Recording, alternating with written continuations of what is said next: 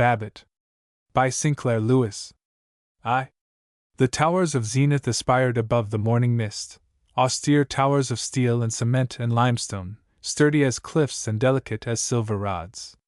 They were neither citadels nor churches, but frankly and beautifully office buildings.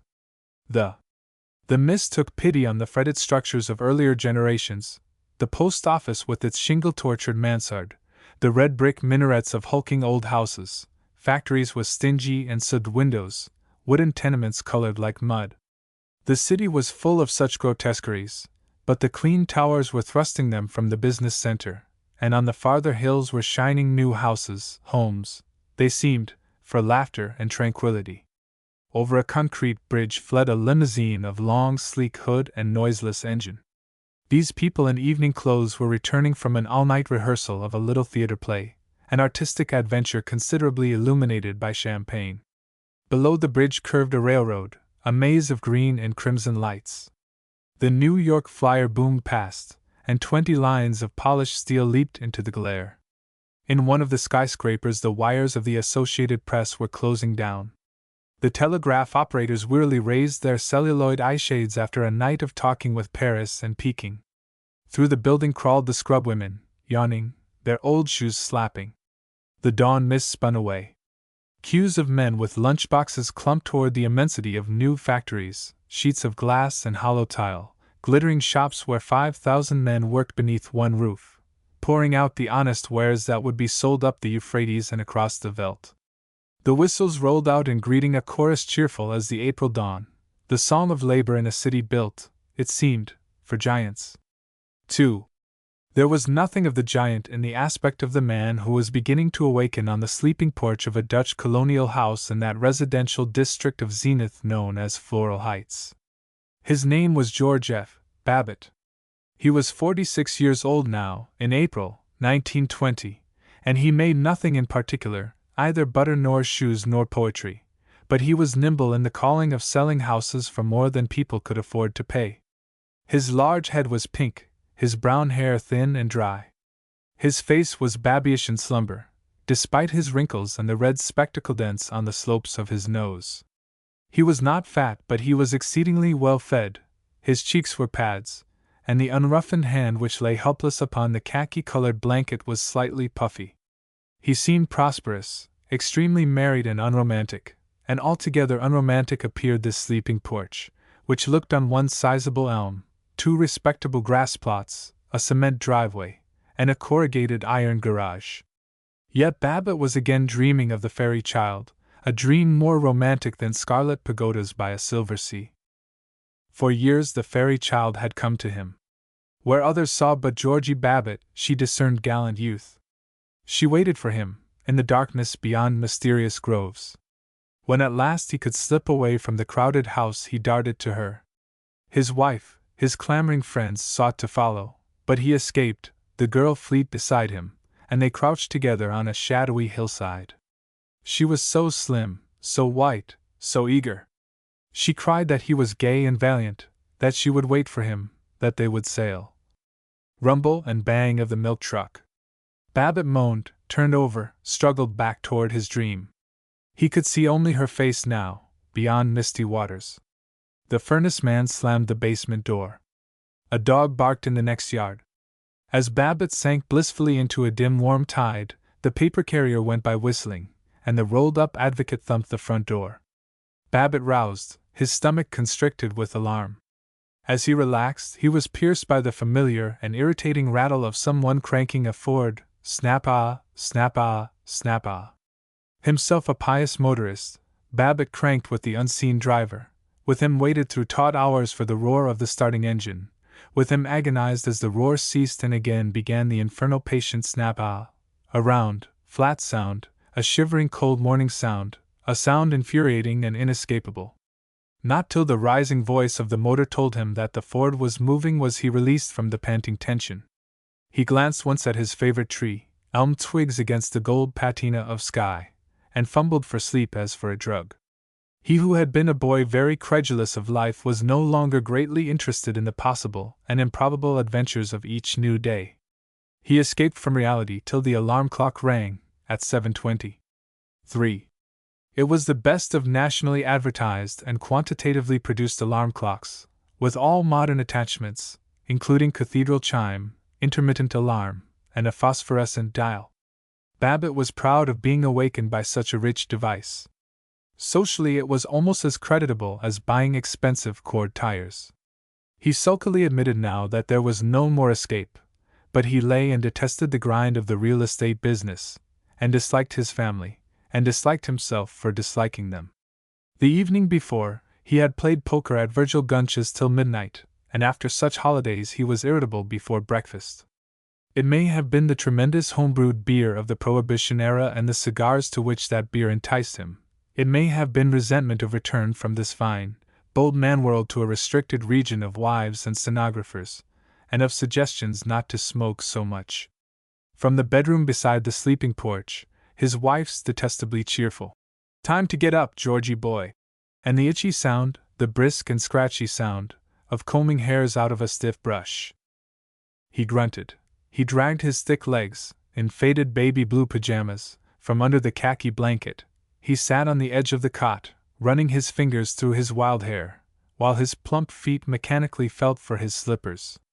He looked regretfully at the blanket, forever a suggestion to him of freedom and heroism. He had bought it for a camping trip which had never come off. It symbolized gorgeous loafing, gorgeous cursing, virile flannel shirts. He creaked to his feet, groaning at the waves of pain which passed behind his eyeballs. Though he waited for their scorching recurrence, he looked blurrily out at the yard. It delighted him, as always. It was the neat yard of a successful business man of Zenith. That is, it was perfection, and made him also perfect. He regarded the corrugated iron garage. For the 365th time in a year, he reflected. No class to that tin shack. Have to build me a framed garage. But by golly, it's the only thing on the place that isn't up to date. While he stared, he thought of a community garage for his acreage development, Glen Oriole. He stopped puffing and jiggling. His arms were akimbo. His petulant, sleep-swollen face was set in harder lines. He suddenly seemed capable, an official, a man to contrive, to direct, to get things done. On the vigor of his idea, he was carried down the hard, clean, and used-looking hall into the bathroom. Though the house was not large, it had, like all houses on Floral Heights, an altogether royal bathroom of porcelain and glazed tile and metal sleek as silver. The towel rack was a rod of clear glass set in nickel.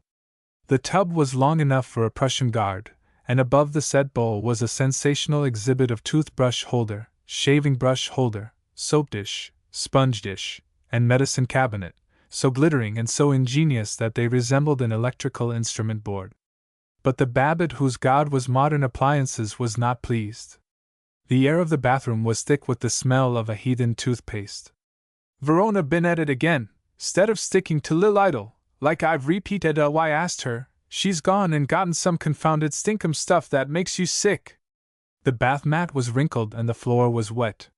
His daughter Verona eccentrically took baths in the morning, now and then. He slipped on the mat and slid against the tub. He said, "Damn!" Furiously he snatched up his tube of shaving cream. Furiously he lathered, with a belligerent slapping of the unctuous brush. Furiously he raked his plump cheeks with the safety razor. It pulled. The blade was dull. He said, "Damn, oh, damn it!"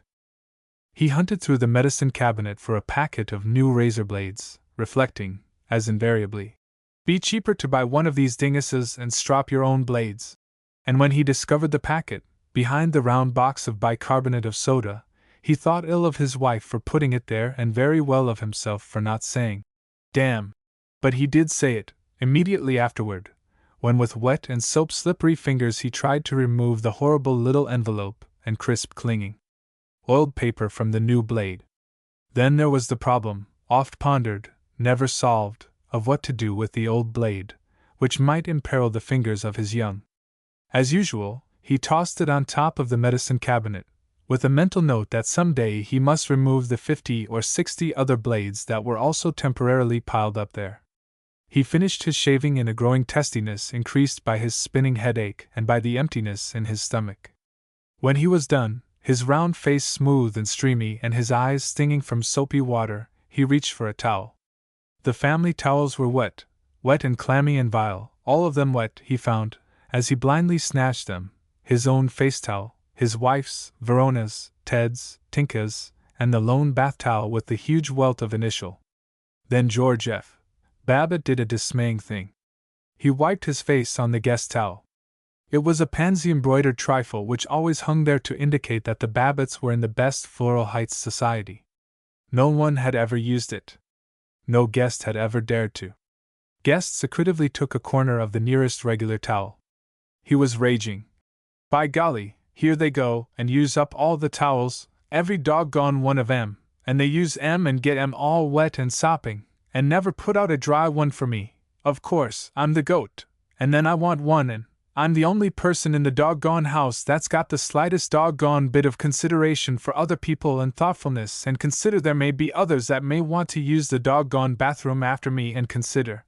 He was pitching the chill abominations into the bathtub, pleased by the vindictiveness of that desolate flapping sound, and in the midst his wife serenely trotted in, observed serenely. "Why, Georgie dear, what are you doing? Are you going to wash out the towels?" "Why, you needn't wash out the towels." "Oh, Georgie, you didn't go and use the guest towel, did you?" It is not recorded that he was able to answer. For the first time in weeks he was sufficiently roused by his wife to look at her. 4. Myra Babbitt, Mrs. George F. Babbitt, was definitely mature. She had creases from the corners of her mouth to the bottom of her chin, and her plump neck bagged. But the thing that marked her as having passed the line was that she no longer had reticences before her husband, and no longer worried about not having reticences. She was in a petticoat now, and corsets which bulged, and unaware of being seen in bulgy corsets. She had become so dully habituated to married life that in her full matronliness she was as sexless as an anemic nun.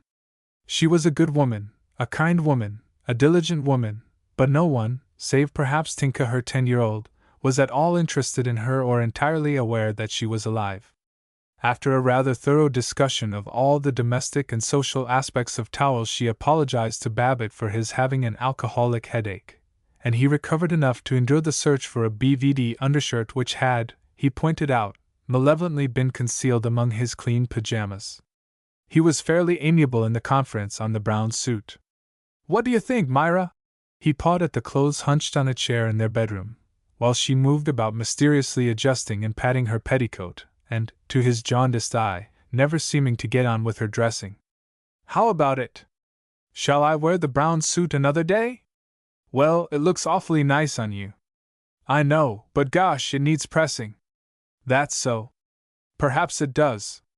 It certainly could stand being pressed, all right. Yes, perhaps it wouldn't hurt it to be pressed.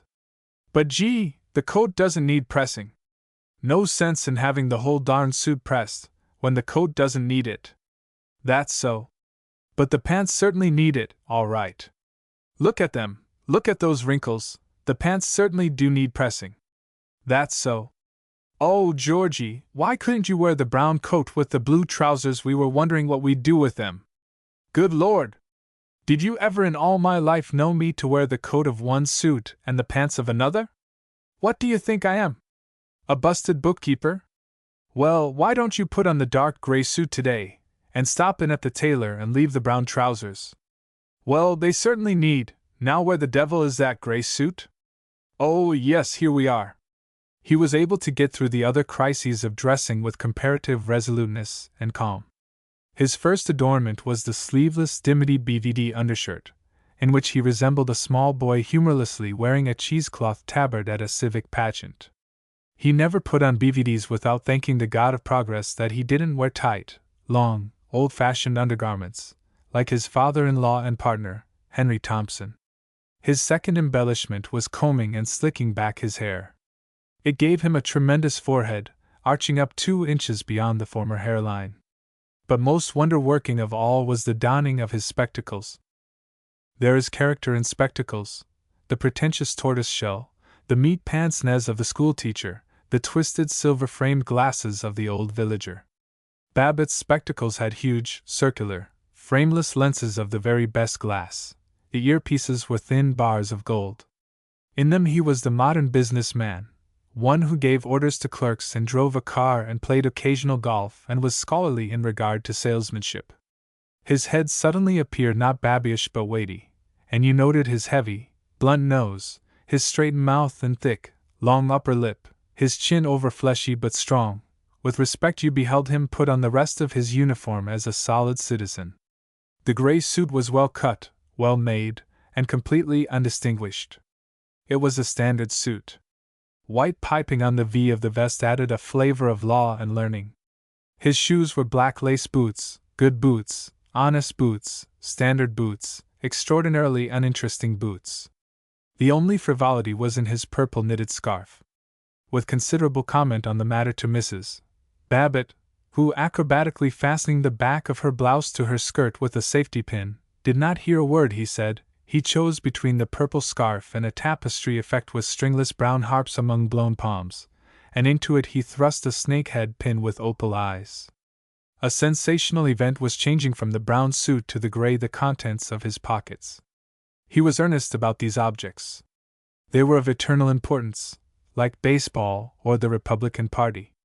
They included a fountain pen and a silver pencil, always lacking a supply of new leads, which belonged in the right-hand upper vest pocket.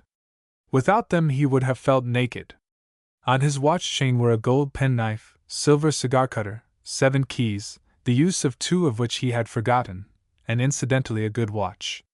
Depending from the chain was a large, yellowish elk's tooth, proclamation of his membership in the Brotherly and Protective Order of Elks. Most significant of all was his loose-leaf pocket notebook, that modern and efficient notebook which contained the addresses of people whom he had forgotten, prudent memoranda of postal money orders which had reached their destinations months ago, stamps which had lost their mucilage, clippings of verses by T. Cholmondeley Frink and of the newspaper editorials from which Babbitt got his opinions and his polysyllables. Notes to be sure and do things which he did not intend to do, and one curious inscription, DSSDMY PDF. But he had no cigarette case. No one had ever happened to give him one, so he hadn't the habit, and people who carried cigarette cases he regarded as effeminate. Last, he stuck in his lapel the Boosters Club button. With the conciseness of great art the button displayed 2 words. Boosters, pep! It made Babbitt feel loyal and important. It associated him with good fellows, with men who were nice and human, and important in business circles. It was his VC, his Legion of Honor ribbon, his Phi Beta Kappa key. With the subtleties of dressing ran other complex worries. I feel kind of punk this morning, he said. I think I had too much dinner last evening. You oughtn't to serve those heavy banana fritters. But you asked me to have some. I know, but I tell you, when a fellow gets past 40 he has to look after his digestion. There's a lot of fellows that don't take proper care of themselves. I tell you at 40 a man's a fool or his doctor, I mean, his own doctor. Folks don't give enough attention to this matter of dieting. Now I think, course a man ought to have a good meal after the day's work, but it would be a good thing for both of us if we took lighter lunches. But Georgie, here at home I always do have a light lunch. Mean to imply I make a hog of myself, eating downtown? Yes, sure. You'd have a swell time if you had to eat the truck that new steward hands out to us at the athletic club. But I certainly do feel out of sorts this morning.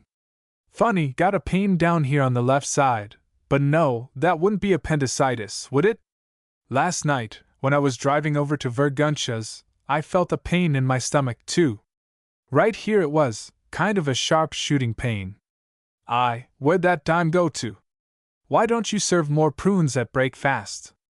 Of course I eat an apple every evening, an apple a day keeps the doctor away, but still, you ought to have more prunes, and not all these fancy doodads. The last time I had prunes you didn't eat them. Well, I didn't feel like eating 'em, I suppose. Matter of fact, I think I did eat some of 'em. Anyway, I tell you it's mighty important to. I was saying to Vergunch, just last evening, most people don't take sufficient care of their digs.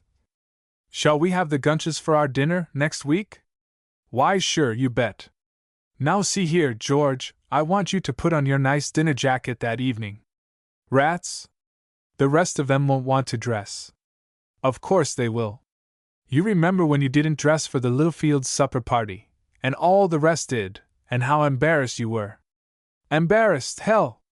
I wasn't embarrassed.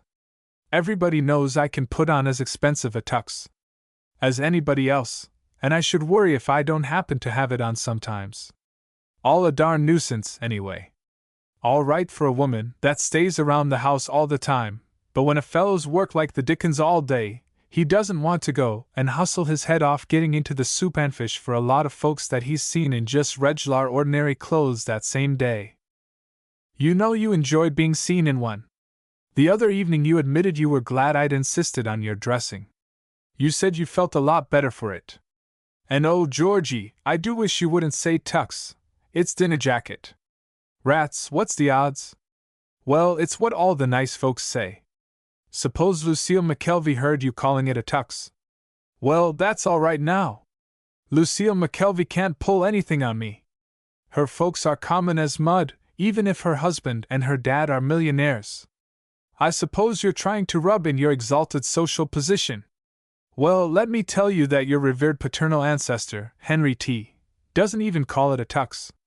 He calls it a bobtail jacket for a ringtail monkey, and you couldn't get him into one unless you chloroformed him. Now don't be horrid, George.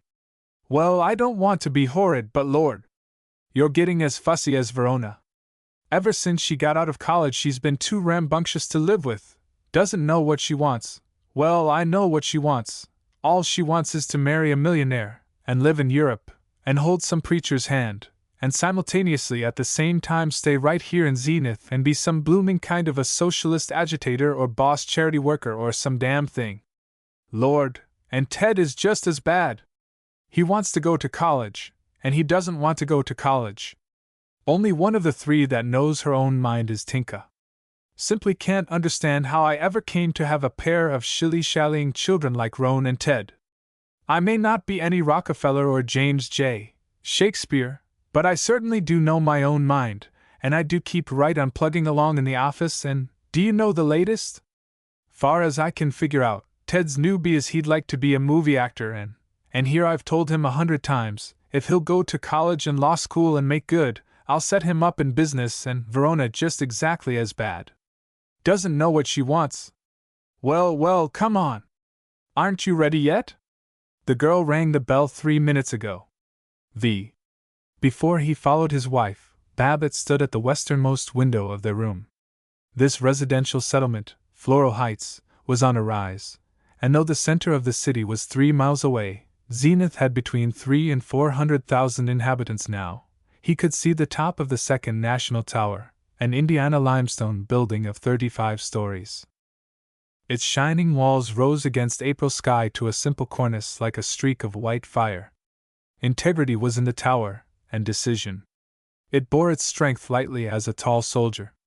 As Babbitt stared, the nervousness was soothed from his face, his slack chin lifted in reverence. All he articulated was, "That's one lovely sight!" But he was inspired by the rhythm of the city, his love of it renewed. He beheld the tower as a temple spire of the religion of business, a faith passionate, exalted, surpassing common men, and as he clumped down to breakfast he whistled the ballad. Oh, by gee, by gosh, by jingo! As though it were a hymn melancholy and noble. Chapter 2. Relieved of Babbitt's bumbling and the soft grunts with which his wife expressed the sympathy she was too experienced to feel and much too experienced not to show, their bedroom settled instantly into impersonality. Relieved. It gave on the sleeping porch. It served both of them as dressing room, and on the coldest nights Babbitt luxuriously gave up the duty of being manly and retreated to the bed inside, to curl his toes in the warmth and laugh at the January gale.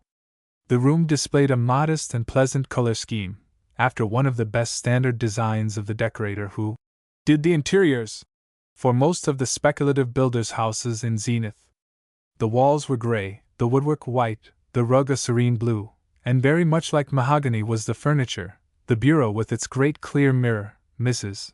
Babbitt's dressing table with toilet articles of almost solid silver, the plain twin beds, between them a small table holding a standard electric bedside lamp, a glass for water, and a standard bedside book with colored illustrations. What particular book it was cannot be ascertained, since no one had ever opened it. The mattresses were firm but not hard, triumphant modern mattresses which had cost a great deal of money. The hot water radiator was of exactly the proper scientific surface for the cubic contents of the room. The windows were large and easily opened, with the best catches and cords, and Holland roller shades guaranteed not to crack. It was a masterpiece among bedrooms, right out of cheerful modern houses for medium incomes. Only it had nothing to do with the Babbitts, nor with anyone else. If people had ever lived and loved here, read thrillers at midnight and lain in beautiful indolence on a Sunday morning, there were no signs of it. It had the air of being a very good room in a very good hotel. One expected the chambermaid to come in and make it ready for people who would stay but one night, go without looking back, and never think of it again. Every second house in Floral Heights had a bedroom precisely like this. The Babbitts' house was 5 years old. It was all as competent and glossy as this bedroom. It had the best of taste, the best of inexpensive rugs, a simple and laudable architecture, and the latest conveniences. Throughout, electricity took the place of candles and slatternly hearth fires. Along the bedroom baseboard were 3 plugs for electric lamps, concealed by little brass doors. In the halls were plugs for the vacuum cleaner, and in the living room plugs for the piano lamp, for the electric fan. The trim dining room, with its admirable oak buffet, its leaded glass cupboard, its creamy plaster walls, its modest scene of a salmon expiring upon a pile of oysters, had plugs which supplied the electric percolator and the electric toaster. In fact, there was but one thing wrong with the Babbitt house: it was not a home. 2. Often of a morning Babbitt came bouncing and jesting in to breakfast. But things were mysteriously awry today. As he pontifically tread the upper hall, he looked into Verona's bedroom and protested. "What's the use of giving the family a high-class house when they don't appreciate it, and tend to business and get down to brass tacks?" He marched upon them. Verona, a dumpy brown-haired girl of 22, just out of Bryn Mawr, given to solicitudes about duty and sex and God and the unconquerable bagginess of the gray sports suit she was now wearing. Ted, Theodore Roosevelt Babbitt, a decorative boy of 17. Tinka, Catherine, still a baby at 10, with radiant red hair and a thin skin which hinted of too much candy and too many ice cream sodas. Babbitt did not show his vague irritation as he tramped in. He really disliked being a family tyrant, and his nagging was as meaningless as it was frequent. He shouted at Tinka, "Well, Kitty Dilly!" It was the only pet name in his vocabulary except the dear and Han, with which he recognized his wife, and he flung it at Tinka every morning. He gulped a cup of coffee in the hope of pacifying his stomach and his soul. His stomach ceased to feel as though it did not belong to him, but Verona began to be conscientious and annoying, and abruptly there returned to Babbitt the doubts regarding life and families and business which had clawed at him when his dream life and the slim fairy girl had fled. Verona had for 6 months been filing clerk at the Gruensberg Leather Company offices, with a prospect of becoming secretary to Mr. Gruensberg and thus, as Babbitt defined it, getting some good out of your expensive college education till you're ready to marry and settle down. But now, said Verona, "Father! I was talking to a classmate of mine that's working for the Associated Charities. Oh, Dad, there's the sweetest little babies that come to the milk station there, and I feel as though I ought to be doing something worthwhile like that." "What do you mean worthwhile?" "If you get to be Gruensberg's secretary, and maybe you would, if you kept up your shorthand and didn't go sneaking off to concerts and talk fests every evening, I guess you'll find 35 or 40 bones a week worthwhile." "I know, but I want to contribute. I wish I were working in a settlement house. I wonder if I could get one of the department stores to let me put in a welfare department with a nice restroom and chintzes and wicker chairs and so on and so forth. Or I could. Now you look here. The first thing you got to understand is that all this uplift and flip-flop and settlement work and recreation is nothing in God's world but the entering wedge for socialism. The sooner a man learns he isn't going to be coddled, and he needn't expect a lot of free grub and, all these free classes and flip-flop and doodads for his kids unless he earns them, why, the sooner he'll get on the job and produce. That's what the country needs, And not all this fancy stuff that just enfeebles the willpower of the working man and gives his kids a lot of notions above their class.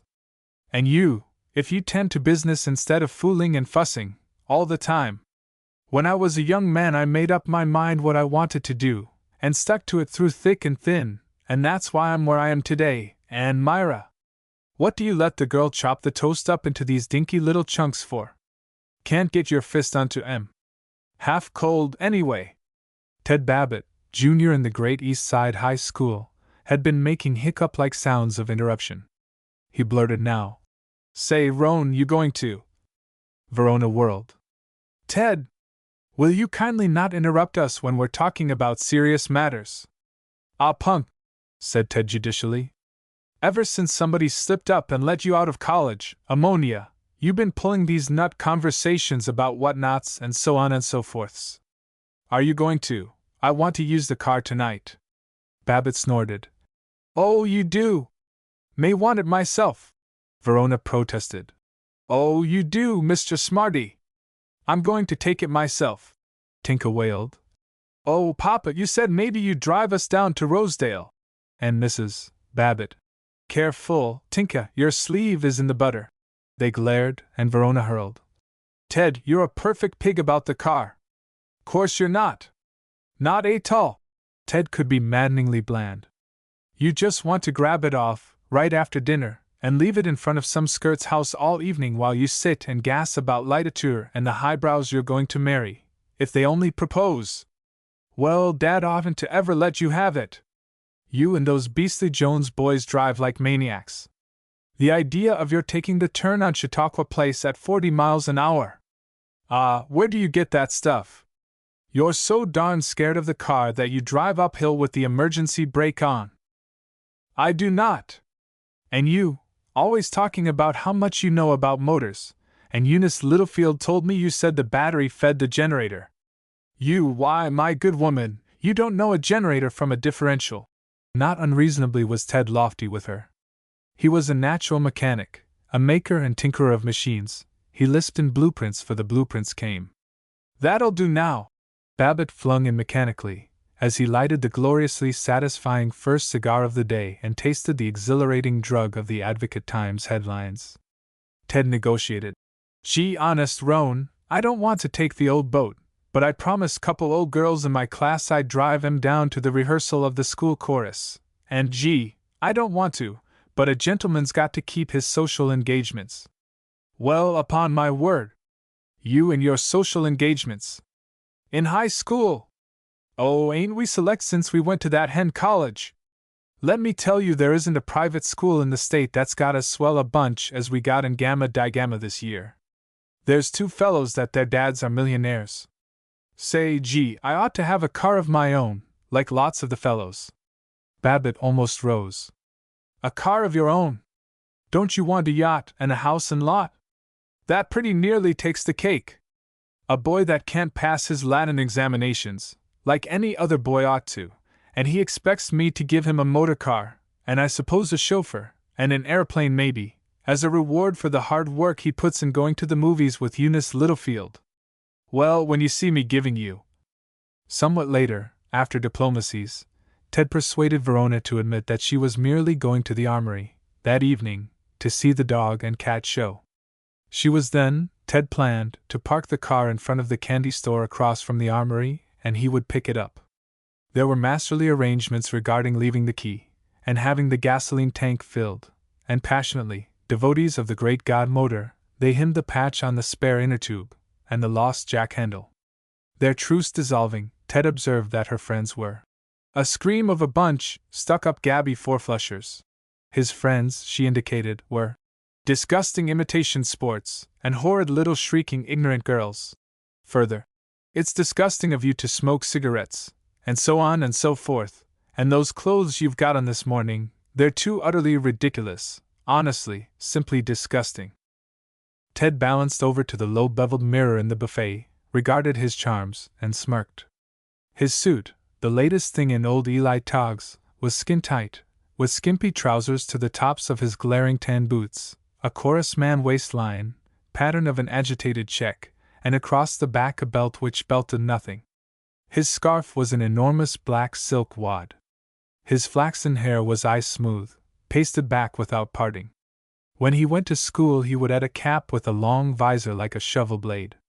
Proudest of all was his waistcoat, saved for, begged for, plotted for, a real fancy vest of fawn with polka dots of a decayed red, the points astoundingly long. On the lower edge of it he wore a high school button, a class button, and a fraternity pin. And none of it mattered. He was supple and swift and flushed. His eyes, which he believed to be cynical, were candidly eager. But he was not over-gentle. He waved his hand at poor dumpy Verona and drawled, "Yes, I guess we're pretty ridiculous and disgusticulous, and I rather guess our new necktie is some smear." Babbitt barked, "It is. And while you're admiring yourself, let me tell you it might add to your manly beauty if you wiped some of that egg off your mouth." Verona giggled, momentary victor in the greatest of great wars, which is the family war. Ted looked at her hopelessly, then shrieked at Tinka, "For the love o' Pete, quit pouring the whole sugar bowl on your corn flakes." When Verona and Ted were gone and Tinka upstairs, Babbitt groaned to his wife, "Nice family, I must say. I don't pretend to be any Balaam, and maybe I'm a little cross-grained at breakfast sometimes, but the way they go on jabbering, I simply can't stand it. I swear, I feel like going off someplace where I can get a little peace. I do think after a man's spent his lifetime trying to give his kids a chance and a decent education, it's pretty discouraging to hear them all the time scrapping like a bunch of hyenas and never, curious, here in the paper it says, never silent for one mom. Seen the morning paper yet?" "No, dear." In 23 years of married life, Mrs. Babbitt had seen the paper before her husband just 67 times. "Lots of news. Terrible big tornado in the south. Hard luck, all right. But this is corking. Beginning of the end for those fellows. New York Assembly has passed some bills that ought to completely outlaw the socialists. And there's an elevator runners' strike in New York and a lot of college boys are taking their places. That's the stuff. And a mass meeting in Birmingham's demanded that this Mick agitator, this fellow de Valera, be deported. Dead right, by golly! All these agitators paid with German gold anyway. And we got no business interfering with the Irish or any other foreign government. Keep our hands strictly off. And there's another well-authenticated rumor from Russia that Lenin is dead. That's fine. It's beyond me why we don't just step in there and kick those Bolshevik cusses out." "That's so," said Mrs. Babbitt. "And it says here a fellow was inaugurated mayor in overalls, a preacher, too. What do you think of that?" "Humph! Well..." He searched for an attitude, but neither as a Republican, a Presbyterian, an Elk, nor a real estate broker did he have any doctrine about preacher mayors laid down for him, so he grunted and went on. She looked sympathetic, and did not hear a word. Later she would read the headlines, the society columns, and the department store advertisements. "What do you know about this? Charlie McKelvey still doing the society stunt as heavy as ever. Here's what that gushy woman reporter says about last night. Never is society with the big S more flattered than when they are bidden to partake of good cheer at the distinguished and hospitable residence of Mr. and Mrs. Charles L. McKelvey as they were last night. Set in its spacious lawns and landscaping, one of the notable sights crowning Royal Ridge, but merry and homelike despite its mighty stone walls and its vast rooms famed for their decoration, their home was thrown open last night for a dance in honor of Mrs. McKelvey's notable guest, Miss J. Sneath of Washington. The wide hall is so generous in its proportions that it made a perfect ballroom, its hardwood floor reflecting the charming pageant above its polished surface. Even the delights of dancing paled before the alluring opportunities for tete-a-tetes that invited the soul to loaf in the long library before the baronial fireplace, or in the drawing-room with its deep comfy armchairs, its shaded lamps just made for a sly whisper of pretty nothings all ado, or even in the billiard-room where one could take a cue and show a prowess at still another game than that sponsored by Cupid and Terpsichore. There was more, a great deal more, in the best urban journalistic style of Miss Elnora Pearl Bates, the popular society editor of the Advocate Times. But Babbitt could not abide it. He grunted. He wrinkled the newspaper. He protested. Can you beat it? I'm willing to hand a lot of credit to Charlie McKelvey. When we were in college together, he was just as hard up as any of us, and he's made $1 million good bucks out of contracting and hasn't been any dishonester or bought any more city councils than was necessary. And that's a good house of his, though it ain't any mighty stone walls and it ain't worth the $90,000 it cost him. But when it comes to talking as though Charlie McKelvey and all that booze-hoisting set of his are any blooming bunch of Vanderbilts, why, it makes me tired. Timidly from Mrs. Babbitt.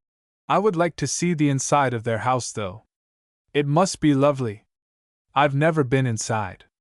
Well, I have. Couple of times. To see Chaz about business deals, in the evening. It's not so much. I wouldn't want to go there to dinner with that gang of highbinders. And I'll bet I make a whole lot more money than some of those tinhorns that spend all they got on dress suits and haven't got a decent suit of underwear to their name. Hey! What do you think of this? Mrs. Babbitt was strangely unmoved by the tidings from the real estate and building column of the Advocate Times. Ashtabula Street, 496, J. K. Dawson to Thomas Mullally, April 17, 15.7 by 112.2, MTG $4,000, Nam. And this morning Babbitt was too disquieted to entertain her with items from mechanics' liens, mortgages recorded, and contracts awarded. He rose. As he looked at her, his eyebrows seemed shaggier than usual. Suddenly. Yes, maybe, kind of shame to not keep in touch with folks like the McKelveys. We might try inviting them to dinner some evening. Oh, thunder, let's not waste our good time thinking about 'em.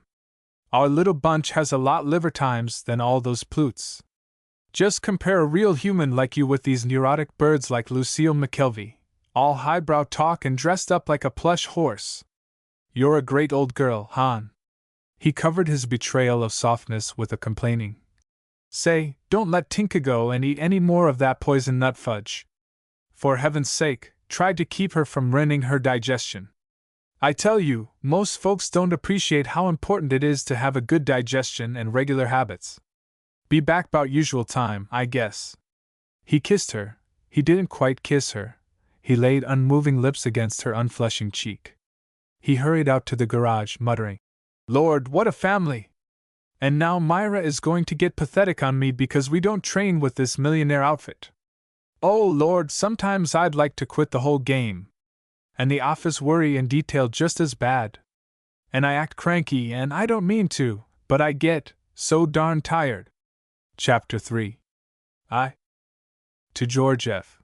Babbitt, as to most prosperous citizens of Zenith, his motor car was poetry and tragedy, love and heroism. The office was his pirate ship, but the car his perilous excursion ashore. Among the tremendous crises of each day, none was more dramatic than starting the engine. It was slow on cold mornings. There was the long, anxious whir of the starter, and sometimes he had to drip ether into the cocks of the cylinders, which was so very interesting that at lunch he would chronicle it drop by drop, and orally calculate how much each drop had cost him. This morning he was darkly prepared to find something wrong, and he felt belittled when the mixture exploded sweet and strong, and the car didn't even brush the door jamb, gouged and splintery with many bruisings by fenders, as he backed out of the garage. He was confused. He shouted, Morning! To Sam Doppelbrau with more cordiality than he had intended. Babbitt's green and white Dutch colonial house was one of 3 in that block on Chatham Road. To the left of it was the residence of Mr. Samuel Doppelbrau, secretary of an excellent firm of bathroom fixture jobbers. His was a comfortable house with no architectural manners whatever, a large wooden box with a squat tower, a broad porch, and glossy paint yellow as a yolk. Babbitt disapproved of Mr. and Mrs. Doppelbrau as bohemian. From their house came midnight music and obscene laughter. There were neighborhood rumors of bootlegged whiskey and fast motor rides. They furnished Babbitt with many happy evenings of discussion, during which he announced firmly, I'm not straight-laced, and I don't mind seeing a fellow throw in a drink once in a while, but when it comes to deliberately trying to get away with a lot of hell-raising all the while like the Doppelbraus do, it's too rich for my blood. On the other side of Babbitt lived Howard Littlefield, Ph.D., in a strictly modern house whereof the lower part was dark red tapestry brick, with a leaded oriel, the upper part of pale stucco like spattered clay, and the roof red-tiled. Littlefield was the great scholar of the neighborhood, the authority on everything in the world except babies, cooking, and motors. He was a Bachelor of Arts of Blodgett College, and a Doctor of Philosophy in Economics of Yale. He was the employment manager and publicity counsel of the Zenith Street Traction Company. He could, on 10 hours' notice, appear before the Board of Aldermen or the state legislature and prove, absolutely, with figures all in rows and with precedents from Poland and New Zealand, that the streetcar company loved the public and yearned over its employees, that all its stock was owned by widows and orphans, and that whatever it desired to do would benefit property owners by increasing rental values, and help the poor by lowering rents. All his acquaintances turned to Littlefield when they desired to know the date of the Battle of Saragossa, the definition of the word sabota, the future of the German mark, the translation of hinc illy lacrimi, or the number of products of coal tar. He awed Babbitt by confessing that he often sat up till midnight reading the figures and footnotes in government reports, or skimming, with amusement at the author's mistakes, the latest volumes of chemistry, archaeology, and ichthyology. But Littlefield's great value was as a spiritual example. Despite his strange learnings, he was as strict a Presbyterian and as firm a Republican as George F. Babbitt. He confirmed the business men in the faith. Where they knew only by passionate instinct that their system of industry and manners was perfect, Dr. Howard Littlefield proved it to them, out of history, economics, and the confessions of reformed radicals.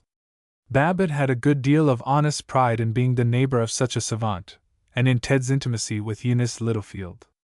At 16, Eunice was interested in no statistics save those regarding the ages and salaries of motion picture stars, but, as Babbitt definitively put it, she was her father's daughter. The difference between a light man like Sam Doppelbrau and a really fine character like Littlefield was revealed in their appearances. Doppelbrau was disturbingly young for a man of 48. He wore his derby on the back of his head, and his red face was wrinkled with meaningless laughter. But Littlefield was old for a man of 42. He was tall, broad, thick. His gold-rimmed spectacles were engulfed in the folds of his long face. His hair was a tossed mass of greasy blackness. He puffed and rumbled as he talked. His Phi Beta Kappa key shone against a spotty black vest. He smelled of old pipes. He was altogether funereal and archidiaconal, and to real estate brokerage and the jobbing of bathroom fixtures he added an aroma of sanctity. This morning he was in front of his house, inspecting the grass parking between the curb and the broad cement sidewalk.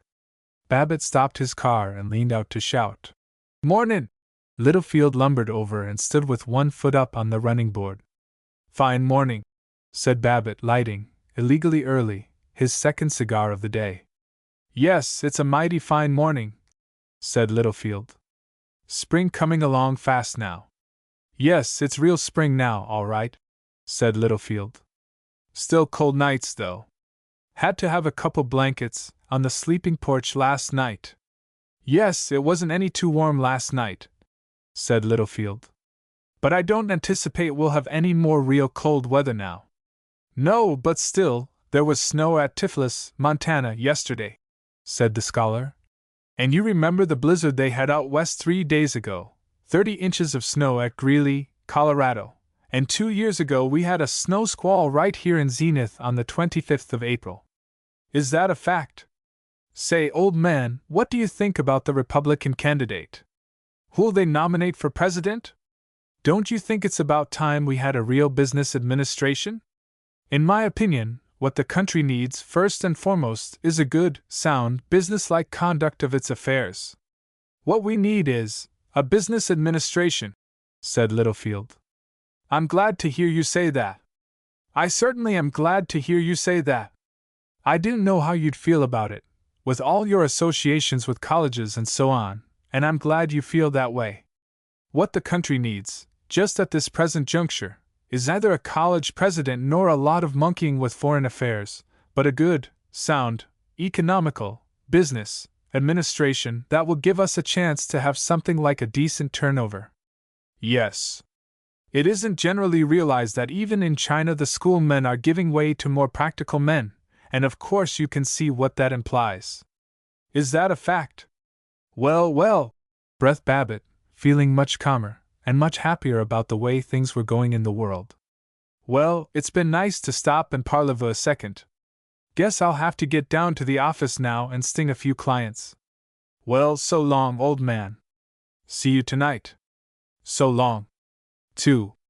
They had labored, these solid citizens.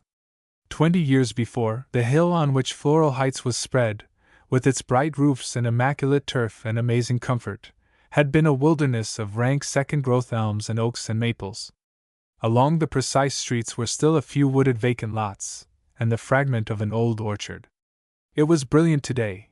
The apple boughs were lit with fresh leaves like torches of green fire. The first white of cherry blossoms flickered down a gully, and robins clamored. Babbitt sniffed the earth, chuckled at the hysteric robins as he would have chuckled at kittens or at a comic movie. He was, to the eye, the perfect office-going executive, a well-fed man in a correct brown soft hat and frameless spectacles, smoking a large cigar, driving a good motor along a semi-suburban parkway. But in him was some genius of authentic love for his neighborhood, his city, his clan. The winter was over. The time was come for the building, the visible growth, which to him was glory. He lost his dawn depression. He was ruddily cheerful when he stopped on Smith Street to leave the brown trousers, and to have the gasoline tank filled. The familiarity of the rite fortified him. The sight of the tall red iron gasoline pump, the hollow tile and terracotta garage, the window full of the most agreeable accessories, shiny casings, spark plugs with immaculate porcelain jackets, tire chains of gold and silver. He was flattered by the friendliness with which Sylvester Moon, dirtiest and most skilled of motor mechanics, came out to serve him. "Mornin', Mr. Babbitt," said Moon, and Babbitt felt himself a person of importance, one whose name even busy garagemen remembered, not one of these cheap sports flying around in flivvers. He admired the ingenuity of the automatic dial, clicking off gallon by gallon, admired the smartness of the sign. "A fill in time saves getting stuck, gas today 31 cents. Admired the rhythmic gurgle of the gasoline as it flowed into the tank, and the mechanical regularity with which Moon turned the handle. "How much we talking today?" asked Moon, in a manner which combined the independence of the great specialist, the friendliness of a familiar gossip, and respect for a man of weight in the community, like George F. Babbitt.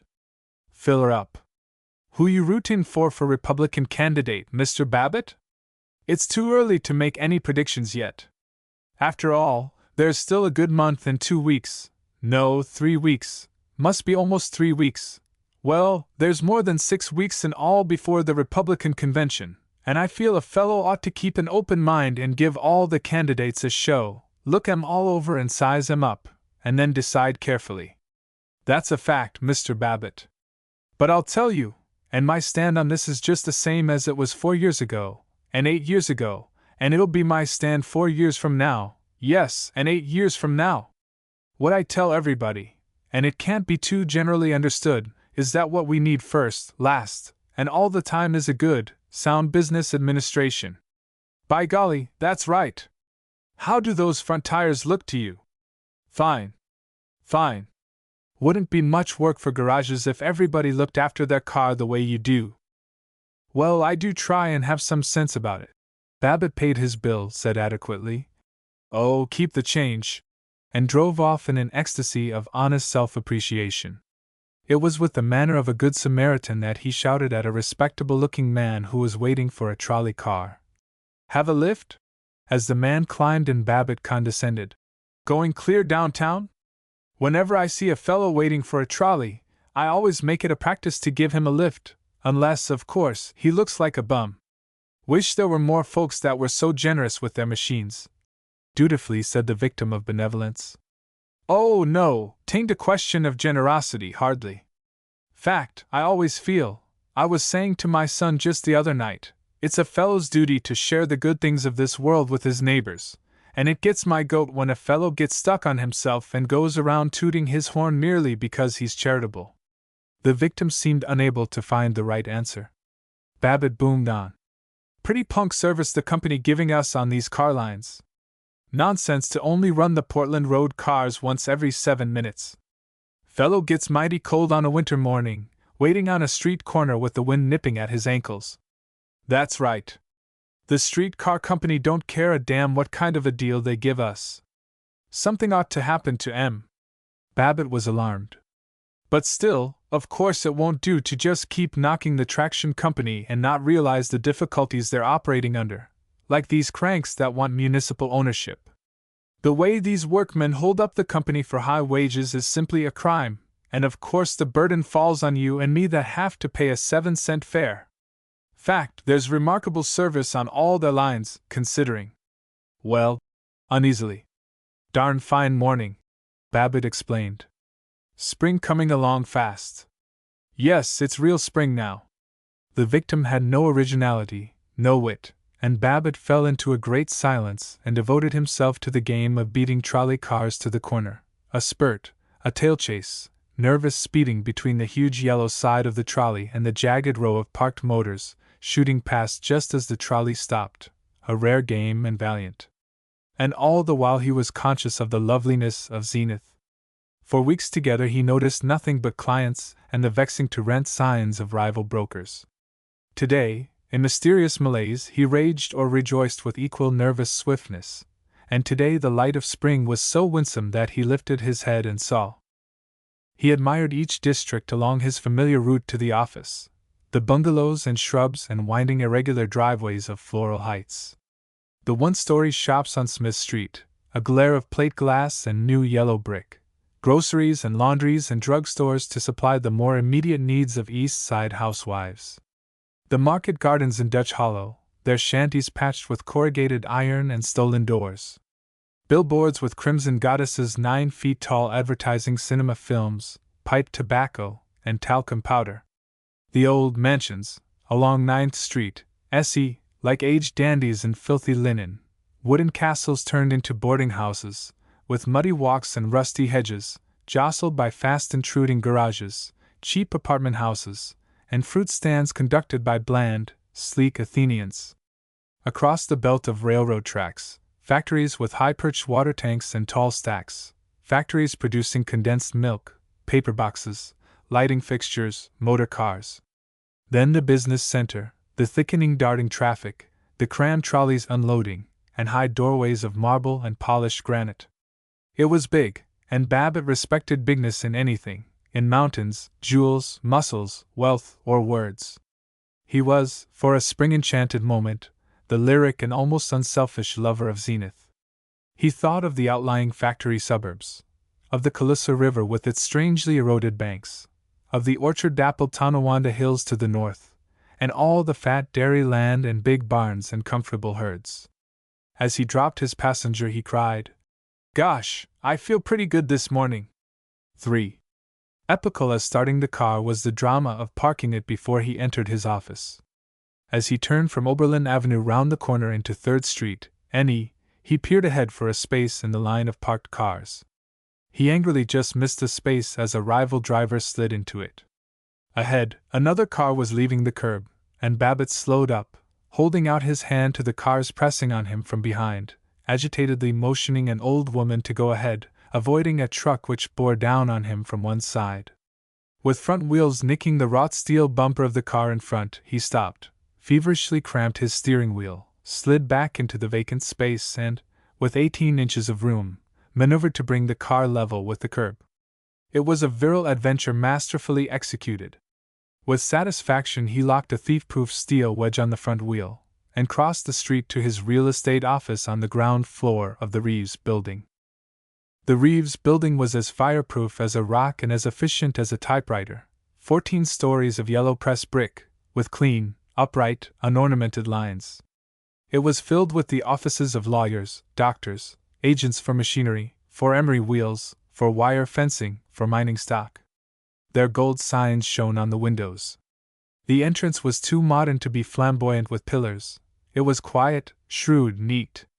Along the 3rd Street side were a Western Union Telegraph office, the Blue Delft Candy Shop, Shotwell's Stationery Shop, and the Babbitt Thompson Realty Company.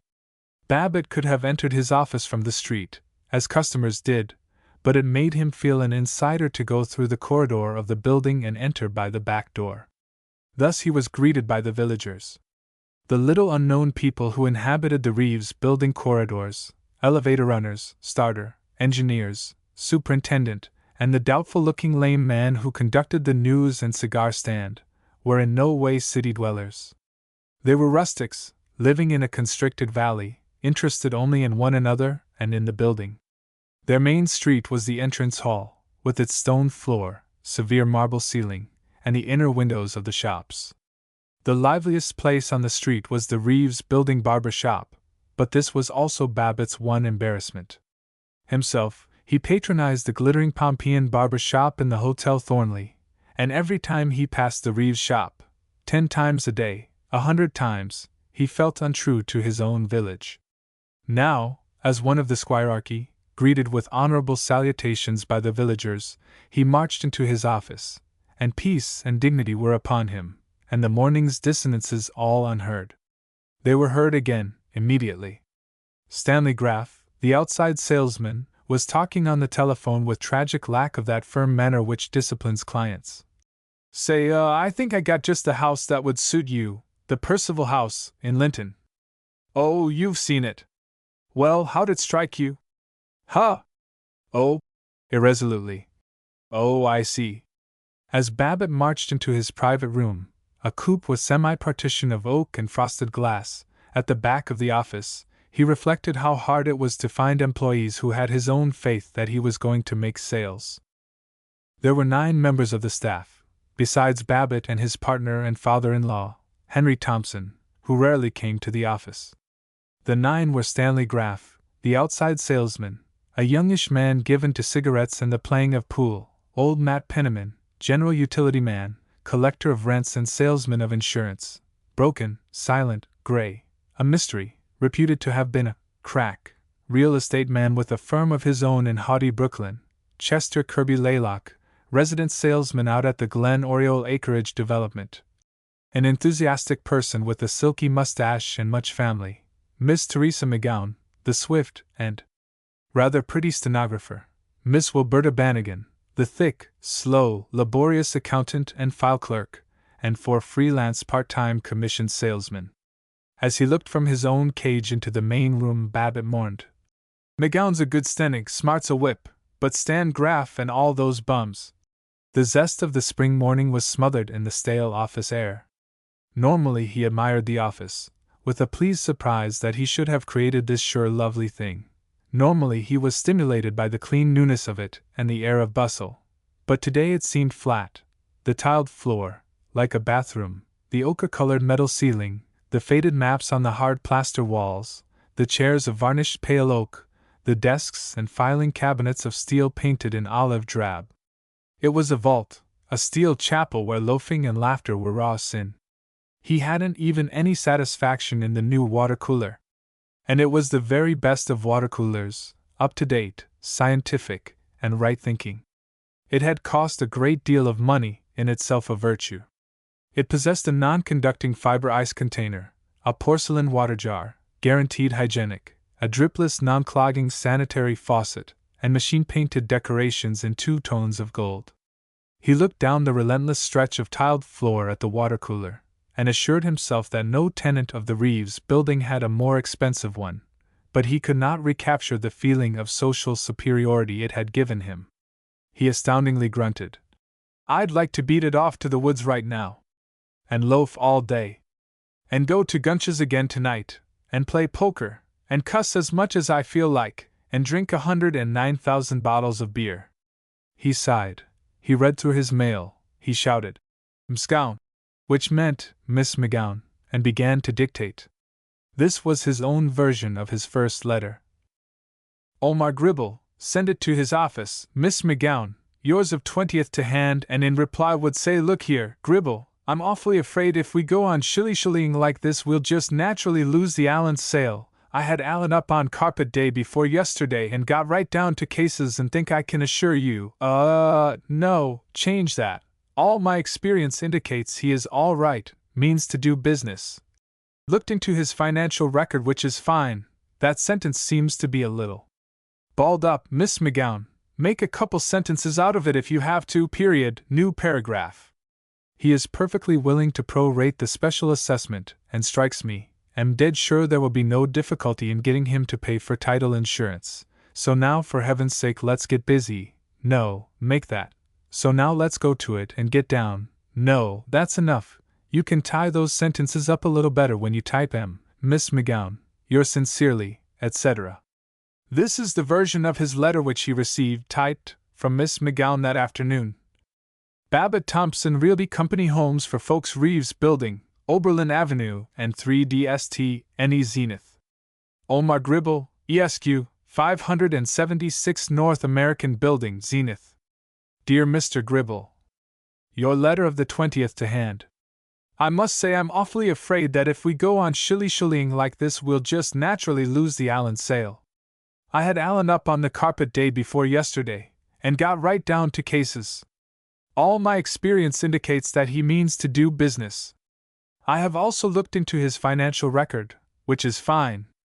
He is perfectly willing to prorate the special assessment, and there will be no difficulty in getting him to pay for title insurance. So let's go! Yours sincerely. As he read and signed it, in his correct flowing business college hand, Babbitt reflected, now that's a good, strong letter, and clears a bell. Now what the? I never told McGowan to make a third paragraph there. Wish she'd quit trying to improve on my dictation. But what I can't understand is, why can't Stan Graff or Chet Laylock write a letter like that? With punch. With a kick. The most important thing he dictated that morning was the fortnightly form letter, to be mimeographed and sent out to 1,000 prospects. It was diligently imitative of the best literary models of the day, of heart-to-heart talk advertisements, sales pulling, letters, discourses on the development of willpower, and handshaking house organs, as richly poured forth by the new school of poets of business. He had painfully written out a first draft, and he intoned it now like a poet delicate and distrait. Say, old man! Say, old man! I just want to know, can I do you a well of a favor? Honest. No kidding. I know you're interested in getting a house, not merely a place where you hang up the old bonnet, but a love nest for the wife and kiddies. And maybe for the Flivver Up Band. Be sure and spell that BYNT, Miss McGowan, the Spud Garden. Say, did you ever stop to think that we're here to save you trouble? That's how we make a living. Folks don't pay us for our lovely beauty. Now take a look. Sit right down at the handsome carved mahogany escritoire and shoot us in a line telling us just what you want, and if we can find it we'll come hopping down your lane with the good tidings, and if we can't, we won't bother you. To save your time, just fill out the blank enclosed. On request we'll also send blank regarding store properties in Floral Heights, Silver Grove, Linton, Bellevue, and all East Side residential districts. Yours for service. P.S. Just a hint of some plums we can pick for you, some genuine bargains that came in today. Silver Grove. Cute 4-room California bungalow, AMI, garage, dandy shade tree, swell neighborhood, handy car line. $3,700, $780 down and balance liberal. Babbitt Thompson terms, cheaper than rent. Silver Grove. Dorchester. A corker. Artistic 2-family house, all oak trim, parquet floors, lovely gas log, big porches, colonial, heated all-weather garage, a bargain at $11,250. Dorchester. Heated all-weather garage. Dictation over, with its need of sitting and thinking instead of bustling around and making a noise and really doing something. Babbitt sat creakily back in his revolving desk chair and beamed on Miss McGowan. He was conscious of her as a girl, of black bobbed hair against demure cheeks. A longing which was indistinguishable from loneliness enfeebled him. While she waited, tapping a long, precise pencil point on the desk tablet, he half identified her with the fairy girl of his dreams. He imagined their eyes meeting with terrifying recognition, imagined touching her lips with frightened reverence, and she was chirping. "Any more, Miss Babbitt?" he grunted. "That wins it up, I guess," and turned heavily away. For all his wandering thoughts, they had never been more intimate than this. He often reflected, Nev forget how old Jake Offutt said a wise bird never goes love-making in his own office or his own home. Start trouble. Sure. But in 23 years of married life he had peered uneasily at every graceful ankle, every soft shoulder, in thought he had treasured them, but not once had he hazarded respectability by adventuring. Now, as he calculated the cost of repapering the Styles house, he was restless again, discontented about nothing and everything, ashamed of his discontentment, and lonely for the fairy girl. Chapter 4. It was a morning of artistic creation. 15 minutes after the purple prose of Babbitt's form letter, Chester Kirby Laylock, the resident salesman at Glen Oriole, came in to report a sale and submit an advertisement. Babbitt disapproved of Laylock, who sang in choirs and was merry at home over games of hearts and old maid.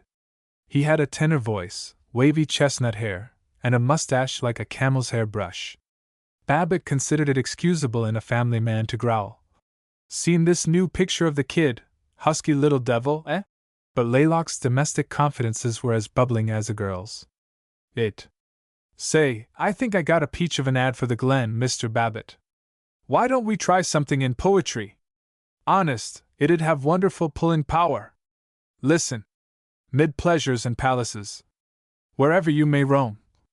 You just provide the little bride. And we'll provide the home. Do you get it? See, like Home Sweet Home, don't you? Yes, hell yes, of course I get it. But oh, I think we'd better use something more dignified and forceful, like we lead, others follow, or eventually, why not now? Course I believe in using poetry and humor and all that junk when it turns the trick, but with a high-class restricted development like the Glen we better stick to the more dignified approach, see how I mean? Well, I guess that's all, this morning, Chet. 2. By a tragedy familiar to the world of art, the April enthusiasm of Chet Laylock served only to stimulate the talent of the older craftsman, George F. Babbitt. He grumbled to Stanley Graff. That tan-colored voice of Chet's gets on my nerves.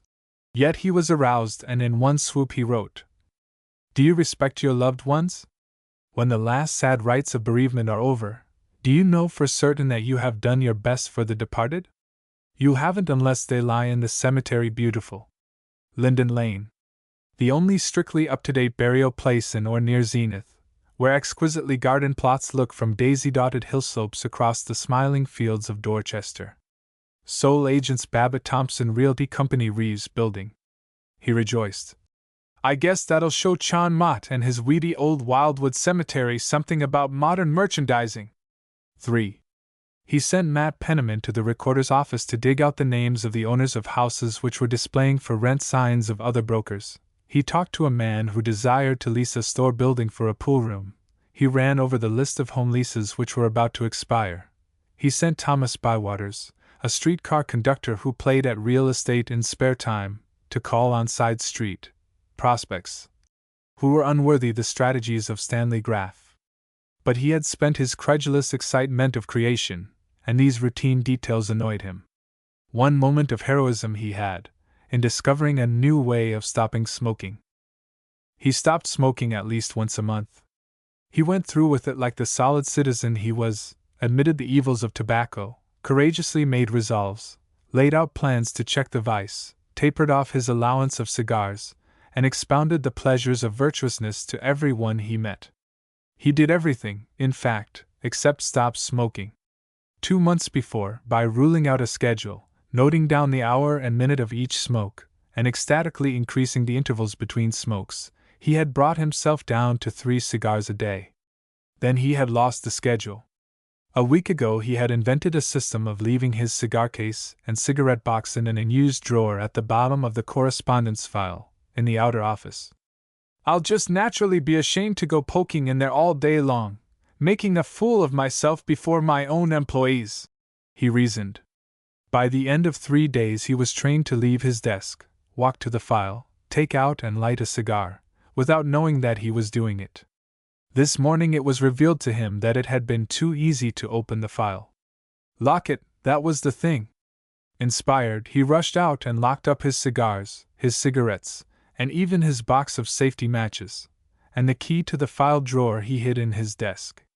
But the crusading passion of it made him so tobacco-hungry that he immediately recovered the key, walked with forbidding dignity to the file, took out a cigar and a match. But only one match. If old cigar goes out, it'll by golly have to stay out. Later, when the cigar did go out, he took one more match from the file, and when a buyer and a seller came in for a conference at 11:30, naturally he had to offer them cigars. His conscience protested. "Why, you're smoking with them!" But he bullied it. "Oh, shut up! I'm busy now. Of course, by and by." There was no by and by, yet his belief that he had crushed the unclean habit made him feel noble and very happy. When he called up Paul Riesling, he was, in his moral splendor, unusually eager. He was fonder of Paul Riesling than of any one on earth except himself and his daughter Tinka. They had been classmates, roommates, in the State University, but always he thought of Paul Riesling, with his dark slimness, his precisely parted hair, his nose glasses, his hesitant speech, his moodiness, his love of music, as a younger brother, to be petted and protected. Paul had gone into his father's business, after graduation. He was now a wholesaler and small manufacturer of prepared paper roofing. But Babbitt strenuously believed and lengthily announced to the world of good fellows that Paul could have been a great violinist or painter or writer. "Why, say, the letters that boy sent me on his trip to the Canadian Rockies, they just absolutely make you see the place as if you were standing there. Believe me, he could have given any of these bloomin' authors a whale of a run for their money." Yet on the telephone they said only, "South 343, no, no, no. I said South 343, say, operator, what the dickens is the trouble? Can't you get me South 343? Why, certainly they'll answer. Oh, hello, 343? Want to speak Miss Riesling, Miss Babbitt talking. Lo, Paul? Yeah. S. George speaking. Yeah. How's old socks? Fair to middlin'. How are you? Fine, Polybus. Well, what do you know? Oh, nothing much. Where you been keepin' yourself? Oh, just stickin' round. What's up, Georgie? How about lil' lunches noon? Be all right with me, I guess. Club? Yeah. Meet you there 12:30. A right. 12:30. S long, Georgie. 4. His morning was not sharply marked into divisions. Interwoven with correspondence and advertisement writing were 1,000 nervous details, calls from clerks who were incessantly and hopefully seeking 5 furnished rooms and bath at $60 a month, advice to Matt Penniman on getting money out of tenants who had no money. Babbitt's virtues as a real estate broker, as the servant of society in the department of finding homes for families and shops for distributors of food, were steadiness and diligence. He was conventionally honest. He kept his records of buyers and sellers complete, he had experience with leases and titles and an excellent memory for prices. His shoulders were broad enough, his voice deep enough, his relish of hearty humor strong enough, to establish him as one of the ruling caste of good fellows. Yet his eventual importance to mankind was perhaps lessened by his large and complacent ignorance of all architecture save the types of houses turned out by speculative builders, all landscape gardening save the use of curving roads, grass, and 6 ordinary shrubs, and all the commonest axioms of economics. He serenely believed that the one purpose of the real estate business was to make money for George F. Babbitt. True, it was a good advertisement at Boosters Club lunches, and all the varieties of annual banquets to which good fellows were invited, to speak sonorously of unselfish public service, the broker's obligation to keep inviolate the trust of his clients, and a thing called ethics, whose nature was confusing, but if you had it you were a high-class realtor, and if you hadn't you were a shyster, a piker, and a fly-by-night. These virtues awakened confidence, and enabled you to handle bigger propositions. But they didn't imply that you were to be impractical and refuse to take twice the value of a house if a buyer was such an idiot that he didn't jew you down on the asking price. Babbitt spoke well, and often, at these orgies of commercial righteousness about the realtor's function as a seer of the future development of the community, and as a prophetic engineer clearing the pathway for inevitable changes, which meant that a real estate broker could make money by guessing which way the town would grow. This guessing he called vision. In an address at the Boosters Club, he had admitted, "It is at once the duty and the privilege of the realtor to know everything about his own city and its environs. Where a surgeon is a specialist on every vein and mysterious cell of the human body, and the engineer upon electricity in all its phases, or every bolt of some great bridge majestically arching o'er a mighty flood, the realtor must know his city, inch by inch, and all its faults and virtues." Though he did know the market price, inch by inch, of certain districts of Zenith, he did not know whether the police force was too large or too small, or whether it was in alliance with gambling and prostitution. He knew the means of fireproofing buildings and the relation of insurance rates to fireproofing, but he did not know how many firemen there were in the city, how they were trained and paid, or how complete their apparatus. He sang eloquently the advantages of proximity of school buildings to rentable homes, but he did not know that it was worth while to know whether the city schoolrooms were properly heated, lighted, ventilated, furnished. He did not know how the teachers were chosen, and though he chanted, "One of the boasts of Zenith is that we pay our teachers adequately," that was because he had read the statement in the Advocate Times. Himself, he could not have given the average salary of teachers in Zenith or anywhere else. He had heard it said that conditions in the county jail and the Zenith City Prison were not very scientific. He had, with indignation at the criticism of Zenith, skimmed through a report in which the notorious pessimist Seneca Doane, the radical lawyer, asserted that to throw boys and young girls into a bullpen crammed with men suffering from syphilis, delirium tremens, and insanity was not the perfect way of educating them. He had controverted the report by growling, "Folks that think a jail ought to be a bloomin' Hotel Thornley make me sick. If people don't like a jail, let 'em behave themselves and keep out of it. Besides, these reform cranks always exaggerate." That was the beginning and quite completely the end of his investigations into Zenith's charities and corrections, and as to the vice districts, he brightly expressed it, "Those are things that no decent man monkeys with. Besides, smatter fact, I'll tell you confidentially, it's a protection to our daughters and to decent women to have a district where tough nuts can raise Cain. Keeps them away from our own homes." As to industrial conditions, however, Babbitt had thought a great deal, and his opinions may be coordinated as follows. A good labor union is of value because it keeps out radical unions, which would destroy property. No one ought to be forced to belong to a union, however. All labor agitators who try to force men to join a union should be hanged. In fact, just between ourselves, there oughtn't to be any unions allowed at all.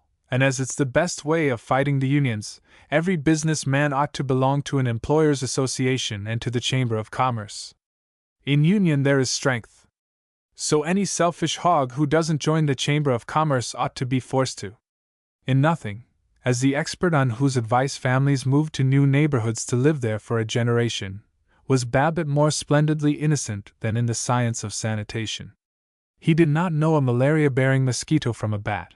He knew nothing about tests of drinking water, and in the matters of plumbing and sewage he was as unlearned as he was voluble.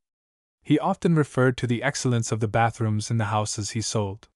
He was fond of explaining why it was that no European ever bathed. Someone had told him, when he was 22, that all cesspools were unhealthy, and he still denounced them. If a client impertinently wanted him to sell a house which had a cesspool, Babbitt always spoke about it before accepting the house and selling it. When he laid out the Glen Oriole acreage development, when he ironed woodland and dipping meadow into a glenless, orioleless, sunburnt flat prickly with small boards displaying the names of imaginary streets, he righteously put in a complete sewage system. It made him feel superior. It enabled him to sneer privily at the Martin Lumsden development, Avonlea, which had a cesspool, and it provided a chorus for the full-page advertisements in which he announced the beauty, convenience, cheapness, and supererogatory healthfulness of Glen Oriole. The only flaw was that the Glen Oriole sewers had insufficient outlet, so that waste remained in them, not very agreeably, while the Avonlea cesspool was a wearing septic tank. The whole of the Glen Oriole project was a suggestion that Babbitt, though he really did hate men recognized as swindlers, was not too unreasonably honest. Operators and buyers prefer that brokers should not be in competition with them as operators and buyers themselves, but attend to their clients' interests only. It was supposed that the Babbitt-Thompson Company were merely agents for Glen Oriole, serving the real owner, Jake Offutt, but the fact was that Babbitt and Thompson owned 62% of the Glen. The president and purchasing agent of the Zenith Street Traction Company owned 28%, and Jake Offutt, a gang politician, a small manufacturer, a tobacco-chewing old farcer who enjoyed dirty politics, business diplomacy, and cheating at poker, had only 10%, which Babbitt and the traction officials had given to him for fixing health inspectors and fire inspectors and a member of the State Transportation Commission. But Babbitt was virtuous. He advocated, though he did not practice, the prohibition of alcohol. He praised, though he did not obey, the laws against motor speeding. He paid his debts. He contributed to the church, the Red Cross, and the Y.M.C.A. He followed the custom of his clan and cheated only as it was sanctified by precedent, and he never descended to trickery, though, as he explained to Paul Riesling, "Course, I don't mean to say that every ad I write is literally true or that I always believe everything I say when I give some buyer a good strong selling spiel. You see, it's like this. In the first place, maybe the owner of the property exaggerated when he put it into my hands, and it certainly isn't my place to go proving my principal a liar. And then most folks are so darn crooked themselves that they expect a fellow to do a little lying. So if I was fool enough to never whoop the ante, I'd get the credit for lying anyway. In self-defense I got to toot my own horn, like a lawyer defending a client, his bounden duty, ain't it, to bring out the poor dub's good points? Why, the judge himself would bawl out a lawyer that didn't, even if they both knew the guy was guilty. But even so, I don't pad out the truth like Cecil Roundtree or Thayer or the rest of these realtors. Fact, I think a fellow that's willing to deliberately up and profit by lying ought to be shot." Babbitt's value to his clients was rarely better shown than this morning, in the conference at 11:30 between himself, Conrad Light, and Archibald Purdy. Conrad Light was a real estate speculator. He was a nervous speculator. Before he gambled, he consulted bankers, lawyers, architects, contracting builders, and all of their clerks and stenographers who were willing to be cornered and give him advice. He was a bold entrepreneur, and he desired nothing more than complete safety in his investments, freedom from attention to details, and the 30 or 40% profit which, according to all authorities, a pioneer deserves for his risks and foresight. He was a stubby man with a cap-like mass of short gray curls and clothes which, no matter how well cut, seemed shaggy. Below his eyes were semicircular hollows, as though silver dollars had been pressed against them and had left an imprint. Particularly and always Light consulted Babbitt, and trusted in his slow cautiousness. 6 months ago Babbitt had learned that one Archibald Purdy, a grocer in the indecisive residential district known as Linton, was talking of opening a butcher shop beside his grocery. Looking up the ownership of adjoining parcels of land, Babbitt found that Purdy owned his present shop but did not own the one available lot adjoining. He advised Conrad Light to purchase this lot, for $11,000, though an appraisal on a basis of rents did not indicate its value as above $9,000. The rents, declared Babbitt, were too low, and by waiting they could make Purdy come to their price. This was vision.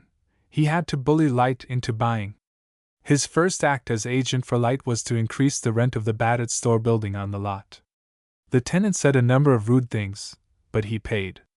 Now Purdy seemed ready to buy, and his delay was going to cost him $10,000 extra, the reward paid by the community to Mr. Conrad Light for the virtue of employing a broker who had vision and who understood talking points, strategic values, key situations, underappraisals, and the psychology of salesmanship.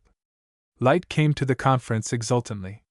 He was fond of Babbitt, this morning, and called him Old Hoss. Purdy, the grocer, a long-nosed man and solemn, seemed to care less for Babbitt and for vision, but Babbitt met him at the street door of the office and guided him toward the private room with affectionate little cries of, "This way, Brother Purdy!" He took from the correspondence file the entire box of cigars and forced them on his guests. He pushed their chairs 2 inches forward and 3 inches back, which gave an hospitable note, then leaned back in his desk chair and looked plump and jolly. But he spoke to the weakling grocer with firmness. Well, Brother Purdy, we've been having some pretty tempting offers from butchers and a slew of other folks for that lot next to your store, but I persuaded Brother Light that we ought to give you a shot at the property first. I said to Light, it'd be a rotten shame, I said, if somebody went and opened a combination grocery and meat market right next door and ruined Purdy's nice little business. Especially. Babbitt leaned forward, and his voice was harsh. It would be hard luck if one of these cash-and-carry chain stores got in there and started cutting prices below cost till they got rid of competition and forced you to the wall. Purdy snatched his thin hands from his pockets, pulled up his trousers, thrust his hands back into his pockets, tilted in the heavy oak chair, and tried to look amused, as he struggled. Yes, they're bad competition. But I guess you don't realize the pulling power that personality has in a neighborhood business. The great Babbitt smiled. That's so. Just as you feel, old man. We thought we'd give you first chance. All right then. Now look here, Purdy wailed. I know for a fact that a piece of property about same size, right near, sold for less than $8,500 TWN 2 years ago, and here you fellows are asking me $24,000. Why, I'd have to mortgage. I wouldn't mind so much paying $12,000, but, why, good God, Mr. Babbitt, you're asking more and twice its value. And threatening to ruin me if I don't take it. Purdy, I don't like your way of talking. I don't like it one little bit. Supposing Light and I was thinking enough to want to ruin any fellow human, don't you suppose we know it's to our own selfish interest to have everybody in Zenith prosperous? But all this is beside the point. Tell you what we'll do, we'll come down to $23,000, $5,000 down and the rest on mortgage. And if you want to wreck the old shack and rebuild, I guess I can get Light here to loosen up for a building mortgage on good liberal terms. Heavens, man, we'd be glad to oblige you. We don't like these foreign grocery trusts any better than you do. But it isn't reasonable to expect us to sacrifice $11,000 or more just for neighborliness, is it? How about it, Light? You willing to come down? By warmly taking Purdy's part, Babbitt persuaded the benevolent Mr. Light to reduce his price to $21,000. At the right moment, Babbitt snatched from a drawer the agreement he had had Miss McGowan type out a week ago and thrust it into Purdy's hands. He genially shook his fountain pen to make certain that it was flowing, handed it to Purdy, and approvingly watched him sign. The work of the world was being done. Light had made something over $9,000. Babbitt had made a $450 commission. Purdy had, by the sensitive mechanism of modern finance, been provided with a business building, and soon the happy inhabitants of Linton would have meat lavished upon them at prices only a little higher than those downtown. It had been a manly battle, but after it Babbitt drooped. This was the only really amusing contest he had been planning. There was nothing ahead save details of leases, appraisals, mortgages. He muttered, "Makes me sick to think of Light carrying off most of the profit when I did all the work, the old skinflint. And what else have I got to do today? Like to take a good long vacation. Motor trip. Something." He sprang up, rekindled by the thought of lunching with Paul Riesling. Chapter 5. Babbitt's preparations for leaving the office to its feeble self during the hour and a half of his lunch period were somewhat less elaborate than the plans for a general European war. Babbitt's. He fretted to Miss McGowan. "What time you going to lunch?" "Well, make sure Miss Bannigan is in then. Explain to her that if Wiedenfeld calls up, she's to tell him I'm already having the title traced. And oh, by the way, remind me tomorrow to have Penniman trace it. Now if anybody comes in looking for a cheap house, remember we got to shove that Bangor Road place off onto somebody. If you need me, I'll be at the athletic club. And I'll be back by 2. He dusted the cigar ashes off his vest. He placed the difficult unanswered letter on the pile of unfinished work, that he might not fail to attend to it that afternoon. For 3 noons, now, he had placed the same letter on the unfinished pile. He scrawled on a sheet of yellow backing paper the memorandum, "CABT apt HDRS," which gave him an agreeable feeling of having already seen about the apartment house doors. He discovered that he was smoking another cigar. He threw it away, protesting. "Darn it, I thought you'd quit this darn smoking." He courageously returned the cigar box to the correspondence file, locked it up, hid the key in a more difficult place, and raged. Ought to take care of myself. And need more exercise. Walk to the club every single noon. Just what I'll do, every noon. Cut out this motoring all the time. The resolution made him feel exemplary.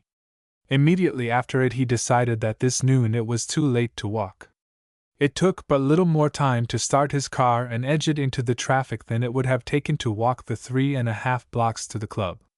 2. As he drove, he glanced with the fondness of familiarity at the buildings. A stranger suddenly dropped into the business center of Zenith could not have told whether he was in a city of Oregon or Georgia, Ohio or Maine, Oklahoma or Manitoba. But to Babbitt every inch was individual and stirring. As always, he noted that the California building across the way was 3 stories lower, therefore 3 stories less beautiful, than his own Reeves building. As always, when he passed the Parthenon Shoe Shine Parlor, a 1-story hut which beside the granite and red brick ponderousness of the old California building resembled a bathhouse under a cliff, he commented, "Gosh, ought to get my shoes shined this afternoon. Keep forgetting it." At the Simplex office furniture shop, the National Cash Register Agency, he yearned for a dictaphone, for a typewriter which would add and multiply, as a poet yearns for quartos or a physician for radium. At the Nobby men's wear shop he took his left hand off the steering wheel to touch his scarf, and thought well of himself as one who bought expensive ties. And could pay cash for 'em too, by golly. And at the United Cigar Store, with its crimson and gold alertness, he reflected, "Wonder if I need some cigars, idiot, plumb forgot, going to cut down my fool smoking." He looked at his bank, the Miners and Drovers National, and considered how clever and solid he was to bank with so marbled an establishment. His high moment came in the clash of traffic when he was halted at the corner beneath the lofty Second National Tower. His car was banked with 4 others in a line of steel restless as cavalry, while the cross-town traffic, limousines and enormous moving vans and insistent motorcycles, poured by. On the farther corner, pneumatic riveters rang on the sun-plated skeleton of a new building, and out of this tornado flashed the inspiration of a familiar face, and a fellow booster shouted, "H.R.U. George!" Babbitt waved in neighborly affection, and slid on with the traffic as the policeman lifted his hand. He noted how quickly his car picked up. He felt superior and powerful, like a shuttle of polished steel darting in a vast machine. As always, he ignored the next 2 blocks, decayed blocks not yet reclaimed from the grime and shabbiness of the Zenith of 1885. While he was passing the 5 and 10-cent store, the Dakota Lodging House, Concordia Hall with its lodge rooms and the offices of fortune-tellers and chiropractors, he thought of how much money he made, and he boasted a little and worried a little and did old familiar sums. 450 plunks this morning from the light deal. But taxes due.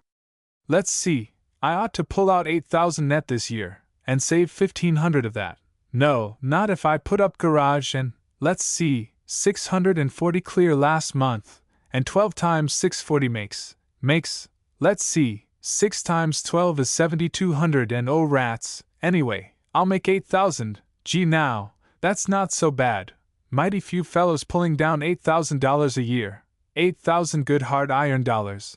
Bet there isn't more than 5% of the people in the whole United States that make more than Uncle George does, by golly.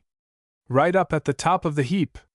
But way expenses are, family wasting gasoline, and always dressed like millionaires, and sending that 80 a month to mother, and all these stenographers and salesmen gouging me for every cent they can get.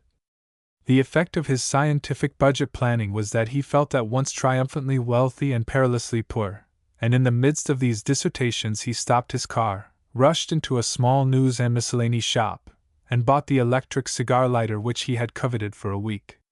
He dodged his conscience by being jerky and noisy, and by shouting at the clerk, "Guess this will pret near pay for itself in matches, eh?" It was a pretty thing, a nickeled cylinder with an almost silvery socket, to be attached to the dashboard of his car. It was not only, as the placard on the counter observed, a dandy little refinement, lending the last touch of class to a gentleman's auto, but a priceless time-saver. By freeing him from halting the car to light a match, it would in a month or 2 easily save 10 minutes. As he drove on he glanced at it. Pretty nice. Always wanted one, he said wistfully. The one thing a smoker needs, too. Then he remembered that he had given up smoking. Darn it, he mourned. Oh well, I suppose I'll hit a cigar once in a while. And be a great convenience for other folks. Might make just the difference in getting chummy with some fellow that would put over a sale. And certainly looks nice there. Certainly is a mighty clever little jigger. Gives the last touch of refinement and class. By golly, I guess I can afford it if I want to. Not going to be the only member of this family that never has a single doggone luxury.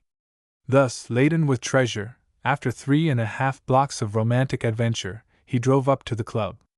3. The Zenith Athletic Club is not athletic, and it isn't exactly a club, but it is Zenith in perfection.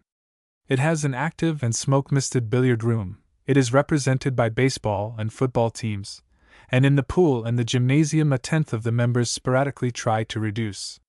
But most of its 3,000 members use it as a cafe in which to lunch, play cards, tell stories, meet customers, and entertain out-of-town uncles at dinner. It is the largest club in the city, and its chief hatred is the Conservative Union Club, which all sound members of the Athletic call a rotten, snobbish, dull, expensive old hole, not one good mixer in the place. You couldn't hire me to join.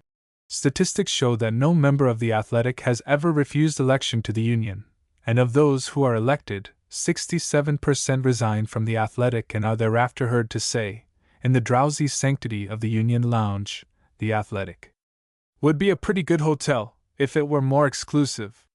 The Athletic Club building is 9 stories high, yellow brick with glassy roof garden above and portico of huge limestone columns below.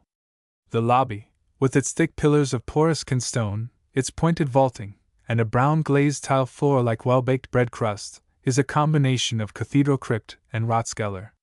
The members rush into the lobby as though they were shopping and hadn't much time for it.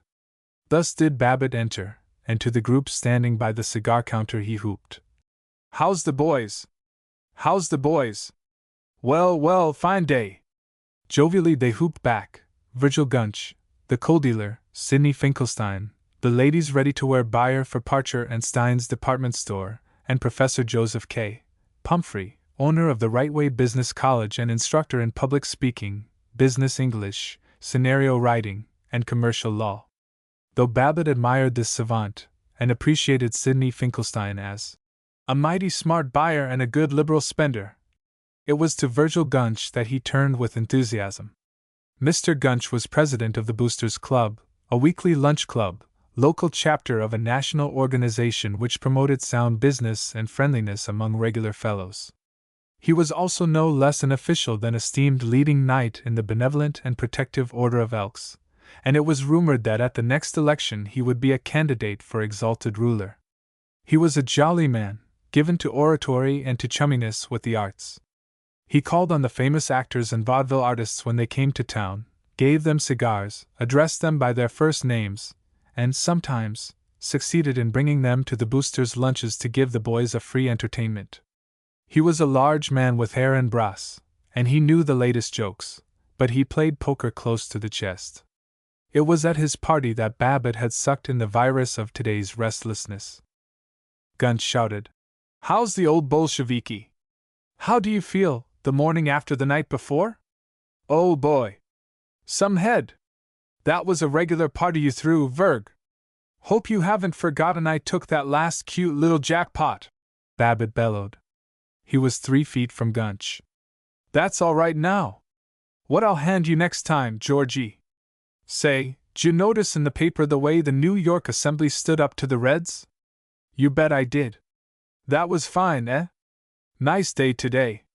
Yes, it's one mighty fine spring day, but nights still cold. Yeah, you're right they are. Had to have cupola blankets last night, out on the sleeping porch. Say, Sid," Babbitt turned to Finkelstein, the buyer. "Got something want to ask you about. I went out and bought me an electric cigar lighter for the car this noon, man." "Good hunch," said Finkelstein, while even the learned Professor Pumphrey, a bulbous man with a pepper and salt cutaway and a pipe organ voice, commented, "That makes a dandy accessory. Cigar lighter gives tone to the dashboard. Yep, finally decided I'd buy me one. Got the best on the market, the clerk said it was. Paid $5 for it. Just wondering if I got stuck. What do they charge for 'em at the store, Sid? Finkelstein asserted that $5 was not too great a sum, not for a really high-class lighter which was suitably nickeled and provided with connections of the very best quality. I always say, and believe me, I base it on a pretty fairly extensive mercantile experience, the best is the cheapest in the long run.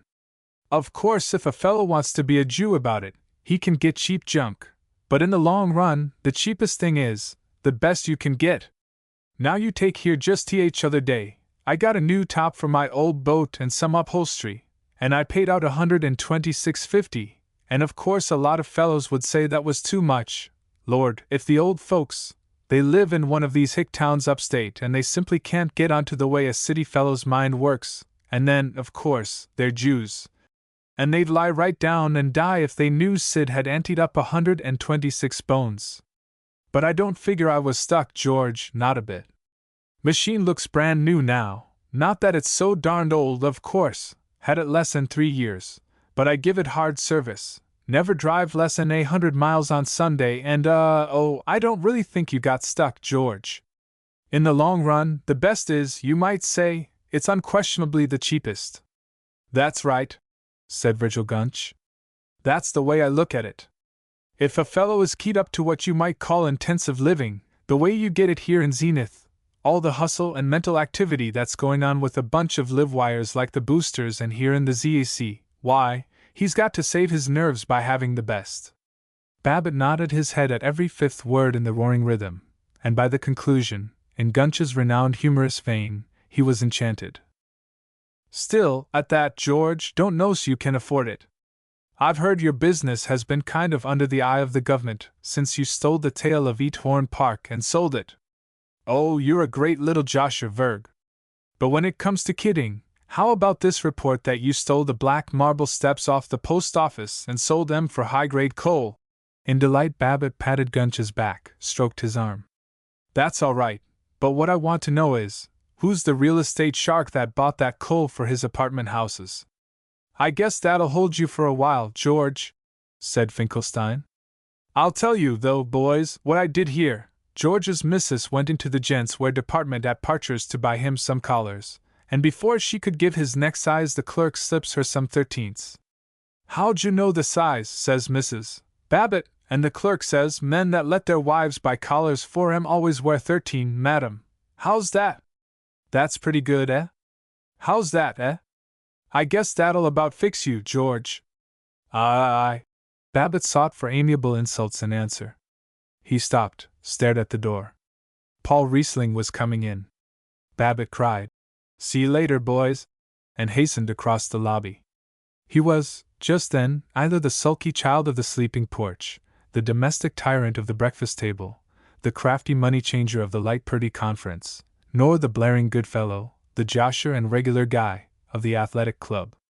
He was an older brother to Paul Riesling, swift to defend him, admiring him with a proud and credulous love passing the love of women. Paul and he shook hands solemnly. They smiled as shyly as though they had been parted 3 years, not 3 days, and they said, "How's the old horse thief?" "All right, I guess." "How are you, you purse shrimp?" "I'm first rate, you second-hand hunk o' cheese."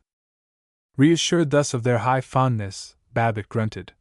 "You're a fine guy, you are!" 10 minutes late!" Riesling snapped. "Well, you're lucky to have a chance to lunch with a gentleman." They grinned and went into the Neronian washroom, where a line of men bent over the bowls and set along a prodigious slab of marble as in religious prostration before their own images in the massy mirror. Voices thick, satisfied, authoritative, hurtled along the marble walls, bounded from the ceiling of lavender-bordered milky tiles, while the lords of the city, the barons of insurance and law and fertilizers and motor tires, laid down the law for Zenith, announced that the day was warm, indeed, indisputably of spring, that wages were too high and the interest on mortgages too low, that Babe Ruth, the eminent player of baseball, was a noble man, and that those two nuts at the Climax Vaudeville Theater this week certainly are a slick pair of actors. Babbitt, though ordinarily his voice was the surest and most episcopal of all, was silent. In the presence of the slight dark reticence of Paul Riesling, he was awkward. He desired to be quiet and firm and deft. The entrance lobby of the athletic club was Gothic, the washroom Roman Imperial, the lounge Spanish Mission, and the reading room in Chinese Chippendale. But the gem of the club was the dining room, the masterpiece of Ferdinand Reitman, Zenith's busiest architect. It was lofty and half-timbered, with Tudor-leaded casements, an oriel, a somewhat musicianless musician's gallery, and tapestries believed to illustrate the granting of Magna Carta. The open beams had been hand-adzed at Jake Offutt's Carbati works. The hinges were of hand-wrought iron, the wainscot studded with hand-made wooden pegs, and at one end of the room was a heraldic and hooded stone fireplace which the club's advertising pamphlet asserted to be not only larger than any of the fireplaces in European castles but of a draught incomparably more scientific. It was also much cleaner, as no fire had ever been built in it. Half of the tables were mammoth slabs which seated 20 or 30 men. Babbitt usually sat at the one near the door, with a group including Gunch, Finkelstein, Professor Pumphrey, Howard Littlefield, his neighbor, T. Cholmondeley Frink, the poet and advertising agent, and Orville Jones, whose laundry was in many ways the best in Zenith. They composed a club within the club, and merrily called themselves the Roughnecks. Today, as he passed their table, the Roughnecks greeted him. "Come on, sit in. You and Paul too proud to feed with poor folks? Afraid somebody might stick you for a bottle of Bevo, George? Strikes me you swells are getting awful darn exclusive," he thundered. "You bet. We can't afford to have our reps ruined by being seen with you tightwads," and guided Paul to one of the small tables beneath the musicians' gallery. He felt guilty. At the Zenith Athletic Club, privacy was very bad form. But he wanted Paul to himself. That morning he had advocated lighter lunches, and now he ordered nothing but English mutton chop, radishes, peas, deep dish apple pie, a bit of cheese, and a pot of coffee with cream, adding, as he did invariably, and you might give me an order of French fried potatoes. When the chop came, he vigorously peppered it and salted it. He always peppered and salted his meat, and vigorously, before tasting it. Paul and he took up the spring-like quality of the spring, the virtues of the electric cigar lighter, and the action of the New York State Assembly. It was not till Babbitt was thick and disconsolate with mutton grease that he flung out, "I wound up a nice little deal with Conrad Light this morning that put 500 good round plunks in my pocket. Pretty nice, pretty nice. And yet, I don't know what's the matter with me today. Maybe it's an attack of spring fever, or staying up too late at Vergunch's, or maybe it's just the winter's work piling up, but I've felt kind of down in the mouth all day long. Course I wouldn't beef about it to the fellows at the Roughnecks table there, but you ever feel that way, Paul? Kind of comes over me. Here I've pretty much done all the things I ought to, supported my family, and got a good house and a 6-cylinder car, and built up a nice little business, and I haven't any vices specially except smock ing, and I'm practically cutting that out, by the way. And I belong to the church, and play enough golf to keep in trim, and I only associate with good decent fellows. And yet, even so, I don't know that I'm entirely satisfied." It was drawled out, broken by shouts from the neighboring tables, by mechanical love-making to the waitress, by stertorous grunts as the coffee filled him with dizziness and indigestion. He was apologetic and doubtful, and it was Paul, with his thin voice, who pierced the fog. "Good Lord, George, you don't suppose it's any novelty to me to find that we hustlers, that think we're so all-fired successful, aren't getting much out of it? You look as if you expected me to report you as seditious. You know what my own life's been." "I know, old man. I ought to have been a fiddler, and I'm a peddler of tar roofing. And Zilla, oh, I don't want to squeal, but you know as well as I do about how inspiring a wife she is. Typical instance last evening, we went to the movies. There was a big crowd waiting in the lobby, us at the tail end. She began to push right through it with her sir, how dare you, manner. Honestly, sometimes when I look at her and see how she's always so made up and stinking of perfume and looking for trouble and kind of always yelping, I tell ya I'm a lady, damn ya. Why, I want to kill her. Well, she keeps elbowing through the crowd, me after her, feeling good and ashamed, till she's almost up to the velvet rope and ready to be the next let in. But there was a little squirt of a man there, probably been waiting half an hour. I kind of admired the little cuss, and he turns on Zilla and says, perfectly polite, "Madam, why are you trying to push past me?" And she simply, God, I was so ashamed, she rips out at him, "You're no gentleman," and she drags me into it and hollers, "Paul, this person insulted me," and the poor skate, he got ready to fight. I made out I hadn't heard them, sure. Same as you wouldn't hear a boiler factory, and I tried to look away. I can tell you exactly how every tile looks in the ceiling of that lobby. There's one with brown spots on it like the face of the devil, and all the time the people there, they were packed in like sardines. They kept making remarks about us, and Zilla went right on talking about the little chap, and screeching that folks like him oughtn't to be admitted in a place that's supposed to be for ladies and gentlemen. And Paul, will you kindly call the manager, so I can report this dirty rat? And oof! Maybe I wasn't glad when I could sneak inside and hide in the dark. After 24 years of that kind of thing, you don't expect me to fall down and foam at the mouth when you hint that this sweet, clean, respectable, moral life isn't all it's cracked up to be, do you? I can't even talk about it, except to you, because anybody else would think I was yellow. Maybe I am. Don't care any longer. Gosh, you've had to stand a lot of whining from me, first and last, Georgie. Rats, now, Paul, you've never really what you could call whined.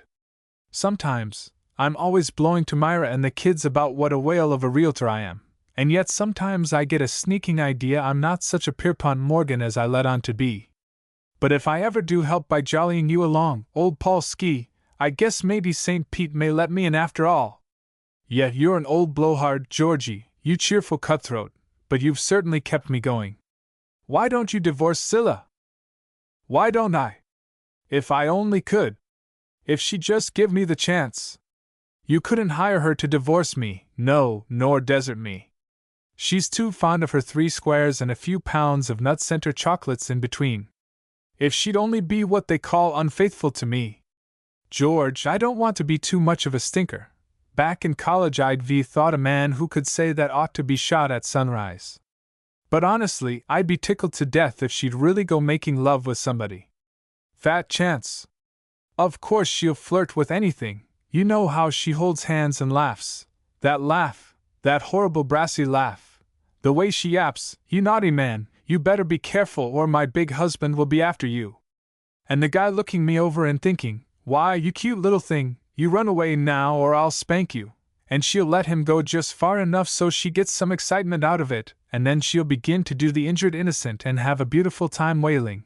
I didn't think you were that kind of a person. They talk about these demi-vierges in stories. These whats? But the wise, hard, corseted, old married women like Zilla are worse than any bob-haired girl that ever went boldly out into this here storm of life, and kept her umbrella slid up her sleeve. But rats, you know what Zilla is. How she nags. How she wants everything I can buy her, and a lot that I can't, and how absolutely unreasonable she is, and when I get sore and try to have it out with her she plays the perfect lady so well that even I get fooled and get all tangled up in a lot of why did you says and I didn't means. I'll tell you, Georgie, you know my tastes are pretty fairly simple, in the matter of food, at least. Course, as you're always complaining, I do like decent cigars, not those Flor de Cabagos you're smoking. That's all right now. That's a good twofer. By the way, Paul, did I tell you I decided to practically cut out smock? Yes, you. At the same time, if I can't get what I like, why, I can do without it. I don't mind sitting down to burnt steak, with canned peaches and store cake for a thrilling little dessert afterwards, but I do draw the line at having to sympathize with Zilla because she's so rotten bad-tempered that the cook has quit, and she's been so busy sitting in a dirty lace negligee all afternoon, reading about some brave manly Western hero, that she hasn't had time to do any cooking. You're always talking about morals, meaning monogamy, I suppose? You've been the rock of ages to me, all right, but you're essentially a simp. You. Where do you get that simp, little man? Let me tell you. Love to look earnest and inform the world that it's the duty of responsible business men to be strictly moral, as an example to the community.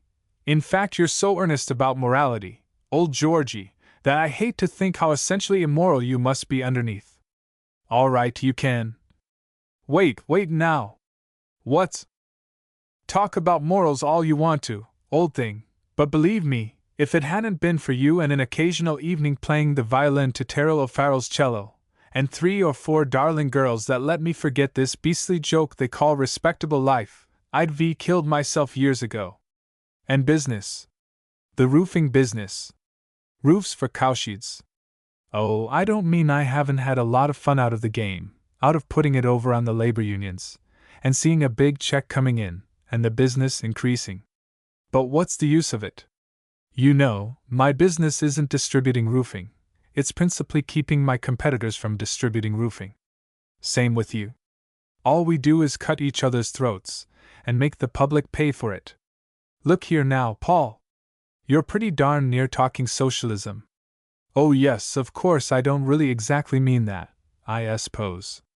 Course, competition, brings out the best, survival of the fittest, but I mean, take all these fellows we know, the kind right here in the club now, that seem to be perfectly content with their home life and their businesses, and that boosts Zenith and the Chamber of Commerce and holler for 1 million population. I bet if you could cut into their heads you'd find that 1/3 of 'em are sure enough satisfied with their wives and kids and friends and their offices, and 1/3 feel kind of restless but won't admit it, and 1/3 are miserable and know it. They hate the whole peppy, boosting, go-ahead game, and they're bored by their wives and think their families are fools. At least when they come to 40 or 45 they're bored, and they hate business, and they go. Why do you suppose there's so many mysterious suicides? Why do you suppose so many substantial citizens jumped right into the war? Think it was all patriotism? Babbitt snorted. What do you expect? Think we were sent into the world to have a soft time and, what is it, float on flowery beds of ease? Think man was just made to be happy? Why not? Though I've never discovered anybody that knew what the deuce man really was made for. Well, we know, not just in the Bible alone, but it stands to reason, a man who doesn't buckle down and do his duty, even if it does bore him sometimes, is nothing but he's simply a weakling. Mollycoddle, in fact. And what do you advocate? Come down to cases. If a man is bored by his wife, do you seriously mean he has a right to chuck her and take a sneak, or even kill himself? Good Lord, I don't know what rights a man has. And I don't know the solution of boredom. If I did, I'd be the one philosopher that had the cure for living. But I do know that about 10 times as many people find their lives dull, and unnecessarily dull, as ever admit it, and I do believe that if we busted out and admitted it sometimes, instead of being nice and patient and loyal for 60 years, and then nice and patient and dead for the rest of eternity, why, maybe, possibly, we might make life more fun. They drifted into a maze of speculation. Babbitt was elephantishly uneasy. Paul was bold, but not quite sure about what he was being bold. Now and then Babbitt suddenly agreed with Paul in an admission which contradicted all his defense of duty and Christian patience, and at each admission he had a curious reckless joy. He said at last, "Look here, old Paul, you do a lot of talking about kicking things in the face, but you never kick. Why don't you?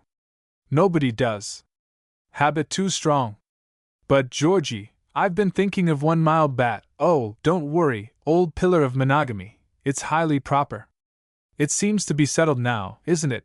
Though of course Zilla keeps rooting for a nice expensive vacation in New York and Atlantic City, with the bright lights and the bootlegged cocktails and a bunch of lounge lizards to dance with.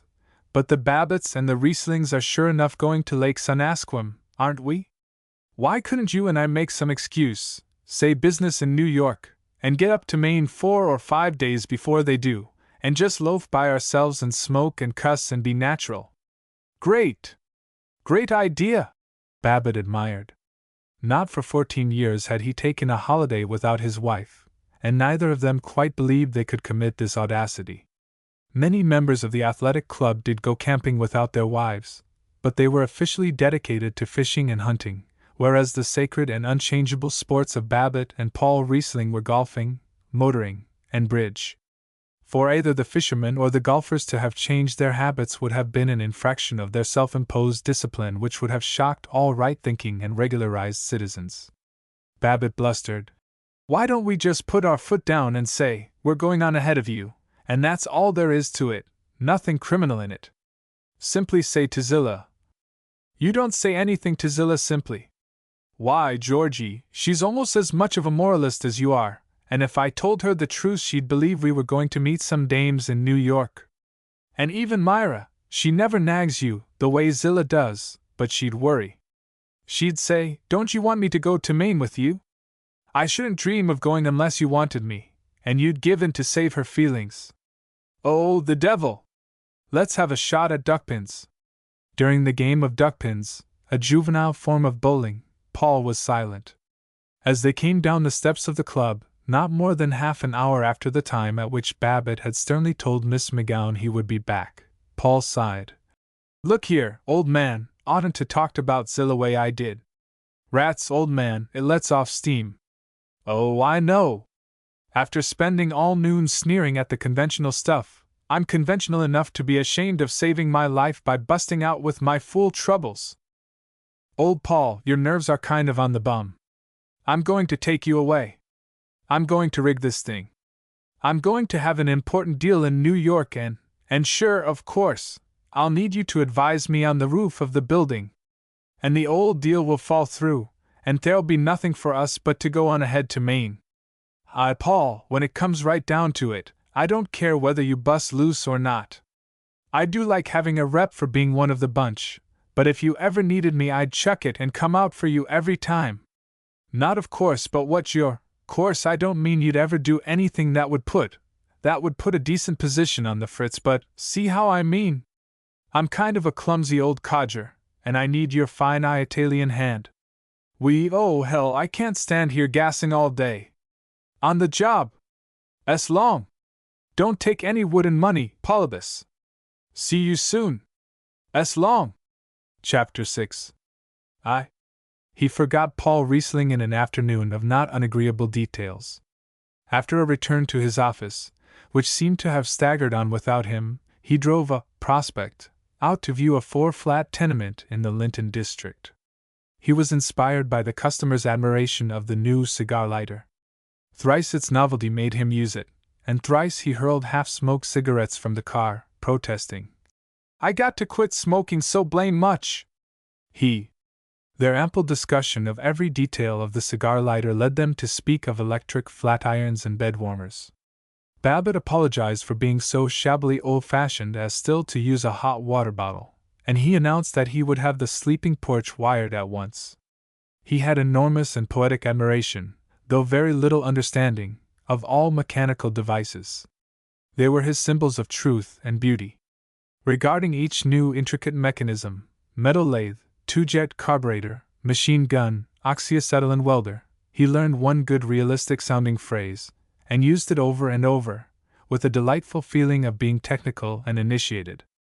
The customer joined him in the worship of machinery, and they came buoyantly up to the tenement and began that examination of plastic slate roof, calamine doors, and 7/8-inch blind-nailed flooring, began those diplomacies of hurt surprise and readiness to be persuaded to do something they had already decided to do, which would some day result in a sale.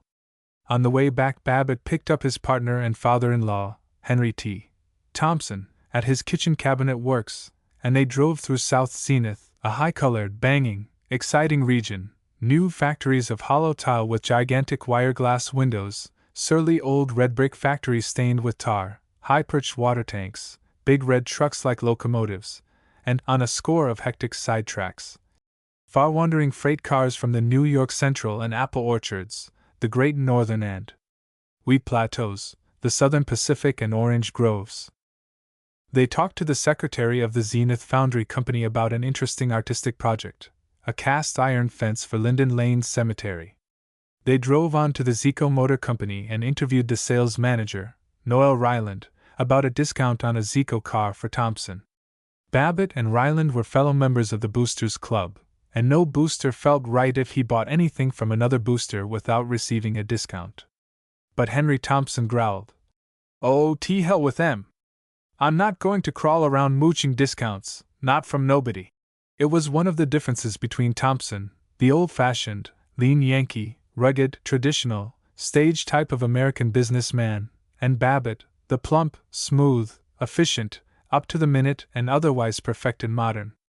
Whenever Thompson twanged, "Put your John Hancock on that line," Babbitt was as much amused by the antiquated provincialism as any proper Englishman by any American. He knew himself to be of a breeding altogether more aesthetic and sensitive than Thompson's. He was a college graduate, he played golf, he often smoked cigarettes instead of cigars, and when he went to Chicago he took a room with a private bath. "The whole thing is," he explained to Paul Riesling, "these old codgers lack the subtlety that you got to have today." This advance in civilization could be carried too far, Babbitt perceived. Noel Ryland, sales manager of the Zico, was a frivolous graduate of Princeton, while Babbitt was a sound and standard wear from that great department store, the State University. Ryland wore spats, he wrote long letters about city planning and community singing, and though he was a booster, he was known to carry in his pocket small volumes of poetry in a foreign language. All this was going too far. Henry Thompson was the extreme of insularity, and Noel Ryland the extreme of frothiness, while between them, supporting the state, defending the evangelical churches and domestic brightness and sound business, were Babbitt and his friends. With this just estimate of himself, and with the promise of a discount on Thompson's car, he returned to his office in triumph. But as he went through the corridor of the Reeves building he sighed. "Poor old Paul. I got to, oh damn Noel Ryland. Damn Charlie McKelvey. Just because they make more money than I do, they think they're so superior. I wouldn't be found dead in their stuffy old Union Club. Somehow today, I don't feel like going back to work. Oh well." 2. He answered telephone calls, he read the 4 o'clock mail, he signed his morning's letters, he talked to a tenant about repairs, he fought with Stanley Graff. Young Graff, the outside salesman, was always hinting that he deserved an increase of commission, and today he complained. "I think I ought to get a bonus if I put through the Hyler sale. I'm chasing around and working on it every single evening, almost." Babbitt frequently remarked to his wife that it was better to con your office help along and keep em happy 'stead of jumping on em and poking em up, get more work out of em that way. But this unexampled lack of appreciation hurt him, and he turned on Graff. "Look here, Stan, let's get this clear. You've got an idea somehow that it's you that do all the selling. Where do you get that stuff? Where do you think you'd be if it wasn't for our capital behind you, and our lists of properties, and all the prospects we find for you? All you got to do is follow up our tips and close the deal. The hall porter could sell Babbitt Thompson listings. You say you're engaged to a girl, but have to put in your evenings chasing after buyers. Well, why the devil shouldn't you? What do you want to do? Sit around holding her hand? Let me tell you, Stan, if your girl is worth her salt, she'll be glad to know you're out hustling, making some money to furnish the home nest, instead of doing the lovey-dovey. The kind of fellow that kicks about working overtime, that wants to spend his evenings reading trashy novels or spooning and exchanging a lot of nonsense and foolishness with some girl, he ain't the kind of upstanding, energetic young man, with a future, and with vision, that we want here. How about it? What's your ideal, anyway?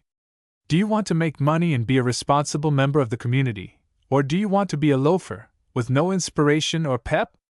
Graff was not so amenable to vision and ideals as usual. "You bet I want to make money! That's why I want that bonus. Honest, Mr. Babbitt, I don't want to get fresh, but this Hyler house is a terror. Nobody'll fall for it.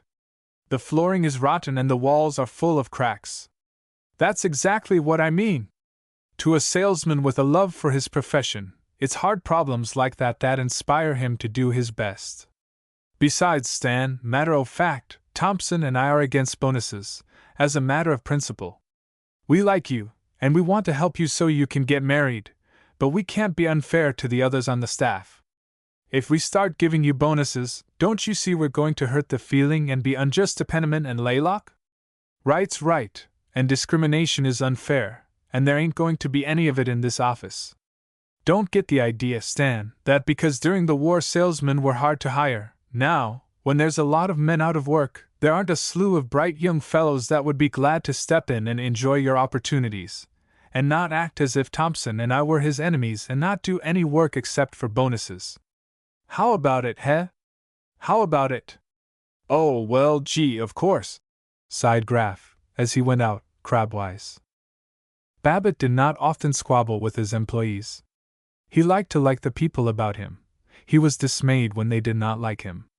It was only when they attacked the sacred purse that he was frightened into fury, but then, being a man given to oratory and high principles, he enjoyed the sound of his own vocabulary and the warmth of his own virtue. Today he had so passionately indulged in self-approval that he wondered whether he had been entirely just. After all, Stan isn't a boy anymore. Oughtn't to call him so hard. But rats, got to haul folks over the coals now and then for their own good. Unpleasant duty, but I wonder if Stan is sore? What's he saying to McGowan out there? So chill a wind of hatred blew from the outer office that the normal comfort of his evening homegoing was ruined.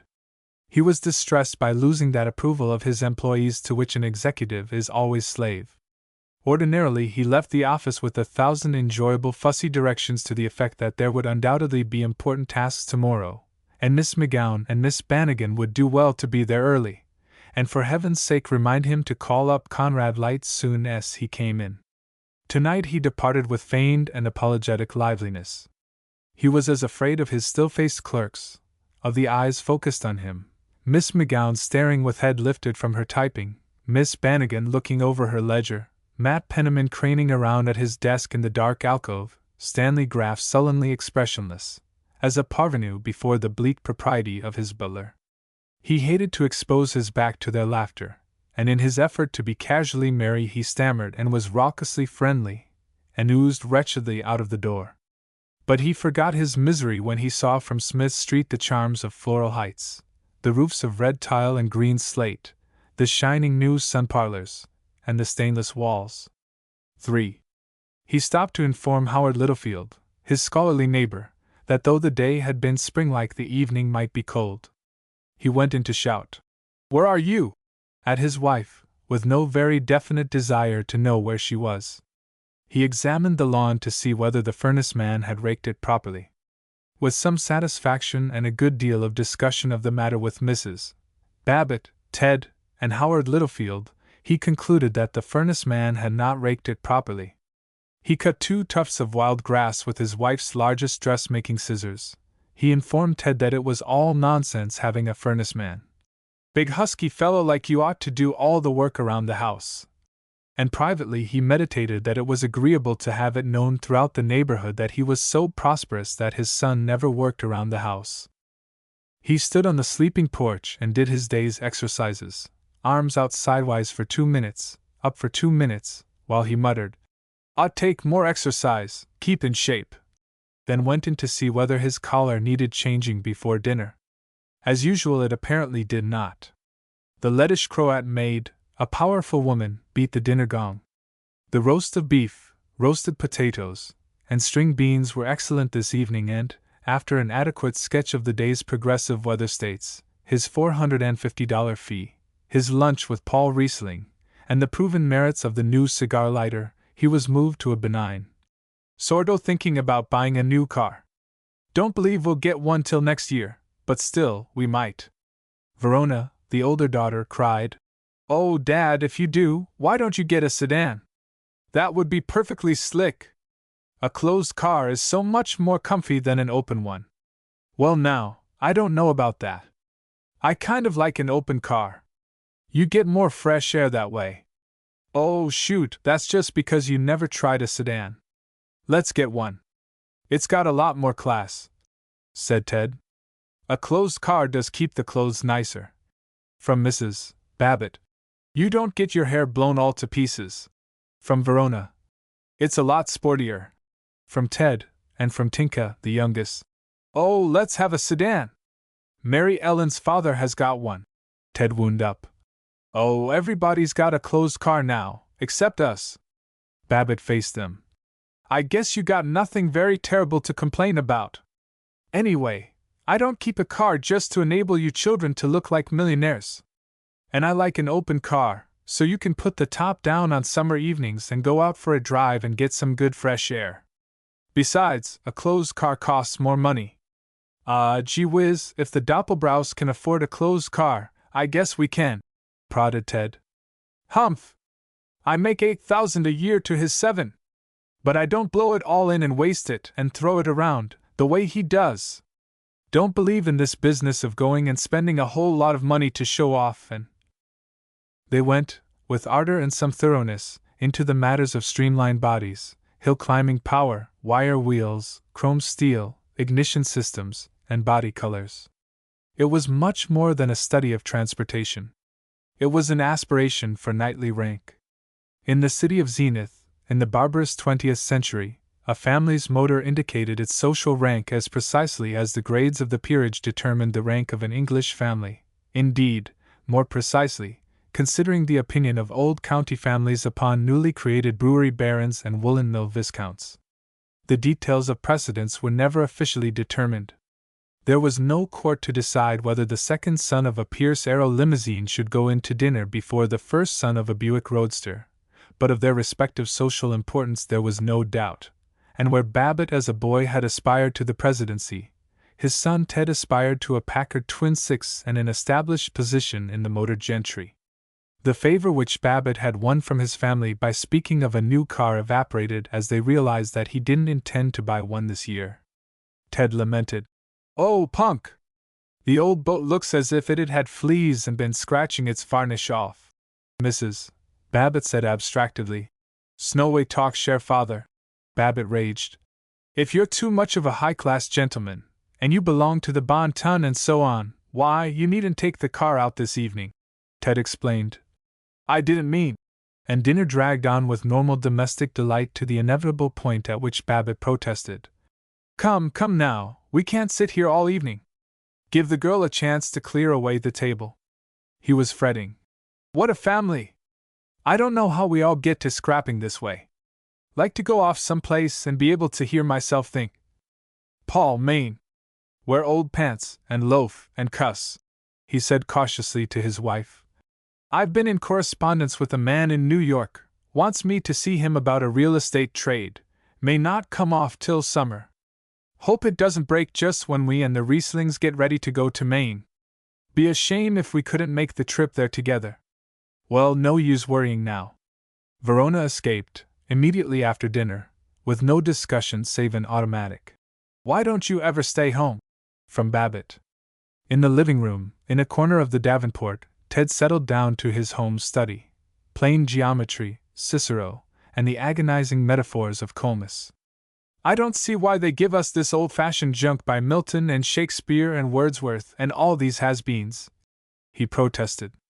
"Oh, I guess I could stand it to see a show by Shakespeare, if they had swell scenery and put on a lot of dog, but to sit down in cold blood and read these teachers, how do they get that way?" Mrs. Babbitt, darning socks, speculated. "Yes, I wonder why. Of course I don't want to fly in the face of the professors and everybody, but I do think there's things in Shakespeare, not that I read him much, but when I was young the girls used to show me passages that they weren't at all nice." Babbitt looked up irritably from the comic strips in the Evening Advocate. They composed his favorite literature and art, these illustrated chronicles in which Mr. Mutt hit Mr. Jeff with a rotten egg, and Mother corrected Father's vulgarisms by means of a rolling pin. With the solemn face of a devotee, breathing heavily through his open mouth, he plodded nightly through every picture, and during the write he detested interruptions. Furthermore, he felt that on the subject of Shakespeare he wasn't really an authority. Neither the Advocate Times, the Evening Advocate, nor the Bulletin of the Zenith Chamber of Commerce had ever had an editorial on the matter, and until one of them had spoken he found it hard to form an original opinion. But even at risk of floundering in strange bogs, he could not keep out of an open controversy. "I'll tell you why you have to study Shakespeare and those. It's because they're required for college entrance, and that's all there is to it. Personally, I don't see myself why they stuck 'em into an up-to-date high school system like we have in this state. Be a good deal better if you took business English, and learned how to write an ad, or letters that would pull. But there it is, and there's no talk, argument, or discussion about it. Trouble with you, Ted, is you always want to do something different. If you're going to law school, and you are, I never had a chance to, but I'll see that you do, why, you'll want to lay in all the English and Latin you can get. Oh, punk. I don't see what's the use of law school, or even finishing high school. I don't want to go to college specially. Honest, there's a lot of fellows that have graduated from colleges that don't begin to make as much money as fellows that went to work early. Old Shimmy Peters, that teaches Latin in the high, he's a what-is-it from Columbia, and he sits up all night reading a lot of greasy books, and he's always spieling about the value of languages. And the poor soak doesn't make but $1,800 a year, and no traveling salesman would think of working for that. I know what I'd like to do.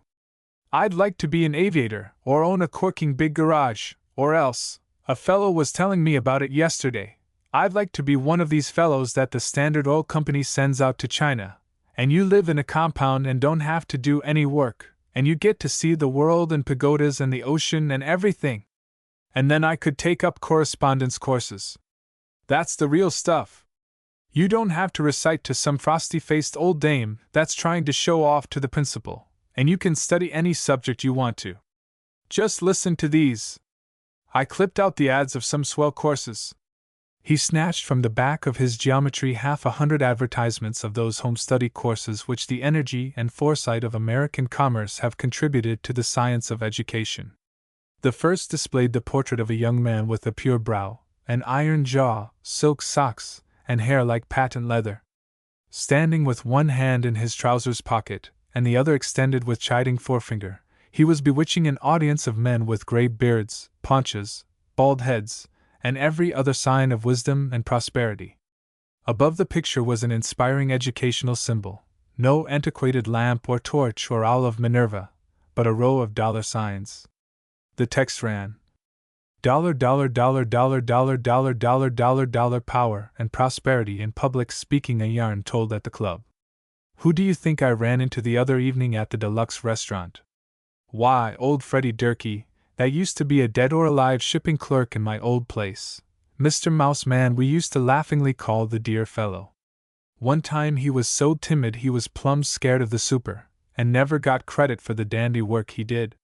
Him at the Deluxe. And if he wasn't ordering a Tony feed with all the fixings, from celery to nuts. And instead of being embarrassed by the waiters, like he used to be at the little dump where we lunched in Old Lang Syne, he was bossing them around like he was a millionaire. I cautiously asked him what he was doing. Freddie laughed and said, "Say, old chum, I guess you're wondering what's come over me.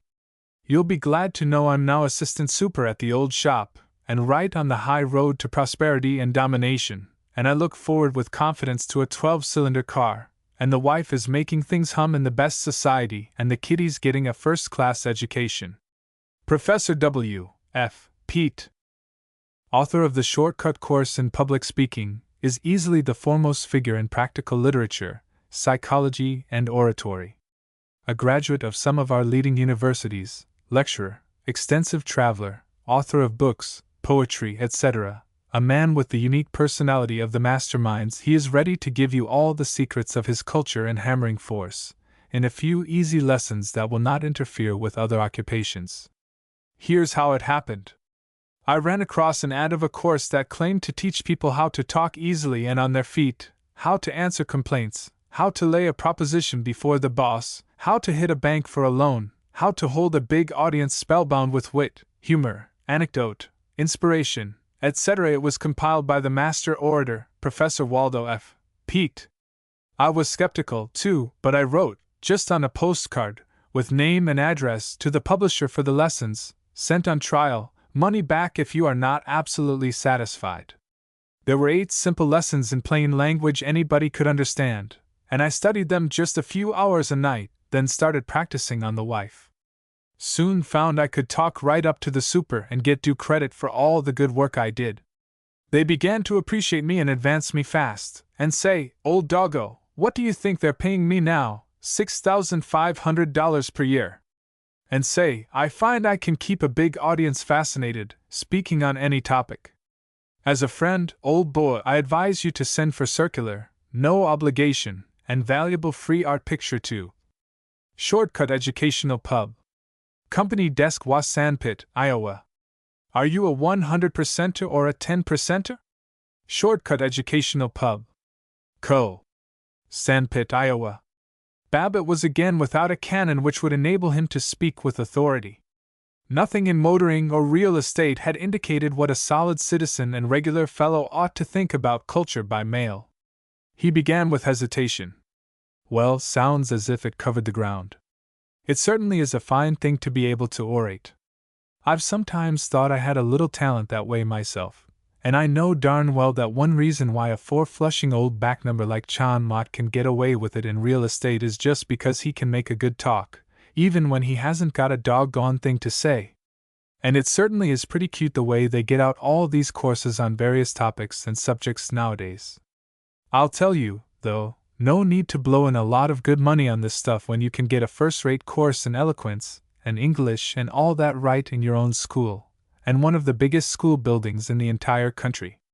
That's so, said Mrs. Babbitt comfortably, while Ted complained.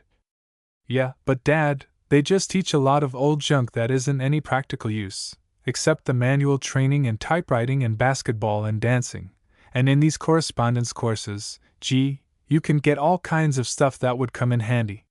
Say, listen to this one. Can you play a man's part? If you are walking with your mother, sister, or best girl and someone passes a slighting remark or uses improper language, won't you be ashamed if you can't take her part? Well, can you? We teach boxing and self-defense by mail. Many pupils have written saying that after a few lessons they've outboxed bigger and heavier opponents. The lessons start with simple movements practiced before your mirror, holding out your hand for a coin, the breaststroke in swimming, etc. before you realize that you are striking scientifically, ducking, guarding and feinting, just as if you had a real opponent before you. Oh, baby, maybe I wouldn't like that, Ted chanted. I'll tell the world. Gosh, I'd like to take one fellow I know in school that's always shooting off his mouth, and catch him alone. Nonsense! The idea! Most useless thing I ever heard of, Babbitt fulminated. Well, just suppose I was walking with Mama or Roan, and somebody passed a slighting remark or used improper language. What would I do? Why, you'd probably bust the record for the 100-yard dash. I would not. I'd stand right up to any mucker that passed a slighting remark on my sister, and I'd show him. Look here, young Dempsey. If I ever catch you fighting, I'll wail the everlasting daylights out of you, and I'll do it without practicing holding out my hand for a coin before the mirror, too. Why, Ted dear, Mrs. Babbitt said placidly, it's not at all nice, you're talking of fighting this way. Well, gosh almighty, that's a fine way to appreciate. And then suppose I was walking with you, Ma, and somebody passed a slighting remark. Nobody's going to pass no slighting remarks on nobody, Babbitt observed. Not if they stay home and study their geometry and mind their own affairs instead of hanging around a lot of pool rooms and soda fountains and places where nobody's got any business to be. But goosh, Dad, if they did, Mrs. Babbitt chirped. Well, if they did, I wouldn't do them the honor of paying any attention to them. Besides, they never do. You always hear about these women that get followed and insulted and all, but I don't believe a word of it, or it's their own fault, the way some women look at a person. I certainly never been insulted by. Ah, shoot, Mother, just suppose you were sometime. Just suppose. Can't you suppose something? Can't you imagine things? Certainly I can imagine things. The idea! Certainly your mother can imagine things, and suppose things. Think you're the only member of this household that's got an imagination? Babbitt demanded. But what's the use of a lot of supposing? Supposing never gets you anywhere. No sense supposing when there's a lot of real facts to take into consider. Look here, Dad. Suppose, just suppose you were in your office and some rival real estate man. Realtor! Some realtor that you hated came in. I don't hate any realtor. But suppose you did. I don't intend to suppose anything of the kind. There's plenty of fellows in my profession that stoop and hate their competitors, but if you were a little older and understood business, instead of always going to the movies and running around with a lot of fool girls with their dresses up to their knees and powdered and painted and rouged and God knows what all as if they were chorus girls, then you'd know, and you'd suppose, that if there's any one thing that I stand for in the real estate circles of Zenith, it is that we ought to always speak of each other only in the friendliest terms and institute a spirit of brotherhood and cooperation. And so I certainly can't suppose and I can't imagine my hating any realtor, not even that dirty, four-flushing society sneak, Cecil Roundtree. But, and there's no if, and or but about it, but if I were going to lambaste somebody, I wouldn't require any fancy ducks or swimming strokes before a mirror, or any of these doodads and flip-flops. Suppose you were out someplace and a fellow called you vile names. Think you'd want to box and jump around like a dancing master? You'd just lay him out cold, at least I certainly hope any son of mine would, and then you'd dust off your hands and go on about your business.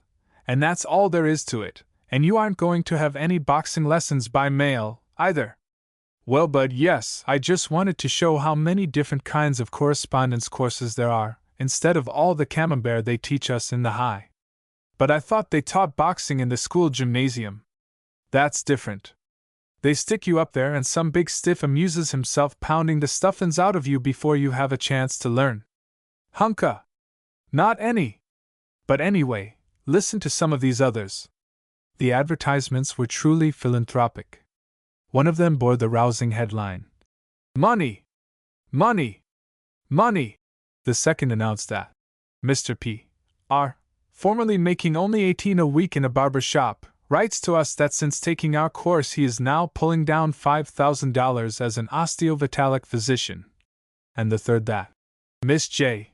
L., recently a wrapper in a store, is now getting $10 real a day teaching our Hindu system of vibratory breathing and mental control. Ted had collected 50 or 60 announcements, from annual reference books, from Sunday school periodicals, fiction magazines, and journals of discussion. One benefactor implored, "Don't be a wallflower. Be more popular and make more money. You can ukulele or sing yourself into society." By the secret principles of a newly discovered system of music teaching, any one man, lady, or child can, without tiresome exercises, special training, or long drawn-out study, and without waste of time, money, or energy, learn to play by note, piano, banjo, cornet, clarinet, saxophone, violin, or drum, and learn sight singing. The next, under the wistful appeal, "Fingerprint detectives wanted, big incomes," confided. "You red-blooded men and women, this is the profession you have been looking for. There's money in it, big money, and that rapid change of scene, that entrancing and compelling interest and fascination, which your active mind and adventurous spirit crave. Think of being the chief figure and directing factor in solving strange mysteries and baffling crimes. This wonderful profession brings you into contact with influential men on the basis of equality, and often calls upon you to travel everywhere, maybe to distant lands, all expenses paid. No special education required. Oh boy! I guess that wins the fire-brick necklace. Wouldn't it be swell to travel everywhere and nab some famous crook?" whooped Ted. "Well, I don't think much of that. Doggone likely to get hurt. Still, that music study stunt might be pretty fair, though. There's no reason why, if efficiency experts put their minds to it the way they have to routing products in a factory, they couldn't figure out some scheme so a person wouldn't have to monkey with all this practicing and exercises that you get in music." Babbitt was impressed, and he had a delightful parental feeling that they too, the men of the family, understood each other. He listened to the notices of mailbox universities which taught short story writing and improving the memory, motion picture acting and developing the soul power, banking and Spanish, chiropody and photography, electrical engineering and window trimming, poultry raising and chemistry. Well, Babbitt sought for adequate expression of his admiration. "I'm a son of a gun! I knew this correspondence school business had become a mighty profitable game, makes suburban real estate look like 2 cents, but I didn't realize it had got to be such a regular industry. Must rank right up with groceries and movies. Always figured somebody'd come along with the brains to not leave education to a lot of bookworms and impractical theorists, but make a big thing out of it. Yes, I can see how a lot of these courses might interest you. I must ask the fellows at the Athletic if they ever realized, but same time, Ted, you know how advertisers, I mean some advertisers, exaggerate. I don't know as they'd be able to jam you through these courses as fast as they claim they can. Oh sure, Dad, of course. Ted had the immense and joyful maturity of a boy who is respectfully listened to by his elders. Babbitt concentrated on him with grateful affection. I can see what an influence these courses might have on the whole educational works. Course I'd never admit it publicly. Fellow like myself, a state graduate, it's only decent and patriotic for him to blow his horn and boost the alma mater, but matter of fact, there's a whole lot of valuable time lost even at the U. Studying poetry and French and subjects that never brought in anybody a cent. I don't know but what maybe these correspondence courses might prove to be one of the most important American inventions. Trouble with a lot of folks is, they're so blame material. They don't see the spiritual and mental side of American supremacy. They think that inventions like the telephone and the aeroplane and wireless, no, that was a WAP invention, but anyway, they think these mechanical improvements are all that we stand for. Whereas to a real thinker, he sees that spiritual and dominating movements like efficiency and Rotarianism and prohibition and democracy are what compose our deepest and truest wealth. And maybe this new principle in education at home may be another factor. I tell you, Ted, we've got to have vision. I think those correspondence courses are terrible. The philosophers gasped. It was Mrs. Babbitt who had made this discord in their spiritual harmony, and one of Mrs. Babbitt's virtues was that, except during dinner parties, when she was transformed into a raging hostess, she took care of the house and didn't bother the males by thinking. She went on firmly. It sounds awful to me, the way they coax those poor young folks to think they're learning something, and nobody round to help them, and you two learn so quick, but me, I always was slow. But just the same. Babbitt attended to her. Nonsense. Get just as much studying at home. You don't think a fellow learns any more because he blows in his father's hard-earned money and sits around in Morris chairs in a swell Harvard dormitory with pictures and shields and table covers and those doodads, do you? I tell you, I'm a college man, I know. There is one objection you might make though. I certainly do protest against any effort to get a lot of fellows out of barber shops and factories into the professions. They're too crowded already, and what'll we do for workmen if all those fellows go and get educated? Ted was leaning back, smoking a cigarette without reproof. He was, for the moment, sharing the high thin air of Babbitt's speculation as though he were Paul Riesling or even Dr. Howard Littlefield. He hinted, "Well, what do you think then, Dad? Wouldn't it be a good idea if I could go off to China or some peppy place, and study engineering or something by mail?" "No, and I'll tell you why, son. I've found out it's a mighty nice thing to be able to say you're a BA some client that doesn't know what you are and thinks you're just a plug businessman. He gets to shooting off his mouth about economics or literature or foreign trade conditions, and you just ease in something like, when I was in college, course I got my BA in sociology and all that junk. Oh, it puts an awful crimp in their style. But there wouldn't be any class to saying I got the degree of stamp liquor from the Bezuzus mail-order university. You see, my dad was a pretty good old coot, but he never had much style to him, and I had to work darn hard to earn my way through college.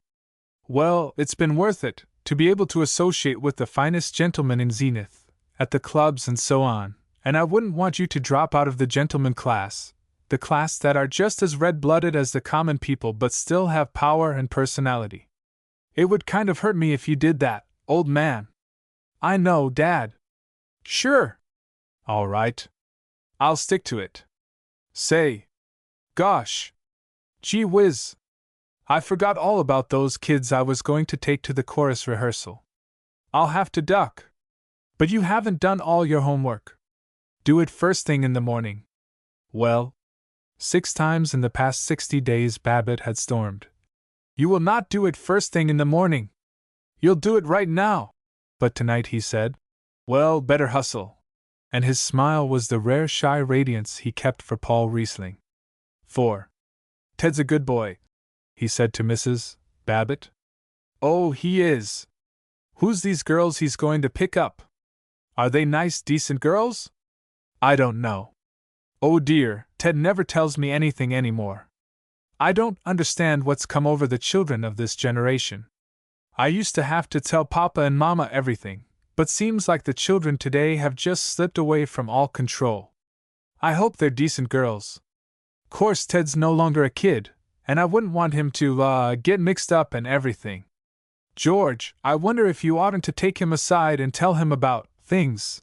She blushed and lowered her eyes. Well, I don't know. Way I figure it, Myra, no sense suggesting a lot of things to a boy's mind. Think up enough devilment by himself. But I wonder, it's kind of a hard question. Wonder what Littlefield thinks about it. Course Papa agrees with you. He says all this instruction he says 'tisn't decent. Oh, he does he? Well, let me tell you that whatever Henry T. Thompson thinks about morals, though course you can't beat the old duffer. Why, what a way to talk of Papa! Simply can't beat him at getting in on the ground floor of a deal, but let me tell you, whenever he springs any ideas about higher things in education, then I think just the opposite. You may not regard me as any great brain shark, but believe me, I'm a regular college president, compared with Henry T. Yes, sir, by golly, I'm going to take Ted aside and tell him why I lead a strictly moral life. Oh, will you? When? When? What's the use of trying to pin me down to when and why and where and how and when? That's the trouble with women, that's why they don't make high-class executives. They haven't any sense of diplomacy. When the proper opportunity and occasion arises so it just comes in natural, why then I'll have a friendly little talk with him and was that Tinka hollering upstairs? She ought to been asleep long ago. He prowled through the living room, and stood in the sun parlor, that glass-walled room of wicker chairs and swinging couch in which they loafed on Sunday afternoons. Outside, only the lights of Doppelbrau's house and the dim presence of Babbitt's favorite elm broke the softness of April night. Good visit with the boy. Getting over feeling cranky, way I did this morning. And restless. Though, by golly, I will have a few days alone with Paul in Maine. That devil Zilla. Bud. Ted's all right. Whole family all right. And good business. Not many fellows make $450, practically half of $1,000, easy as I did today. Maybe when we all get to rowing it's just as much my fault as it is theirs. Oughtn't to get grouchy like I do. But wish I'd been a pioneer same as my granddad. But then, wouldn't have a house like this. Oh gosh, I don't know. He thought moodily of Paul Riesling, of their youth together, of the girls they had known. When Babbitt had graduated from the State University, 24 years ago, he had intended to be a lawyer. He had been a ponderous debater in college. He felt that he was an orator. He saw himself becoming governor of the state. While he read law, he worked as a real estate salesman. He saved money, lived in a boarding house, supped on poached egg on hash. The lively Paul Riesling, who was certainly going off to Europe to study violin, next month or next year, was his refuge till Paul was bespelled by Zilla Colbeck, who laughed and danced and drew men after her plump and gaily wagging finger. Babbitt's evenings were barren then, and he found comfort only in Paul's second cousin, Myra Thompson, a sleek and gentle girl who showed her capacity by agreeing with the ardent young Babbitt that of course he was going to be governor some day.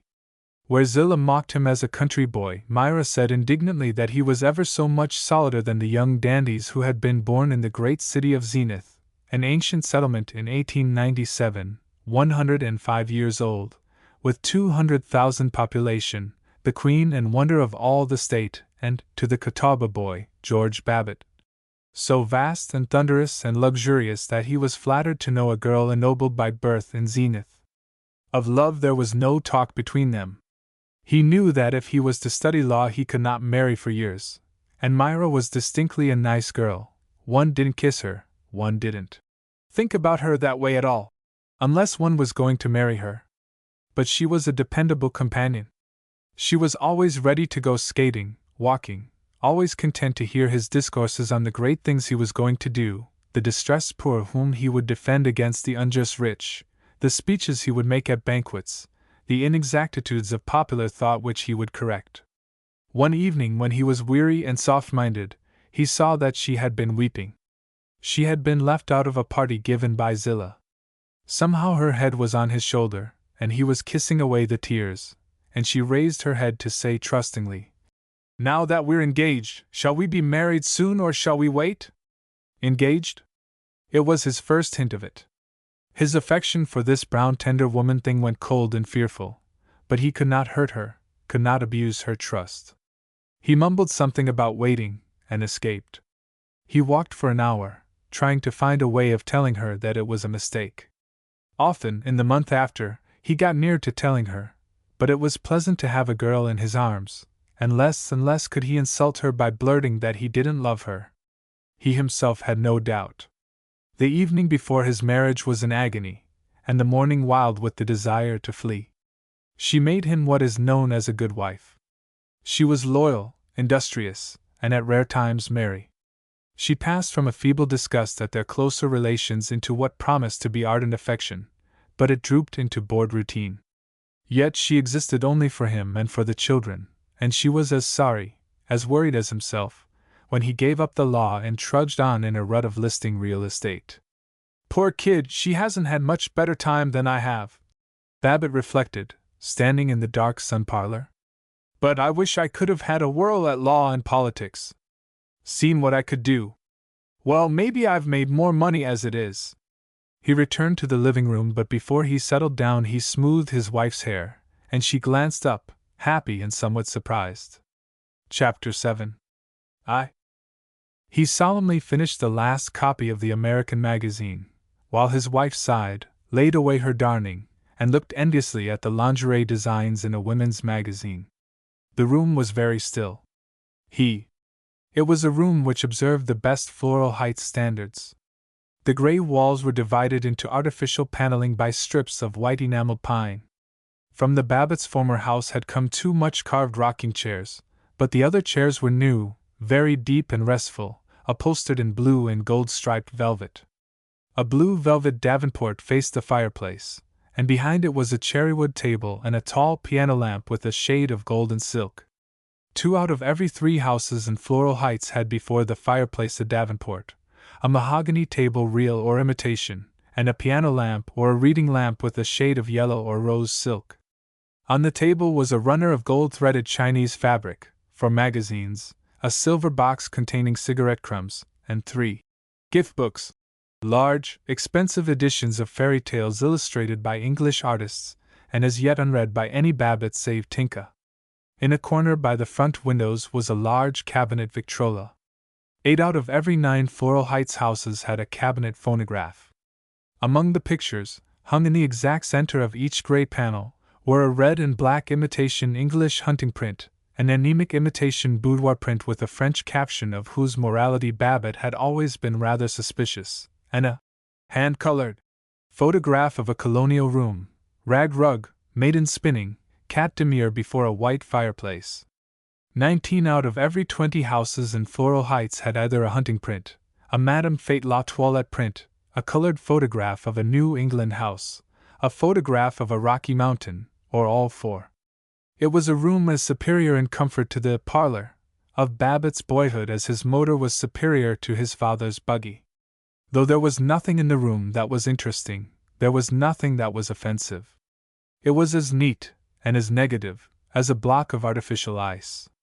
The fireplace was unsoftened by downy ashes or by sooty brick, the brass fire irons were of immaculate polish, and the grenadier andirons were like samples in a shop, desolate, unwanted, lifeless things of commerce. Against the wall was a piano, with another piano lamp, but no one used it save Tinka. The hard briskness of the phonograph contented them. Their store of jazz records made them feel wealthy and cultured, and all they knew of creating music was the nice adjustment of a bamboo needle. The books on the table were unspotted and laid in rigid parallels. Not one corner of the carpet rug was curled, and nowhere was there a hockey stick, a torn picture book, an old cap, or a gregarious and disorganizing dog. 2. At home, Babbitt never read with absorption.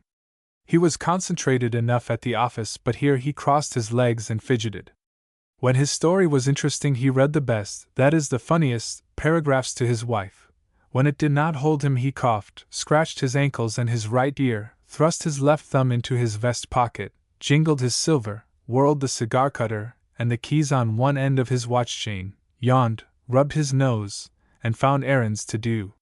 He went upstairs to put on his slippers, his elegant slippers of seal brown, shaped like medieval shoes. He brought up an apple from the barrel which stood by the trunk closet in the basement. "An apple a day keeps the doctor away," he enlightened Mrs. Babbitt for quite the first time in 14 hours. "That's so. An apple is nature's best regulator." "Yes, it. Trouble with women is, they never have sense enough to form regular habits." "Well, always nibbling and eating between meals." "George!" She looked up from her reading. "Did you have a light lunch today, like you were going to?" "I did." This malicious and unprovoked attack astounded him. "Well, maybe it wasn't as light as, went to lunch with Paul and didn't have much chance to diet." "Oh, you needn't to grin like a chessy cat. If it wasn't for me watching out and keeping an eye on our diet, I'm the only member of this family that appreciates the value of oatmeal for breakfast." She stooped over her story while he piously sliced and gulped down the apple, discoursing. "One thing I've done, cut down my smoking. Had kind of a run-in with Graff in the office. He's getting too darn fresh. I'll stand for a good deal, but once in a while I got to assert my authority, and I jumped him. Stan, I said, well, I told him just exactly where he got off. Funny kind of a day. Makes you feel restless. Well, that sleepiest sound in the world, the terminal yawn. Mrs. Babbitt yawned with it, and looked grateful as he droned. How about going to bed, eh? Don't suppose Roan and Ted will be until all hours. Yep, funny kind of a day, not terribly warm but yet, gosh, some day I'm going to take a long motor trip. Yes, we'd enjoy that. She yawned. He looked away from her, as he realized that he did not wish to have her go with him. As he locked doors and tried windows and set the heat regulators so that the furnace drafts would open automatically in the morning, he sighed a little, heavy with a lonely feeling which perplexed and frightened him. So absent-minded was he that he could not remember which window catches he had inspected, and through the darkness, fumbling at unseen perilous chairs, he crept back to try them all over again. His feet were loud on the steps as he clumped upstairs at the end of this great and treacherous day of veiled rebellions. 3. Before breakfast he always reverted to upstate village boyhood, and shrank from the complex urban demands of shaving, bathing, deciding whether the current shirt was clean enough for another day. Whenever he stayed home in the evening he went to bed early, and thriftily got ahead in those dismal duties. It was his luxurious custom to shave while sitting snugly in a tubful of hot water. He may be viewed tonight as a plump, smooth, pink, baldish, podgy Goodman, robbed of the importance of spectacles, squatting in breast-high water, scraping his lather-smeared cheeks with a safety razor like a tiny lawnmower, and with melancholy dignity clawing through the water to recover a slippery and active piece of soap. He was lulled to dreaming by the caressing warmth. The light fell on the inner surface of the tub in a pattern of delicate wrinkled lines which slipped with a green sparkle over the curving porcelain as the clear water trembled. Babbitt lazily watched it, noted that along the silhouette of his legs against the radiance on the bottom of the tub, the shadows of the air bubbles clinging to the hairs were reproduced as strange jungle mosses. He patted the water, and the reflected light capsized and leaped and volleyed. He was content and childish. He played. He shaved a swath down the calf of one plump leg. The drain pipe was dripping, a dulcet and lively song, drippity drip drip dribble, drippity drip drip drip. He was enchanted by it. He looked at the solid tub, the beautiful nickel taps, the tiled walls of the room, and felt virtuous in the possession of this splendor. He roused himself, and spoke gruffly to his bath things. "Come here! You've done enough fooling!" He reproved the treacherous soap, and defied the scratchy nail brush with. "Oh, you would you?" He soaped himself, and rinsed himself, and austerely rubbed himself. He noted a hole in the Turkish towel, and meditatively thrust a finger through it, and marched back to the bedroom, a grave and unbending citizen. There was a moment of gorgeous abandon, a flash of melodrama such as he found in traffic driving, when he laid out a clean collar, discovered that it was frayed in front, and tore it up with a magnificent yeeing sound. Most important of all was the preparation of his bed and the sleeping porch. It is not known whether he enjoyed his sleeping porch because of the fresh air or because it was the standard thing to have a sleeping porch. Just as he was an Elk, a Booster, and a member of the Chamber of Commerce, just as the priests of the Presbyterian Church determined his every religious belief and the senators who controlled the Republican Party decided in little smoky rooms in Washington what he should think about disarmament, tariff, and Germany, so did the large national advertisers fix the surface of his life. Fix what he believed to be his individuality.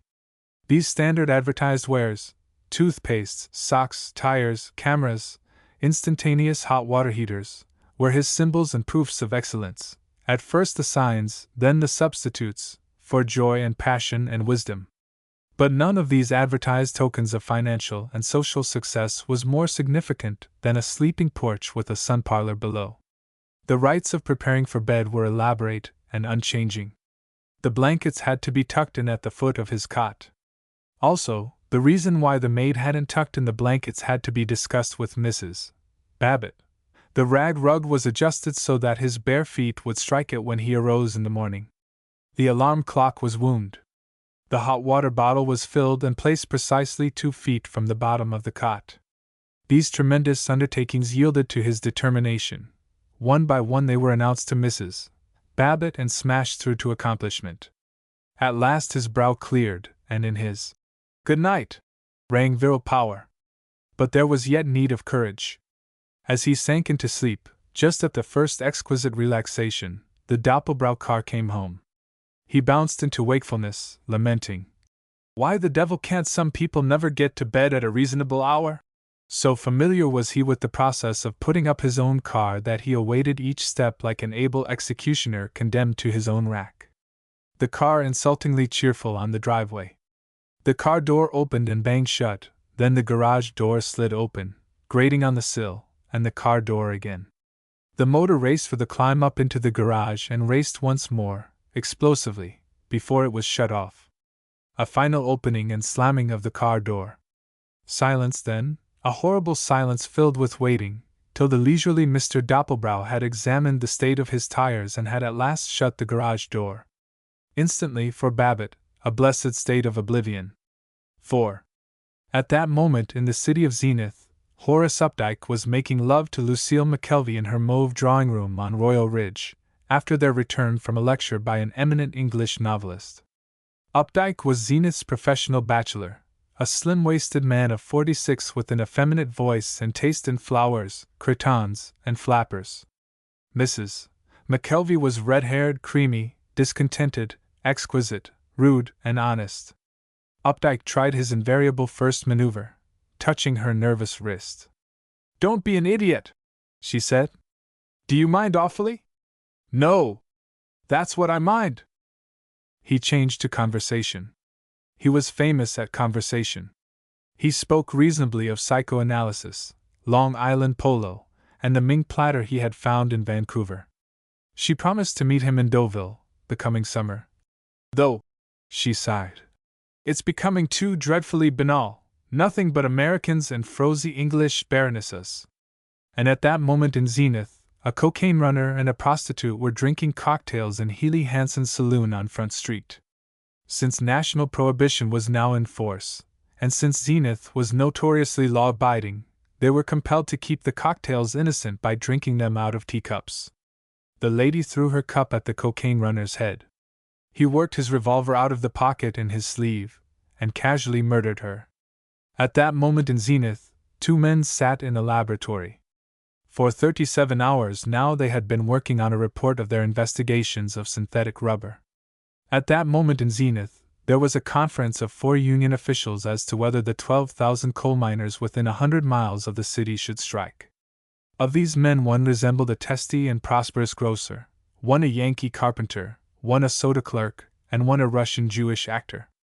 The Russian Jew quoted Kautsky, Jean Debs, and Abraham Lincoln. At that moment A.G.A.R. veteran was dying. He had come from the Civil War straight to a farm which, though it was officially within the city limits of Zenith, was primitive as the backwoods. He had never ridden in a motor car, never seen a bathtub, never read any book save the Bible, McGuffey's Readers, and religious tracts, and he believed that the earth is flat, that the English are the lost 10 tribes of Israel, and that the United States is a democracy. At that moment the steel and cement town which composed the factory of the Pullmore Tractor Company of Zenith was running on night shift to fill an order of tractors for the Polish army. It hummed like a million bees, glared through its wide windows like a volcano. Along the high wire fences, searchlights played on cinder-lined yards, switch tracks, and armed guards on patrol. At that moment Mike Monday was finishing a meeting. Mr. Monday, the distinguished evangelist, the best-known Protestant pontiff in America, had once been a prize-fighter. Satan had not dealt justly with him. As a prize-fighter he gained nothing but his crooked nose, his celebrated vocabulary, and his stage presence. The service of the Lord had been more profitable. He was about to retire with a fortune. It had been well earned, for, to quote his last report, Rev. Mr. Monday, the prophet with a punch, has shown that he is the world's greatest salesman of salvation, and that by efficient organization the overhead of spiritual regeneration may be kept down to an unprecedented rock-bottom basis. He has converted over 200,000 lost and priceless souls at an average cost of less than $10 a head. Of the larger cities of the land, only Zenith had hesitated to submit its vices to Mike Monday and his expert reclamation corps. The more enterprising organizations of the city had voted to invite him. Mr. George F. Babbitt had once praised him in a speech at the Boosters Club. But there was opposition from certain Episcopalian and Congregationalist ministers, those renegades whom Mr. Monday so finely called. A bunch of gospel pushers with dishwater instead of blood, a gang of squealers that need more dust on the knees of their pants and more hair on their skinny old chests. This opposition had been crushed when the Secretary of the Chamber of Commerce had reported to a committee of manufacturers that in every city where he had appeared, Mr. Monday had turned the minds of workmen from wages and hours to higher things, and thus averted strikes. He was immediately invited. An expense fund of $40,000 had been underwritten. Out on the county fair grounds a Mike Monday tabernacle had been erected, to seat 15,000 people. In it the prophet was at this moment concluding his message. There's a lot of smart college professors and tea-guzzling slobs in this burg that say I'm a roughneck and a never-waser and my knowledge of history is not yet. Oh, there's a gang of woolly-whiskered book-lice that think they know more than Almighty God, and prefer a lot of Hun science and smutty German criticism to the straight and simple Word of God. Oh, there's a swell bunch of Lizzie boys and lemon-suckers and pie-faces and infidels and beer-bloated scribblers that love to fire off their filthy mouths and yip that Mike Monday is vulgar and full of mush. Those pups are saying now that I hog the gospel show, that I'm in it for the coin. Well, now listen, folks. I'm going to give those birds a chance. They can stand right up here and tell me to my face that I'm a galoot and a liar and a hick. Only if they do, don't faint with surprise if some of those rum-dum liars get one good swift poke from Mike, with all the kick of God's flaming righteousness behind the wallop. Well, come on, folks. Who says it? Who says Mike Monday is a forflush and a yahoo? Huh? Don't I see anybody standing up? Well, there you are. Now I guess the folks in this man's town will quit listening to all this kindling from behind the fence. I guess you'll quit listening to the guys that pan and roast and kick and beef, and vomit out filthy atheism, and all of you'll come in, with every grain of pep and reverence you got, and boost all together for Jesus Christ and His everlasting mercy and tenderness. At that moment Seneca Doane, the radical lawyer, and Dr. Kurt Yavich, the histologist, whose report on the destruction of epithelial cells under radium had made the name of Zenith known in Munich, Prague, and Rome, were talking in Doane's library. Zenith's a city with gigantic power, gigantic buildings, gigantic machines, gigantic transportation, meditated Doane. I hate your city. It has standardized all the beauty out of life. It is one big railroad station, With all the people taking tickets for the best cemeteries, Dr. Yavitch said placidly. Doan roused. I'm hanged if it is. You make me sick, Kurt, with your perpetual whine about standardization. Don't you suppose any other nation is standardized? Is anything more standardized than England, with every house that can afford it having the same muffins at the same tea hour, and every retired general going to exactly the same evensong at the same grey stone church with a square tower, and every golfing prig in Harris tweed saying right you are, to every other prosperous ass? Yet I love England. And for standardization, just look at the sidewalk cafes in France and the love-making in Italy. Standardization is excellent, per se. When I buy an Ingersoll watch or a Ford, I get a better tool for less money, and I know precisely what I'm getting, and that leaves me more time and energy to be individual in. And I remember once in London I saw a picture of an American suburb, in a toothpaste ad on the back of the Saturday Evening Post, an elm-lined snowy street of these new houses, Georgian some of them, or with low raking roofs, and the kind of street you'd find here in Zenith, say in Floral Heights. Open. Trees. Grass. And I was homesick. There's no other country in the world that has such pleasant houses. And I don't care if they are standardized.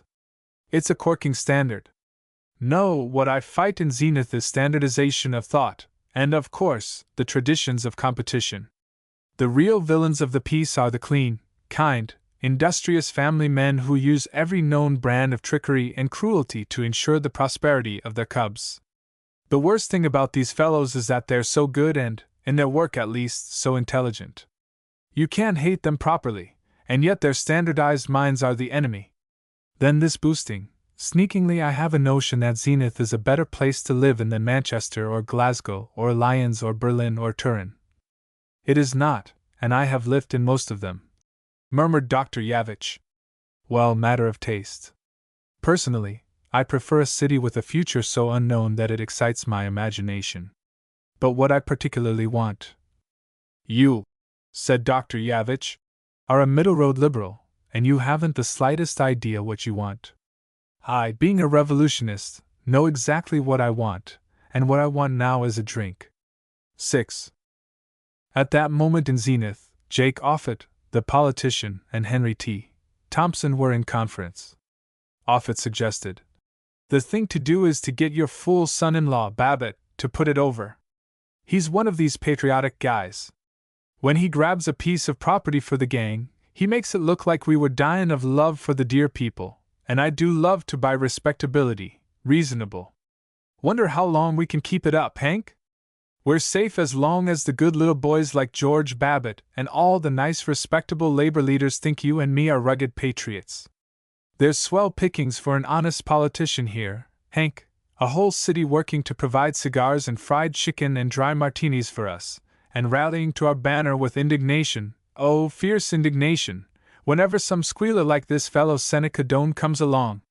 Honest, Hank, a smart codger like me ought to be ashamed of himself if he didn't milk cattle like them, when they come around mooing for it. But the traction gang can't get away with grand larceny like it used to. I wonder when, Hank, I wish we could fix some way to run this fellow Seneca Doane out of town. It's him or us. At that moment in Zenith, 340 or 50,000 ordinary people were asleep, a vast unpenetrated shadow. In the slum beyond the railroad tracks, a young man who for 6 months had sought work turned on the gas and killed himself and his wife. At that moment Lloyd Mallam, the poet, owner of the Huffy's book shop, was finishing a rondo to show how diverting was life amid the feuds of medieval Florence, but how dull it was in so obvious a place as Zenith. And at that moment George F. Babbitt turned ponderously in bed, the last turn, signifying that he'd had enough of this worried business of falling asleep and was about it in earnest. Instantly he was in the magic dream. He was somewhere among unknown people who laughed at him. He slipped away, ran down the paths of a midnight garden, and at the gate the fairy child was waiting. Her dear and tranquil hand caressed his cheek. He was gallant and wise and well-beloved, warm ivory were her arms, and beyond perilous moors the brave sea glittered. Chapter 8.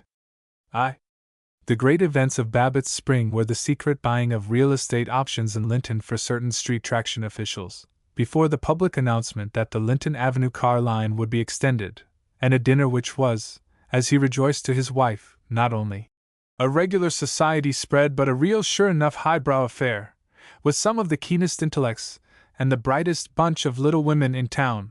It was so absorbing an occasion that he almost forgot his desire to run off to Maine with Paul Riesling. Though he had been born in the village of Catawba, Babbitt had risen to that metropolitan social plane on which hosts have as many as 4 people at dinner without planning it for more than an evening or 2. But a dinner of 12, with flowers from the florists, and all the cut glass out, staggered even the Babbitts. For 2 weeks they studied, debated, and arbitrated the list of guests. Babbitt marveled. Of course we're up to date ourselves, but still, think of us entertaining a famous poet like Chum Frink, a fellow that on nothing but a poem or so every day and just writing a few advertisements pulls down 15,000 berries a year. Yes, and Howard Littlefield. Do you know, the other evening Eunice told me her papa speaks 3 languages, said Mrs. Babbitt. Huh! That's nothing. So do I, American baseball and poker. I don't think it's nice to be funny about a matter like that.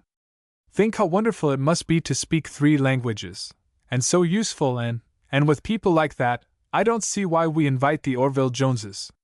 Well now, Orville is a mighty up-and-coming fellow. Yes, I know, but a laundry.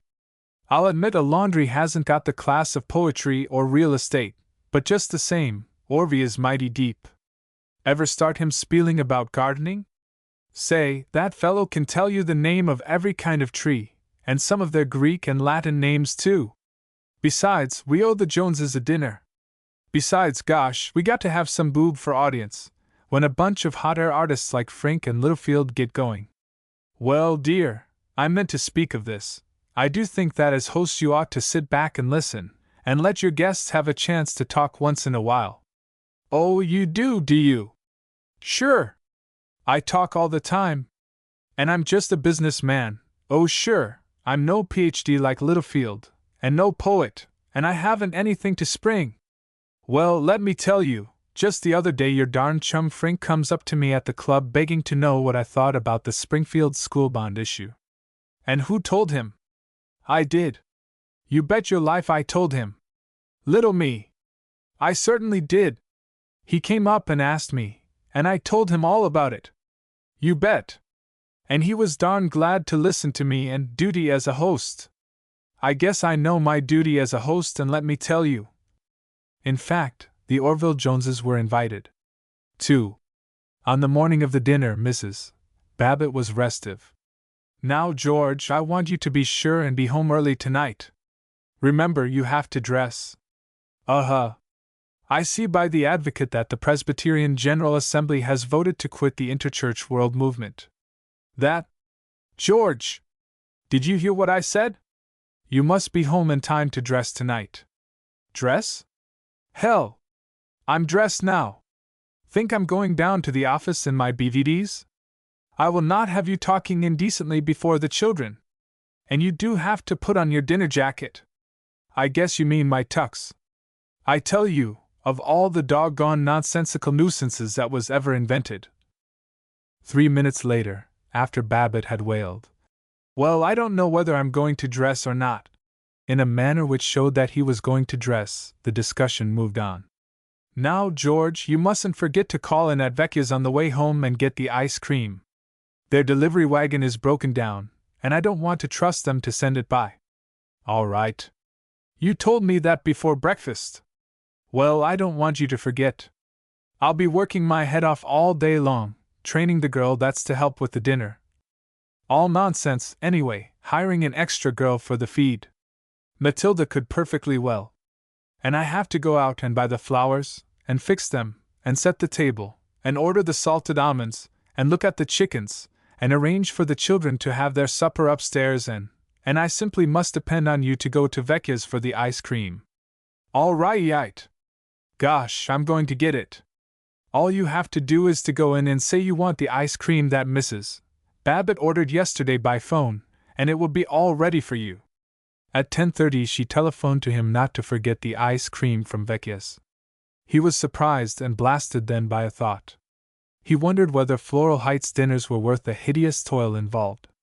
But he repented the sacrilege in the excitement of buying the materials for cocktails. Now this was the manner of obtaining alcohol under the reign of righteousness and prohibition. He drove from the severe rectangular streets of the modern business center into the tangled byways of Old Town, jagged blocks filled with sooty warehouses and lofts, on into the arbor, once a pleasant orchard but now a morass of lodging houses, tenements, and brothels. Exquisite shivers chilled his spine and stomach, and he looked at every policeman with intense innocence, as one who loved the law, and admired the force, and longed to stop and play with them. He parked his car a block from Healy Hansen's saloon, worrying. Well, rats, if anybody did see me, they'd think I was here on business. He entered a place curiously like the saloons of anti-prohibition days, with a long, greasy bar with sawdust in front and streaky mirror behind, a pine table at which a dirty old man dreamed over a glass of something which resembled whiskey, and with 2 men at the bar, drinking something which resembled beer, and giving that impression of forming a large crowd which 2 men always give in a saloon. The bartender, a tall pale Swede with a diamond in his lilac scarf, stared at Babbitt as he stalked plumply up to the bar and whispered, A friend of Hansen's sent me here. Like to get some gin?" The bartender gazed down on him in the manner of an outraged bishop. "I guess you got the wrong place, my friend. We sell nothing but soft drinks here." He cleaned the bar with a rag which would itself have done with a little cleaning, and glared across his mechanically moving elbow. The old dreamer at the table petitioned the bartender. "Say, Oscar, listen." Oscar did not listen. Say, Oscar, listen, will ya? Say, listen." The decayed and drowsy voice of the loafer, the agreeable stink of beer dregs, threw a spell of inanition over Babbitt. The bartender moved grimly toward the crowd of 2 men. Babbitt followed him as delicately as a cat, and wheedled. "Say, Oscar, I want to speak to Mr. Hansen." "What'd you want to see him for?" "I just want to talk to him." "Here's my card." It was a beautiful card, an engraved card, a card in the blackest black and the sharpest red, announcing that Mr. George F. Babbitt was estates, insurance, rents. The bartender held it as though it weighed 10 pounds, and read it as though it were 100 words long. He did not bend from his episcopal dignity, but he growled, "I'll see if he's around." From the back room he brought an immensely old young man, a quiet, sharp-eyed man, in tan silk shirt, checked vest hanging open, and burning brown trousers, Mr. Healy Hansen. Mr. Hansen said only, "Yeah?" But his implacable and contemptuous eyes queried Babbitt's soul, and he seemed not at all impressed by the new dark gray suit for which, as he had admitted to every acquaintance at the athletic club, Babbitt had paid $125. "Glad meet you, Mr. Hansen." "Say, I'm George Babbitt of the Babbitt Thompson Realty Company. I'm a great friend of Jake Offit's." "Well, what of it?" "Say, I'm going to have a party, and Jake told me you'd be able to fix me up with a little gin." In alarm and obsequiousness, as Hansen's eyes grew more bored. "You telephone to Jake about me, if you want to." Hansen answered by jerking his head to indicate the entrance to the back room, and strolled away. Babbitt melodramatically crept into an apartment containing 4 round tables, 11 chairs, a brewery calendar, and a smell. He waited. Thrice he saw Healy Hansen saunter through, humming, hands in pockets, ignoring him. By this time Babbitt had modified his valiant morning vow. "I won't pay 1 cent over $7 a quart." 2. "I might pay 10. On Hansen's next weary entrance he besought, "Could you fix that up?" Hansen scowled, and grated, "Just a minute, Pete Sake, just a minuta." In growing meekness Babbitt went on waiting till Hansen casually reappeared with a quart of gin, what is euphemistically known as a quart, in his disdainful long white hands. $12, he snapped. "Say, but say, Captain, Jake thought you'd be able to fix me up for 8 or 9 a bottle." "Nup. 12. This is the real stuff, smuggled from Canada. This is none o' your neutral spirits with a drop of juniper extract," the honest merchant said virtuously. 12 bones, if you want it. Course, why, understand I'm just doing this anyway as a friend of Jake's." Sure. I understand. Babbitt gratefully held out $12. He felt honored by contact with greatness as Hanson yawned, stuffed the bills, uncounted, into his radiant vest, and swaggered away. He had a number of titillations out of concealing the gin bottle under his coat and out of hiding it in his desk. All afternoon he snorted and chuckled and gurgled over his ability to give the boys a real shot in the arm tonight. He was, in fact, so exhilarated that he was within a block of his house before he remembered that there was a certain matter, mentioned by his wife, of fetching ice cream from Vecchia's. He explained, "Well, darn it," and drove back. Vecchia was not a caterer, he was the caterer of Zenith. Most coming-out parties were held in the white and gold ballroom of the Maison Vecchia. At all nice teas the guests recognized the 5 kinds of Vecchia sandwiches and the 7 kinds of Vecchia cakes, and all really smart dinners ended, as on a resolving chord, in Vecchia Neapolitan ice cream in one of the 3 reliable molds: the melon mold, the round mold like a layer cake, and the long brick. Vecchia's shop had pale blue woodwork, tracery of plaster roses, attendants in frilled aprons, and glass shelves of kisses, with all the refinement that inheres in whites of eggs.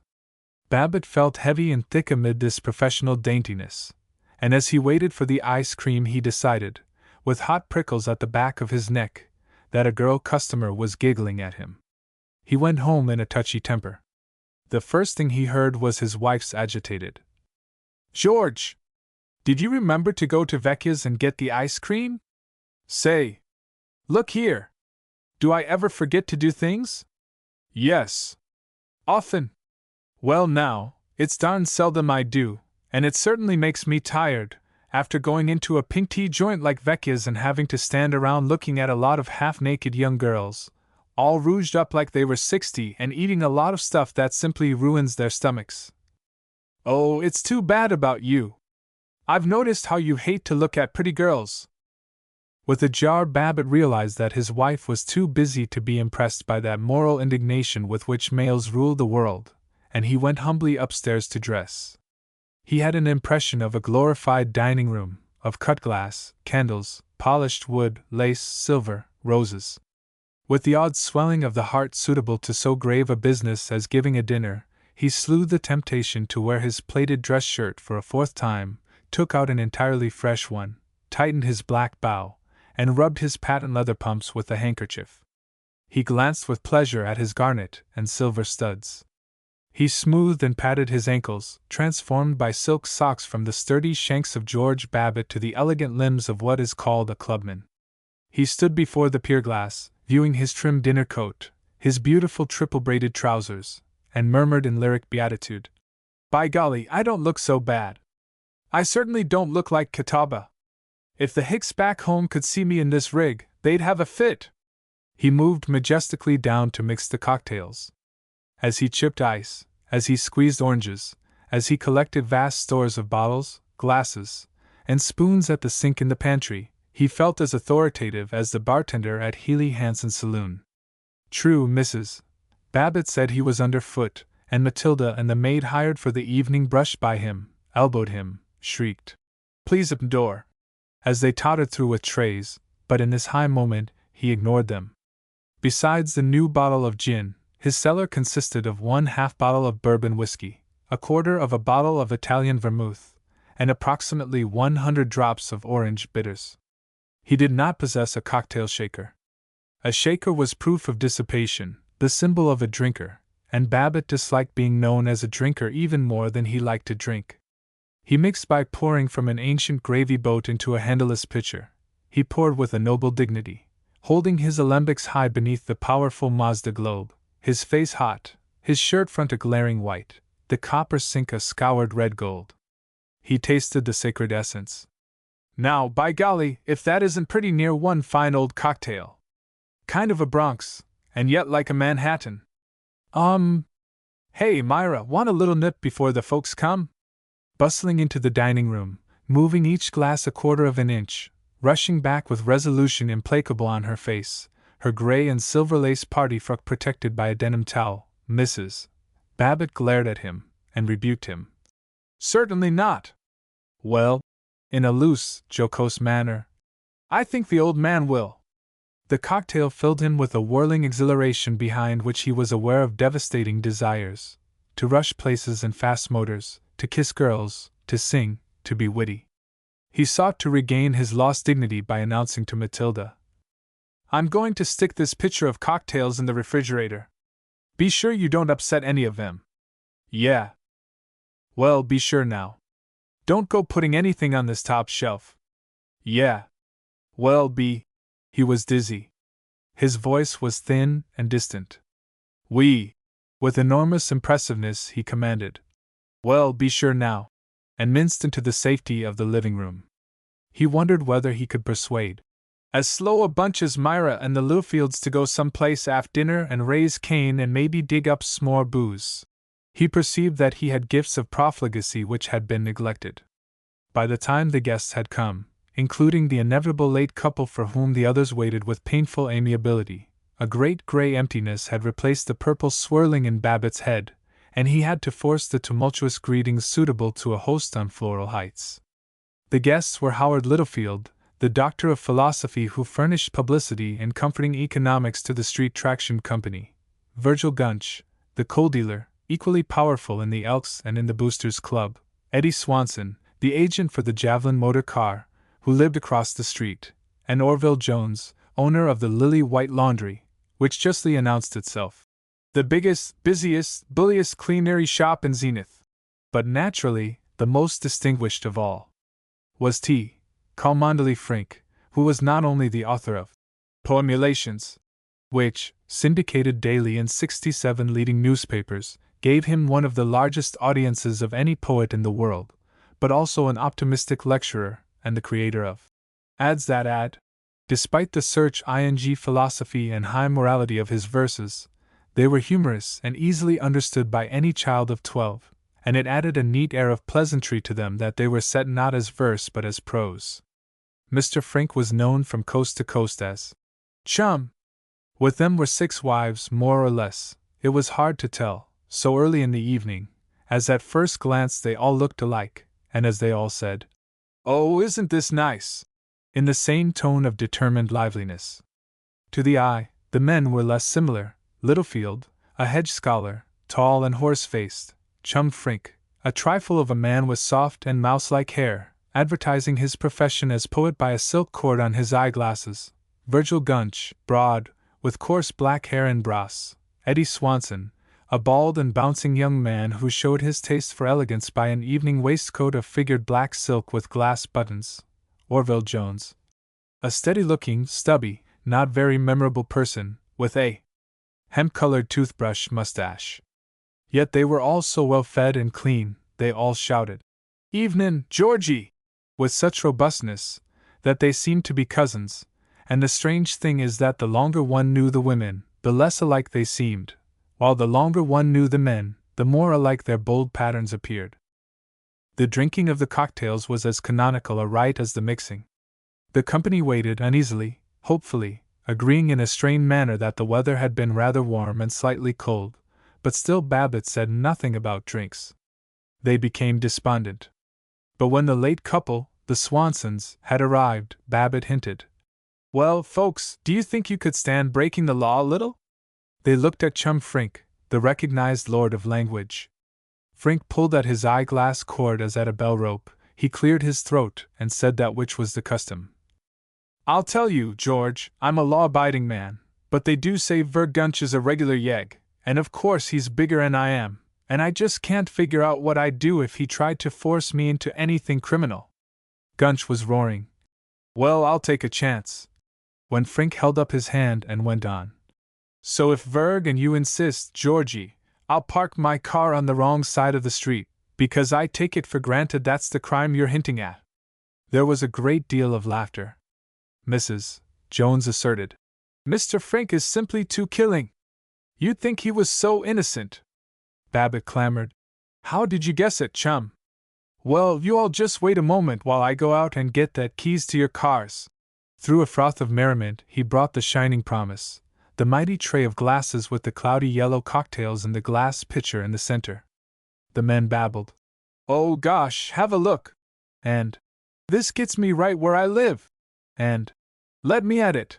But chum Frink, a traveled man and not unused to woes, was stricken by the thought that the potion might be merely fruit juice with a little neutral spirits. He looked timorous as Babbitt, a moist and ecstatic almoner, held out a glass, but as he tasted it he piped, "Oh, man, let me dream on! It ain't true, but don't waken me! Just let me slumber!" 2 hours before, Frink had completed a newspaper lyric beginning, "I sat alone and groused and thunk, and scratched my head and sighed and wunk, and groaned. There still are boobs, alack, who'd like the old-time gin mill back, that den that makes a sage a loon, the vile and smelly old saloon. I'll never miss their poison booze, whilst I the bubbling spring can use, that leaves my head at merry morn as clear as any babe newborn." Babbitt drank with the others. His moment's depression was gone. He perceived that these were the best fellows in the world. He wanted to give them 1,000 cocktails. "Think you could stand another?" he cried. The wives refused, with giggles, but the men, speaking in a wide, elaborate, enjoyable manner, gloated. "Well, sooner than have you get sore at me, Georgie. You got a little dividend coming," said Babbitt to each of them, and each intoned, "Squeeze it, Georgie, squeeze it." When, beyond hope, the pitcher was empty, they stood and talked about prohibition. The men leaned back on their heels, put their hands in their trousers pockets, and proclaimed their views with the booming profundity of a prosperous male repeating a thoroughly hackneyed statement about a matter of which he knows nothing whatever. "Now I'll tell you," said Virgil Gunch. "Way I figure it is this, and I can speak by the book, because I've talked to a lot of doctors and fellows that ought to know, and the way I see it is that it's a good thing to get rid of the saloon, but they ought to let a fellow have beer and light wines." Howard Littlefield observed, "What isn't generally realized is that it's a dangerous proposition to invade the rights of personal liberty. Now, take this for instance, the King of Bavaria? I think it was Bavaria, yes, Bavaria, it was, in 1862, March 1862, he issued a proclamation against public grazing of livestock. The peasantry had stood for overtaxation without the slightest complaint, but when this proclamation came out, they rebelled. Or it may have been Saxony. But it just goes to show the dangers of invading the rights of personal liberty." "That's it, no one got a right to invade personal liberty," said Orville Jones. "Just the same, you don't want to forget prohibition is a mighty good thing for the working classes. Keeps them from wasting their money and lowering their productiveness," said Virgil Gunch. "Yes, that's so. But the trouble is the manner of enforcement," insisted Howard Littlefield. "Congress didn't understand the right system. Now, if I'd been running the thing, I'd have arranged it so that the drinker himself was licensed, and then we could have taken care of the shiftless workman, kept him from drinking, and yet not be interfered with the rights, with the personal liberty, of fellows like ourselves." They bobbed their heads, looked admiringly at one another, and stated, "That's so, that would be the stunt. The thing that worries me is that a lot of these guys will take to cocaine," sighed Eddie Swanson. They bobbed more violently, and groaned. "That's so, there is a danger of that," Chum Frink chanted. "Oh, say, I got hold of a swell new receipt for homemade beer the other day."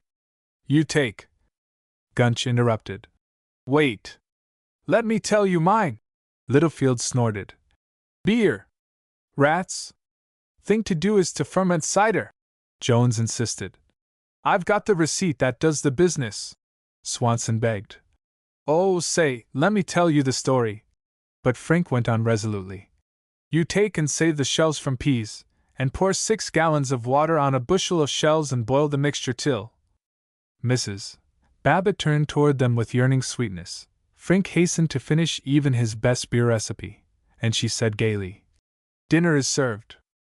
There was a good deal of friendly argument among the men as to which should go in last, and while they were crossing the hall from the living room to the dining room, Virgil Gunch made them laugh by thundering, "If I can't sit next to Myra Babbitt and hold her hand under the table, I won't play. I'm going home." In the dining room they stood embarrassed while Mrs. Babbitt fluttered, "Now let me see, oh, I was going to have some nice hand-painted place cards for you, but, oh, let me see, Mr. Frink, you sit there." The dinner was in the best style of women's magazine art, whereby the salad was served in hollowed apples, and everything but the invincible fried chicken resembled something else. Ordinarily, the men found it hard to talk to the women. Flirtation was an art unknown on Floral Heights, and the realms of offices and of kitchens had no alliances. But under the inspiration of the cocktails, conversation was violent. Each of the men still had a number of important things to say about Prohibition, and now that each had a loyal listener in his dinner partner, he burst out. "I found a place where I can get all the hooch I want at 8 a quart. Did you read about this fellow that went and paid $1,000 for 10 cases of red-eye that proved to be nothing but water? Seems this fellow was standing on the corner and fellow comes up to him. They say there's a whole raft of stuff being smuggled across at Detroit. What I always say is, what a lot of folks don't realize about Prohibition. And then you get all this awful poison stuff, with alcohol and everything. Course I believe in it on principle, but I don't propose to have anybody telling me what I got to think and do. No American'll ever stand for that." But they all felt that it was rather in bad taste for Orville Jones, and he not recognized as one of the wits of the occasion anyway, to say, "In fact, the whole thing about Prohibition is this: it isn't the initial cost, it's the humidity." Not till the one required topic had been dealt with did the conversation become general. It was often and admiringly said of Virgil Gunch, "Gee, that fellow can get away with murder! Why, he can pull a raw one in mixed company and all the ladies'll laugh their heads off, but me, gosh, if I crack anything that's just the least bit off color I get the razz for fair." Now Gunch delighted them by crying to Mrs. Eddie Swanson, youngest of the women, "Louetta, I managed to pinch Eddie's dorky out of his pocket, and what say you and me sneak across the street when the folks aren't looking? Got something," with a gorgeous leer, "awful important to tell you." The women wriggled, and Babbitt was stirred to like naughtiness. "Say, folks, I wished I dared show you a book I borrowed from Doc Patton. Now, George." "The idea!" Mrs. Babbitt warned him. "This book, racy isn't the word. It's some kind of an anthropological report about customs, in the South Seas, and what it doesn't say. It's a book you can't buy. Virg, I'll lend it to you." "Me first," insisted Eddie Swanson. "Sounds spicy," Orville Jones announced. "Say, I heard a good one the other day about a couple of Swedes and their wives." And in the best Jewish accent, he resolutely carried the good one to a slightly disinfected ending. Gunch capped it. But the cocktails waned, the seekers dropped back into cautious reality. Chum Frink had recently been on a lecture tour among the small towns, and he chuckled. "Awful good to get back to civilization. I certainly been seeing some hick towns. I mean, course the folks there are the best on earth, but gee whiz, those Main Street burgs are slow, and you fellows can't hardly appreciate what it means to be here with a bunch of live ones." "You bet," exulted Orville Jones. "They're the best folks on earth, those small-town folks, but oh, mama! What conversation! Why, say, they can't talk about anything but the weather and the Neo Ford by Heckalorum." "That's right. They all talk about just the same things," said Eddie Swanson. "Don't they, though? They just say the same things over and over," said Virgil Gunch. "Yes, it's really remarkable. They seem to lack all power of looking at things impersonally. They simply go over and over the same talk about Fords and the weather and so on," said Howard Littlefield. "Still, at that, you can't blame 'em. They haven't got any intellectual stimulus such as you get up here in the city," said Chum Frink. "Gosh, that's right," said Babbitt. "I don't want you highbrows to get stuck on yourselves, but I must say it keeps a fellow right up on his toes to sit in with a poet, and with Howard, the guy that put the con in economics. But these small-town boobs, with nobody but each other to talk to, no wonder they get so sloppy and uncultured in their speech, and so balled up in their thinking," Orville Jones commented. "And then take our other advantages, the movies, for instance. These Yapville sports think they're all get out if they have one change of bill a week, where here in the city you got your choice of a dozen different movies any evening you want to name. Sure, and the inspiration we get from rubbing up against high-class hustlers every day and getting jam full of ginger," said Eddie Swanson. "Same time," said Babbitt. "No sense excusing these rube burgs too easy. Fellow's own fault if he doesn't show the initiative to up and beat it to the city, like we did. And, just speaking in confidence among friends, they're jealous as the devil of a city man. Every time I go up to Catawba I have to go around apologizing to the fellows I was brought up with because I've more or less succeeded and they haven't. And if you talk natural to 'em, way we do here, and show finesse and what you might call a broad point of view, why, they think you're putting on side. There's my own half-brother Martin, runs the little old general store my dad used to keep. Say, I'll bet he don't know there is such a thing as a tux, as a dinner jacket. If he was to come in here now, he'd think we were a bunch of, why gosh, I swear, he wouldn't know what to think. Yes, sir, they're jealous. Chum Frink agreed. That's so. But what I mind is their lack of culture and appreciation of the beautiful, if you'll excuse me for being highbrow. Now I like to give a high-class lecture, and read some of my best poetry, not the newspaper stuff but the magazine things. But say, when I get out in the tall grass, there's nothing will take but a lot of cheesy old stories and slang and junk that if any of us were to indulge in it here, he'd get the gate so fast it would make his head swim. Virgil Gunch summed it up. Fact is, we're mighty lucky to be living among a bunch of city folks that recognize artistic things and business punch equally. We'd feel pretty glum if we got stuck in some Main Street burg and tried to wise up the old codgers to the kind of life we're used to here. But by golly, there's this you got to say for 'em. Every small American town is trying to get population and modern ideals. And darn if a lot of 'em don't put it across. Somebody starts panning a Rube Crossroads, telling how he was there in 1900 and it consisted of one muddy street, count 'em, one, and 900 human clams. Well, you go back there in 1920, and you find pavements and a swell little hotel and a first-class ladies' ready-to-wear shop, real perfection, in fact. You don't want to just look at what these small towns are, you want to look at what they're aiming to become, and they all got an ambition that in the long run is going to make 'em the finest spots on earth. They all want to be just like Zenith. 3. However intimate they might be with T. Cholmondeley Frink as a neighbor, as a borrower of lawnmowers and monkey wrenches, they knew that he was also a famous poet and a distinguished advertising agent, that behind his easiness were sultry literary mysteries which they could not penetrate. But tonight, in the gin-evolved confidence, he admitted them to the arcanum. I've got a literary problem that's worrying me to death. I'm doing a series of ads for the Zico car and I want to make each of them a real little gem, Reglar stylistic stuff. I'm all for this theory that perfection is the stunt, or nothing at all, and these are as tough things as I ever tackled. You might think it'd be harder to do my poems, all these hard topics, home and fireside and happiness, but they're cinches. You can't go wrong on 'em. You know what sentiments any decent go-ahead fellow must have if he plays the game, and you stick right to 'em. But the poetry of industrialism, now there's a literary line where you got to open up new territory. Do you know the fellow who's really the American genius?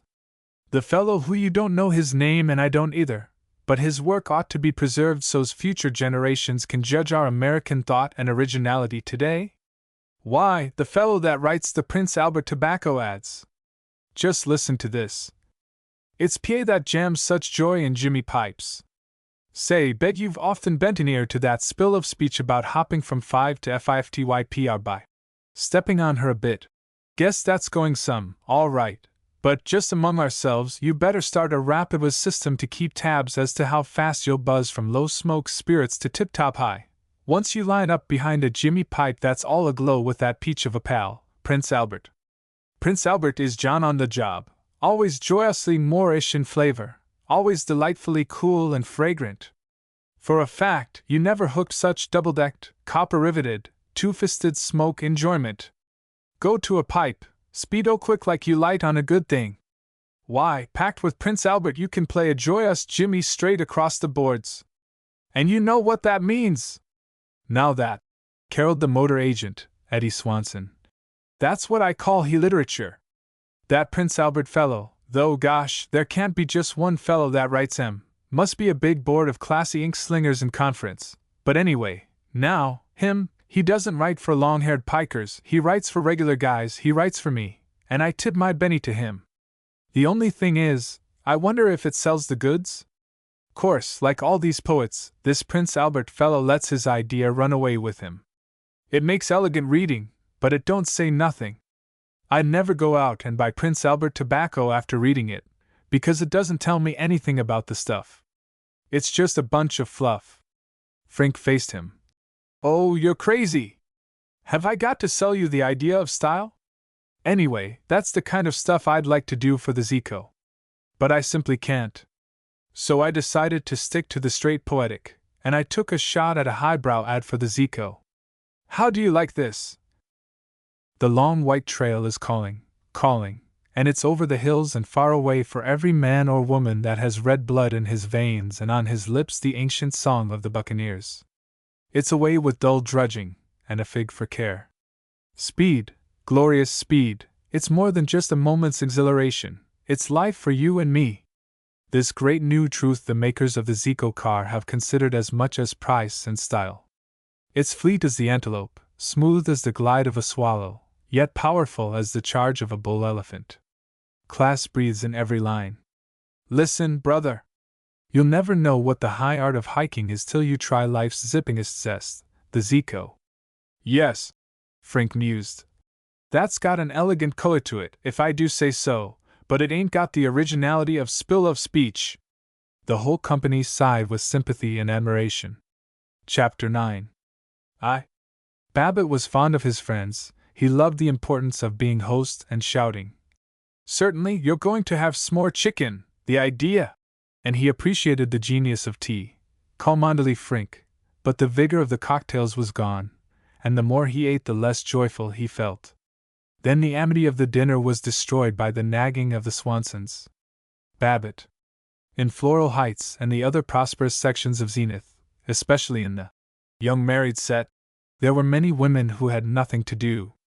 Though they had few servants, yet with gas stoves, electric ranges and dishwashers and vacuum cleaners, and tiled kitchen walls, their houses were so convenient that they had little housework, and much of their food came from bakeries and delicatessens.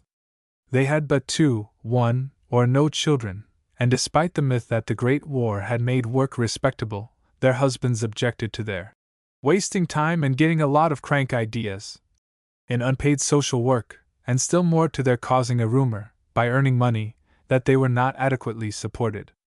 They worked perhaps 2 hours a day, and the rest of the time they ate chocolates, went to the motion pictures, went window shopping, went in gossiping 2s and 3s to card parties, read magazines, thought timorously of the lovers who never appeared, and accumulated a splendid restlessness which they got rid of by nagging their husbands. The husbands nagged back. Of these naggers the Swansons were perfect specimens. Throughout the dinner Eddie Swanson had been complaining, publicly, about his wife's new frock. It was, he submitted, too short, too low, too immodestly thin, and much too expensive. He appealed to Babbitt. Honest, George, what do you think of that rag Louetta went and bought? Don't you think it's the limit? What's eating you, Eddie? I call it a swell little dress. Oh, it is, Mr. Swanson. It's a sweet frock, Mrs. Babbitt protested. There now, do you see, smarty? You're such an authority on clothes, Louetta raged, while the guests ruminated and peeped at her shoulders. That's all right now, said Swanson. I'm authority enough so I know it was a waste of money, and it makes me tired to see you not wearing out a whole closet full of clothes you got already. I've expressed my idea about this before, and you know good and well you didn't pay the least bit of attention. I have to camp on your trail to get you to do anything. There was much more of it, and they all assisted, all but Babbitt. Everything about him was dim except his stomach, and that was a bright scarlet disturbance. Had too much grub, oughtn't to eat this stuff, he groaned, while he went on eating, while he gulped down a chill and glutinous slice of the ice cream brick, and coconut cake as oozy as shaving cream. He felt as though he had been stuffed with clay. His body was bursting, his throat was bursting, his brain was hot mud, and only with agony did he continue to smile and shout as became a host on Floral Heights. He would, except for his guests, have fled outdoors and walked off the intoxication of food, but in the haze which filled the room they sat forever, talking, while he agonized. Darn fool to be eating all this, not another mouthful. And discovered that he was again tasting the sickly welter of melted ice cream on his plate. There was no magic in his friends.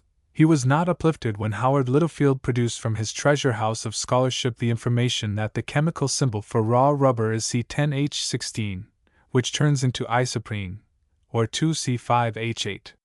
Suddenly, without precedent, Babbitt was not merely bored but admitting that he was bored. It was ecstasy to escape from the table, from the torture of a straight chair, and loll on the davenport in the living room. 10. 16. The others, from their fitful, unconvincing talk, their expressions of being slowly and painfully smothered, seemed to be suffering from the toil of social life and the horror of good food as much as himself. All of them accepted with relief the suggestion of bridge. Babbitt recovered from the feeling of being boiled. He won at bridge. He was again able to endure Virgil Gunch's inexorable hardiness. But he pictured loafing with Paul Riesling beside a lake in Maine. It was as overpowering and imaginative as homesickness. He had never seen Maine, yet he beheld the shrouded mountains, the tranquil lake of evening. That boy Paul's worth all these ballyhooing highbrows put together, he muttered, and I'd like to get away from everything. Even Louetta Swanson did not rouse him. Mrs. Swanson was pretty and pliant. Babbitt was not an analyst of women, except as to their tastes in furnished houses to rent. He divided them into real ladies, working women, old cranks, and fly chickens. He mooned over their charms, but he was of opinion that all of them, save the women of his own family, were different and mysterious. Yet he had known by instinct that Louetta Swanson could be approached. Her eyes and lips were moist. Her face tapered from a broad forehead to a pointed chin. Her mouth was thin but strong and avid, and between her brows were two outcurving and passionate wrinkles. She was 30, perhaps, or younger. Gossip had never touched her, but every man naturally and instantly rose to flirtatiousness when he spoke to her, and every woman watched her with stilled blankness. Between games, sitting on the davenport, Babbitt spoke to her with the requisite gallantry, that sonorous Floral Heights gallantry which is not flirtation but a terrified flight from it. "You're looking like a new soda fountain tonight, Louetta." "Am I? Old Eddie kind of on the rampage." "Yes. I get so sick of it." "Well, when you get tired of hubby, you can run off with Uncle George." "If I ran away, oh well. Anybody ever tell you your hands are awful pretty?" She looked down at them, she pulled the lace of her sleeves over them, but otherwise she did not heed him. She was lost in unexpressed imaginings. Babbitt was too languid this evening to pursue his duty of being a captivating, though strictly moral, male. He ambled back to the bridge tables. He was not much thrilled when Mrs. Frink, a small twittering woman, proposed that they try and do some spiritualism and table tipping. "You know Chum can make the spirits come, honest, he just scares me." The ladies of the party had not emerged all evening, but now, as the sex given to things of the spirit, while the men warred against base things material, they took command and cried, "Oh, let's!" In the dimness the men were rather solemn and foolish, but the goodwives quivered and adored as they sat about the table. They laughed. "Now you be good or I'll tell," when the men took their hands in the circle. Babbitt tingled with a slight return of interest in life as Louetta Swanson's hand closed on his with quiet firmness. All of them hunched over, intent. They startled as someone drew a strained breath. In the dusty light from the hall they looked unreal, they felt disembodied. Mrs. Gunch squeaked, and they jumped with unnatural jocularity, but at Frink's hiss they sank into subdued awe. Suddenly, incredibly, they heard a knocking. They stared at Frink's half-revealed hands and found them lying still. They wriggled, and pretended not to be impressed. Frink spoke with gravity. "Is someone there?" A thud. "Is one knock to be the sign for yes?" A thud. "And two for no?" A thud. "Now, ladies and gentlemen, shall we ask the guide to put us into communication with the spirit of some great one passed over?" Frink mumbled. Mrs. Orville Jones begged, "Oh, let's talk to Dante. We studied him at the reading circle. You know who he was, Orvie?" "Certainly I know who he was. The Watt poet." Where do you think I was raised? From her insulted husband. Sure, the fellow that took the cook's tour to hell. I've never waded through his patri, but we learned about him in the U, said Babbitt. Page Mr. Dandy, intoned Eddie Swanson. You ought to get him easy, Mr. Frink, you and he being fellow poets, said Louetta Swanson. Fellow poets, rats? Where do you get that stuff? Protested Virgil Gunch. I suppose Dante showed a lot of speed for an old-timer. Not that I've actually read him, of course. But to come right down to hard facts, he wouldn't stand 1, 2, 3 if he had to buckle down to practical literature and turn out a poem for the newspaper syndicate every day, like Chum does. That's so, from Eddie Swanson. Those old birds could take their time. Judas Priest, I could write poetry myself if I had a whole year for it, and just wrote about that old-fashioned junk like Dante wrote about. Frink demanded. Hush, now! I'll call him. Oh, laughing eyes, emerge forth into the ultimates and bring hither the spirit of Dante, that we mortals may list to his words of wisdom. You forgot to give him the address, 1658 Brimstone Avenue, Fiery Heights, Hell. Gunch chuckled, but the others felt that this was religious.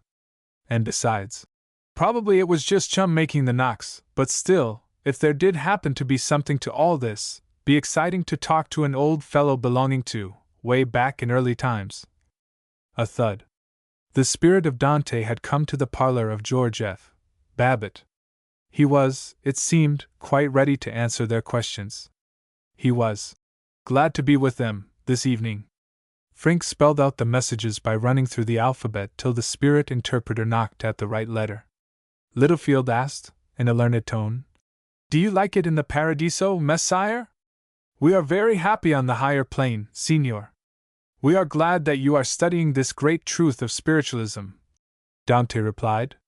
The circle moved with an odd creaking of stays and shirt fronts. Suppose there were something to this? Babbitt had a different worry. Suppose Chum Frink was really one of these spiritualists? Chum had, for a literary fellow, always seemed to be a regular guy. He belonged to the Chatham Road Presbyterian Church and went to the boosters' lunches and liked cigars and motors and racy stories. But suppose that secretly, after all, you never could tell about these darn highbrows, and to be an out-and-out spiritualist would be almost like being a socialist. No one could long be serious in the presence of Virgil Gunch. Ask Dan how Jack Shakespeare and old Virg, the guy they named after me, are getting along, and don't they wish they could get into the movie game? He blared, and instantly all was mirth. Mrs. Jones shrieked, and Eddie Swanson desired to know whether Dante didn't catch cold with nothing on but his wreath. The pleased Dante made humble answer. But Babbitt, the cursed discontent was torturing him again, and heavily, in the impersonal darkness, he pondered. We're all so flip and think we're so smart. There'd be a fellow like Dante. I wish I'd read some of his pieces. I don't suppose I ever will, now. He had, without explanation, the impression of a slaggy cliff and on it, in silhouette against menacing clouds, a lone and austere figure. He was dismayed by a sudden contempt for his surest friends. He grasped Louetta Swanson's hand, and found the comfort of human warmth. Habit came, a veteran warrior, and he shook himself. What the deuce is the matter with me, this evening? He patted Louetta's hand to indicate that he hadn't meant anything improper by squeezing it, and demanded of Frink. See if you can get old Dan to spiel us some of his poetry. Talk up to him. Tell him, Buena giorna, senor, com sa we gets? Kesker sakersa a little poem, senor? 2. The lights were switched on.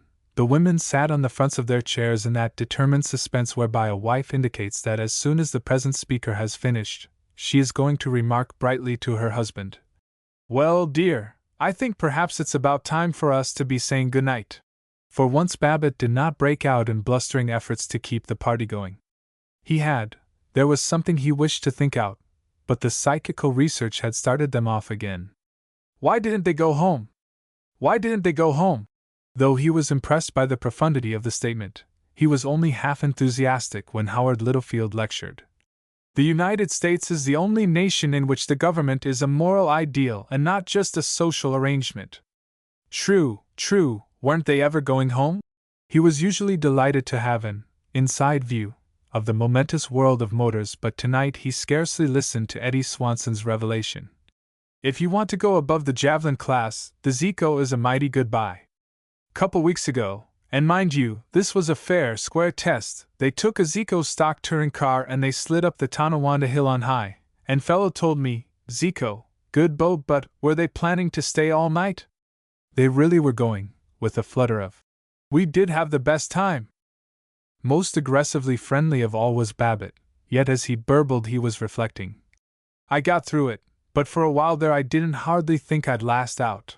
He prepared to taste that most delicate pleasure of the host, making fun of his guests in the relaxation of midnight.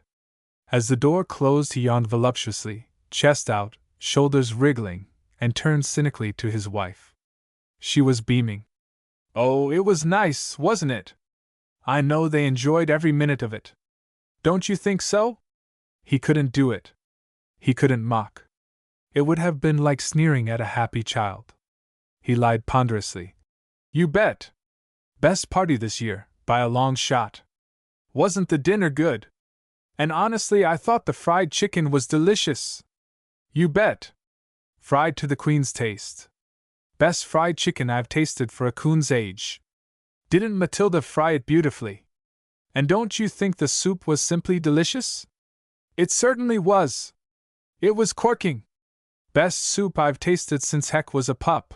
But his voice was seeping away. They stood in the hall, under the electric light in its square box-like shade of red glass bound with nickel. She stared at him. Why, George, you sound as if you hadn't really enjoyed it. Sure I did.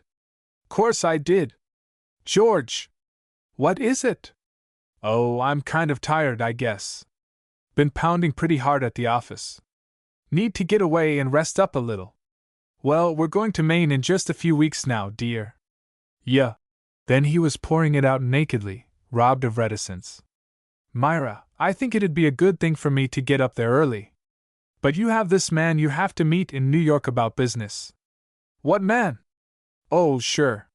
Him. Oh, that's all off. But I want to hit Maine early, get in a little fishing, catch me a big trout, by golly. A nervous, artificial laugh. Well, why don't we do it?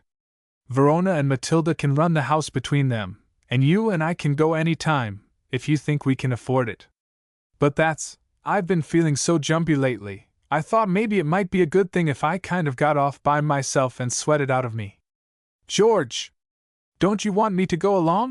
She was too wretchedly in earnest to be tragic, or gloriously insulted, or anything save dumpy and defenseless and flushed to the red steaminess of a boiled beet. Of course I do. I just meant. Remembering that Paul Riesling had predicted this, he was as desperate as she.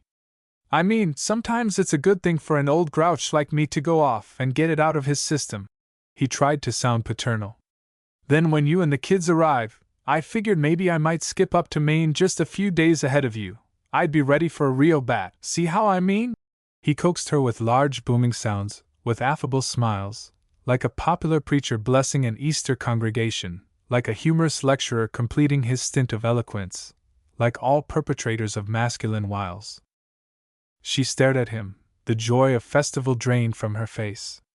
Do I bother you when we go on vacations? Don't I add anything to your fun? He broke. Suddenly, dreadfully, he was hysterical, he was a yelping baby. Yes, yes, yes. Hell yes. But can't you understand I'm shot to pieces? I'm all in. I got to take care of myself. I tell you, I got to. I'm sick of everything and everybody. I got to. It was she who was mature and protective now. Why, of course. You shall run off by yourself. Why don't you get Paul to go along, and you boys just fish and have a good time? She patted his shoulder, reaching up to it, while he shook with palsied helplessness, and in that moment was not merely by habit fond of her but clung to her strength. She cried cheerily. Now upstairs you go, and pop into bed. We'll fix it all up. I'll see to the doors. Now skip! For many minutes, for many hours, for a bleak eternity, he lay awake, shivering, reduced to primitive terror, comprehending that he had won freedom, and wondering what he could do with anything so unknown and so embarrassing as freedom. Chapter 10.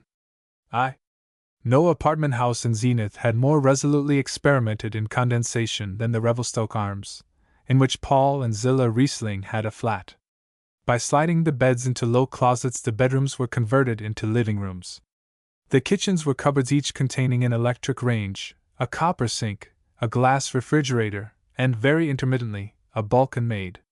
Everything about the Arms was excessively modern, and everything was compressed, except the garages. No. The Babbitts were calling on the Rieslings at the Arms. It was a speculative venture to call on the Rieslings, interesting and sometimes disconcerting. Zillah was an active, strident, full-blown, high-bosomed blonde. When she condescended to be good-humored, she was nervously amusing. Her comments on people were saltily satiric and penetrative of accepted hypocrisies. "That's so," you said, and looked sheepish. She danced wildly, and called on the world to be merry, but in the midst of it she would turn indignant. She was always becoming indignant. Life was a plot against her, and she exposed it furiously. She was affable tonight. She merely hinted that Orville Jones wore a toque, that Mrs. T. Cholmondeley Frink's singing resembled a Ford going into high, and that the Hon. Otis Diebel, mayor of Zenith and candidate for Congress, was a flatulent fool, which was quite true. The Babbitts and Rieslings sat doubtfully on stone-hard brocade chairs in the small living room of the flat, with its mantel unprovided with a fireplace, and its strip of heavy gilt fabric upon a glaring new player piano, till Mrs. Riesling shrieked, "Come on! Let's put some pep in it! Get out your fiddle, Paul, and I'll try to make Georgie dance decently." The Babbitts were in earnest. They were plotting for the escape to Maine. But when Mrs.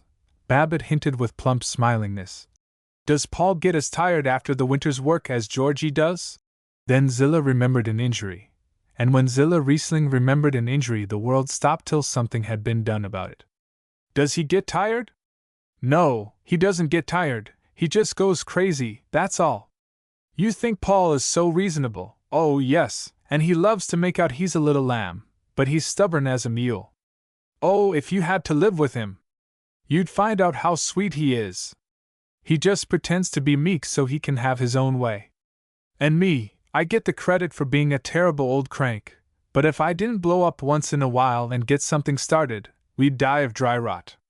He never wants to go any place, and why, last evening, just because the car was out of order, and that was his fault too, because he ought to have taken it to the service station and had the battery looked at, and he didn't want to go down to the movies on the trolley. But we went, and then there was one of those impudent conductors, and Paul wouldn't do a thing. I was standing on the platform waiting for the people to let me into the car, and this beast, this conductor, hollered at me, 'Come on, you, move up.' Why, I've never had anybody speak to me that way in all my life. I was so astonished I just turned to him and said I thought there must be some mistake, and so I said to him, perfectly pleasant, 'Were you speaking to me?' And he went on and bellowed at me, 'Yes, I was.' 'You're keeping the whole car from starting,' he said, and then I saw he was one of these dirty ill-bred hogs that kindness is wasted on, and so I stopped and looked right at him, and I said, 'I beg your pardon, I am not doing anything of the kind,' I said, 'it's the people ahead of me, who won't move up,' I said, 'and furthermore, let me tell you, young man, that you're a low-down, foul-mouthed, impertinent skunk,' I said, 'and you're no gentleman. I certainly intend to report you, and we'll see,' I said, 'whether a lady is to be insulted by any drunken bum that chooses to put on a ragged uniform, and I'd thank you,' I said, 'to keep your filthy abuse to yourself.' And then I waited for Paul to show he was half a man and come to my defense, and he just stood there and pretended he hadn't heard a word, and so I said to him, 'Well,' I said. 'Oh, cut it, Zill,' Paul groaned. 'We all know I'm a mollycoddle, and you're a tender bud, and let's let it go at that.' 'Let it go?' Zillah's face was wrinkled like the Medusa, her voice was a dagger of corroded brass. She was full of the joy of righteousness and bad temper. She was a crusader, and like every crusader, she exulted in the opportunity to be vicious in the name of virtue. 'Let it go? If people knew how many things I've let go.' 'Oh, Quit being such a bully. Yes, a fine figure you'd cut if I didn't bully you. You'd lie abed till noon and play your idiotic fiddle till midnight. You're born lazy, and you're born shiftless, and you're born cowardly, Paul Riesling. Oh, now, don't say that, Zillah, you don't mean a word of it, protested Mrs. Babbitt. I will say that, and I mean every single last word of it. Oh, now, Zillah, the idea! Mrs. Babbitt was maternal and fussy. She was no older than Zillah, but she seemed so, at first. She was placid and puffy and mature, where Zillah, at 45, was so bleached and tight-corseted that you knew only that she was older than she looked. The idea of talking to poor Paul like that! Poor Paul is right. We'd both be poor, we'd be in the poorhouse, if I didn't jazz him up. Why, now, Zillah, Georgie and I were just saying how hard Paul's been working all year, and we were thinking it would be lovely if the boys could run off by themselves. I've been coaxing George to go up to Maine ahead of the rest of us, and get the tired out of his system before we come, and I think it would be lovely if Paul could manage to get away and join him. At this exposure of his plot to escape, Paul was startled out of impassivity.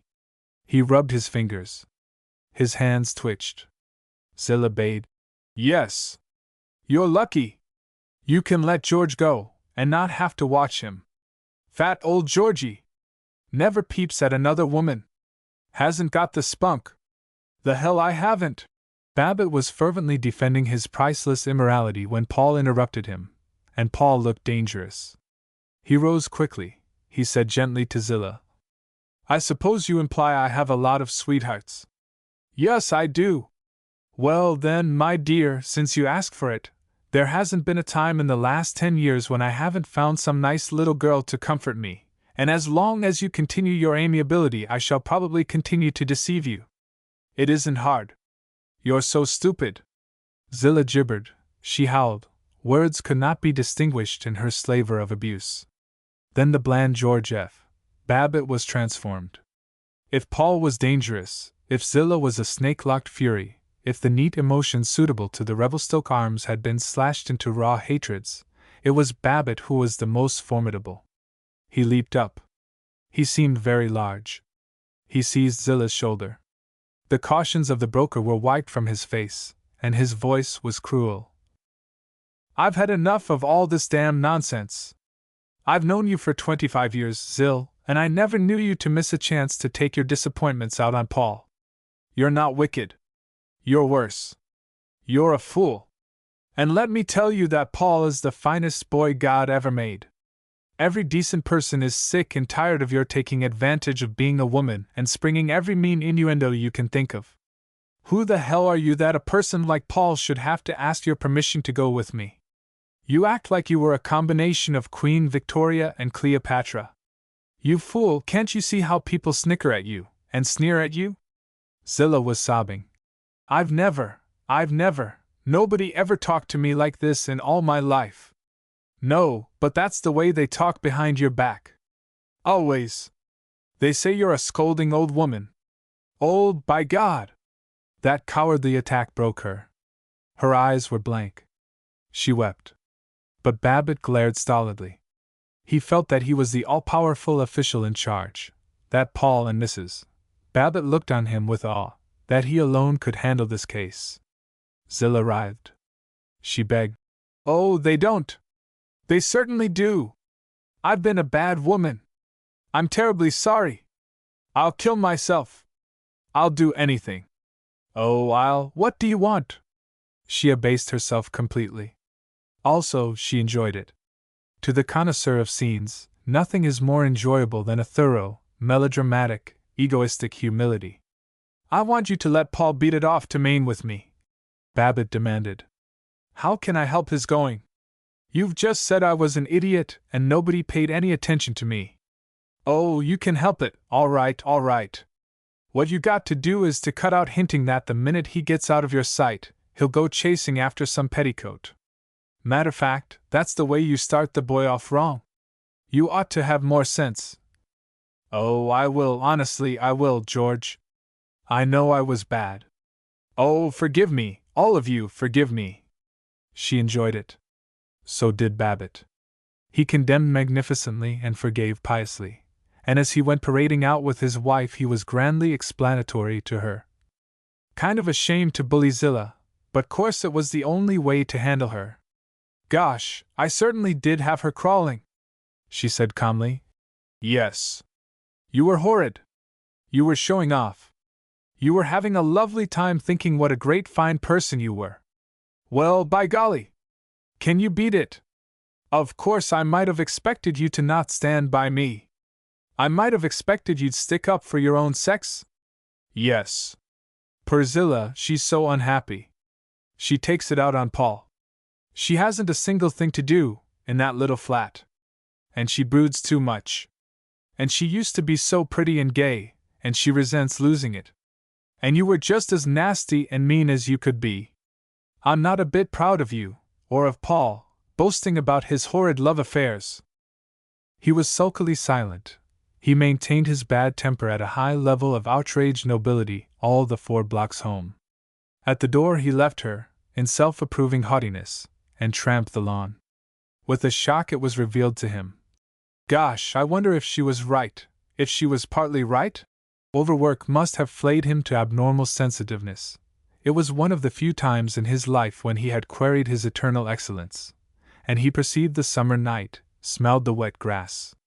Then, I don't care! I've pulled it off.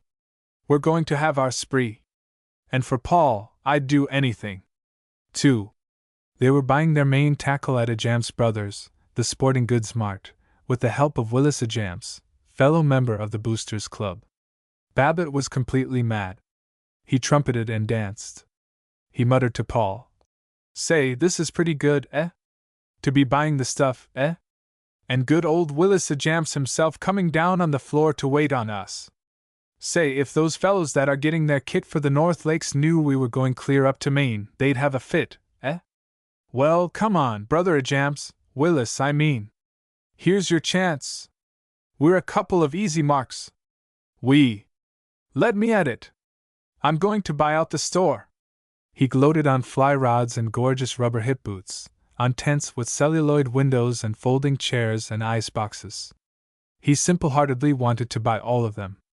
It was the Paul whom he was always vaguely protecting who kept him from his drunken desires. But even Paul lightened when Willis Ajams, a salesman with poetry and diplomacy, discussed flies. Now, of course, you boys know, he said. The great scrap is between dry flies and wet flies. Personally, I'm for dry flies. More sporting. That's so. Lots more sporting, fulminated Babbitt, who knew very little about flies either wet or dry. Now if you'll take my advice, Georgie, you'll stock up well on these pale evening dims, and silver sedges, and red ants. Oh boy, there's a fly, that red ant. You bet.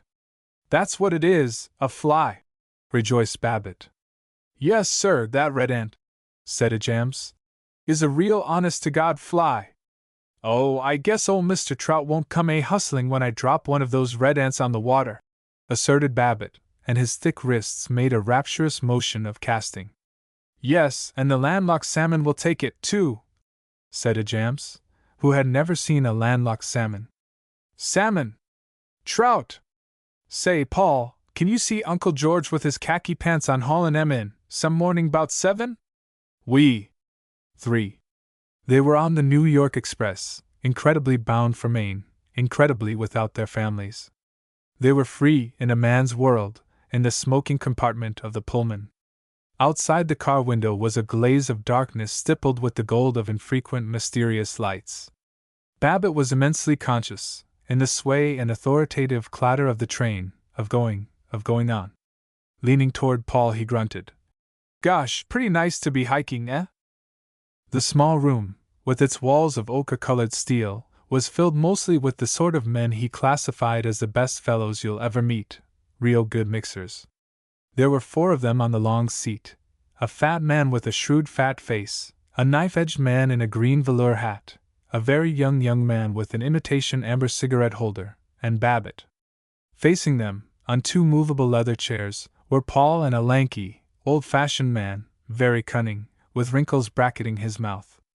They all read newspapers or trade journals, boot and shoe journals, crockery journals, and waited for the joys of conversation. It was the very young man, now making his first journey by Pullman, who began it. Say, gee, I had a wild old time in Zenith, he gloried. Say, if a fellow knows the ropes there, he can have as wild a time as he can in New York. Yeah, I bet you simply raised the old Ned. I figured you were a bad man when I saw you get on the train, chuckled the fat one. The others delightedly laid down their papers. Well, that's all right now. I guess I seen some things in the arbor you never seen, complained the boy. Oh, I'll bet you did. I'd bet you lapped up the malted milk like a regular little devil.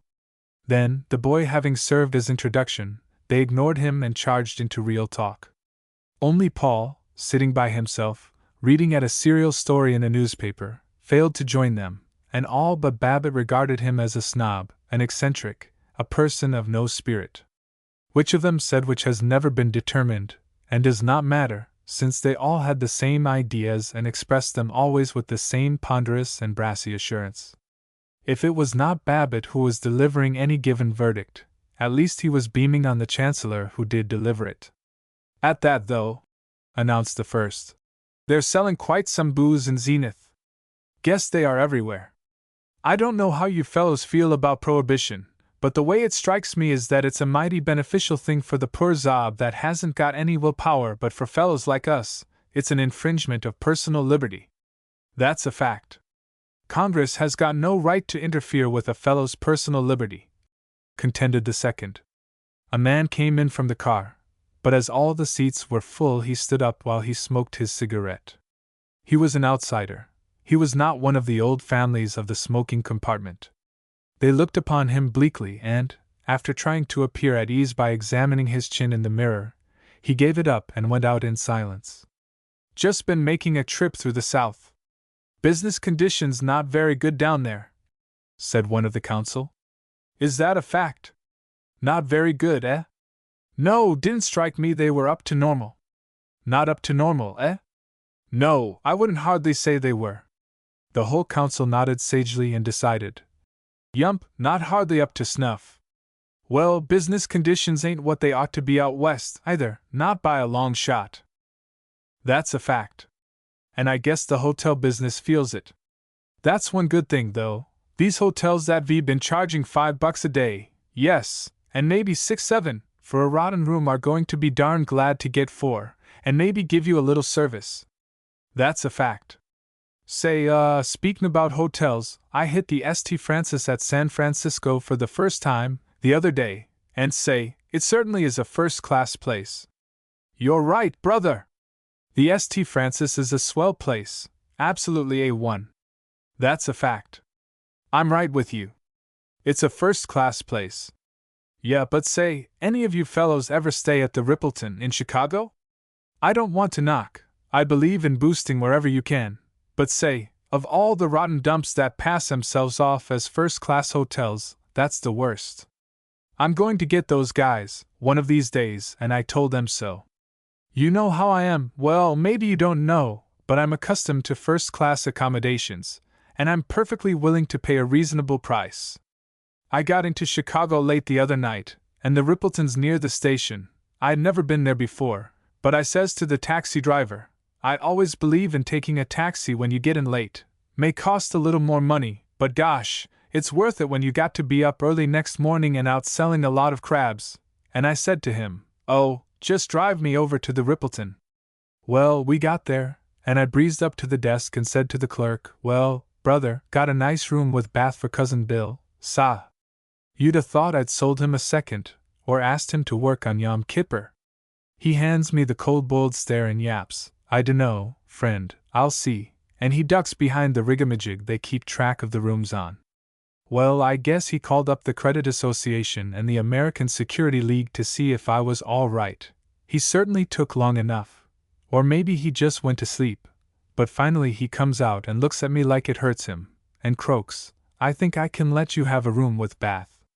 Well, that's awful nice of you, sorry to trouble you. How much let's set me back? I says, real sweet. It'll cost you $7 a day, friend, he says. Well, it was late, and anyway, It went down on my expense account. Gosh, if I'd been paying it instead of the firm, I'd a tramped the streets all night before I'd a let any hick tavern stick me 7 great big round dollars, believe me. So I lets it go at that. Well, the clerk wakes a nice young bellhop, fine lad, not a day over 79 years old, fought at the Battle of Gettysburg and doesn't know it's over yet, thought I was one of the Confederates, I guess, from the way he looked at me, and Rip Van Winkle took me up to something. I found out afterwards they called it a room, but first I thought there'd been some mistake. I thought they were putting me in the Salvation Army collection box. At 7 per each and every DM. Gosh.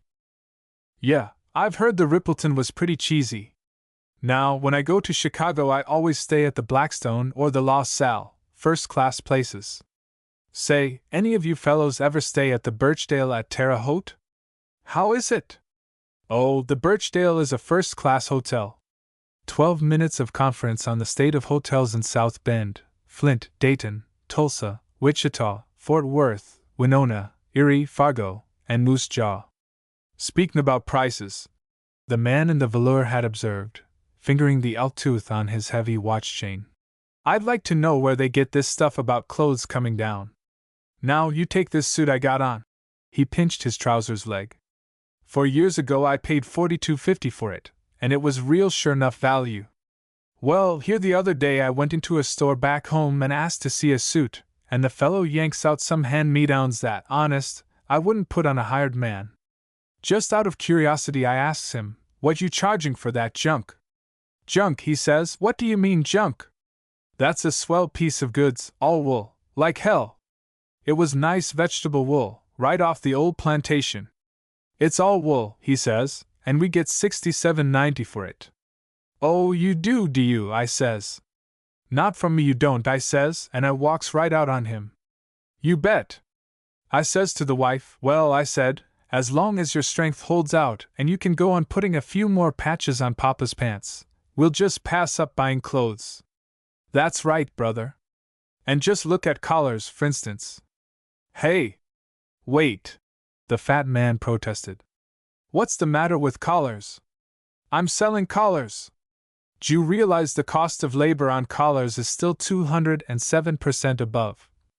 They voted that if their old friend the fat man sold collars, then the price of collars was exactly what it should be, but all other clothing was tragically too expensive.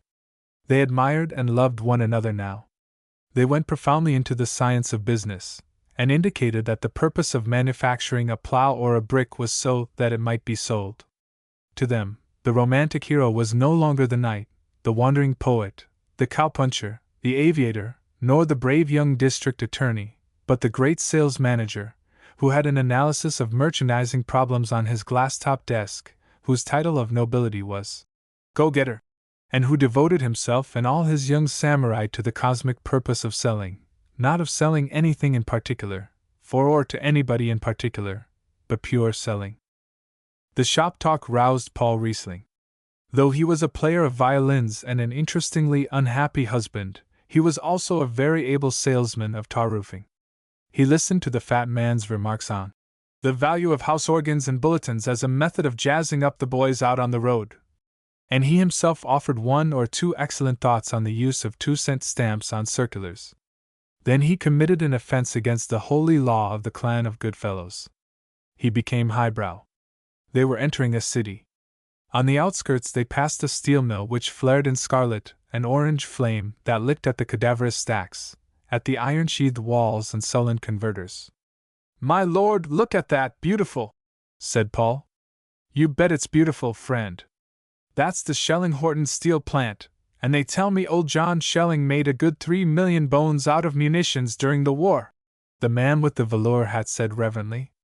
I mean it's lovely the way the light pulls that picturesque yard, all littered with junk, right out of the darkness," said Paul. They stared at him, while Babbitt crowed, "Paul there has certainly got one great little eye for picturesque places and quaint sights and all that stuff. D'ye have been an author or something if he hadn't gone into the roofing line?" Paul looked annoyed. Babbitt sometimes wondered if Paul appreciated his loyal boosting. The man in the velour hat grunted. "Well, personally, I think Schelling-Horton keep their works awful dirty. Bum routing. But I don't suppose there's any law against calling 'em picturesque if it gets you that way. Paul sulkily returned to his newspaper, and the conversation logically moved on to trains. What time do we get into Pittsburgh? Asked Babbitt. Pittsburgh? I think we get in at. No, that was last year's schedule. Wait a minute, let's see, got a timetable right here. I wonder if we're on time? Yeah, sure, we must be just about on time. No, we aren't. We were 7 minutes late last station. Were we? Straight? Why gosh, I thought we were right on time. No, we're about 7 minutes late. Yeah, that's right, 7 minutes late. The porter entered, a Negro in white jacket with brass buttons. How late are we, George? Growled the fat man. Deed, I don't know, sir. I think we're about on time, said the porter, folding towels and deftly tossing them up on the rack above the washbowls. The counsel stared at him gloomily, and when he was gone they wailed. I don't know what's come over these niggers nowadays. They never give you a civil answer. That's a fact. They're getting so they don't have a single bit of respect for you. The old-fashioned coon was a fine old cuss, he knew his place, but these young dingas don't want to be porters or cotton pickers. Oh no! They got to be lawyers and professors and Lord knows what all. I tell you, it's becoming a pretty serious problem. We ought to get together and show the black man, yes, and the yellow man, his place. Now, I haven't got one particle of race prejudice. I'm the first to be glad when a nigger succeeds, so long as he stays where he belongs and doesn't try to usurp the rightful authority and business ability of the white man. That's the eye. And another thing we got to do, said the man with the velour hat, whose name was Koplinsky, is to keep these damn foreigners out of the country. Thank the Lord, we're putting a limit on immigration. These Dagos and Hunkies have got to learn that this is a white man's country, and they ain't wanted here. When we've assimilated the foreigners we got here now and learned them the principles of Americanism and turned them into regular folks, why then maybe we'll let in a few more. You bet. That's a fact, they observed, and passed on to lighter topics. They rapidly reviewed motorcar prices, tire mileage, oil stocks, fishing, and the prospects for the wheat crop in Dakota. But the fat man was impatient at this waste of time. He was a veteran traveler and free of illusions. Already he had asserted that he was an old one. He leaned forward, gathered in their attention by his expression of sly humor, and grumbled. Oh hell, boys, let's cut out the formality and get down to the stories. They became very lively and intimate. Paul and the boy vanished. The others slid forward on the long seat, unbuttoned their vests, thrust their feet up on the chairs, pulled the stately brass cuspidors nearer, and ran the green window shade down on its little trolley, to shut them in from the uncomfortable strangeness of night. After each bark of laughter they cried, Say, j'ever hear the one about? Babbitt was expansive and virile. When the train stopped at an important station, the four men walked up and down the cement platform, under the vast smoky train shed roof, like a stormy sky, under the elevated footways, beside crates of ducks and sides of beef, in the mystery of an unknown city. They strolled abreast, old friends and well content. At the long drawn, all aboard, like a mountain call at dusk, they hastened back into the smoking compartment, and till 2 of the morning continued the droll tales, their eyes damp with cigar smoke and laughter. When they parted they shook hands and chuckled. Well, sir, it's been a great session. Sorry to bust it up. Mighty glad to met you. Babbitt lay awake in the close hot tomb of his Pullman berth, shaking with remembrance of the fat man's limerick about the lady who wished to be wild. He raised the shade. He lay with a puffy arm tucked between his head and the skimpy pillow, looking out on the sliding silhouettes of trees and village lamps like exclamation points. He was very happy. Chapter 11. They had 4 hours in New York between trains. The one thing Babbitt wished to see was the Pennsylvania Hotel, which had been built since his last visit. He stared up at it, muttering, 2,200 rooms and 2,200 baths. That's got everything in the world beat. Lord, their turnover must be, well, suppose price of rooms is $4 to $8 a day, and I suppose maybe some 10 and 4 times 2,200, say 6 times 2,200, Well, anyway, with restaurants and everything, say summers between 8 and 15,000 a day. Every day! I never thought I'd see a thing like that. Some town! Of course, the average fellow in Zenith has got more individual initiative than the four-flushers here, but I got to hand it to New York. Yes, sir, town, you're all right, some ways. Well, old Paul Ski, I guess we've seen everything that's worthwhile. How'll we kill the rest of the time? Movie? But Paul desired to see a liner. Always wanted to go to Europe, and by thunder I will, too, some day before I pass out. He sighed. From a rough wharf on the North River they stared at the stern of the Aquitania and her stacks and wireless antennae lifted above the dockhouse which shut her in. By golly, Babbitt droned. Wouldn't be so bad to go over to the old country and take a squint at all these ruins, and the place where Shakespeare was born. And think of being able to order a drink whenever you wanted one. Just range up to a bar and holler out loud, "Gimme a cocktail," and darn the police, not bad at all. What'd you like to see over there, Paulibus? Paul did not answer. Babbitt turned. Paul was standing with clenched fists, head drooping, staring at the liner as in terror. His thin body, seen against the summer-glaring planks of the wharf, was childishly meager. Again, what would you hit for on the other side, Paul? Scowling at the steamer, his breast heaving, Paul whispered, "Oh my God!" While Babbitt watched him anxiously, he snapped, "Come on, let's get out of this," and hastened down the wharf, not looking back. That's funny, considered Babbitt. The boy didn't care for seeing the ocean boats, after all. I thought he'd be interested in them, too. Though he exulted, and made sage speculations about locomotive horsepower, as their train climbed the main mountain ridge and from the summit he looked down the shining way among the pines, though he remarked, "Well, by golly!" when he discovered that the station at Catadumcook, the end of the line, was an aged freight car. Babbitt's moment of impassioned release came when they sat on a tiny wharf on Lake Sunasquam, awaiting the launch from the hotel. A raft had floated down the lake. Between the logs and the shore, the water was transparent, thin-looking, flashing with minnows. A guide in black felt hat with trout flies in the band, and flannel shirt of a peculiarly daring blue, sat on a log and whittled and was silent. A dog, a good country dog, black and woolly gray, a dog rich in leisure and in meditation, scratched and grunted and slept. The thick sunlight was lavish on the bright water, on the rim of gold-green balsam boughs, the silver birches and tropic ferns, and across the lake it burned on the sturdy shoulders of the mountains. Over everything was a holy peace. Silent, they loafed on the edge of the wharf, swinging their legs above the water. The immense tenderness of the place sank into Babbitt, and he murmured, "I'd just like to sit here, the rest of my life, and whittle, and sit. And never hear a typewriter. Or Stan Graff fussing in the phone. Or Roan and Ted scrapping. Just sit. Gosh!" He patted Paul's shoulder. "How does it strike you, old snoozer?" "Oh, it's darn good, Georgie. There's something sort of eternal about it." For once, Babbitt understood him. 3. Their launch rounded the bend.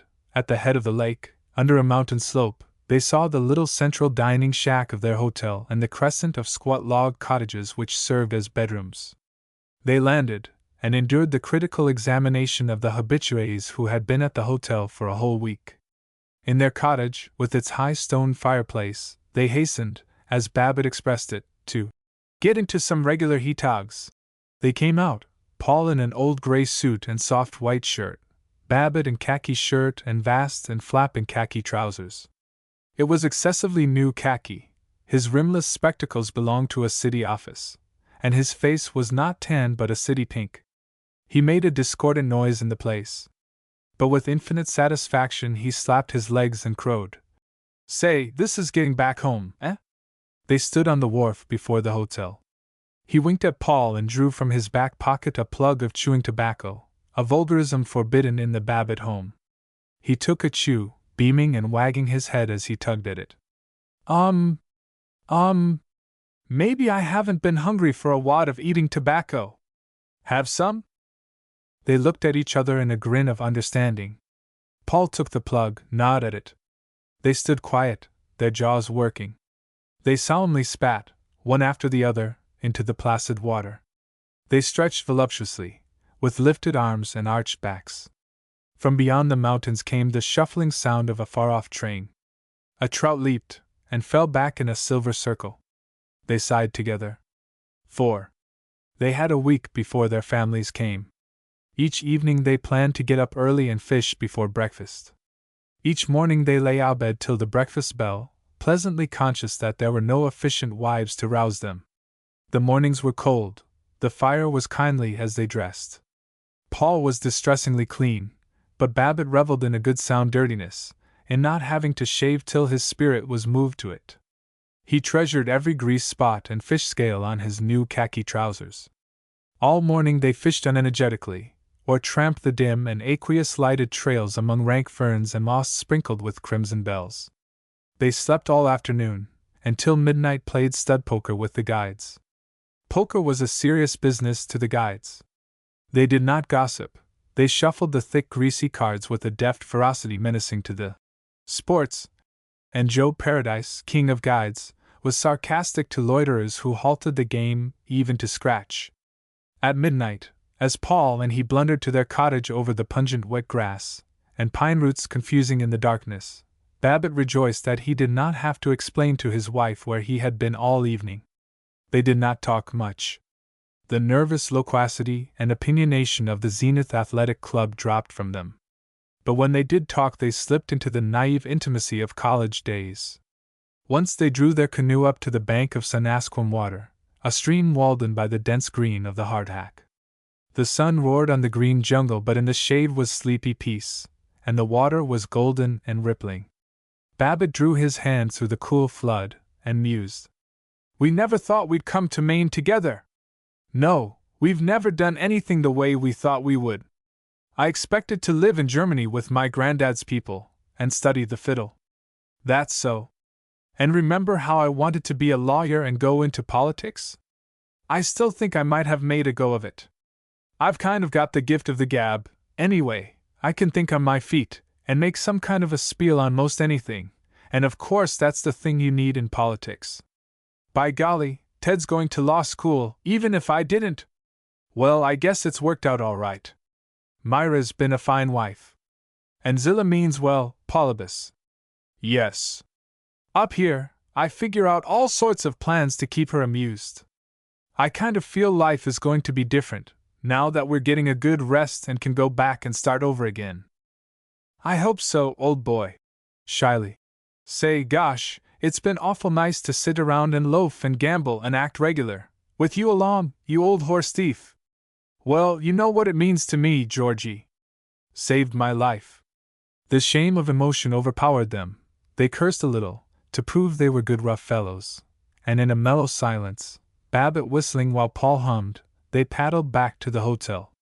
Though it was Paul who had seemed overwrought, Babbitt who had been the protecting big brother, Paul became clear-eyed and merry, while Babbitt sank into irritability. He uncovered layer on layer of hidden weariness. At first he had played nimble jester to Paul and for him sought amusements. By the end of the week Paul was nurse, and Babbitt accepted favors with the condescension one always shows a patient nurse. The day before their families arrived, the women guests at the hotel bubbled. "Oh, isn't it nice? You must be so excited." And the proprieties compelled Babbitt and Paul to look excited. But they went to bed early and grumpy. When Myra appeared, she said at once, "Now we want you boys to go on playing around just as if we weren't here." The first evening, he stayed out for poker with the guides, and she said in placid merriment, "My, you're a regular bad one."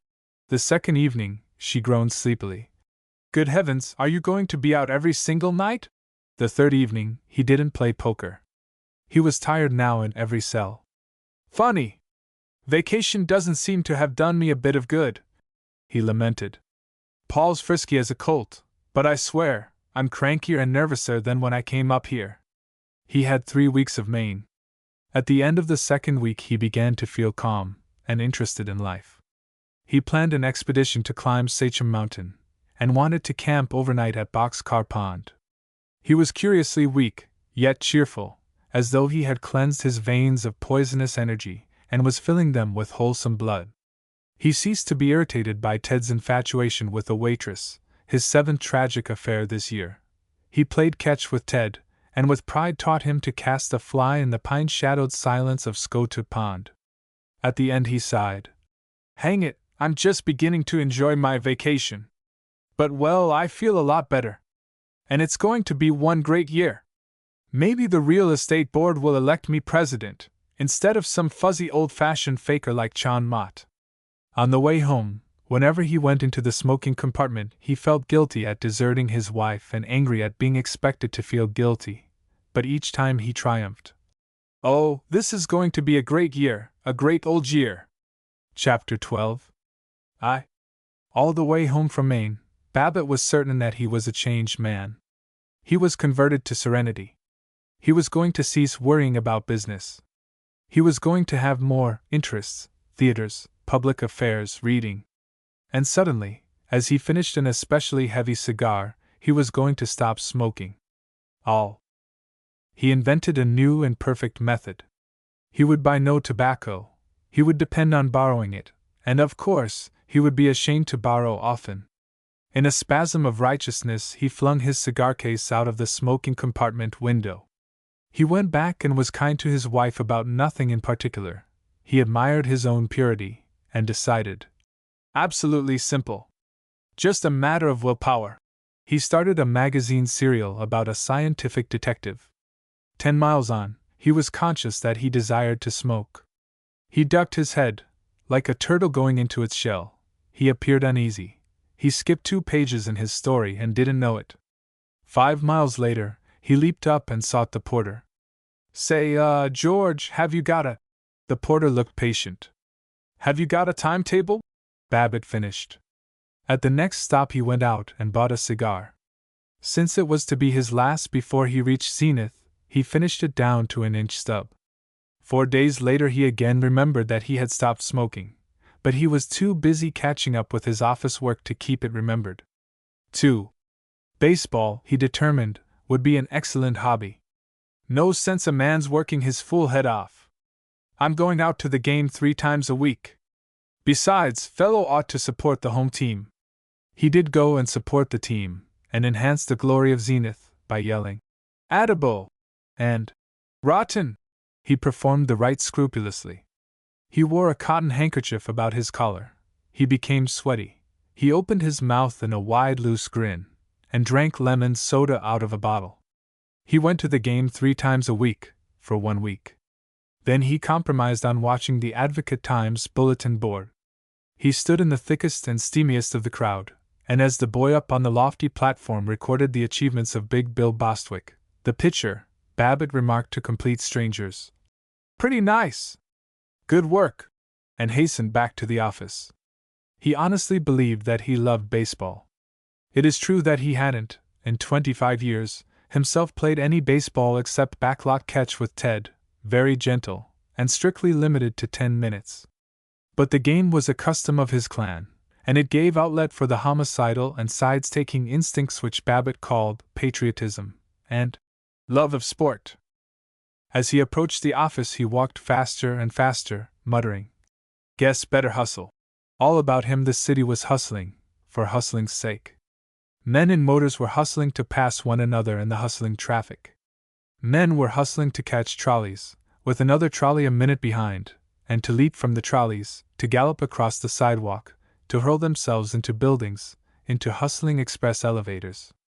Men in dairy lunches were hustling to gulp down the food which cooks had hustled to fry. Men in barber shops were snapping, "Just shave me once over. Gotta hustle." Men were feverishly getting rid of visitors in offices adorned with the signs, "This is my busy day," and "The Lord created the world in 6 days. You can spiel all you got to say in 6 minutes." Men who had made 5,000 year before last, and 10,000 last year, were urging on nerve-yelping bodies and parched brains so that they might make 20,000 this year, and the men who had broken down immediately after making their $20,000 were hustling to catch trains, to hustle through the vacations which the hustling doctors had ordered. Among them Babbitt hustled back to his office, to sit down with nothing much to do except see that the staff looked as though they were hustling. 3. Every Saturday afternoon he hustled out to his country club and hustled through 9 holes of golf as a rest after the week's hustle. In Zenith it was as necessary for a successful man to belong to a country club as it was to wear a linen collar. Babbitt's was the Outing Golf and Country Club, a pleasant gray-shingled building with a broad porch, on a daisy-starred cliff above Lake Canopus. There was another, the Tonawanda Country Club, to which belonged Charles McKelvey, Horace Updike, and the other rich men who lunched not at the Athletic but at the Union Club. Babbitt explained with frequency, "You couldn't hire me to join the Tonawanda, even if I did have $180 to throw away on the initiation fee. At the Outing we've got a bunch of real human fellows, and the finest lot of little women in town, just as good at joshing as the men. But at the Tonawanda there's nothing but these would-be's in New York get-ups, drinking tea. Too much dog altogether. Why, I wouldn't join the Tonawanda even if I wouldn't join it on a bet." When he had played 4 or 5 holes he relaxed a bit, his tobacco-fluttering heart beat more normally, and his voice slowed to the drawling of his 100 generations of peasant ancestors. 4. At least once a week Mr. and Mrs. Babbitt and Tinka went to the movies. Their favorite motion picture theater was the Chateau, which held 3,000 spectators and had an orchestra of 50 pieces which played arrangements from the operas and suites portraying a day on the farm, or a 4-alarm fire. In the stone rotunda, decorated with crown-embroidered velvet chairs and almost medieval tapestries, parakeets sat on gilded lotus columns. With exclamations of, "Well, by golly!" and "You got to go some to beat this dump," Babbitt admired the chateau.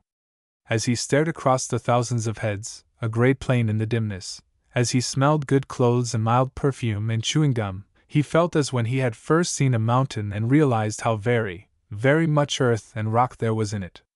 He liked 3 kinds of films: pretty bathing girls with bare legs, policemen or cowboys and an industrious shooting of revolvers, and funny fat men who ate spaghetti. He chuckled with immense, moist-eyed sentimentality at interludes portraying puppies, kittens, and chubby babies, and he wept at deathbeds and old mothers being patient in mortgaged cottages. Mrs. Babbitt preferred the pictures in which handsome young women in elaborate frocks moved through sets ticketed as the drawing rooms of New York millionaires. As for Tinka, she preferred, or was believed to prefer, whatever her parents told her to. All his relaxations, baseball, golf, movies, bridge, motoring, long talks with Paul at the athletic club, or at the Good Red Beef and Old English Chop House, were necessary to Babbitt, for he was entering a year of such activity as he had never known. Chapter 13. It was by accident that Babbitt had his opportunity to address the S.A.R.E.B. It. The S.A.R.E.B., as its members called it, with the universal passion for mysterious and important-sounding initials, was the State Association of Real Estate Boards, the organization of brokers and operators. It was to hold its annual convention at Monarch, Zenith's chief rival among the cities of the state. Babbitt was an official delegate. Another was Cecil Rountree, whom Babbitt admired for his picaresque speculative building, and hated for his social position, for being present at the smartest dances on Royal Ridge. Rountree was chairman of the convention program committee. Babbitt had growled to him, "Makes me tired the way these doctors and profs and preachers put on lugs about being professional men. A good realtor has to have more knowledge and finesse than any of 'em." "Right you are! I say, why don't you put that into a paper and give it at the S.A.R.E.B.?" suggested Rountree. "Well, if it would help you in making up the program. Tell you, the way I look at it is this. First place, we ought to insist that folks call us realtors and not real estate men. Sounds more like a reg'lar profession. Second place, what is it distinguishes a profession from a mere trade, business, or occupation? What is it? Why, it's the public service and the skill, the trained skill, and the knowledge and, all that, whereas a fellow that merely goes out for the jack, he never considers the public service and trained skill and so on. Now, as a professional. Rather! That's perfectly bully. Perfectly corking. Now you write it in a paper. said Rowntree, as he rapidly and firmly moved away. 2. However accustomed to the literary labors of advertisements and correspondence, Babbitt was dismayed on the evening when he sat down to prepare a paper which would take a whole 10 minutes to read. He laid out a new 15-cent school exercise book on his wife's collapsible sewing table, set up for the event in the living room. The household had been bullied into silence. Verona and Ted requested to disappear, and Tinka threatened with, "If I hear one sound out of you, if you holler for a glass of water one single solitary time, you better not, that's all." Mrs. Babbitt sat over by the piano, making a nightgown and gazing with respect while Babbitt wrote in the exercise book, to the rhythmical wiggling and squeaking of the sewing table. When he rose, damp and jumpy, and his throat dusty from cigarettes, she marveled.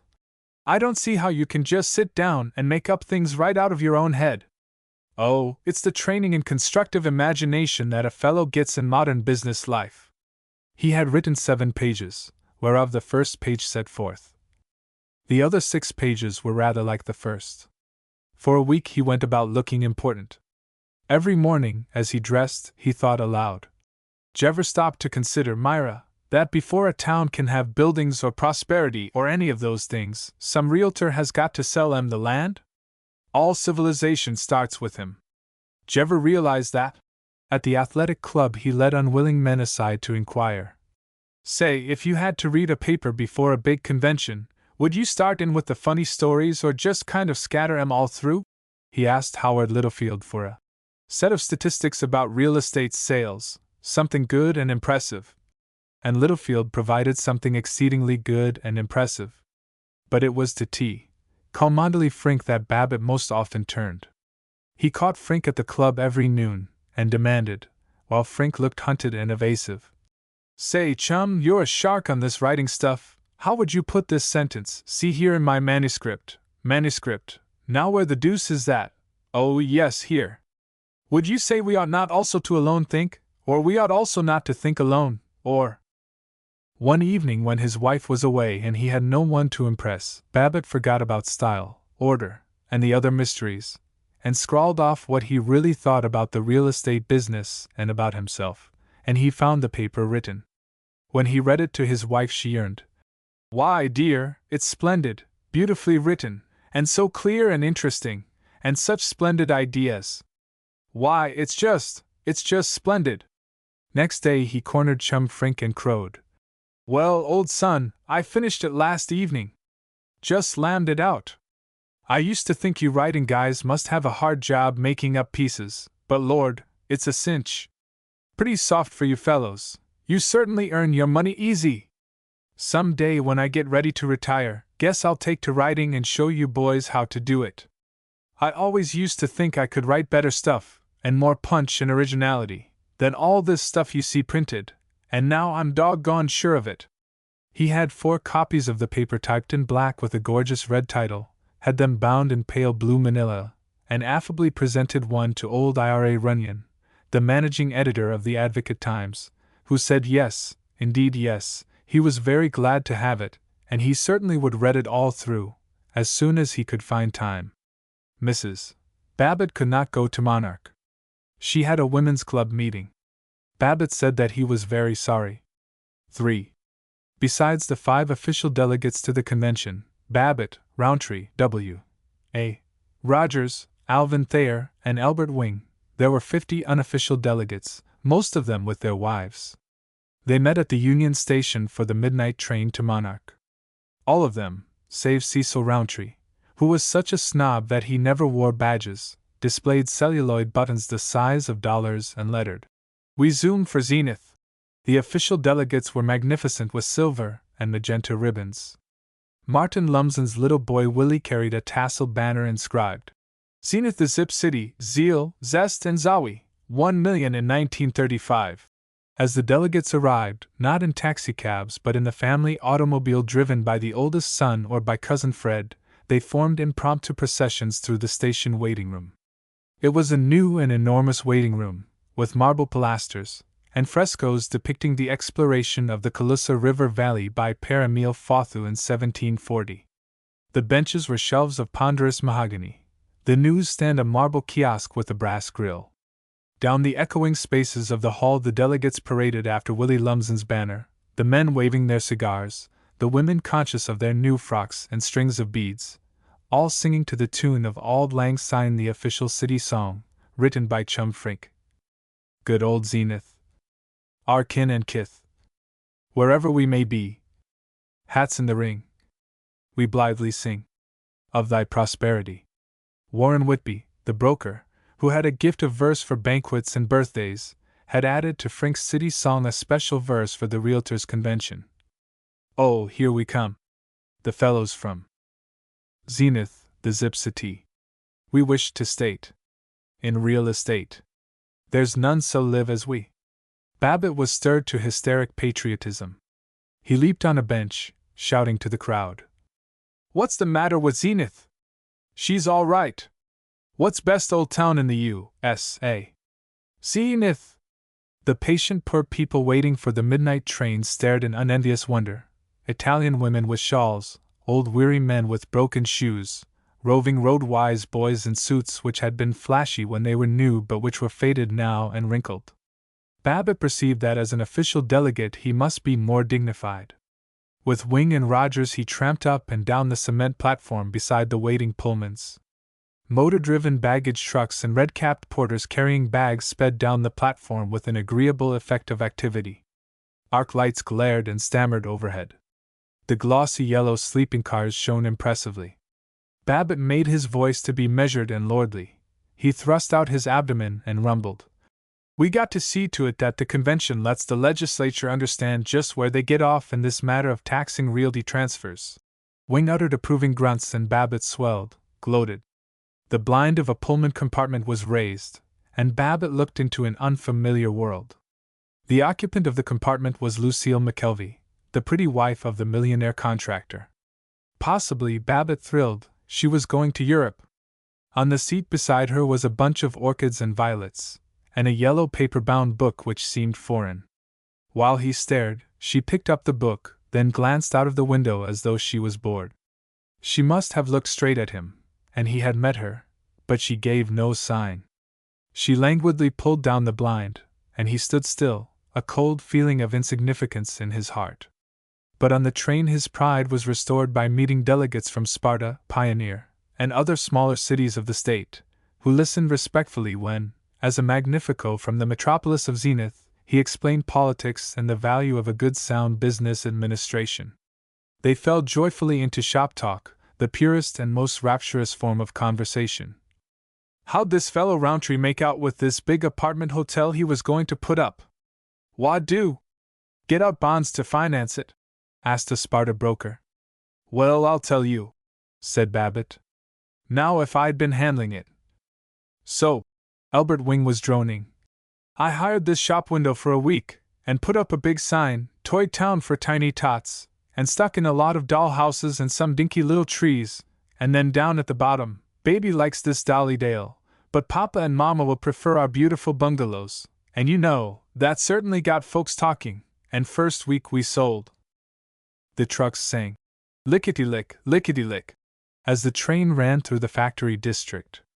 Furnaces spurted flame, and power hammers were clanging. Red lights, green lights, furious white lights rushed past, and Babbitt was important again, and eager. 4. He did a voluptuous thing. He had his clothes pressed on the train. In the morning, half an hour before they reached Monarch, the porter came to his berth and whispered, There's a drawing-room vacant, sir. I'd put your suit in there.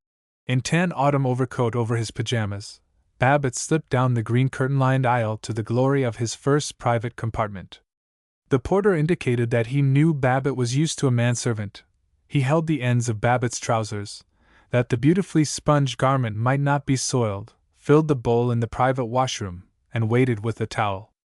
To have a private washroom was luxurious.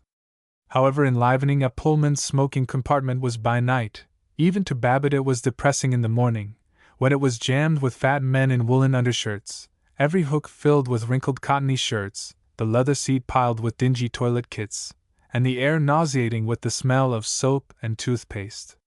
Babbitt did not ordinarily think much of privacy, but now he reveled in it, reveled in his valet, and purred with pleasure as he gave the man a tip of $1.50. He rather hoped that he was being noticed as, in his newly pressed clothes, with the adoring porter carrying his suitcase, he disembarked at Monarch. He was to share a room at the Hotel Sedgwick with W.A. Rogers, that shrewd, rustic-looking Zenith dealer in farmlands. Together they had a noble breakfast, with waffles, and coffee not in exiguous cups but in large pots. Babbitt grew expansive, and told Rogers about the art of writing. He gave a bellboy a quarter to fetch a morning newspaper from the lobby, and sent to Tinka a postcard. "Papa wishes you were here to bat round with him." The meetings of the convention were held in the ballroom of the Allen House. In an anteroom was the office of the chairman of the executive committee. He was the busiest man in the convention. He was so busy that he got nothing done whatever. He sat at a marquetry table, in a room littered with crumpled paper, and, all day long, town boosters and lobbyists and orators who wished to lead debates came and whispered to him, whereupon he looked vague, and said rapidly, "Yes, yes, that's a fine idea, we'll do that," and instantly forgot all about it, lighted a cigar and forgot that too, while the telephone rang mercilessly and about him men kept beseeching, "Say, Mr. Chairman, say, Mr. Chairman," without penetrating his exhausted hearing. In the exhibit room were plans of the new suburbs of Sparta, pictures of the new state capital, at Gallup de Vache, and large ears of corn with the label, "Nature's Gold, from Shelby County, the garden spot of God's own country." The real convention consisted of men muttering in hotel bedrooms or in groups amid the badge-spotted crowd in the hotel lobby, but there was a show of public meetings. The first of them opened with a welcome by the mayor of Monarch. The pastor of the First Christian Church of Monarch, a large man with a long damp frontal lock, informed God that the real estate men were here now. The venerable Minnemegantic realtor, Major Carlton Tuke, read a paper in which he denounced cooperative stores. William A. Larkin of Eureka gave a comforting prognosis of the prospects for increased construction, and reminded them that plate glass prices were 2 points lower. The convention was on. The delegates were entertained, incessantly and firmly. The Monarch Chamber of Commerce gave them a banquet, and the Manufacturers' Association an afternoon reception, at which a chrysanthemum was presented to each of the ladies, and to each of the men a leather billfold inscribed, "From Monarch the Mighty Motor Mart." Mrs. Crosby Knowlton, wife of the manufacturer of Fleetwing automobiles, opened her celebrated Italian garden and served tea. 600 real estate men and wives ambled down the autumnal paths. Perhaps 300 of them were quietly inconspicuous. Perhaps 300 vigorously exclaimed, "This is pretty slick, eh?" Surreptitiously picked the late asters and concealed them in their pockets, and tried to get near enough to Mrs. Knowlton to shake her lovely hand. Without request, the Zenith delegates, except Roundtree, gathered round a marble dancing nymph and sang, "Here we come, the fellows from Zenith, the Zip-City." It chanced that all the delegates from Pioneer belonged to the Brotherly and Protective Order of Elks, and they produced an enormous banner lettered, B.P.O.E. Best people on earth, boost Pioneer O. Eddie. Nor was Gallup de Vache, the state capital, to be slighted. The leader of the Gallup de Vache delegation was a large, reddish, roundish man, but active. He took off his coat, hurled his broad black felt hat on the ground, rolled up his sleeves, climbed upon the sundial, spat, and bellowed, "We'll tell the world, and the good lady who's giving the show this afternoon, that the bonniest burg in this man's state is Gallup de Vache. You boys can talk about your zip, but just let me murmur that old Gallup has the largest proportion of home-owning citizens in the state, and when folks own their homes, they ain't starting labor troubles, and they're raising kids instead of raising hell. Gallup de Vache! The town for homey folks. The town that eats 'em alive, oh Bosco! We'll tell the world." The guests drove off. The garden shivered into quiet. But Mrs. Crosby Knowlton sighed as she looked at a marble seat warm from 500 summers of Amalfi. On the face of a winged sphinx which supported it someone had drawn a mustache in lead pencil. Crumpled paper napkins were dumped among the Michaelmas daisies. On the walk, like shredded lovely flesh, were the petals of the last gallant rose. Cigarette stubs floated in the goldfish pool, trailing an evil stain as they swelled and disintegrated, and beneath the marble seat, the fragments carefully put together, was a smashed teacup. 6. As he rode back to the hotel, Babbitt reflected. Myra would have enjoyed all this social agony. For himself, he cared less for the garden party than for the motor tours which the Monarch Chamber of Commerce had arranged. Indefatigably he viewed water reservoirs, suburban trolley stations, and tanneries. He devoured the statistics which were given to him, and marveled to his roommate, W. A. Rogers. Of course this town isn't a patch on Zenith. It hasn't got our outlook and natural resources. But did you know, I nev did till today, that they manufactured 763 million feet of lumber last year? What do you think of that? He was nervous as the time for reading his paper approached. When he stood on the low platform before the convention, he trembled and saw only a purple haze. But he was in earnest, and when he had finished the formal paper he talked to them, his hands in his pockets, his spectacled face a flashing disk, like a plate set up on edge in the lamplight. They shouted, "That's the stuff!" And in the discus shout afterward they referred with impressiveness to our friend and brother, Mr. George F. Babbitt. He had in 15 minutes changed from a minor delegate to a personage almost as well known as that diplomat of business, Cecil Roundtree. After the meeting, delegates from all over the state said, "How are you, Brother Babbitt?" 16 complete strangers called him George, and 3 men took him into corners to confide, "Mighty glad you had the courage to stand up and give the profession a real boost." Now I've always maintained. Next morning, with tremendous casualness, Babbitt asked the girl at the hotel newsstand for the newspapers from Zenith. There was nothing in the press, but in the Advocate Times, on the 3rd page, he gasped. They had printed his picture and a half-column account. The heading was, "Sensation at Annual Landmen's Convention. G. F. Babbitt, prominent Ziptown realtor, keynoter in fine address." He murmured reverently, "I guess some of the folks on Floral Heights will sit up and take notice now, and pay a little attention to old Georgie." 7. It was the last meeting. The delegations were presenting the claims of their several cities to the next year's convention. Orators were announcing that Gallup de Vache, the capital city, the site of Kramer College and of the Upholtz Knitting Works, is the recognized center of culture and high-class enterprise. And that Hamburg, the big little city with the logical location, where every man is open-handed and every woman a heaven-born hostess, throws wide to you her hospitable gates. In the midst of these more diffident invitations, the golden doors of the ballroom opened with a blatting of trumpets, and a circus parade rolled in. It was composed of the Zenith brokers, dressed as cowpunchers, bareback riders, Japanese jugglers. At the head was big Warren Whitby, in the bearskin and gold and crimson coat of a drum major. Behind him, as a clown, beating a bass drum, extraordinarily happy and noisy, was Babbitt. Warren Whitby leaped on the platform, made merry play with his baton, and observed, "Boyses and girlses, the time has came to get down to cases.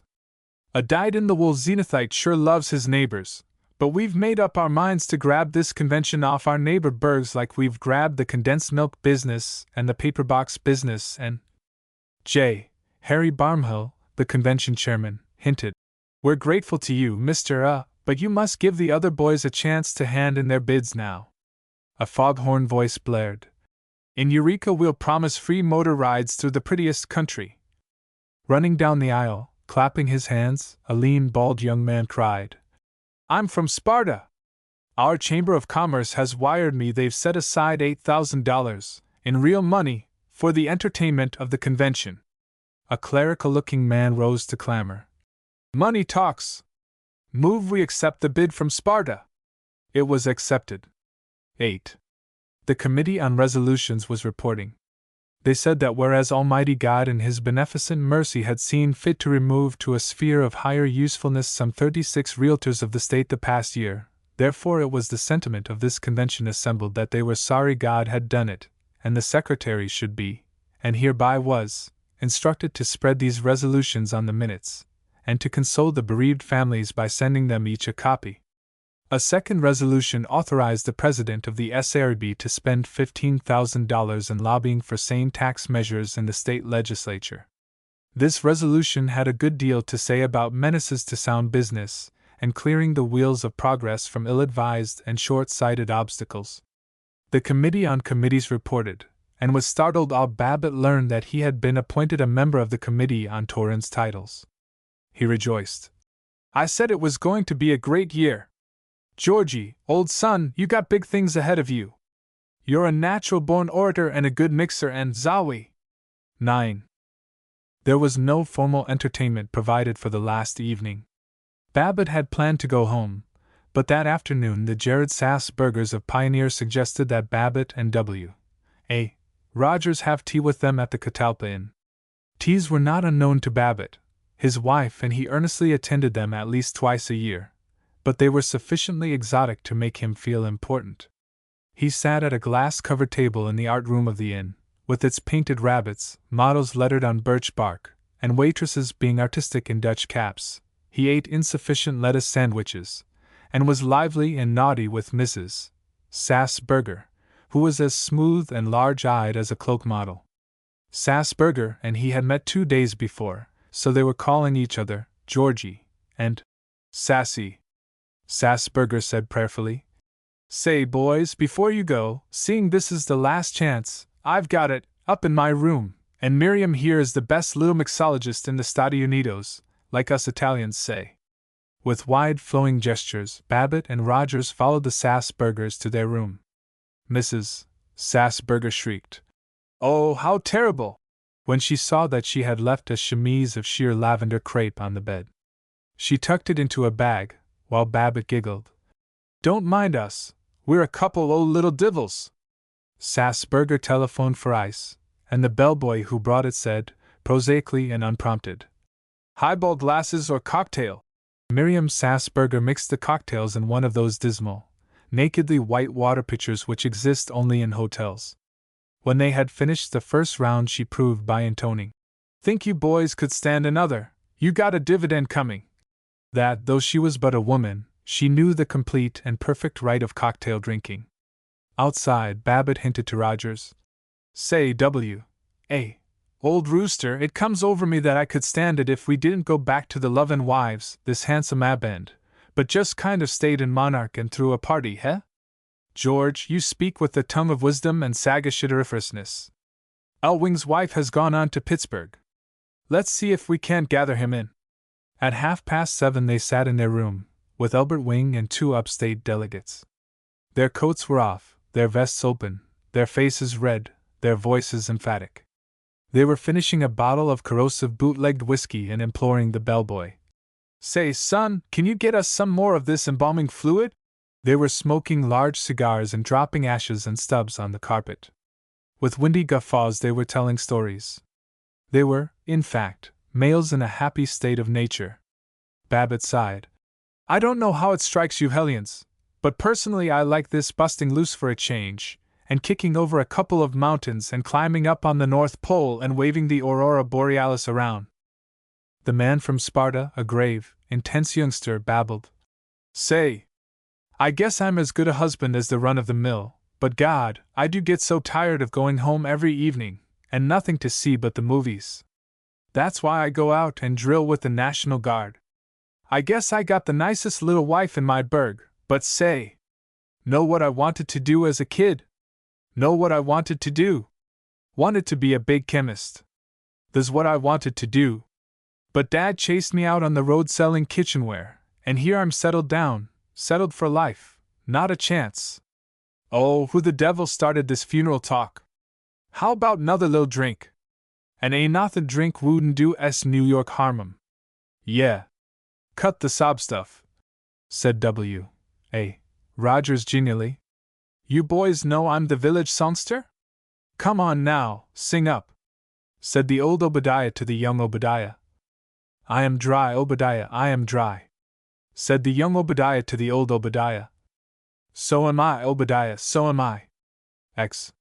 They had dinner in the Moorish grill room of the Hotel Sedgwick. Somewhere, somehow, they seemed to have gathered in 2 other comrades, a manufacturer of flypaper and a dentist. They all drank whiskey from teacups, and they were humorous, and never listened to one another, except when W.A. Rogers, kidded the Italian waiter. Say, Giuseppe, he said innocently, I want a couple old fried elephant's ears. Sorry, sir, we haven't any. Huh? No elephant's ears? What do you know about that? Rogers turned to Babbitt. Pedro says the elephant's ears are all out. Well, I'll be switched, said the man from Sparta, with difficulty hiding his laughter. Well, in that case, Carlo, just bring me a hunk o' steak and a couple o' bushels o' French fried potatoes and some peas. Rogers went on. I suppose back in dear old Sunny at the Italians get their fresh garden peas out of the can. No, sir, we have very nice peas in Italy. Is that a fact? Georgie, do you hear that? They get their fresh garden peas out of the garden, in Italy. By golly, you live and learn, don't you, Antonio? You certainly do live and learn, if you live long enough and keep your strength.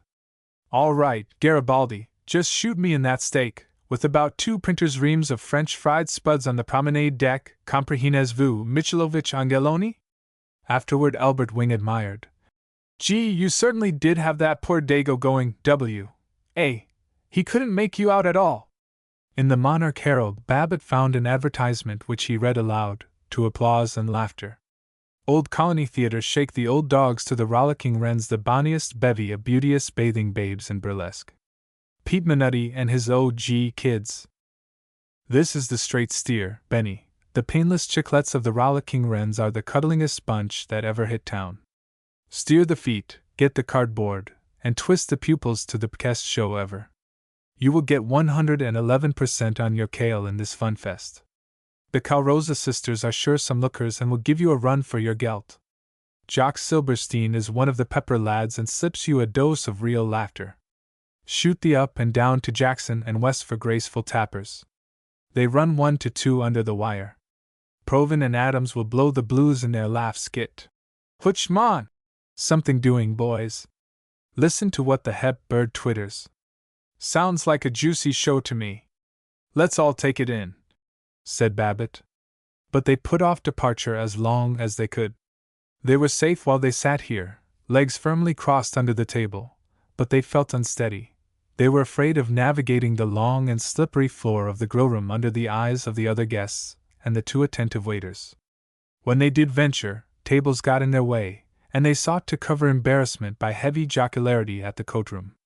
As the girl handed out their hats, they smiled at her, and hoped that she, a cool and expert judge, would feel that they were gentlemen. They croaked at one another. Who owns the bum lid? And, you take a good one, George, I'll take what's left. And to the check girl they stammered. Better come along, sister. High, wide, and fancy evening ahead. All of them tried to tip her, urging one another. No! Wait! Here! I got it right here! Among them, they gave her $3. 11. Flamboyantly smoking cigars, they sat in a box at the burlesque show, their feet up on the rail, while a chorus of 20 daubed, worried, and inextinguishably respectable grandams swung their legs in the more elementary chorus evolutions, and a Jewish comedian made vicious fun of Jews. In the entr'actes they met other lone delegates. A dozen of them went in taxicabs out to Bright Blossom Inn, where the blossoms were made of dusty paper festooned along a room low and stinking, like a cow stable no longer wisely used. Here, whiskey was served openly in glasses. 2 or 3 clerks, who on payday longed to be taken for millionaires, sheepishly danced with telephone girls and manicure girls in the narrow space between the tables. Fantastically whirled the professionals, a young man in sleek evening clothes and a slim mad girl in emerald silk, with amber hair flung up as jaggedly as flames. Babbitt tried to dance with her.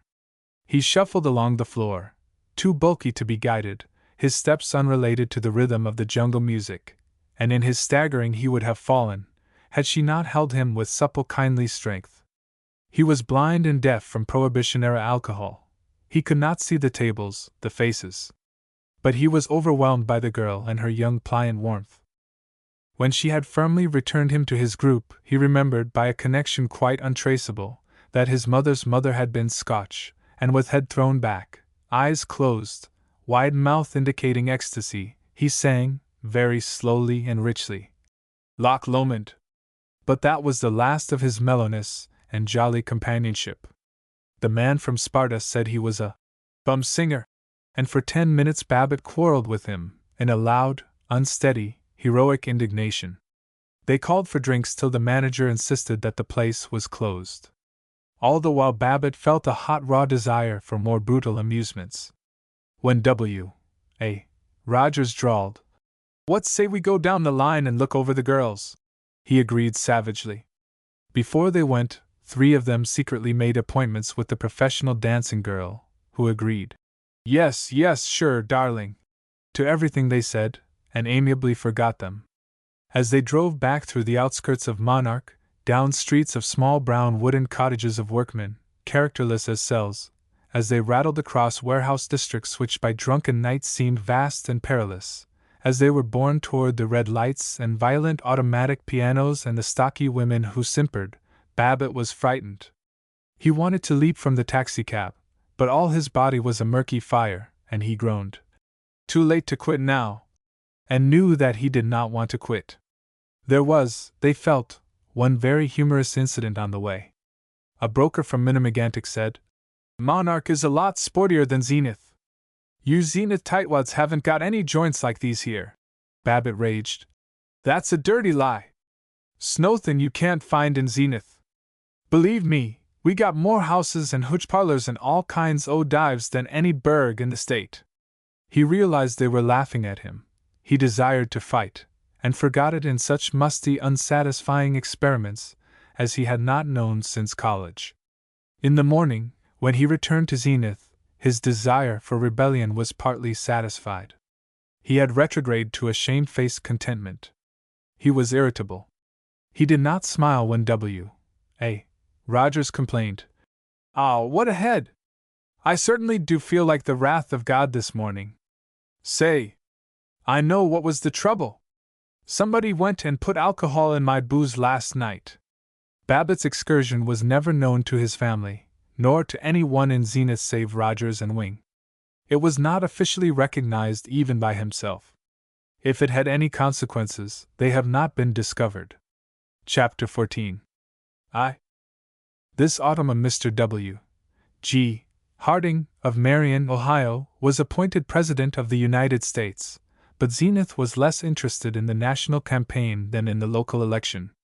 Seneca Doane, though he was a lawyer and a graduate of the State University, was candidate for mayor of Zenith on an alarming labor ticket.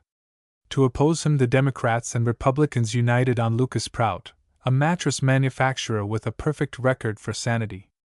Mr. Prout was supported by the banks, the Chamber of Commerce, all the decent newspapers, and George F. Babbitt. Babbitt was precinct leader on Floral Heights, but his district was safe and he longed for stouter battling. His convention paper had given him the beginning of a reputation for oratory, so the Republican-Democratic Central Committee sent him to the 7th Ward and South Zenith to address small audiences of workmen and clerks, and wives uneasy with their new votes. He acquired a fame enduring for weeks. Now and then a reporter was present at one of his meetings, and the headlines, though they were not very large, indicated that George F. Babbitt had addressed cheering throng, and distinguished man of affairs had pointed out the fallacies of Doane. Once, in the rotogravure section of the Sunday Advocate Times, there was a photograph of Babbitt and a dozen other business men, with the caption, "Leaders of Zenith Finance and Commerce who back Prout." He deserved his glory. He was an excellent campaigner. He had faith. He was certain that if Lincoln were alive, he would be electioneering for Mr. W. G. Harding, unless he came to Zenith and electioneered for Lucas Prout. He did not confuse audiences by silly subtleties. Prout represented honest industry, Seneca Doane represented whining laziness, and you could take your choice. With his broad shoulders and vigorous voice, he was obviously a good fellow, and rarest of all, he really liked people. He almost liked common workmen. He wanted them to be well paid, and able to afford high rents, though, naturally, they must not interfere with the reasonable profits of stockholders.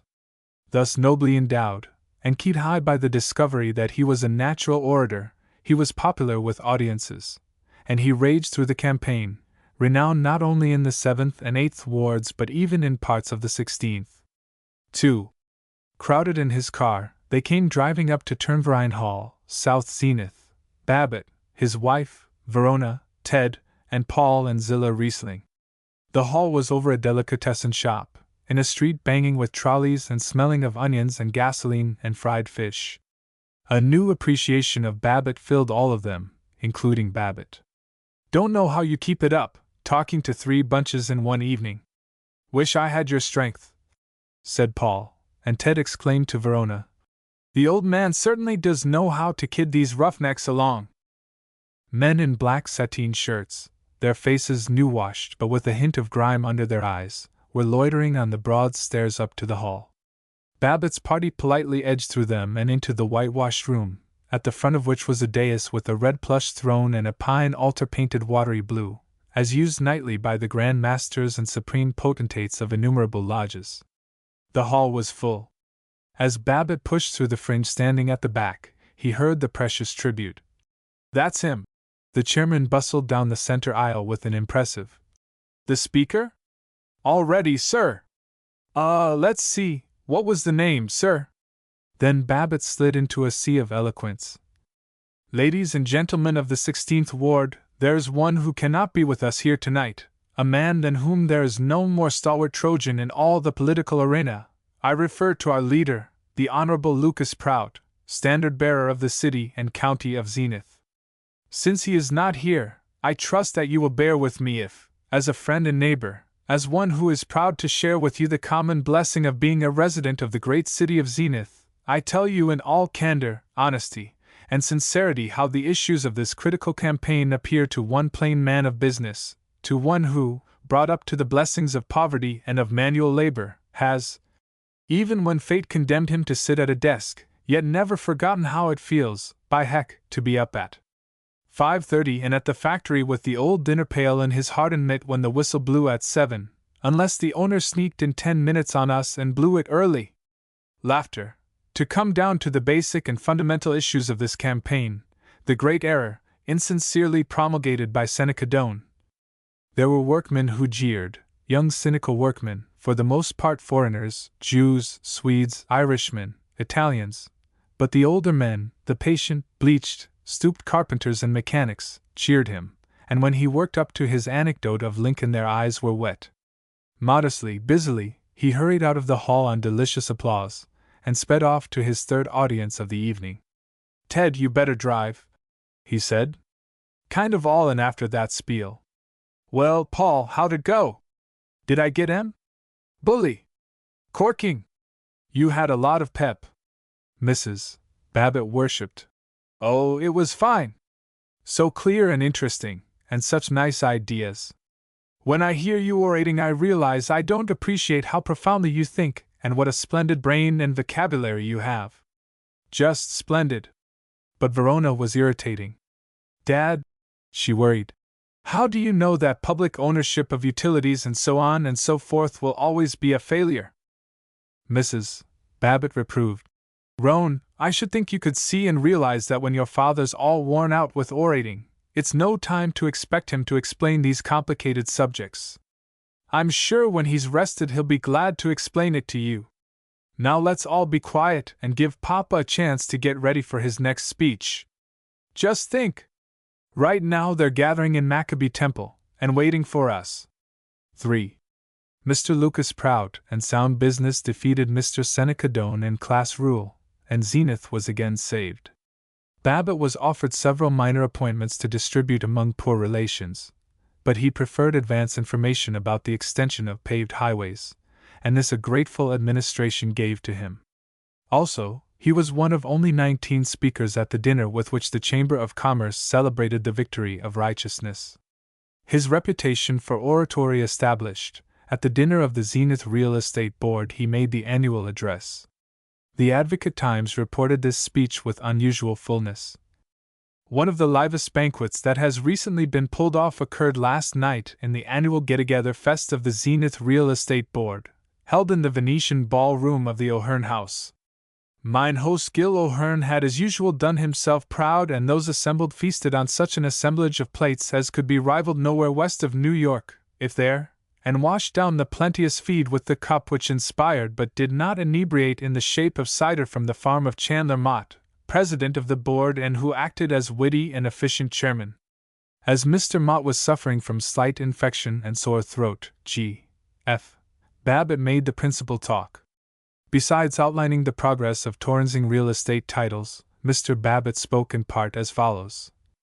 In rising to address you, with my impromptu speech carefully tucked into my vest pocket, I am reminded of the story of the two Irishmen, Mike and Pat, who were riding on the Pullman. Both of them, I forgot to say, were sailors in the Navy. It seems Mike had the lower berth, and by he heard a terrible racket from the upper, and when he yelled up to find out what the trouble was, Pat answered, "Sure and be dad, and how can I ever get a night's sleep at all? I've been trying to get into this darned little hammock ever since 8 bells. Now, gentlemen, standing up here before you, I feel a good deal like Pat, and maybe after I've spieled along for a while, I may feel so darned small that I'll be able to crawl into a Pullman hammock with no trouble at all. Gentlemen, it strikes me that each year at this annual occasion when friend and foe get together and lay down the battle axe and let the waves of good fellowship waft them up the flowery slopes of amity, it behooves us, standing together eye to eye and shoulder to shoulder as fellow citizens of the best city in the world, to consider where we are both as regards ourselves and the common weal. It is true that even with our 361,000, or practically 362,000, population, there are, by the last census, almost a score of larger cities in the United States. But, gentlemen, if by the next census we do not stand at least 10th, then I'll be the first to request any knocker to remove my shirt and to eat the same, with the compliments of G.F. Babbitt, Esquire. It may be true that New York, Chicago, and Philadelphia will continue to keep ahead of us in size. But aside from these 3 cities, which are notoriously so overgrown that no decent white man, nobody who loves his wife and kiddies and God's good out o'doors and likes to shake the hand of his neighbor in greeting, would want to live in them, and let me tell you right here and now, I wouldn't trade a high-class Zenith acreage development for the whole length and breadth of Broadway or State Street, aside from these 3. It's evident to anyone with a head for facts that Zenith is the finest example of American life and prosperity to be found anywhere. I don't mean to say we're perfect. We've got a lot to do in the way of extending the paving of motor boulevards, for, believe me, it's the fellow with 4,000 to 10,000 a year, say, and an automobile and a nice little family in a bungalow on the edge of town, that makes the wheels of progress go round. That's the type of fellow that's ruling America today. In fact, it's the ideal type to which the entire world must tend, if there's to be a decent, well-balanced, Christian, go-ahead future for this little old planet. Once in a while I just naturally sit back and size up this solid American citizen, with a wail of a lot of satisfaction. Our ideal citizen, I picture him first and foremost as being busier than a bird dog, not wasting a lot of good time in daydreaming or going to society teas or kicking about things that are none of his business, but putting the zip into some store or profession or art. At night he lights up a good cigar, and climbs into the little old bus, and maybe cusses the carburetor, and shoots out home. He mows the lawn, or sneaks in some practice putting, and then he's ready for dinner.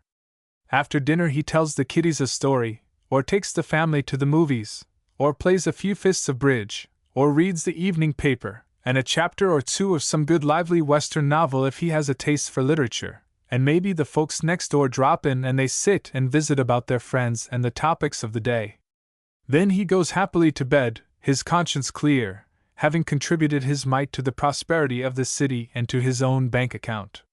In politics and religion this sane citizen is the canniest man on earth, and in the arts he invariably has a natural taste which makes him pick out the best, every time. In no country in the world will you find so many reproductions of the old masters and of well-known paintings on parlor walls as in these United States. No country has anything like our number of phonographs, with not only dance records and comic but also the best operas, such as Verdi, rendered by the world's highest-paid singers.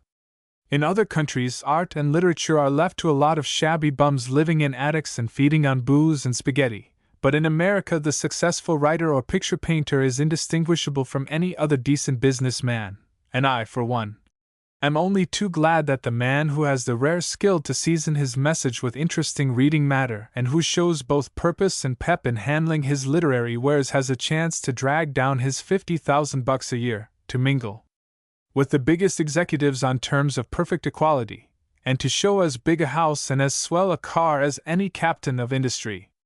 But mind you, it's the appreciation of the regular guy who I have been depicting which has made this possible, and you got to hand as much credit to him as to the authors themselves. Finally, but most important, our standardized citizen, even if he is a bachelor, is a lover of the little ones, a supporter of the hearthstone which is the basic foundation of our civilization, first, last, and all the time, and the thing that most distinguishes us from the decayed nations of Europe.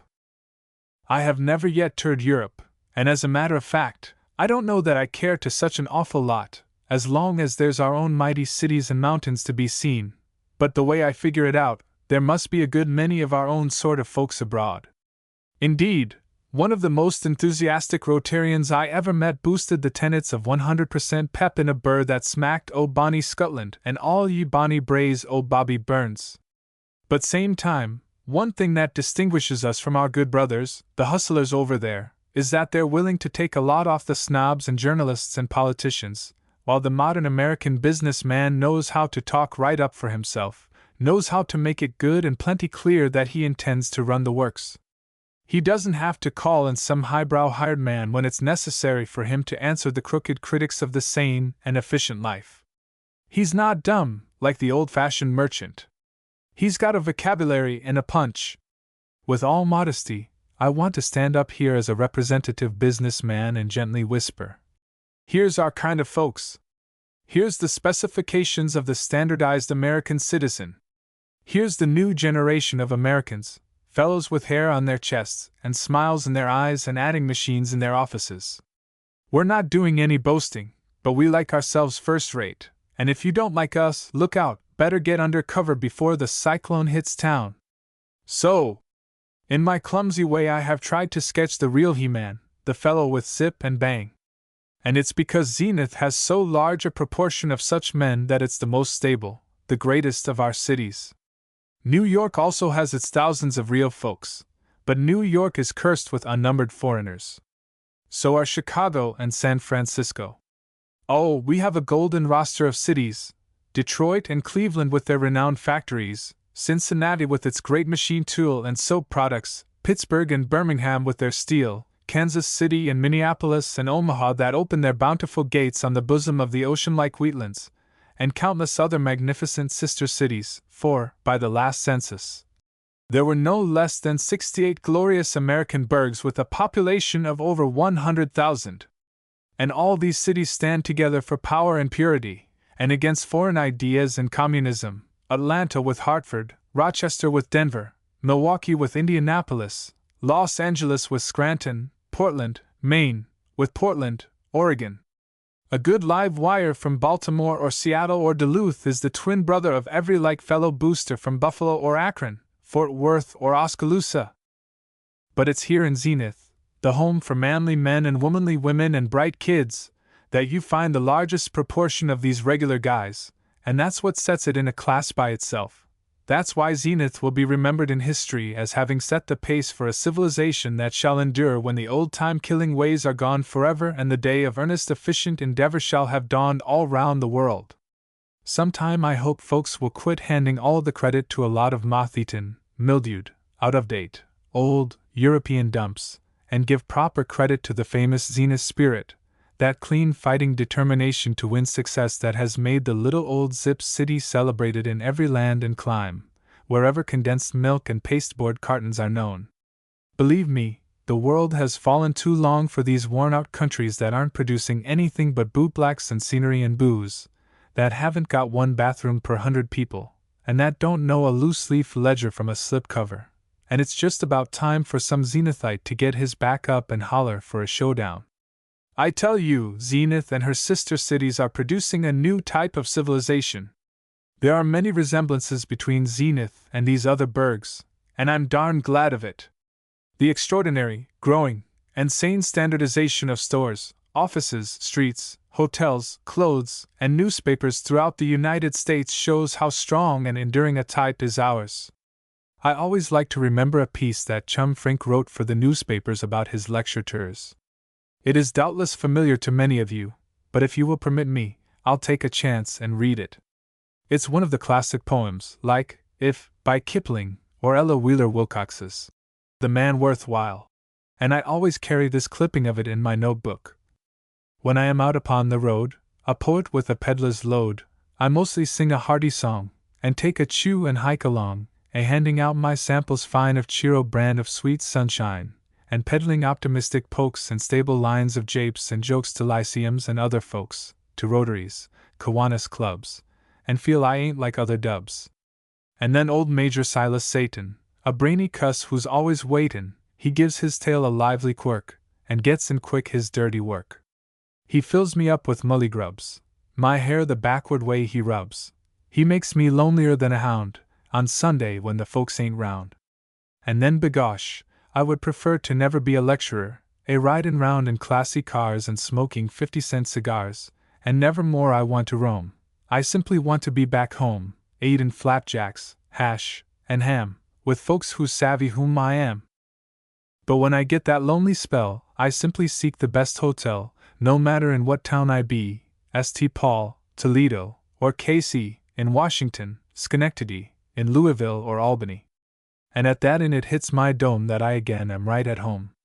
If I should stand a lengthy spell in front of that first-class hotel, that to the drummers loves to cater, across from some big film theater, if I should look around and buzz, and wonder in what town I was, I swear that I could never tell. For all the crowd would be so swell, in just the same fine sort of jeans they wear at home, and all the queens with spiffy bonnets on their beans, and all the fellows standing round talkin' always, I'll be bound, the same good jolly kind of guff, 'bout autos, politics and stuff and baseball players of renown that nice guys talk in my hometown. Then when I entered that hotel, I'd look around and say, well, well, for there would be the same newsstand, same magazines and candies grand, same smokes of famous standard brand I'd find at home, I'll tell. And when I saw the jolly bunch come waltzing in for eats at lunch, and squaring up in natty duds to platters large of French fried spuds, why then I'd stand right up and bawl, I've never left my home at all! And all replete I'd sit me down beside some guy in derby brown upon a lobby chair of plush, and murmur to him in a rush, hello, Bill, tell me, good old scout, how is your stock holdin' out?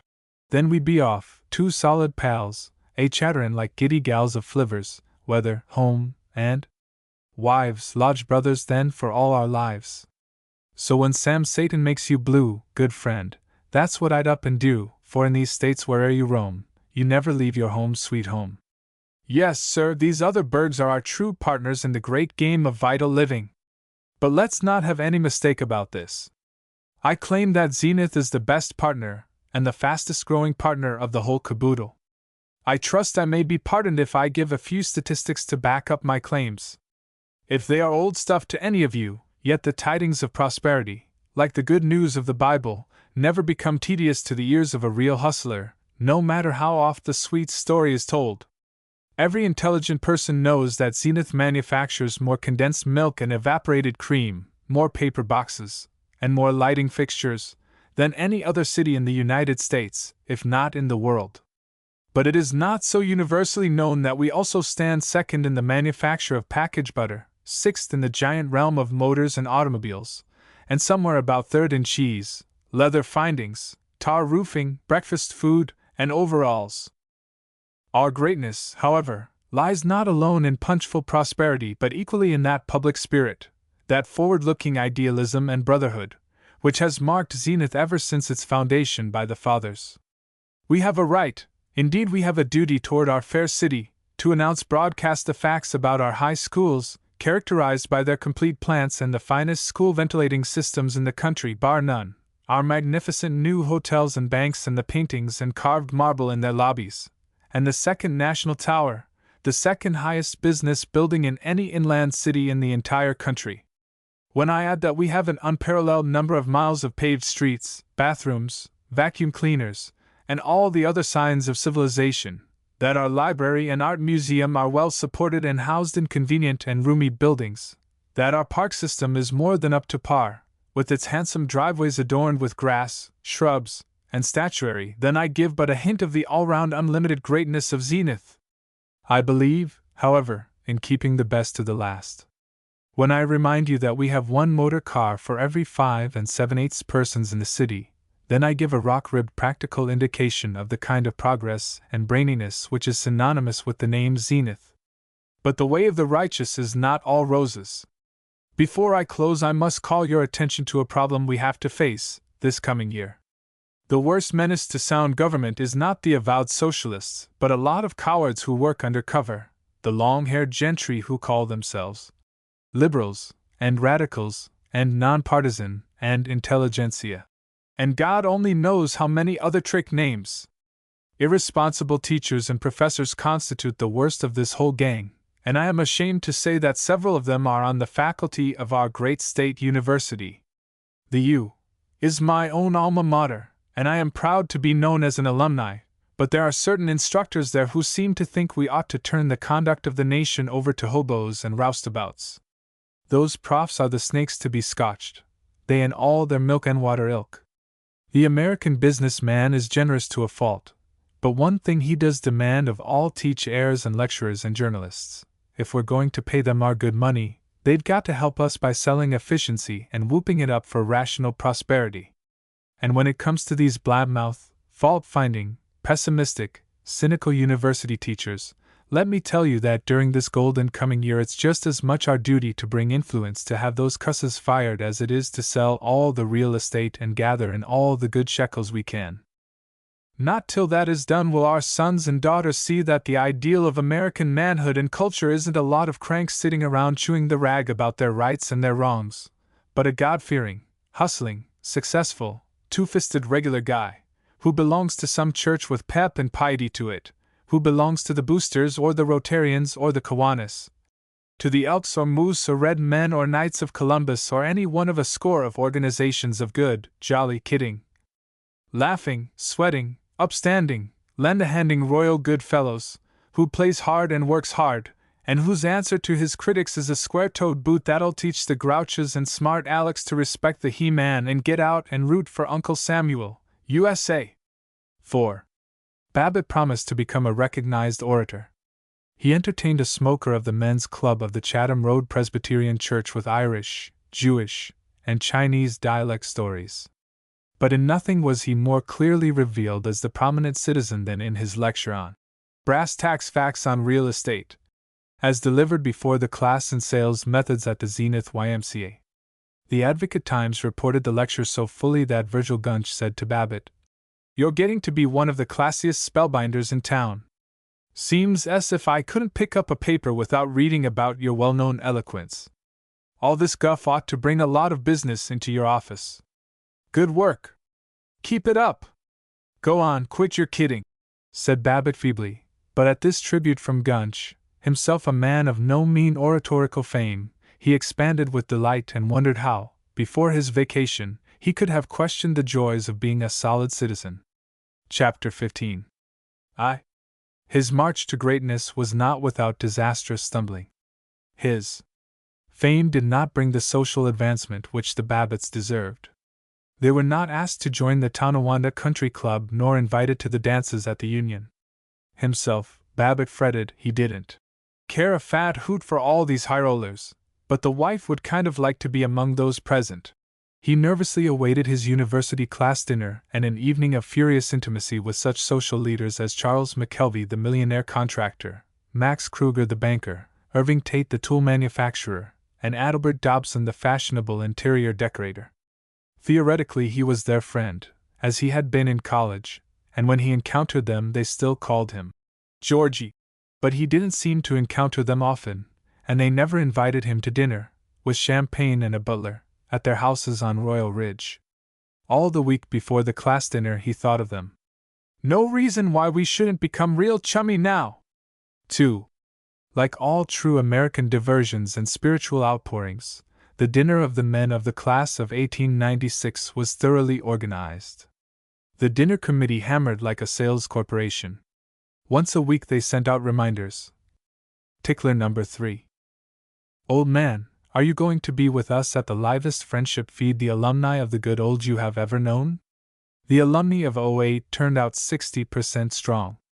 Are we boys going to be beaten by a bunch of skirts?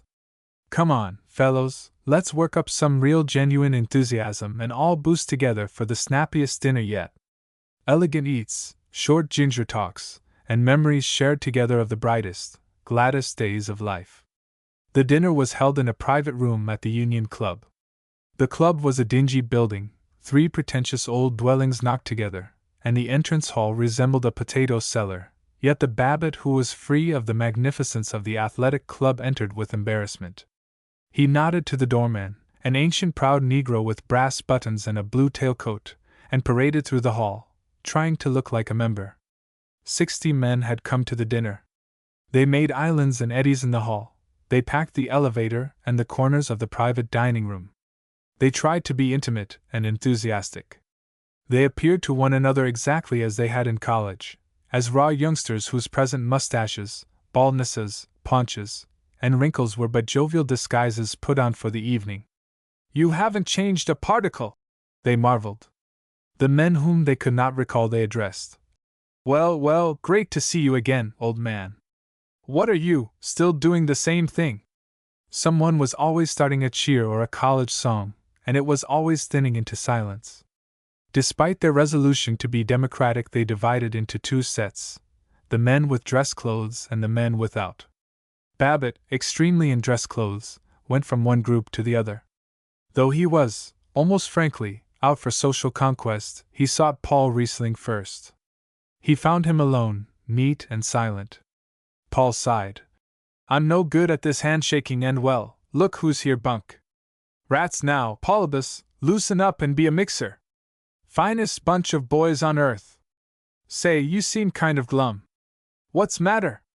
Oh, the usual. Run in with Zilla. Come on. Let's wade in and forget our troubles. He kept Paul beside him, but worked toward the spot where Charles McKelvey stood warming his admirers like a furnace. McKelvey had been the hero of the class of '96, not only football captain and hammer thrower but debater, and passable in what the State University considered scholarship. He had gone on, had captured the construction company once owned by the Dodsworths, best-known pioneer family of Zenith. He built state capitals, skyscrapers, railway terminals. He was a heavy-shouldered, big-chested man, but not sluggish. There was a quiet humor in his eyes, a syrup-smooth quickness in his speech, which intimidated politicians and warned reporters, and in his presence the most intelligent scientist or the most sensitive artist felt thin-blooded, unworldly, and a little shabby. He was, particularly when he was influencing legislatures or hiring labor spies, very easy and lovable and gorgeous. He was baronial. He was a peer in the rapidly crystallizing American aristocracy, inferior only to the haughty old families. In Zenith, an old family is one which came to town before 1840. His power was the greater because he was not hindered by scruples, by either the vice or the virtue of the older Puritan tradition. McKelvey was being placidly merry now with the great, the manufacturers and bankers, the landowners and lawyers and surgeons who had chauffeurs and went to Europe. Babbitt squeezed among them. He liked McKelvey's smile as much as the social advancement to be had from his favor. If in Paul's company he felt ponderous and protective, with McKelvey he felt slight and adoring. He heard McKelvey say to Max Kruger, the banker, "Yes, we'll put up Sir Gerald Doak." Babbitt's democratic love for titles became a rich relish. You know, he's one of the big jest iron men in England, Max horribly well off. Why, hello, old Georgie. Say, Max, George Babbitt is getting fatter than I am. The chairman shouted. Take your seats, fellows. Shall we make a move, Charlie? Babbitt said casually to McKelvey. Right. Hello, Paul. How's the old fiddler? Planning to sit anywhere special, George? Come on, let's grab some seats. Come on, Max Georgie, I read about your speeches in the campaign. Bully work. After that, Babbitt would have followed him through fire. He was enormously busy during the dinner, now bumblingly cheering Paul, now approaching McKelvey with, "Here, you're going to build some piers in Brooklyn." Now noting how enviously the failures of the class, sitting by themselves in a weedy group, looked up to him in his association with the nobility, now warming himself in the society talk of McKelvey and Max Kruger. They spoke of a jungle dance, for which Mona Dodsworth had decorated her house with thousands of orchids. They spoke, with an excellent imitation of casualness, of a dinner in Washington at which McKelvey had met a senator, a Balkan princess, and an English major general. McKelvey called the princess Jenny, and let it be known that he had danced with her. Babbitt was thrilled, but not so weighted with awe as to be silent. If he was not invited by them to dinner, he was yet accustomed to talking with bank presidents, congressmen, and club women who entertained poets. He was bright and referential with McKelvey. "Say, Charlie, d'you remember in junior year how we chartered a seagoing hack and chased down to Riverdale, to the big show Madam Brown used to put on? Remember how you beat up that hick constabule that tried to run us in, and we pinched the pants-pressing sign and took and hung it on Professor Morrison's door? Oh gosh, those were the days." Those, McKelvey agreed, were the days. Babbitt had reached. "It isn't the books you study in college but the friendships you make that counts." When the men at head of the table broke into song, he attacked McKelvey. "It's a shame to drift apart because our business activities lie in different fields. I've enjoyed talking over the good old days. You and Mrs. McKelvey must come to dinner some night." Vaguely. "Yes, indeed. Like to talk to you about the growth of real estate out beyond your Grantsville warehouse. I might be able to tip you off to a thing or two, possibly." "Splendid. We must have dinner together, Georgie. Just let me know. And it will be a great pleasure to have your wife and you at the house," said McKelvey, much less vaguely. Then the chairman's voice, that prodigious voice which once had roused them to cheer defiance at rooters from Ohio or Michigan or Indiana, whooped, "Come on, you wombats! All together in the long yell!" Babbitt felt that life would never be sweeter than now, when he joined with Paul Riesling and the newly recovered hero, McKelvey, in Bea Adelax. "Get an axe. Ballax. Get an axe. Hoo. The U. Hooroo." 3. The Babbitts invited the McKelveys to dinner, in early December, and the McKelveys not only accepted but, after changing the date once or twice, actually came. The Babbitts somewhat thoroughly discussed the details of the dinner, from the purchase of a bottle of champagne to the number of salted almonds to be placed before each person. Especially did they mention the matter of the other guests.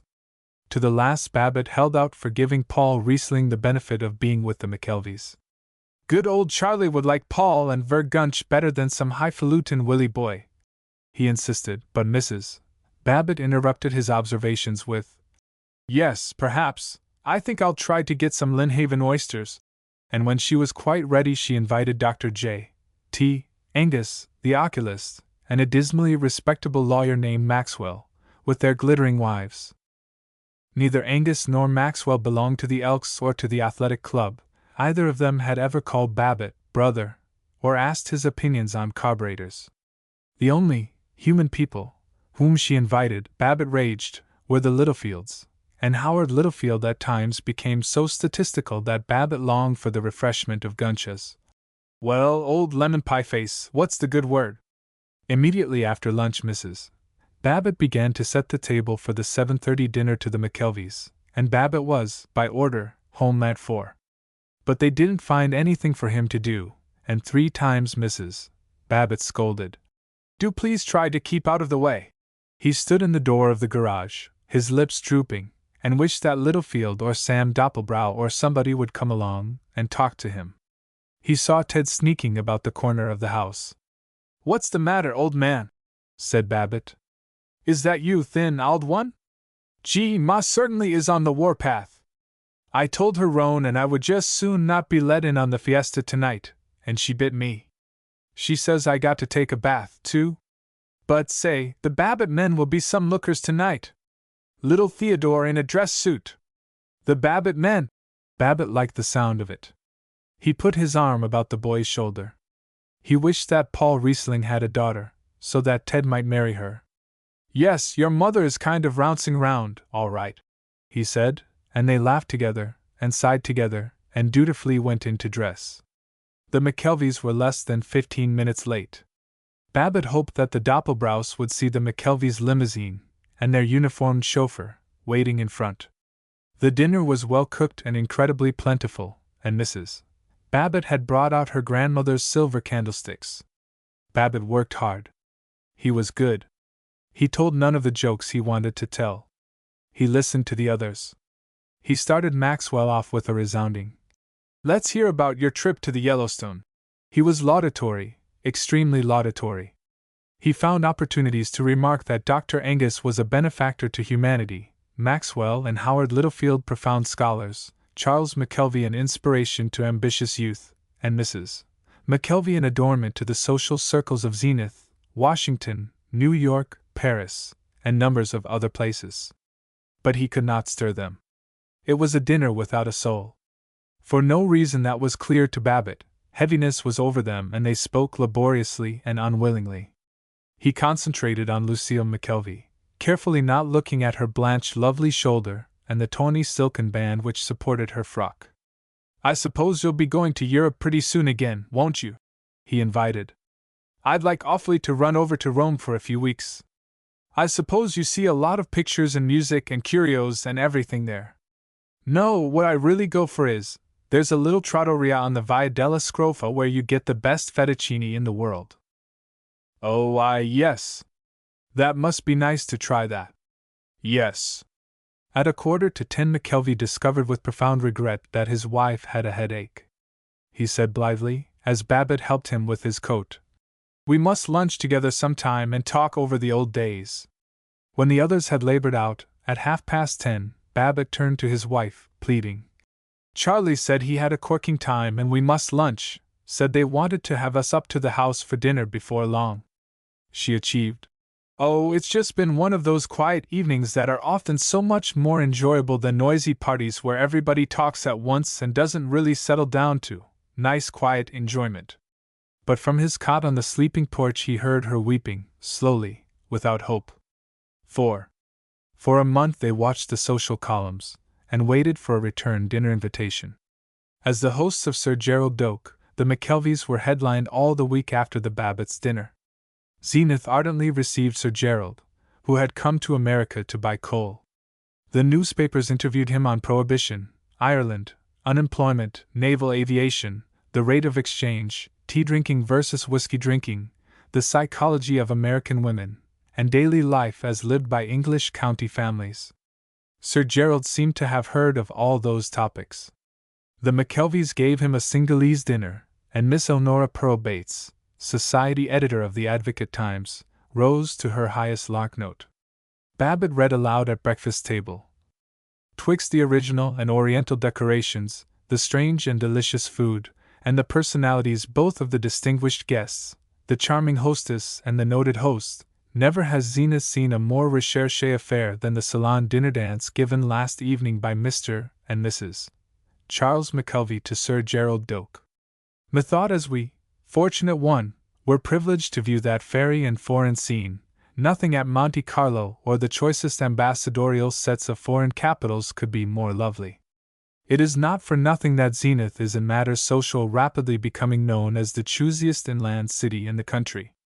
Though he is too modest to admit it, Lord Doak gives a cachet to our smart quartier such as it has not received since the ever-memorable visit of the Earl of Sittingbourne.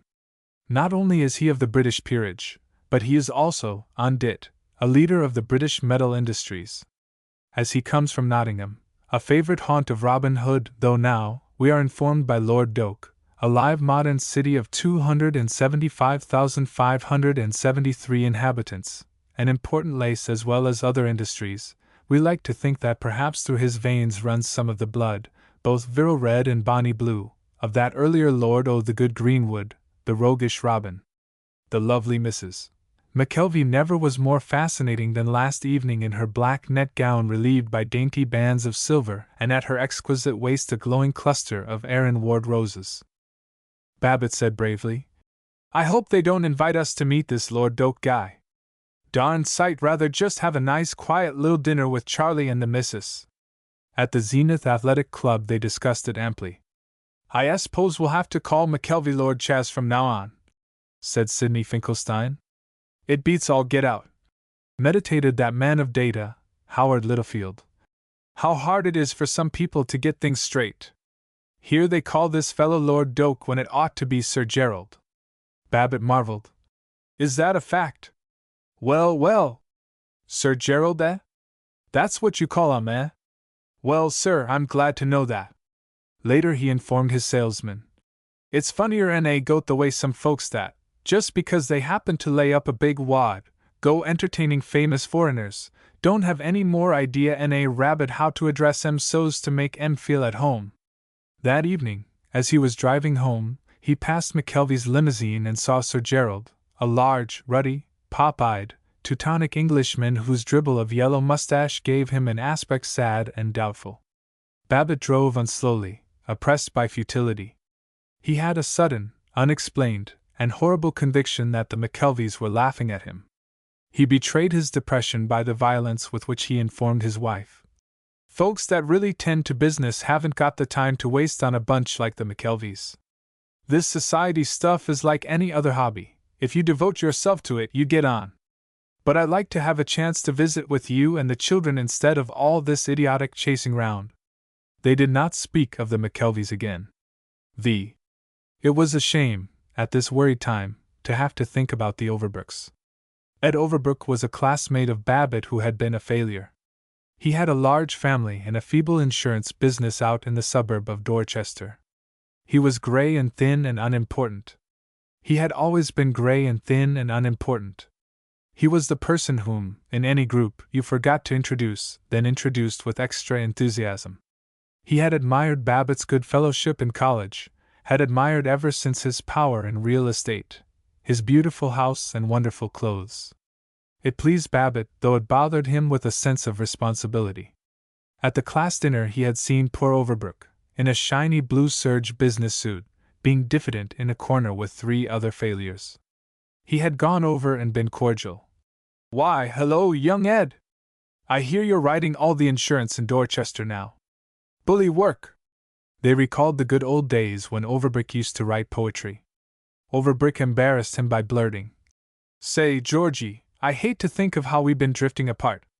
I wish you and Mrs. Babbitt would come to dinner some night." Babbitt boomed, "Fine. Sure. Just let me know. And the wife and I want to have you at the house." He forgot it, but unfortunately Ed Overbrook did not. Repeatedly he telephoned to Babbitt, inviting him to dinner. "Might as well go and get it over," Babbitt groaned to his wife. "But don't it simply amaze you the way the poor fish doesn't know the first thing about social etiquette? Think of him phoning me, instead of his wife sitting down and writing us a regular bid. Well, I guess we're stuck for it. That's the trouble with all this class brother hoop-to-doodle." He accepted Overbrook's next plaintive invitation, for an evening 2 weeks off. A dinner 2 weeks off, even a family dinner, never seems so appalling, till the 2 weeks have astoundingly disappeared and one comes dismayed to the ambushed hour. They had to change the date, because of their own dinner to the McKelveys, but at last they gloomily drove out to the Overbrooks' house in Dorchester. It was miserable from the beginning. The Overbrooks had dinner at 6:30, while the Babbitts never dined before 7. Babbitt permitted himself to be 10 minutes late. "Let's make it as short as possible. I think we'll duck out quick. I'll say I have to be at the office extra early tomorrow," he planned. The Overbrook house was depressing. It was the second story of a wooden 2-family dwelling, a place of baby carriages, old hats hung in the hall, cabbage smell, and a family Bible on the parlor table. Ed Overbrook and his wife were as awkward and threadbare as usual, and the other guests were 2 dreadful families whose names Babbitt never caught and never desired to catch. But he was touched and disconcerted by the tactless way in which Overbrook praised him.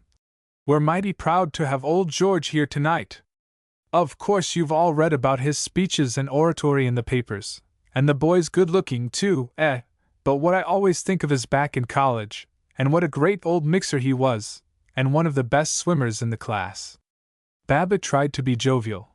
He worked at it, but he could find nothing to interest him in Overbrook's timorousness, the blankness of the other guests, or the drained stupidity of Mrs. Overbrook, with her spectacles, drab skin, and tight-drawn hair. He told his best Irish story, but it sank like soggy cake. Most bleary moment of all was when Mrs. Overbrook, peering out of her fog of nursing 8 children and cooking and scrubbing, tried to be conversational. "I suppose you go to Chicago and New York right along, Mr. Babbitt," she prodded. "Well, I get to Chicago fairly often. It must be awfully interesting. I suppose you take in all the theaters." "Well, to tell the truth, Mrs. Overbrook, thing that hits me best is a great big beefsteak at a Dutch restaurant in the Loop." They had nothing more to say. Babbitt was sorry, but there was no hope. The dinner was a failure. At 10, rousing out of the stupor of meaningless talk, he said as cheerily as he could, "'Fraid we got to be starting. Edition, I've got a fellow coming to see me early tomorrow." As Overbrook helped him with his coat, Babbitt said, "Nice to rub up on the old days. We must have lunch together, PDQ." Mrs. Babbitt sighed on their drive home. "It was pretty terrible. But how Mr. Overbrook does admire you!" "Yep. Poor cuss. Seems to think I'm a little tin archangel, and the best-looking man in Zenith." "Well, you're certainly not that, but oh, Georgie, you don't suppose we have to invite them to dinner at our house now, do we?" "Ouch. Gaw, I hope not. See here, now, George. You didn't say anything about it to Mr. Overbrook, did you?" "No. Gee. No. Honest, I didn't. Just made a bluff about having him to lunch sometime." "Well. Oh dear. I don't want to hurt their feelings. But I don't see how I could stand another evening like this one. And suppose somebody like Dr. and Mrs. Angus came in when we had the Overbrooks there, and thought they were friends of ours." For a week they worried. "We really ought to invite Ed and his wife, poor devils." But as they never saw the Overbrooks, they forgot them, and after a month or 2 they said, "That really was the best way, just to let it slide. It wouldn't be kind to them to have them here. They'd feel so out of place and hard up in our home." They did not speak of the Overbrooks again. Chapter 16. The certainty that he was not going to be accepted by the McKelveys made Babbitt feel guilty and a little absurd. But he went more regularly to the Elks. At a Chamber of Commerce luncheon he was oratorical regarding the wickedness of strikes, and again he saw himself as a prominent citizen. His clubs and associations were food comfortable to his spirit. Of a decent man in Zenith it was required that he should belong to one, preferably 2 or 3, of the numerous lodges and prosperity-boosting lunch clubs, to the Rotarians, the Kiwanis, or the Boosters, to the Oddfellows, Moose, Masons, Red Men, Woodmen, Owls, Eagles, Maccabees, Knights of Pythias, Knights of Columbus, and other secret orders characterized by a high degree of heartiness, sound morals, and reverence for the Constitution. There were 4 reasons for joining these orders. It was the thing to do. It was good for business, since lodge brothers frequently became customers. It gave to Americans unable to become Geheimrat or Commendatory such unctuous honorifics as High Worthy Recording Scribe and Grand Hoogout to add to the commonplace distinctions of Colonel, Judge, and Professor. And it permitted the swaddled American husband to stay away from home for 1 evening a week. The lodge was his piazza, his pavement cafe. He could shoot pool and talk man-talk and be obscene and valiant. Babbitt was what he called a joiner, for all these reasons. Behind the gold and scarlet banner of his public achievements was the dun background of office routine, leases, sales contracts, lists of properties to rent. The evenings of oratory and committees and lodges stimulated him like brandy, but every morning he was sandy-tongued. Week by week he accumulated nervousness. He was in open disagreement with his outside salesman, Stanley Graff, and once, though her charms had always kept him nickeringly polite to her, he snarled at Miss McGowan for changing his letters. But in the presence of Paul Riesling he relaxed. At least once a week they fled from maturity.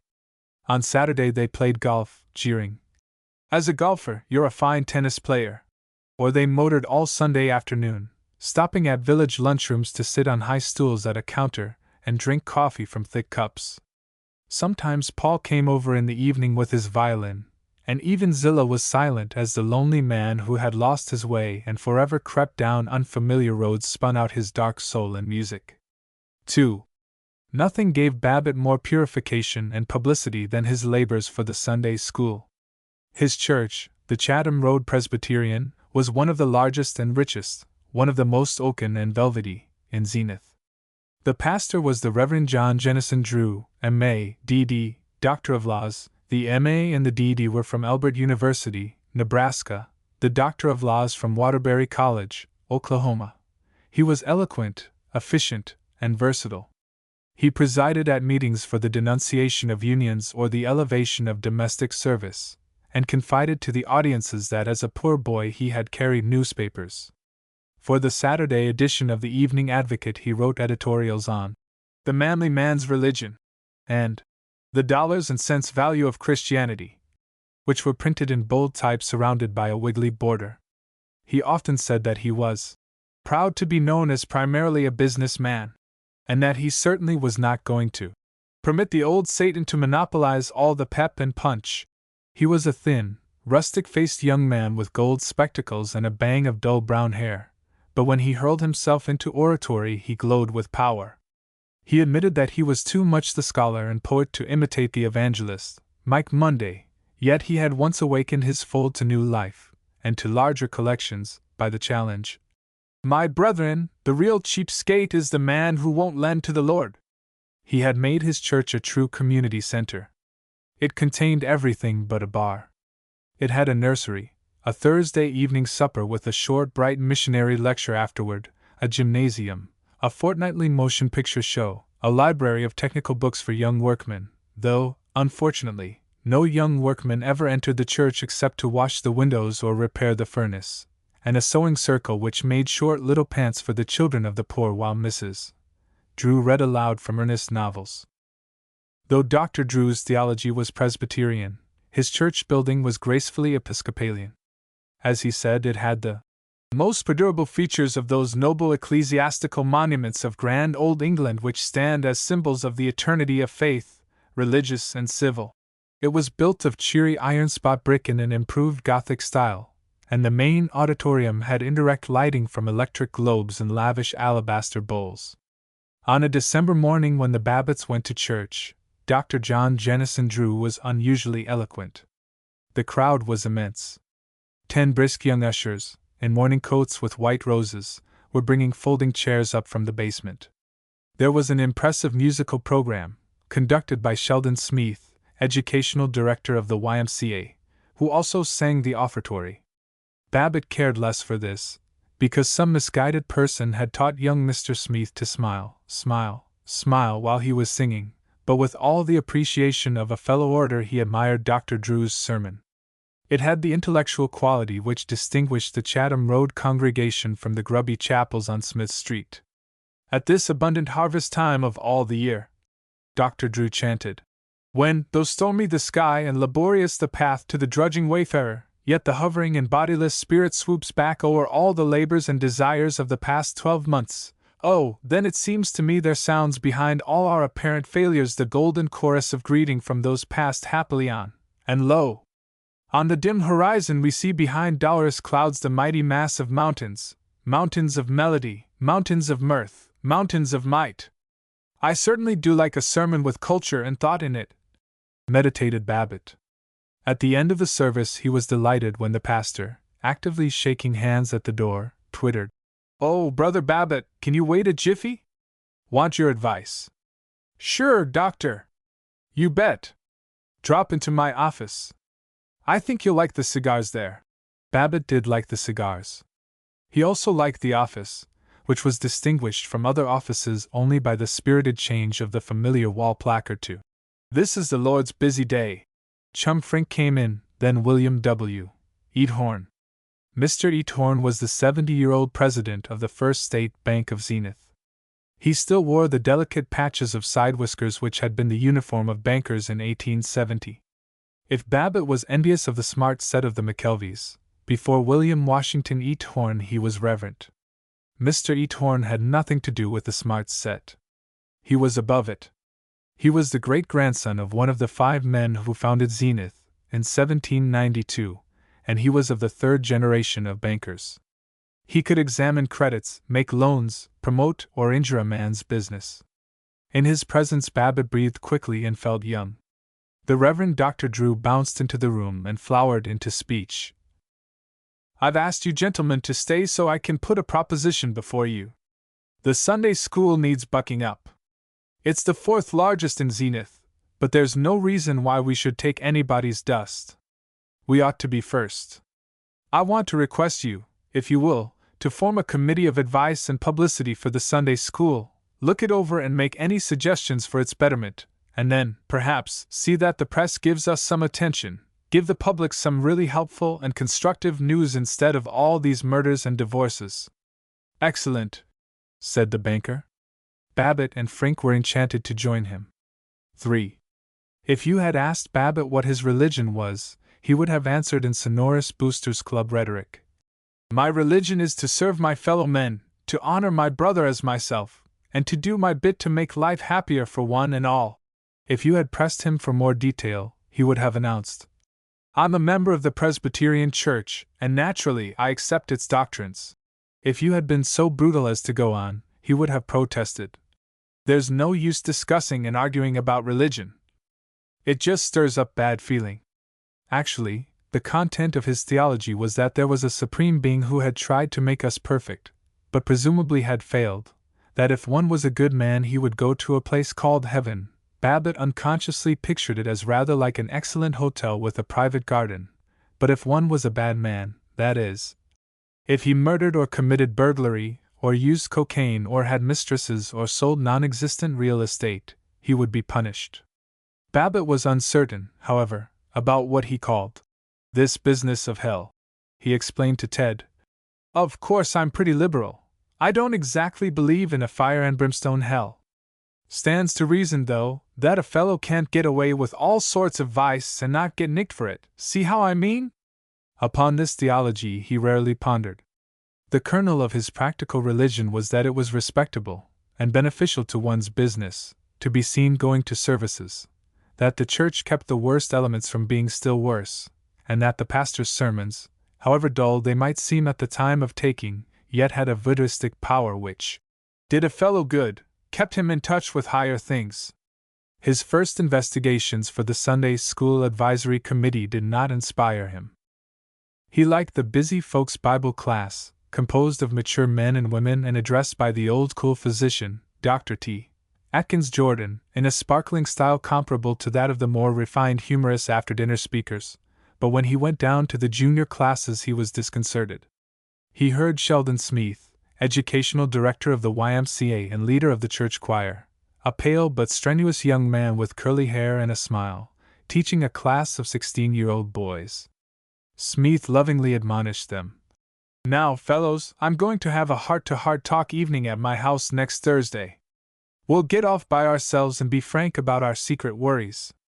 You can just tell old Sheldy anything, like all the fellows do at the Y. I'm going to explain frankly about the horrible practices a kiddie falls into unless he's guided by a big brother, and about the perils and glory of sex." Old Sheldy beamed damply, the boys looked ashamed, and Babbitt didn't know which way to turn his embarrassed eyes. Less annoying but also much duller were the minor classes which were being instructed in philosophy and Oriental ethnology by earnest spinsters. Most of them met in the highly varnished Sunday school room, but there was an overflow to the basement, which was decorated with varicose water pipes and lighted by small windows high up in the oozing wall. What Babbitt saw, however, was the First Congregational Church of Catawba. He was back in the Sunday school of his boyhood. He smelled again that polite stuffiness to be found only in church parlors. He recalled the case of drab Sunday school books. Hetty, a humble heroine, and Josephus, a lad of Palestine. He thumbed once more the high-colored text cards which no boy wanted but no boy liked to throw away, because they were somehow sacred. He was tortured by the stumbling rote of 35 years ago, as in the vast Zenith church he listened to. "Now, Edgar, you read the next verse. What does it mean when it says it's easier for a camel to go through a needle's eye? What does this teach us?" "Clarence! Please don't wiggle so. If you had studied your lesson you wouldn't be so fidgety." Now, Earl, what is the lesson Jesus was trying to teach his disciples? The one thing I want you to especially remember, boys, is the words, with God all things are possible. Just think of that always. Clarence, please pay attention. Just say with God all things are possible whenever you feel discouraged. And Alec, will you read the next verse? If you'd pay attention you wouldn't lose your place. Drone, drone, drone, gigantic bees that boomed in a cavern of drowsiness. Babbitt started from his open-eyed nap, thanked the teacher for the privilege of listening to her splendid teaching, and staggered on to the next circle. After 2 weeks of this he had no suggestions whatever for the Reverend Dr. Drew. Then he discovered a world of Sunday school journals, an enormous and busy domain of weeklies and monthlies which were as technical, as practical and forward-looking, as the real estate columns or the shoe trade magazines. He bought half a dozen of them at a religious bookshop, and till after midnight he read them and admired. He found many lucrative tips on focusing appeals, scouting for new members, and getting prospects to sign up with the Sunday school. He particularly liked the word prospects, and he was moved by the rubric. The moral springs of the community's life lie deep in its Sunday schools, its schools of religious instruction and inspiration. Neglect now means loss of spiritual vigor and moral power in years to come. Facts like the above, followed by a straight-arm appeal, will reach folks who can never be laughed or jollied into doing their part. Babbitt admitted, "That's so. I used to skin out of the old Sunday school at Catawba every chance I got, but same time, I wouldn't be where I am today, maybe, if it hadn't been for its training in moral power. And all about the Bible. Great literature. Have to read some of it again, one of these days." How scientifically the Sunday school could be organized he learned from an article in the Westminster Adult Bible class. The second vice president looks after the fellowship of the class. She chooses a group to help her. These become ushers. Everyone who comes gets a glad hand. No one goes away a stranger. One member of the group stands on the doorstep and invites passers-by to come in. Perhaps most of all Babbitt appreciated the remarks by William H. Ridgway in the Sunday School Times. If you have a Sunday school class without any pep and get up and go in it, that is, without interest, that is uncertain in attendance, that acts like a fellow with the spring fever, let old Dr. Ridgway write you a prescription. RX. Invite the bunch for supper. The Sunday school journals were as well-rounded as they were practical. They neglected none of the arts. As to music, the Sunday School Times advertised that C. Harold Loden, known to thousands through his sacred compositions, had written a new masterpiece. Entitled Yearning for You, the poem by Harry D. Kerr is one of the daintiest you could imagine, and the music is indescribably beautiful. Critics are agreed that it will sweep the country. May be made into a charming sacred song by substituting the hymn words, "I heard the voice of Jesus say." Even manual training was adequately considered. Babbitt noted an ingenious way of illustrating the resurrection of Jesus Christ. Model for pupils to make. Tomb with rolling door. Use a square covered box turned upside down. Pull the cover forward a little to form a groove at the bottom. Cut a square door, also cut a circle of cardboard to more than cover the door. Cover the circular door and the tomb thickly with stiff mixture of sand, flour and water and let it dry. It was the heavy circular stone over the door the women found rolled away on Easter morning. This is the story we are to go tell. In their advertisements, the Sunday school journals were thoroughly efficient. Babbitt was interested in a preparation which takes the place of exercise for sedentary man by building up depleted nerve tissue, nourishing the brain and the digestive system. He was edified to learn that the selling of Bibles was a hustling and strictly competitive industry, and as an expert on hygiene he was pleased by the Sanitary Communion Outfit Company's announcement of an improved and satisfactory outfit throughout, including highly polished, beautiful mahogany tray. This tray eliminates all noise, is lighter and more easily handled than others, and is more in keeping with the furniture of the church than a tray of any other material. 4. He dropped the pile of Sunday school journals. He pondered, "Now there's a real he world. Corking! Ashamed I haven't sat in more. Fellow that's an influence in the community, Shame if he doesn't take part in a real virile hustling religion. Sort of Christianity Incorporated, you might say.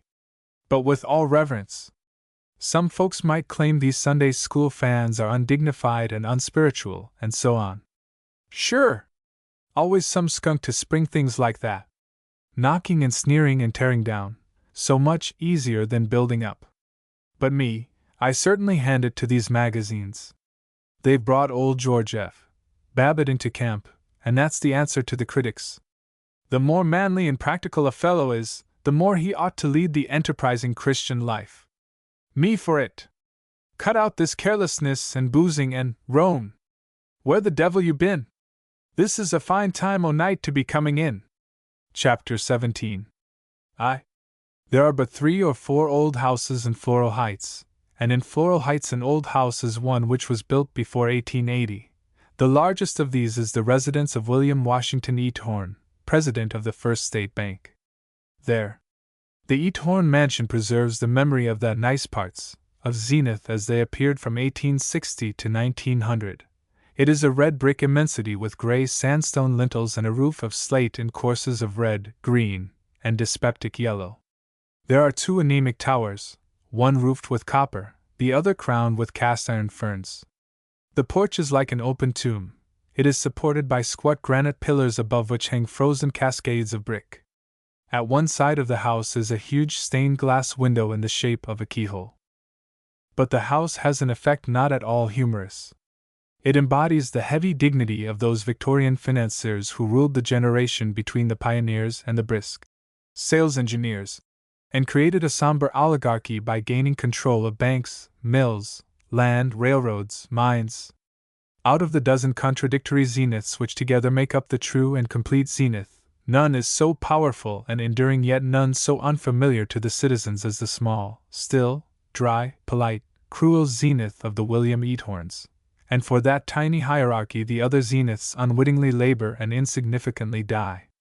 Most of the castles of the testy Victorian tetrarchs are gone now or decayed into boarding houses, but the Eathorne mansion remains virtuous and aloof, reminiscent of London, Back Bay, Rittenhouse Square.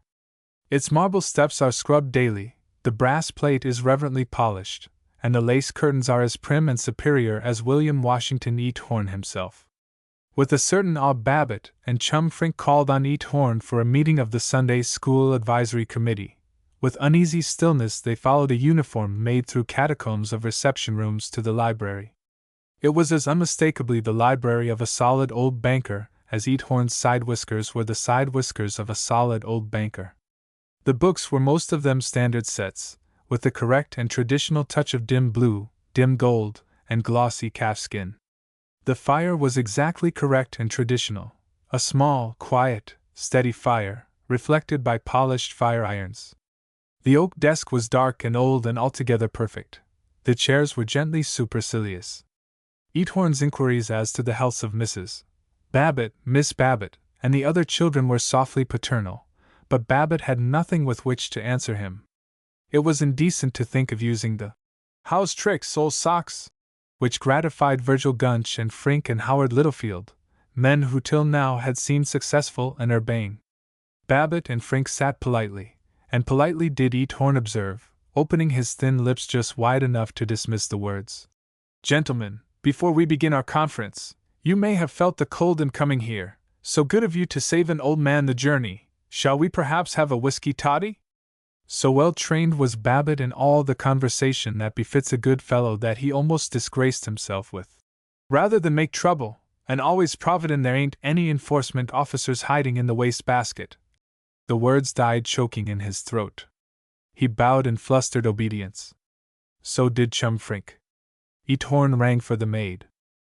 The modern and luxurious Babbitt had never seen any one ring for a servant in a private house, except during meals. Himself, in hotels, had rung for bellboys, but in the house you didn't hurt Matilda's feelings, you went out in the hall and shouted for her. Nor had he, since Prohibition, known anyone to be casual about drinking. It was extraordinary merely to sip his toddy and not cry, "Oh man, this hits me right where I live!"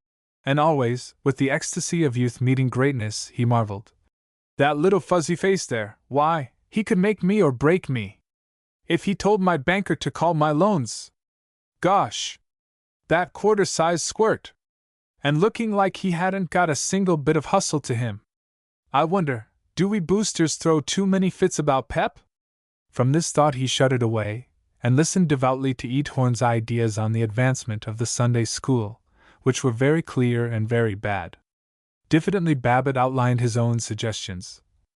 I think if you analyze the needs of the school, in fact, going right at it as if it was a merchandising problem, of course the one basic and fundamental need is growth. I presume we're all agreed we won't be satisfied till we build up the biggest darn Sunday school in the whole state, so the Chatham Road Presbyterian won't have to take anything off anybody. Now about jazzing up the campaign for prospects, they've already used contesting teams, and given prizes to the kids that bring in the most members. And they made a mistake there. The prizes were a lot of falderalls and doodads like poetry books and illustrated testaments, instead of something a real live kid would want to work for, like real cash or a speedometer for his motorcycle. Course, I suppose it's all fine and dandy to illustrate the lessons with these decorated bookmarks and blackboard drawings and so on, but when it comes down to real hustling, getting out and drumming up customers, or members, I mean, why, you got to make it worth a fellow's while. Now, I want to propose 2 stunts. First, divide the Sunday school into 4 armies, depending on age. Everybody gets a military rank in his own army according to how many members he brings in, and the duffers that lie down on us and don't bring in any, they remain privates. The pastor and superintendent rank as generals. And everybody has got to give salutes and all the rest of that junk, just like a regular army, to make 'em feel it's worthwhile to get rank. Then, second, course the school has its advertising committee, but Lord, nobody ever really works good, nobody works well just for the love of it. The thing to do is to be practical and up to date, and hire a real paid press agent for the Sunday school, some newspaper fellow who can give part of his time. Sure, you bet, said Chum Frink. Think of the nice juicy bits he could get in, Babbitt crowed. Not only the big, salient, vital facts about how fast the Sunday school, and the collection, is growing, but a lot of humorous gossip and kidding about how some blowhard fell down on his pledge to get new members, or the good time the Sacred Trinity class of girls had at their Weenieworst party. And on the side, if he had time, the press agent might even boost the lessons themselves, do a little advertising for all the Sunday schools in town, in fact. No use being hoggish toward the rest of them, providing we can keep the bulge on 'em in membership. For instance, he might get the papers to, course I haven't got a literary training like Frink here, and I'm just guessing how the pieces ought to be written, but take for instance, suppose the week's lesson is about Jacob. Well, the press agent might get in something that would have a fine moral, and yet with a trick headline that'd get folks to read it, say like, Jake fools the old man, makes getaway with girl and bankroll. See how I mean? That'd get their interest. Now, of course, Mr. Eathorn, you're conservative, and maybe you feel these stunts would be undignified, but honestly, I believe they bring home the bacon. Eathorn folded his hands on his comfortable little belly and purred like an aged pussy. May I say, first, that I have been very much pleased by your analysis of the situation, Mr. Babbitt. As you surmise, it's necessary in my position to be conservative, and perhaps endeavor to maintain a certain standard of dignity. Yet I think you'll find me somewhat progressive. In our bank, for example, I hope I may say that we have as modern a method of publicity and advertising as any in the city. Yes, I fancy you'll find us oldsters quite cognizant of the shifting spiritual values of the age. Yes, oh yes. And so, in fact, it pleases me to be able to say that though personally I might prefer the sterner Presbyterianism of an earlier era. Babbitt finally gathered that Eathorn was willing. Chum Frink suggested as part-time press agent one Kenneth Escott, reporter on the Advocate-Times. They parted on a high plane of amity and Christian helpfulness. Babbitt did not drive home, but toward the center of the city. He wished to be by himself and exult over the beauty of intimacy with William Washington Eathorn. 2. A snow-blanched evening of ringing pavements and eager lights. Great golden lights of trolley cars sliding along the packed snow of the roadway. Demure lights of little houses. The belching glare of a distant foundry, wiping out the sharp-edged stars. Lights of neighborhood drug stores where friends gossiped, well pleased, after the day's work.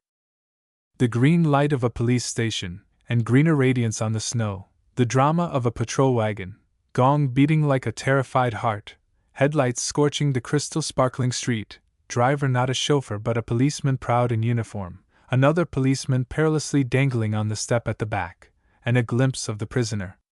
A murderer, a burglar, a coiner cleverly trapped. An enormous greystone church with a rigid spire, dim light in the parlors, and cheerful droning of choir practice. The quivering green mercury vapor light of a photo engraver's loft.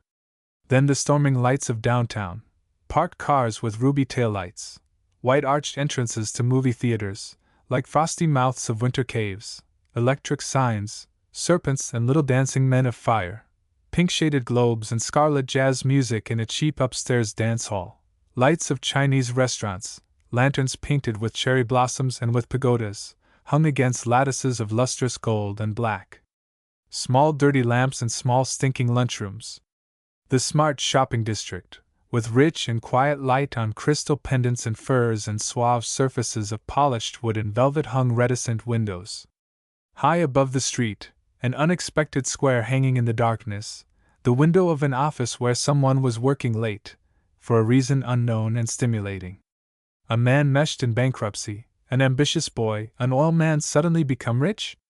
The air was shrewd, the snow was deep in uncleared alleys, and beyond the city, Babbitt knew, were hillsides of snowdrift among wintry oaks, and the curving ice-enchanted river. He loved his city with passionate wonder. He lost the accumulated weariness of business worry and expansive oratory. He felt young and potential. He was ambitious. It was not enough to be a Virgil Gunch, an Orville Jones. No. They're bully fellows, simply lovely, but they haven't got any finesse. No. He was going to be an E. Torn, delicately rigorous, coldly powerful. That's the stuff. The wallop in the velvet mitt. Not let anybody get fresh with you. Been getting careless about my diction. Slang. Colloquial. Cut it out. I was first rate at rhetoric in college. Themes on, anyway, not bad. Had too much of this hoop-to-doodle and Goodfellow stuff. Why couldn't I organize a bank of my own someday? And Ted succeed me? He drove happily home, and to Mrs. Babbitt he was a William Washington E. Torn, but she did not notice it. 3.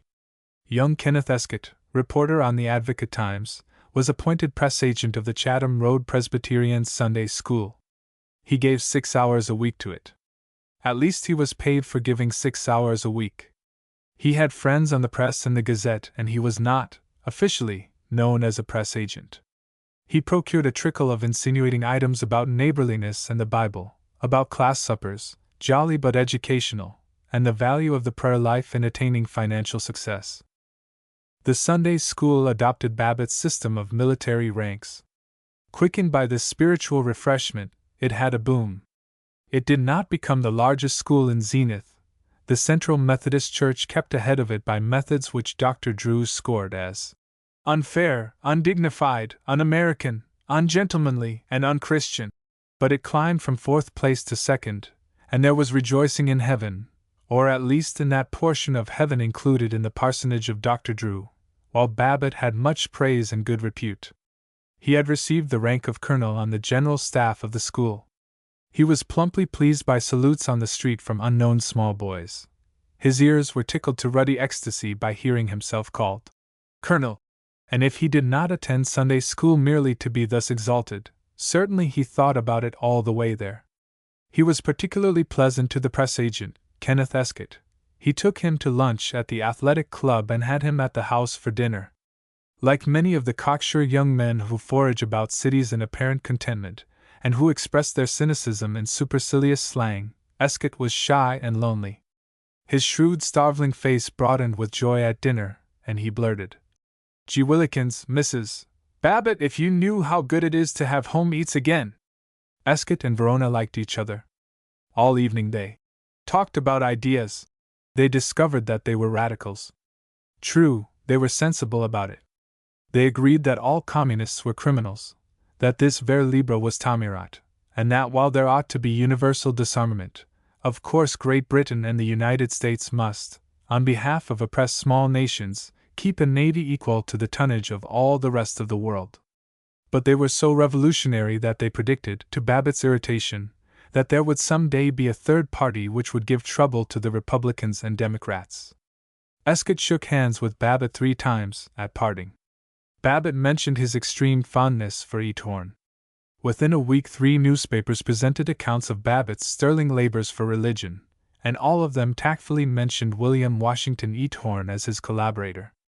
Nothing had brought Babbitt quite so much credit at the Elks, the Athletic Club, and the Boosters. His friends had always congratulated him on his oratory, but in their praise was doubt, for even in speeches advertising the city there was something highbrow and degenerate, like writing poetry. But now Orville Jones shouted across the athletic dining room, "Here's the new director of the First State Bank." Grover Butterball, the eminent wholesaler of plumber's supplies, chuckled. "Wonder you mix with common folks, after holding Eathorne's hand." And Emile Vingard, the jeweler, was at last willing to discuss buying a house in Dorchester. 4.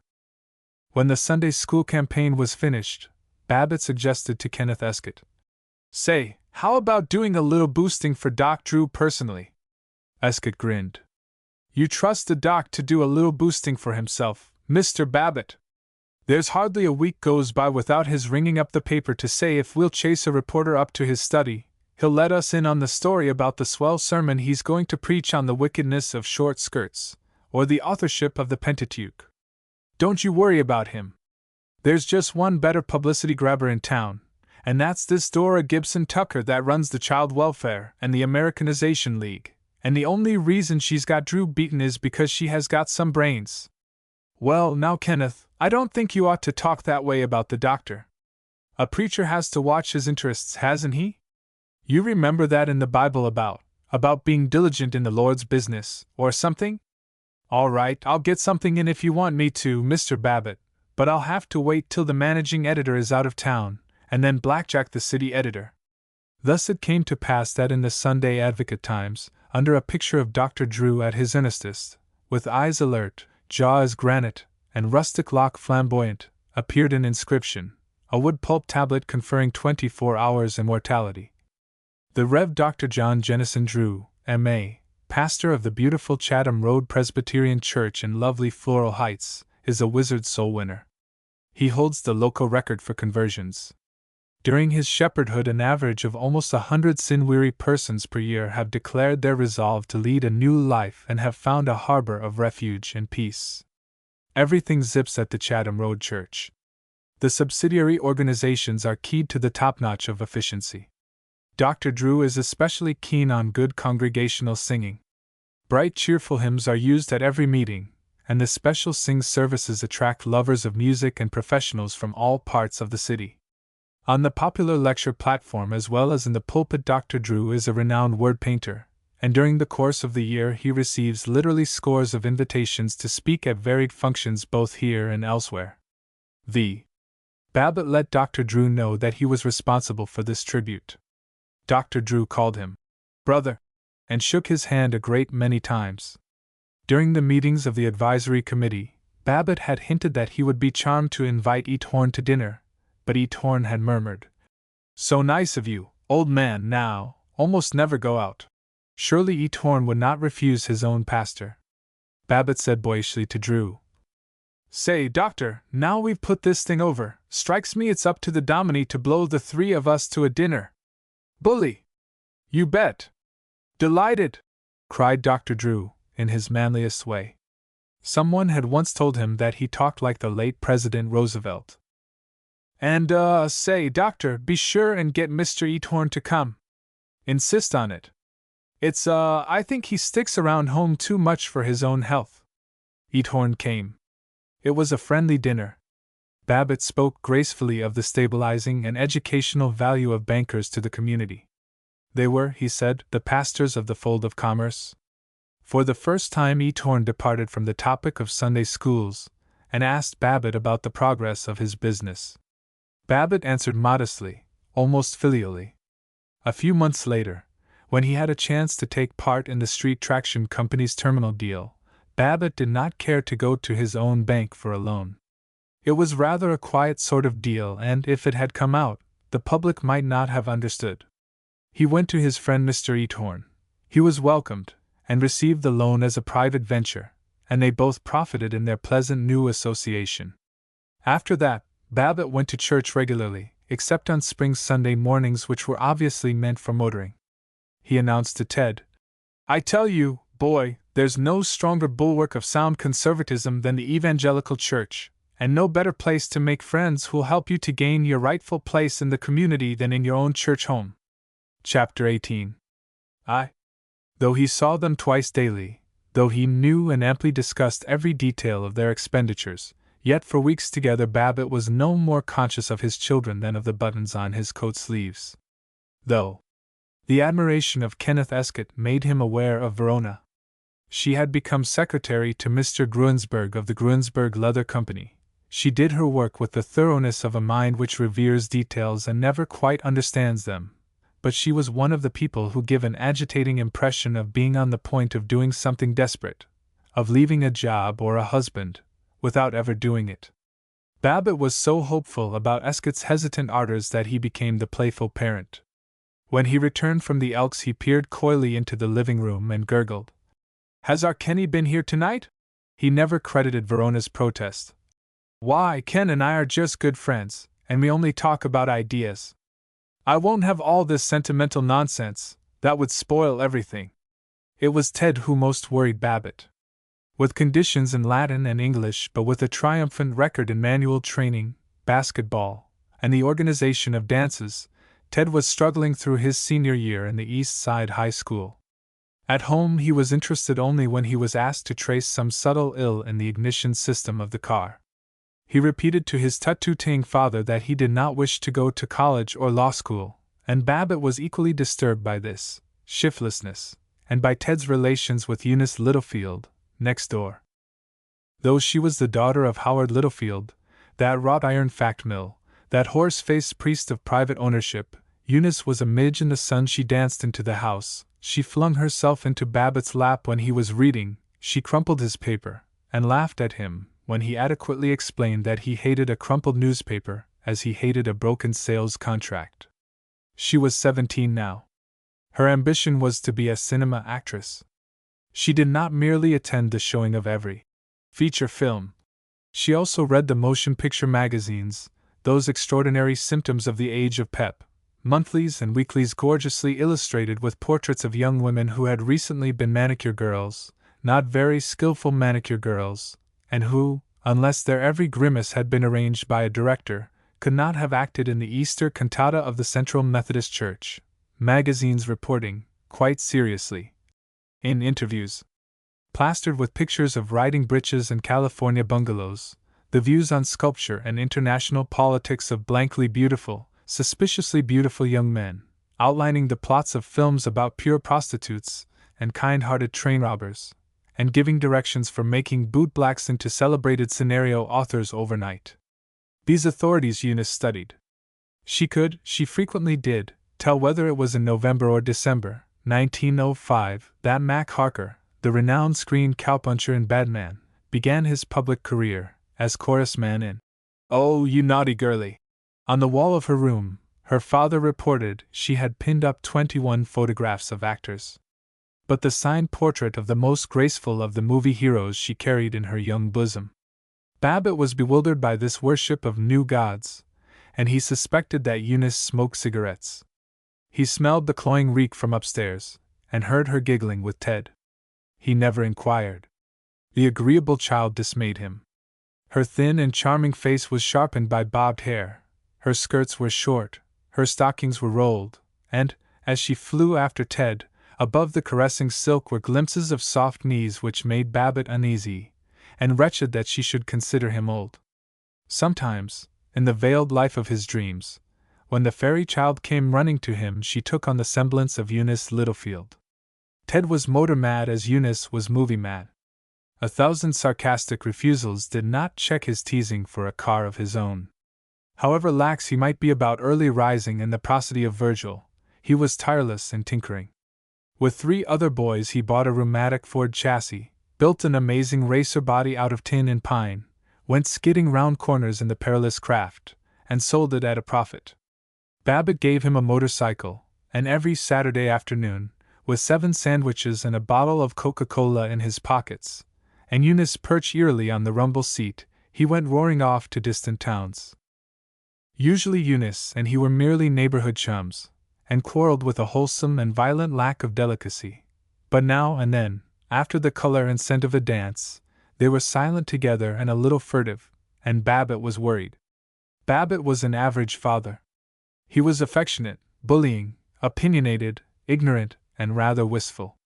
Like most parents, he enjoyed the game of waiting till the victim was clearly wrong, then virtuously pouncing. He justified himself by croaking, "Well, Ted's mother spoils him. Got to be somebody who tells him what's what, and me, I'm elected the goat. Because I try to bring him up to be a real, decent, human being and not one of these sapheads and lounge lizards. Of course they all call me a grouch." Throughout, with the eternal human genius for arriving by the worst possible routes at surprisingly tolerable goals, Babbitt loved his son and warmed to his companionship, and would have sacrificed everything for him, if he could have been sure of proper credit. 2. Ted was planning a party for his set in the senior class. Babbitt meant to be helpful and jolly about it. From his memory of high school pleasures back in Catawba, he suggested the nicest games, going to Boston, and charades with stewpans for helmets, and word games in which you were an adjective or a quality. When he was most enthusiastic, he discovered that they weren't paying attention, they were only tolerating him. As for the party, it was as fixed and standardized as a Union Club hop. There was to be dancing in the living room, a noble collation in the dining room, and in the hall 2 tables of bridge for what Ted called the poor old dumbbells that you can't get to dance hardly more than half the time. Every breakfast was monopolized by conferences on the affair. No one listened to Babbitt's bulletins about the February weather or to his throat-clearing comments on the headlines. He said furiously, "If I may be permitted to interrupt your engrossing private conversation, d'you hear what I said? Oh, don't be a spoiled baby. Ted and I have just as much right to talk as you have," flared Mrs. Babbitt. On the night of the party he was permitted to look on, when he was not helping Matilda with the Vecchia ice cream and the Petit Fours. He was deeply disquieted. 8 years ago, when Verona had given a high school party, the children had been featureless babies. Now they were men and women of the world, very supercilious men and women. The boys condescended to Babbitt, they wore evening clothes, and with hauteur they accepted cigarettes from silver cases. Babbitt had heard stories of what the athletic club called goings-on at young parties, of girls parking their corsets in the dressing room, of cuddling and petting, and a presumable increase in what was known as immorality. Tonight he believed the stories. These children seemed bold to him, and cold. The girls wore misty chiffon, coral velvet, or cloth of gold, and around their dipping bobbed hair were shining wreaths. He had it, upon urgent and secret inquiry, that no corsets were known to be parked upstairs, but certainly these eager bodies were not stiff with steel. Their stockings were of lustrous silk, their slippers costly and unnatural, their lips carmined and their eyebrows penciled. They danced cheek to cheek with the boys, and Babbitt sickened with apprehension and unconscious envy. Worst of them all was Eunice Littlefield, and maddest of all the boys was Ted. Eunice was a flying demon. She slid the length of the room. Her tender shoulders swayed. Her feet were deft as a weaver's shuttle. She laughed, and enticed Babbitt to dance with her. Then he discovered the annex to the party. The boys and girls disappeared occasionally, and he remembered rumors of their drinking together from hip pocket flasks. He tiptoed round the house, and in each of the dozen cars waiting in the street he saw the points of light from cigarettes. From each of them heard high giggles. He wanted to denounce them, but, standing in the snow, peering round the dark corner, he did not dare. He tried to be tactful. When he had returned to the front hall he coaxed the boys. "Say, if any of you fellows are thirsty, there's some dandy ginger ale." "Oh, thanks," they condescended. He sought his wife, in the pantry, and exploded. "I'd like to go in there and throw some of those young pups out of the house. They talk down to me like I was the butler. I'd like to. I know, she sighed. Only everybody says, all the mothers tell me, unless you stand for them, if you get angry because they go out to their cars to have a drink, they won't come to your house anymore, and we wouldn't want Ted left out of things, would we? He announced that he would be enchanted to have Ted left out of things, and hurried in to be polite, lest Ted be left out of things.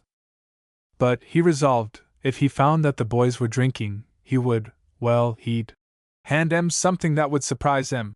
While he was trying to be agreeable to large-shouldered young bullies, he was earnestly sniffing at them. Twice he caught the reek of Prohibition-time whiskey, but then, it was only twice. Dr. Howard Littlefield lumbered in. He had come, in a mood of solemn parental patronage, to look on. Ted and Eunice were dancing, moving together like one body. Littlefield gasped. He called Eunice. There was a whispered duologue, and Littlefield explained to Babbitt that Eunice's mother had a headache and needed her. She went off in tears. Babbitt looked after them furiously. That little devil! Getting Ted into trouble! And Littlefield, the conceited old gasbag, acting like it was Ted that was the bad influence. Later he smelled whiskey on Ted's breath. After the civil farewell to the guests, the row was terrific, a thorough family scene, like an avalanche, devastating and without reticences. Babbitt thundered Mrs. Babbitt wept, Ted was unconvincingly defiant, and Verona in confusion as to whose side she was taking. For several months there was coolness between the Babbitts and the Littlefields, each family sheltering their lamb from the wolf cub next door. Babbitt and Littlefield still spoke in pontifical periods about motors and the Senate, but they kept bleakly away from mention of their families. Whenever Eunice came to the house, she discussed with pleasant intimacy the fact that she had been forbidden to come to the house, and Babbitt tried, with no success whatever, to be fatherly and advisory with her. 3. Gosh, all fishhooks! Ted wailed to Eunice, as they wolfed hot chocolate, lumps of nougat, and an assortment of glacé nuts, in the mosaic splendor of the Royal Drug Store. It gets me why Dad doesn't just pass out from being so poky. Every evening he sits there, about half asleep, and if Roan or I say, "Oh, come on, let's do something," he doesn't even take the trouble to think about it. He just yawns and says, "Nah, this suits me right here." He doesn't know there's any fun going on anywhere.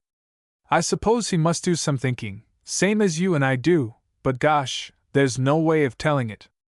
I don't believe that outside of the office and playing a little bum golf on Saturday he knows there's anything in the world to do except just keep sitting there every night, not wanting to go anywhere, not wanting to do anything, thinking us kids are crazy, sitting there, Lord.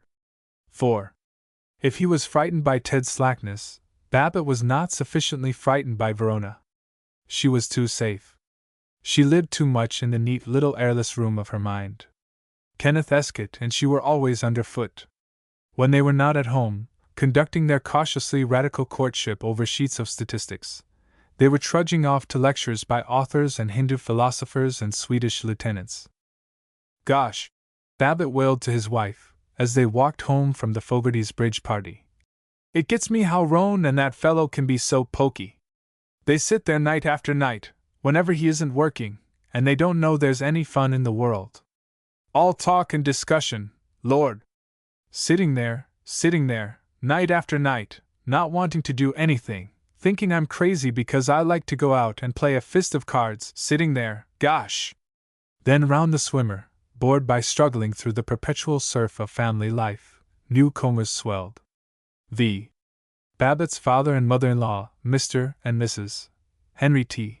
Thompson, rented their old house in the Bellevue district and moved to the Hotel Hatton, that glorified boarding house filled with widows, red plush furniture, and the sound of ice-water pitchers.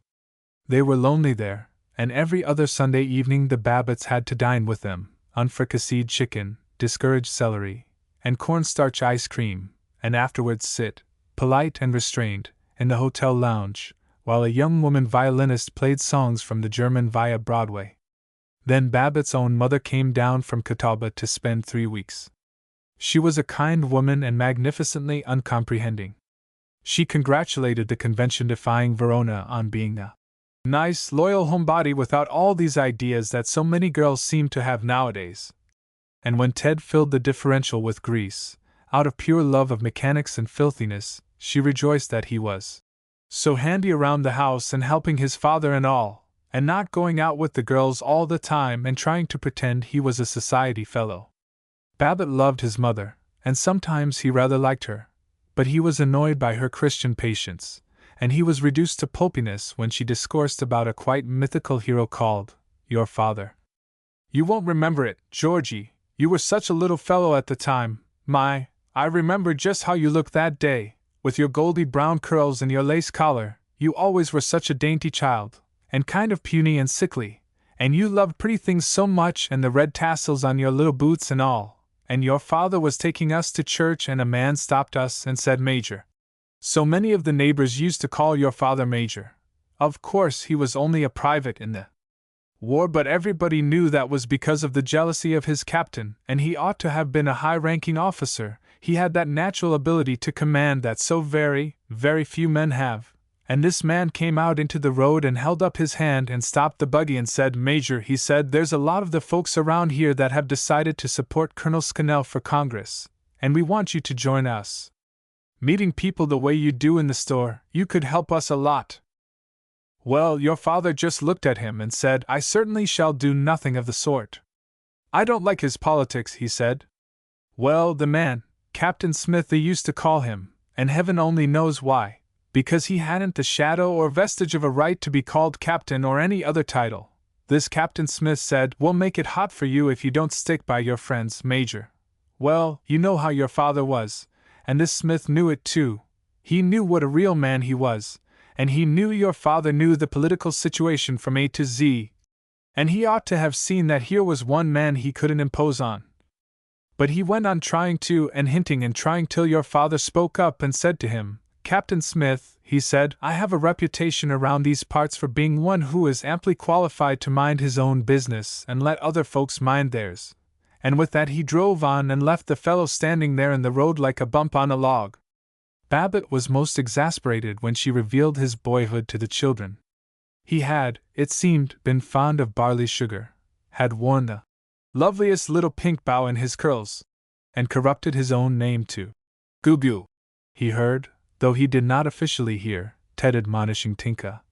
Come on now, kid, stick the lovely pink bow in your curls and beat it down to breakfast, or Goo-Goo will jaw your head off. Babbitt's half-brother, Martin, with his wife and youngest baby, came down from Catawba for 2 days. Martin bred cattle and ran the dusty general store. He was proud of being a free-born independent American of the good old Yankee stock. He was proud of being honest, blunt, ugly, and disagreeable. His favorite remark was, How much did you pay for that? He regarded Verona's books, Babbitt's silver pencil, and flowers on the table as citified extravagances, and said so. Babbitt would have quarreled with him but for his gawky wife and the baby, whom Babbitt teased and poked fingers at and addressed. I think this baby's a bum, yes, sir. I think this little baby's a bum. He's a bum, yes, sir, he's a bum. That's what he is, he's a bum. This baby's a bum. He's nothing but an old bum. That's what he is, a bum. All the while Verona and Kenneth Escott held long inquiries into epistemology. Ted was a disgraced rebel, and Tinka, aged 11, was demanding that she be allowed to go to the movies thrice a week. Like all the girls. Babbitt raged. I'm sick of it. Having to carry 3 generations. Whole damn bunch lean on me. Pay half of mother's income, listen to Henry T. Listen to Myra's worrying, be polite to Mart, and get called an old grouch for trying to help the children. All of them depending on me and picking on me and not a damn one of them grateful. No relief, and no credit, and no help from anybody. And to keep it up for, good Lord, how long? He enjoyed being sick in February.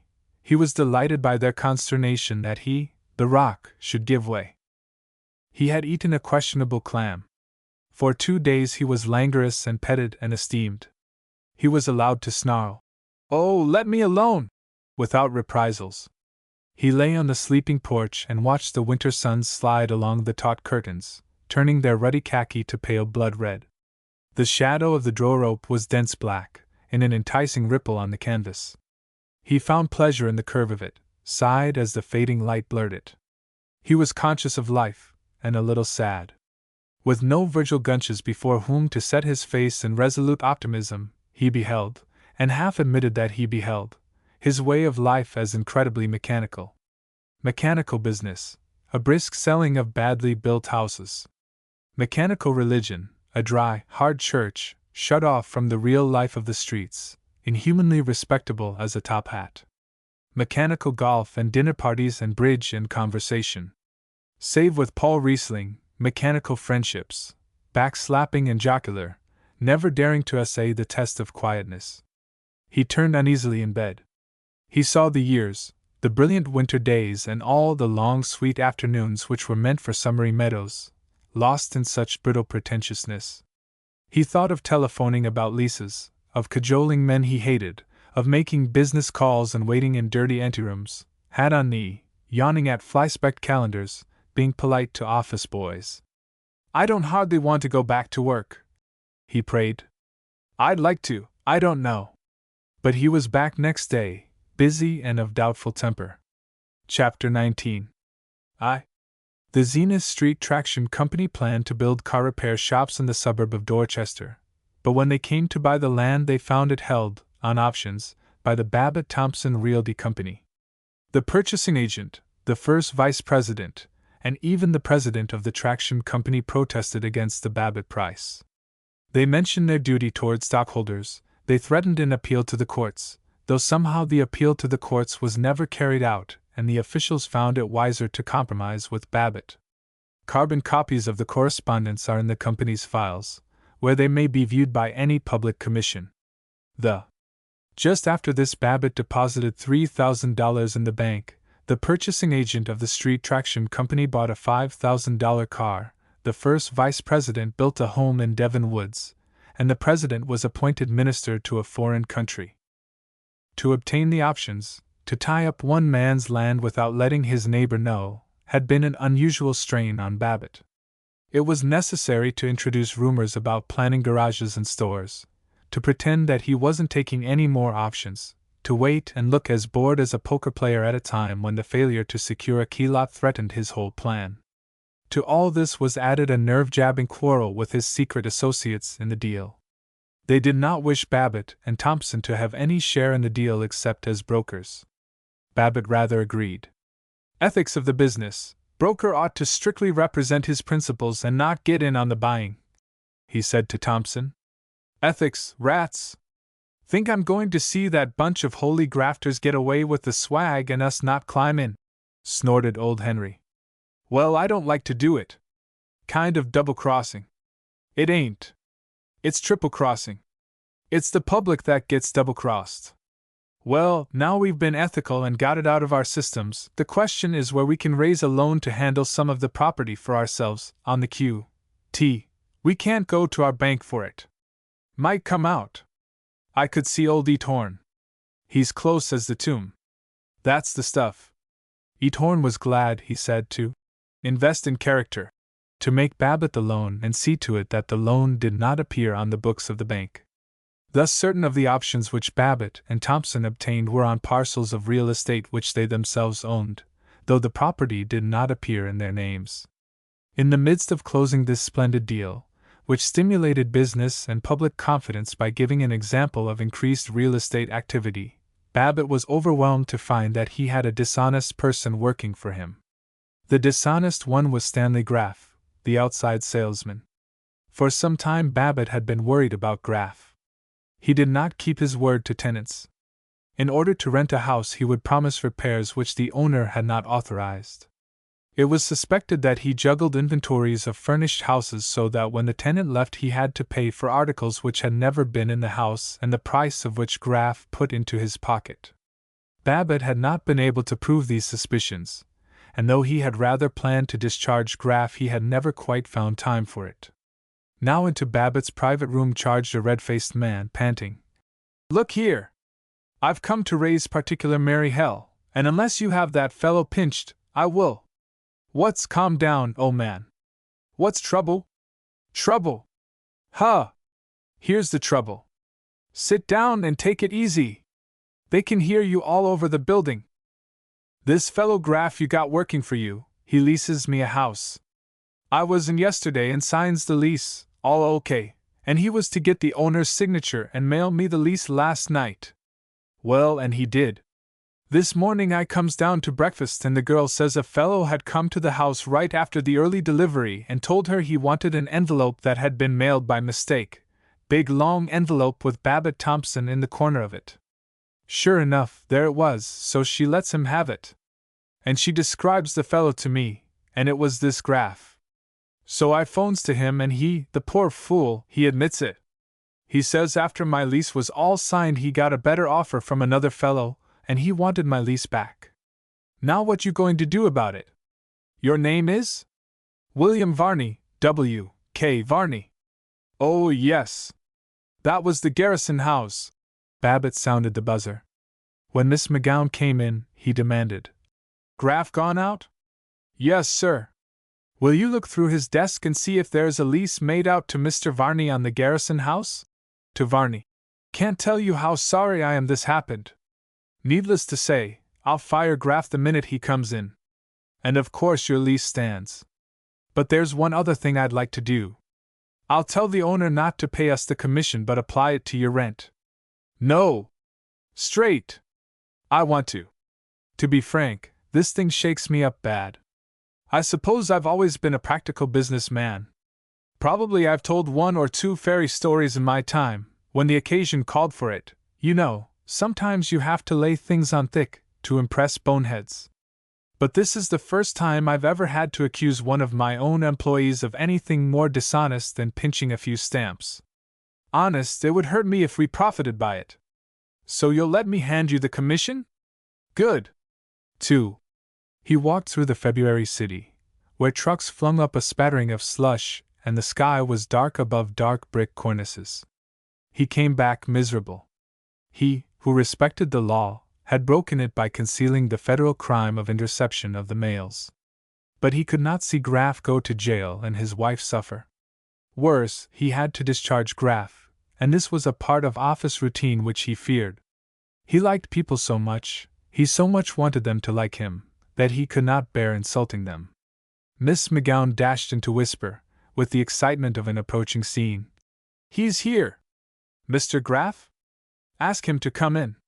He tried to make himself heavy and calm in his chair, and to keep his eyes expressionless. Graff stalked in, a man of 35, dapper, eyeglassed, with a foppish mustache. Want me? Said Graff. Yes.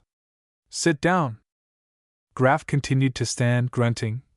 I suppose that old nut Varney has been in to see you. Let me explain about him.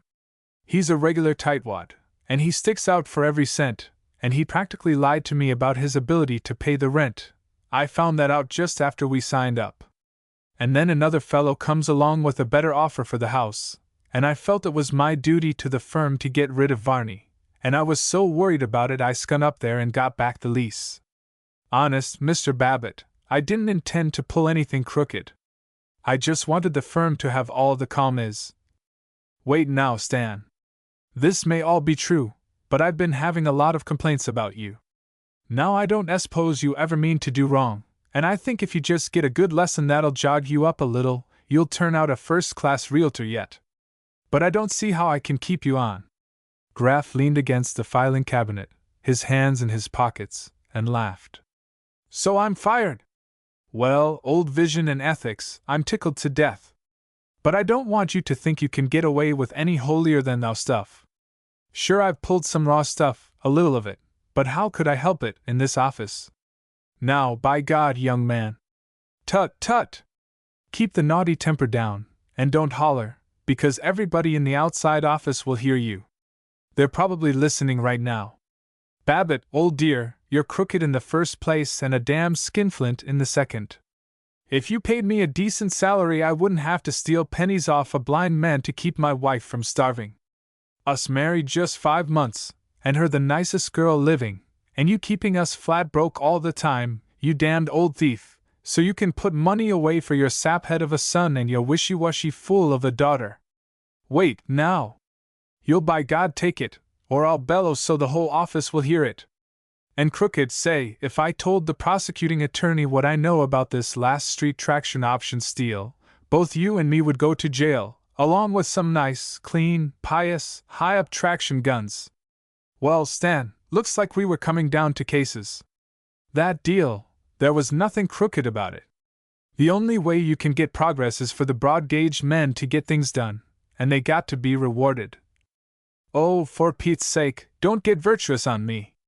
As I gather it, I'm fired. All right. It's a good thing for me. And if I catch you knocking me to any other firm, I'll squeal all I know about you and Henry T. and the dirty little lickspittle deals that you corporals of industry pull off for the bigger and brainier crooks, and you'll get chased out of town. And me, you're right, Babbitt, I've been going crooked, but now I'm going straight, and the first step will be to get a job in some office where the boss doesn't talk about ideals. Bad luck, old dear, and you can stick your job up the sewer. Babbitt sat for a long time, alternately raging. I'll have him arrested. And yearning. I wonder. No, I've never done anything that wasn't necessary to keep the wheels of progress moving.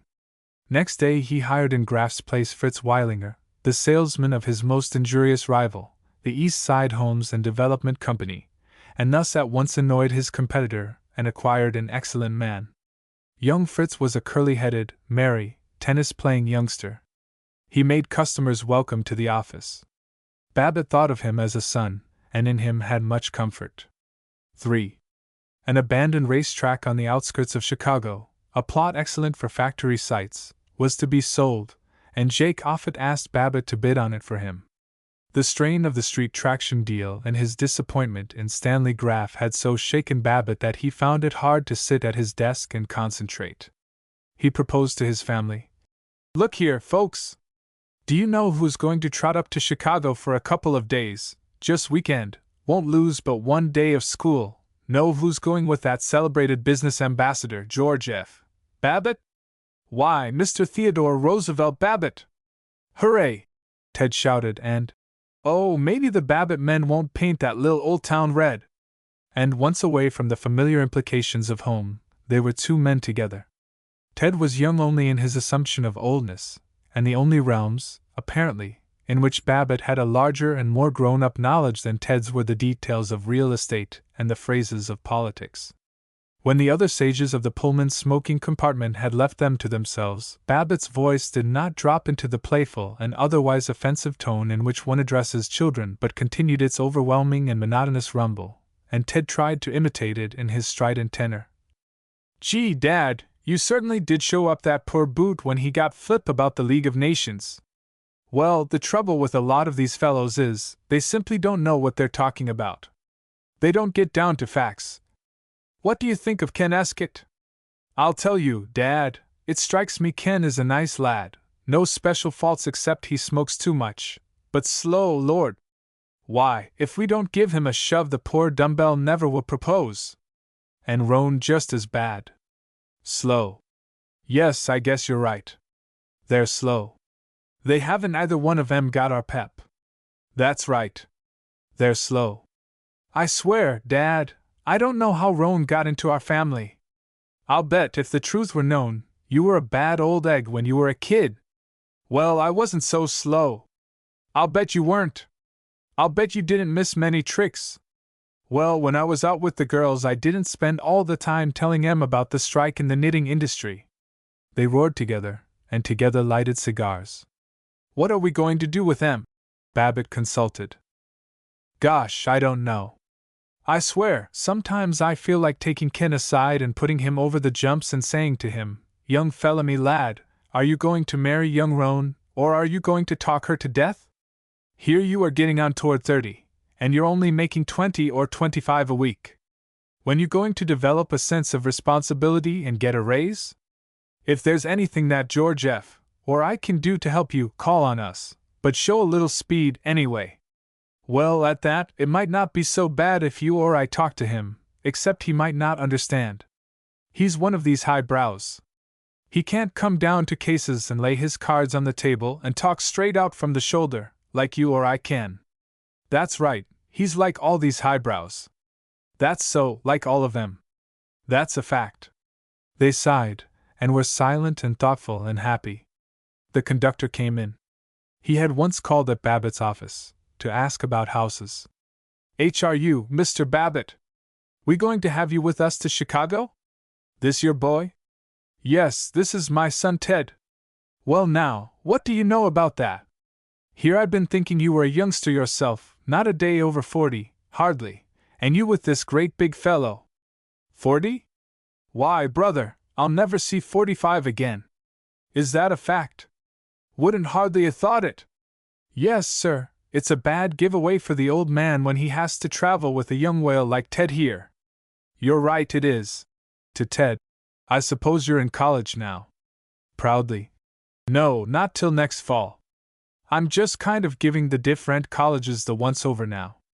As the conductor went on his affable way, huge watch chain jingling against his blue chest, Babbitt and Ted gravely considered colleges. They arrived at Chicago late at night. They lay abed in the morning, rejoicing. "Pretty nice not to have to get up and get down to breakfast, eh?" They were staying at the modest Eden Hotel, because Zenith business men always stayed at the Eden, but they had dinner in the brocade and crystal Versailles room of the Regency Hotel. Babbitt ordered Blue Point oysters with cocktail sauce, a tremendous steak with a tremendous platter of French fried potatoes, 2 pots of coffee, apple pie with ice cream for both of them, and for Ted, an extra piece of mince pie. "Hot stuff. Some feed, young fella," Ted admired. "Huh! You stick around with me, old man, and I'll show you a good time." They went to a musical comedy and nudged each other at the matrimonial jokes and the prohibition jokes.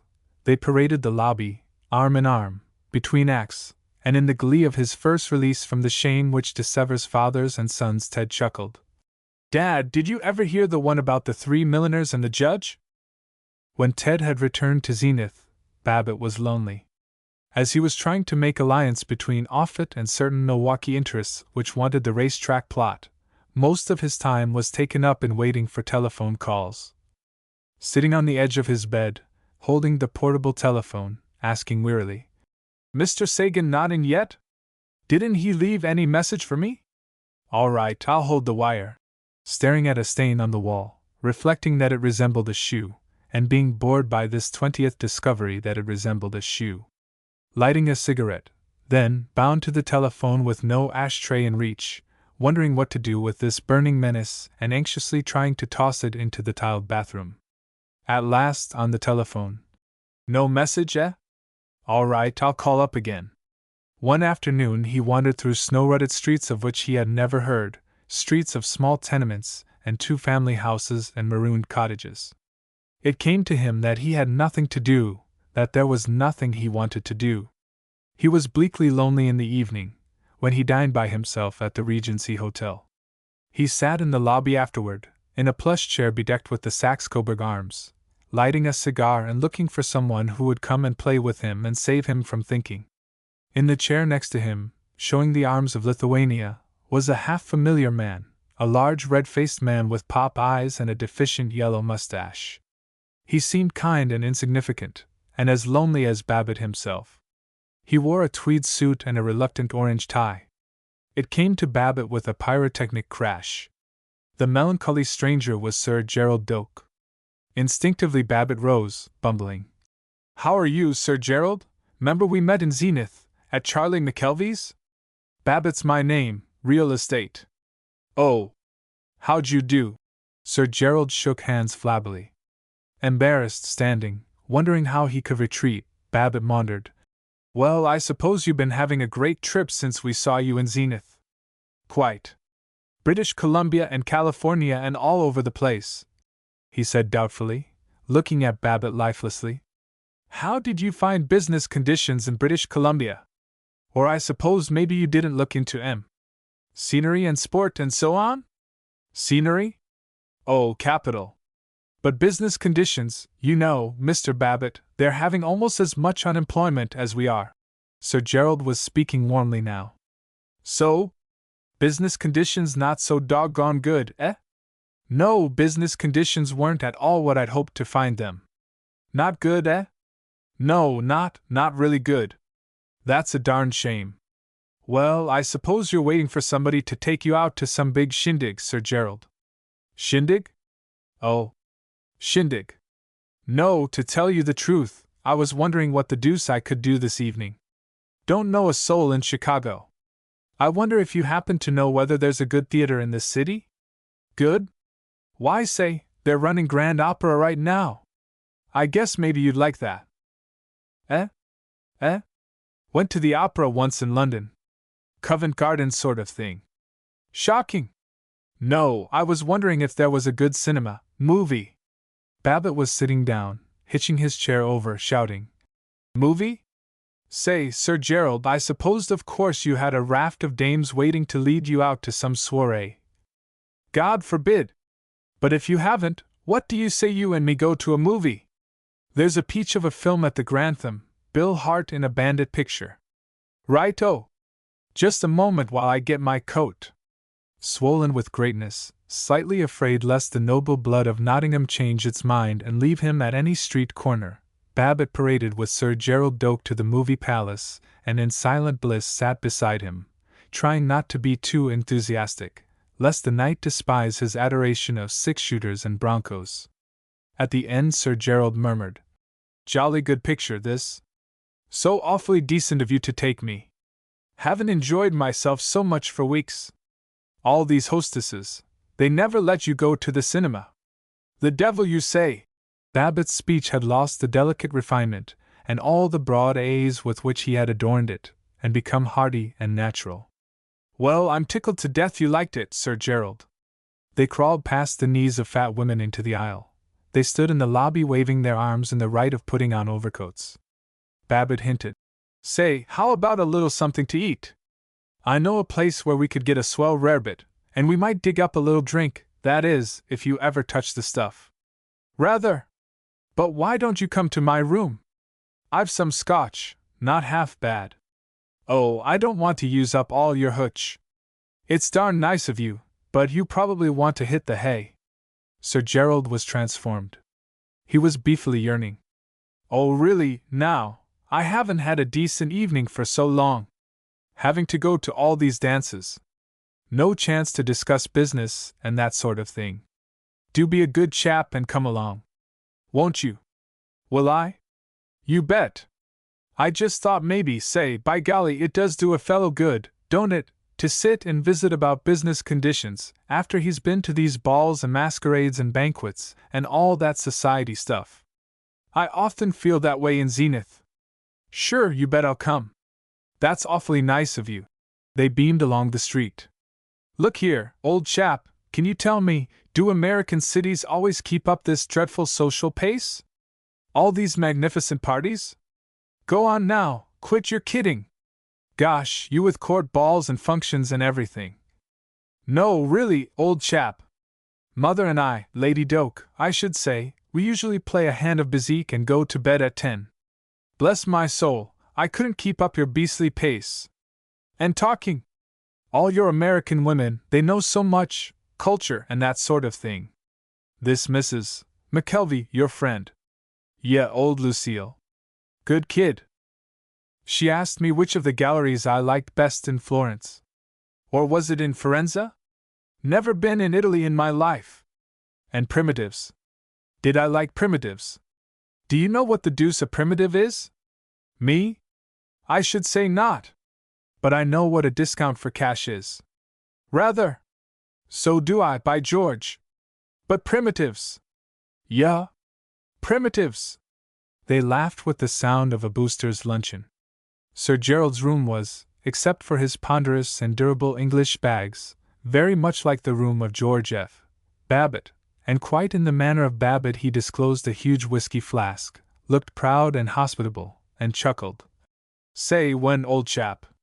It was after the third drink that Sir Gerald proclaimed.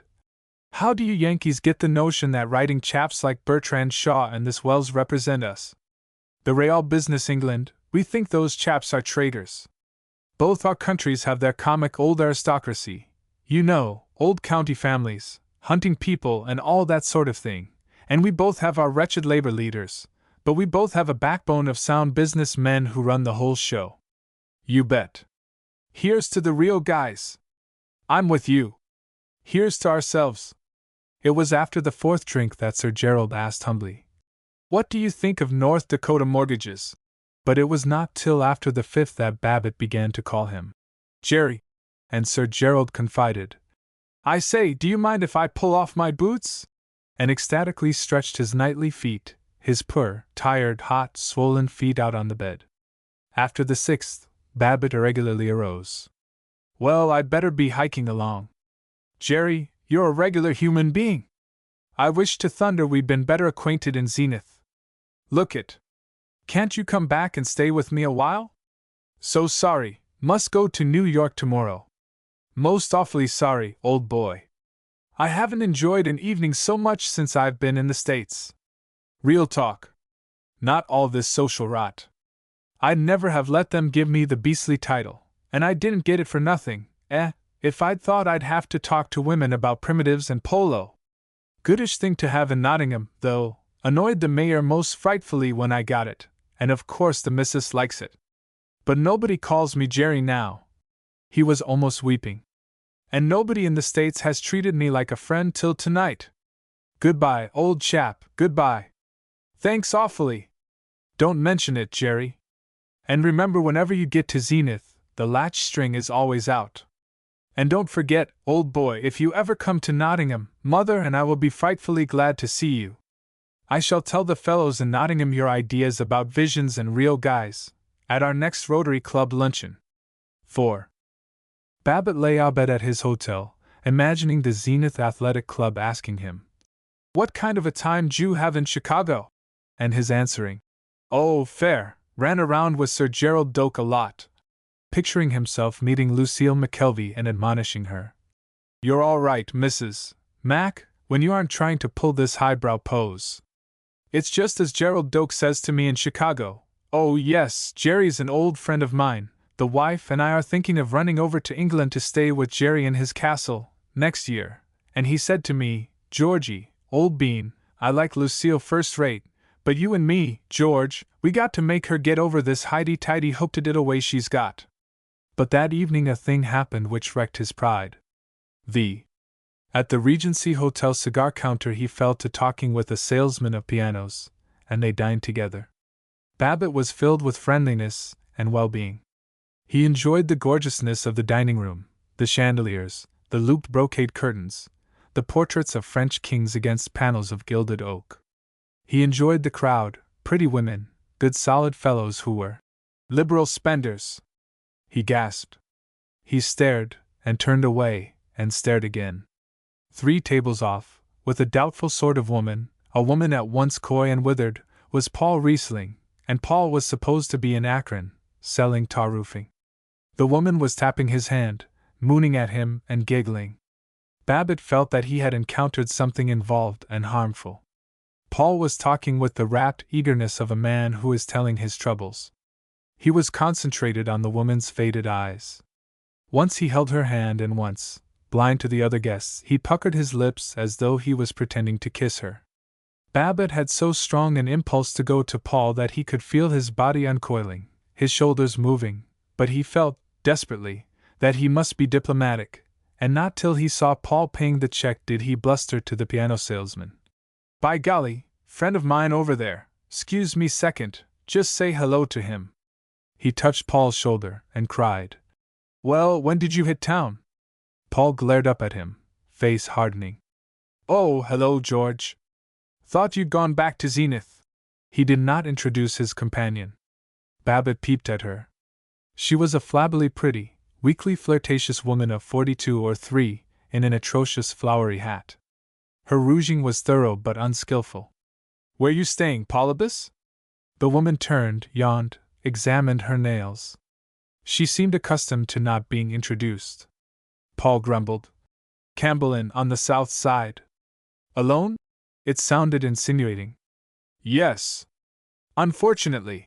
Furiously Paul turned toward the woman, smiling with a fondness sickening to Babbitt. "May want to introduce you.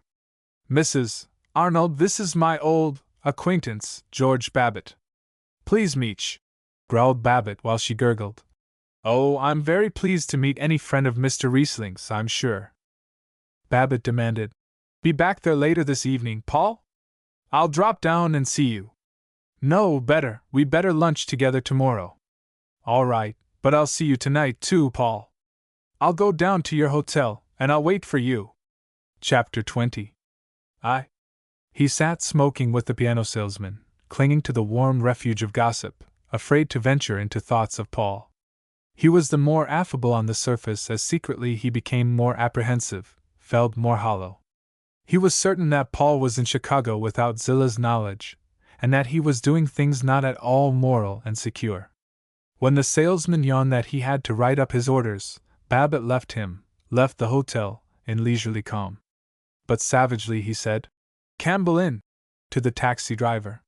He sat agitated on the slippery leather seat, in that chill dimness which smelled of dust and perfume and Turkish cigarettes. He did not heed the snowy lakefront, the dark spaces and sudden bright corners in the unknown land south of the loop. The office of the Campbell Inn was hard, bright, new, the night clerk harder and brighter. "Yep," he said to Babbitt. "Mr. Paul Riesling registered here?" "Yep." "Is he in now?" "Nope." "Then if you'll give me his key, I'll wait for him."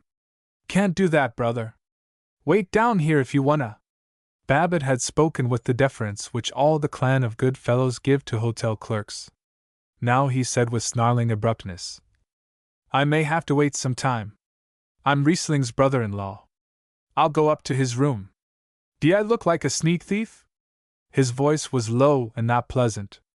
With considerable haste the clerk took down the key, protesting. "I never said you looked like a sneak thief. Just rules of the hotel. But if you want to." On his way up in the elevator, Babbitt wondered why he was here. Why shouldn't Paul be dining with a respectable married woman? Why had he lied to the clerk about being Paul's brother-in-law? He had acted like a child. He must be careful not to say foolish, dramatic things to Paul. As he settled down, he tried to look pompous and placid. Then the thought, suicide. He'd been dreading that, without knowing it. Paul would be just the person to do something like that. He must be out of his head or he wouldn't be confiding in that dried-up hag. Zilla, oh damn Zilla! How gladly he'd throttle that nagging fiend of a woman. She'd probably succeeded at last, and driven Paul crazy. Suicide. Out there in the lake, way out, beyond the piled ice along the shore. It would be ghastly cold to drop into the water tonight.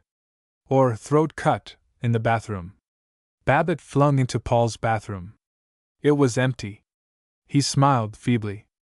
He pulled at his choking collar, looked at his watch, opened the window to stare down at the street, looked at his watch, tried to read the evening paper lying on the glass-topped bureau, looked again at his watch. 3 minutes had gone by since he had first looked at it. And he waited for 3 hours. He was sitting fixed, chilled, when the doorknob turned. Paul came in glowering. "Hello?" Paul said. "Been waiting?" "Yeah, little while." "Well? Well, what?" "Just thought I'd drop in to see how you made out in Akron." "I did all right." "What difference does it make?" "Why, gosh, Paul, what are you sore about? What are you butting into my affairs for?" "Why, Paul, that's no way to talk. I'm not butting into nothing. I was so glad to see your ugly old phiz that I just dropped in to say howdy." "Well, I'm not going to have anybody following me around and trying to boss me. I've had all of that I'm going to stand." "Well, gosh, I'm not. I didn't like the way you looked at May Arnold, or the snooty way you talked." "Well, all right then. If you think I'm a Butinsky, then I'll just butt in. I don't know who your May Arnold is, but I know doggone good and well that you and her weren't talking about tar roofing, no, nor about playing the violin, either. If you haven't got any moral consideration for yourself, you ought to have some for your position in the community. The idea of your going around places gawping into a female's eyes like a lovesick pup. I can understand a fellow slipping once, but I don't propose to see a fellow that's been as chummy with me as you have getting started on the downward path and sneaking off from his wife, even as cranky a one as Zilla, to go woman-chasing. Oh, you're a perfectly moral little husband." "I am, by God! I've never looked at any woman except Myra since I've been married, practically, and I never will. I tell you there's nothing to immorality. It don't pay. Can't you see, old man, it just makes Zilla still crankier?" Slight of resolution as he was of body, Paul threw his snow-beaded overcoat on the floor and crouched on a flimsy cane chair. "Oh, you're an old blowhard, and you know less about morality than Tinka, but you're all right, Georgie. But you can't understand that. I'm through. I can't go Zilla's hammering any longer. She's made up her mind that I'm a devil, and regular Inquisition. Torture. She enjoys it. It's a game to see how sore she can make me. And me, either ITs find a little comfort, anywhere, or else do something a lot worse. Now this Mrs. Arnold, she's not so young, but she's a fine woman and she understands a fellow, and she's had her own troubles. Yeah. I suppose she's one of these hens whose husband doesn't understand her. I don't know. Maybe. He was killed in the war." Babbitt lumbered up, stood beside Paul, patting his shoulder, making soft apologetic noises. "Honest, George, she's a fine woman, and she's had one hell of a time. We manage to jolly each other up a lot. We tell each other we're the dandiest pair on earth. Maybe we don't believe it, but it helps a lot to have somebody with whom you can be perfectly simple, and not all this discussing, explaining. And that's as far as you go? It is not. Go on. Say it." "Well, I can't say I like it, but," with a burst which left him feeling large and shining with generosity, "it's none of my darn business. I'll do anything I can for you, if there's anything I can do. There might be. I judge from Zilla's letters that have been forwarded from Akron that she's getting suspicious about my staying away so long.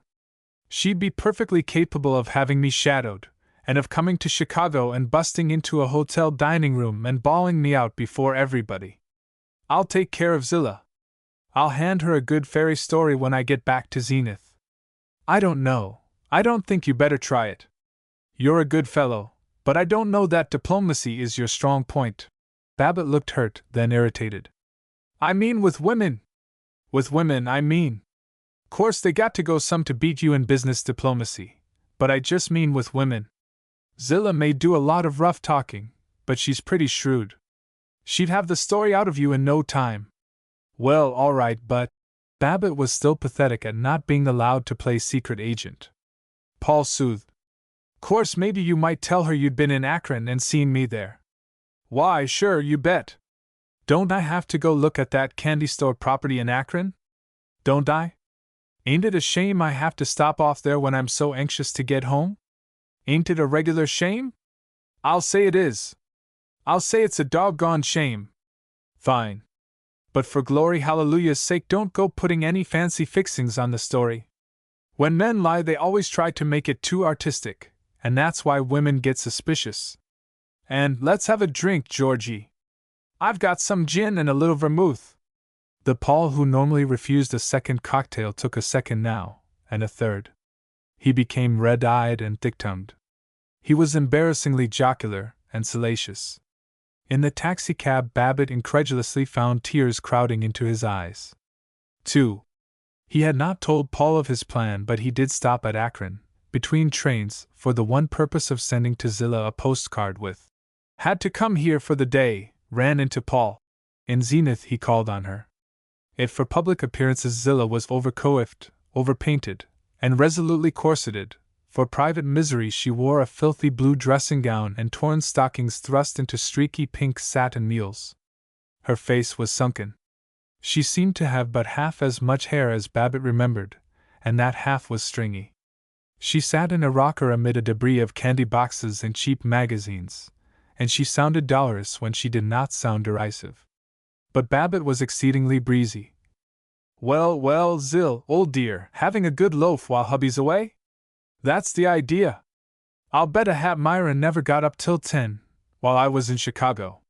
Say, could I borrow your thermos? Just dropped in to see if I could borrow your thermos bottle. We're going to have a toboggan party.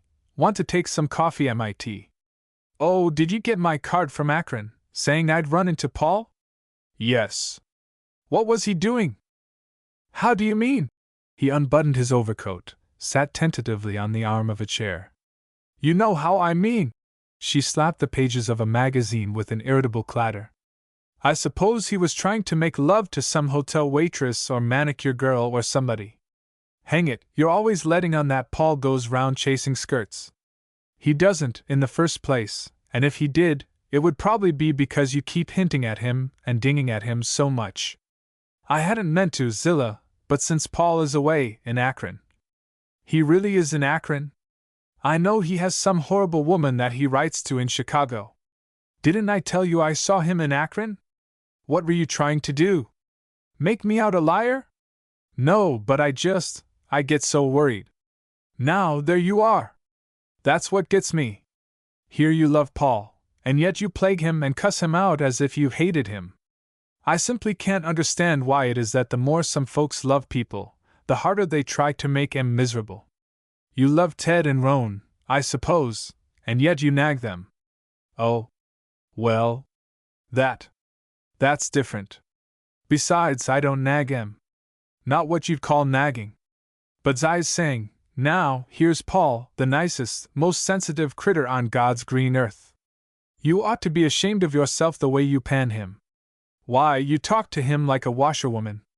I'm surprised you can act so doggone common, Zilla. She brooded over her linked fingers. Oh, I know. I do go and get mean sometimes, and I'm sorry afterwards. But oh, Georgie, Paul is so aggravating. Honestly, I've tried awfully hard these last few years to be nice to him, but just because I used to be spiteful, or I seemed so, I wasn't really, but I used to speak up and say anything that came into my head, and so he made up his mind that everything was my fault. Everything can't always be my fault, can it? And now if I get to fussing, he just turns silent, oh, so dreadfully silent, and he won't look at me, he just ignores me. He simply isn't human. And he deliberately keeps it up till I bust out and say a lot of things I don't mean. So silent, oh, you righteous men! How wicked you are! How rotten wicked! They thrashed things over and over for half an hour. At the end, weeping drably, Zilla promised to restrain herself. Paul returned 4 days later, and the Babbitts and Rieslings went festively to the movies and had chop suey at a Chinese restaurant. As they walked to the restaurant through a street of tailor shops and barber shops, the two wives in front, chattering about cooks, Babbitt murmured to Paul, "Sil seems a lot nicer now." "Yes, she has been, except once or twice. But it's too late now. I'm not going to discuss it, but I'm afraid of her. There's nothing left. I don't ever want to see her. Some day I'm going to break away from her. Somehow." Chapter 21. The International Organization of Boosters Clubs has become a world force for optimism, manly pleasantry, and good business. Chapters are to be found now in 30 countries. 920 of the 1,000 chapters, however, are in the United States. None of these is more ardent than the Zenith Boosters Club. The second March lunch of the Zenith Boosters was the most important of the year, as it was to be followed by the annual election of officers. There was agitation abroad. The lunch was held in the ballroom of the O'Hearn House. As each of the 400 boosters entered, he took from a wallboard a huge celluloid button announcing his name, his nickname, and his business. There was a fine of 10 cents for calling a fellow booster by anything but his nickname at a lunch, and as Babbitt jovially checked his hat, the air was radiant with shouts of, "Hello, Chet!" and "How are you, Shorty?" and "Top o' the mornin', Mac." They sat at friendly tables for 8, choosing places by lot.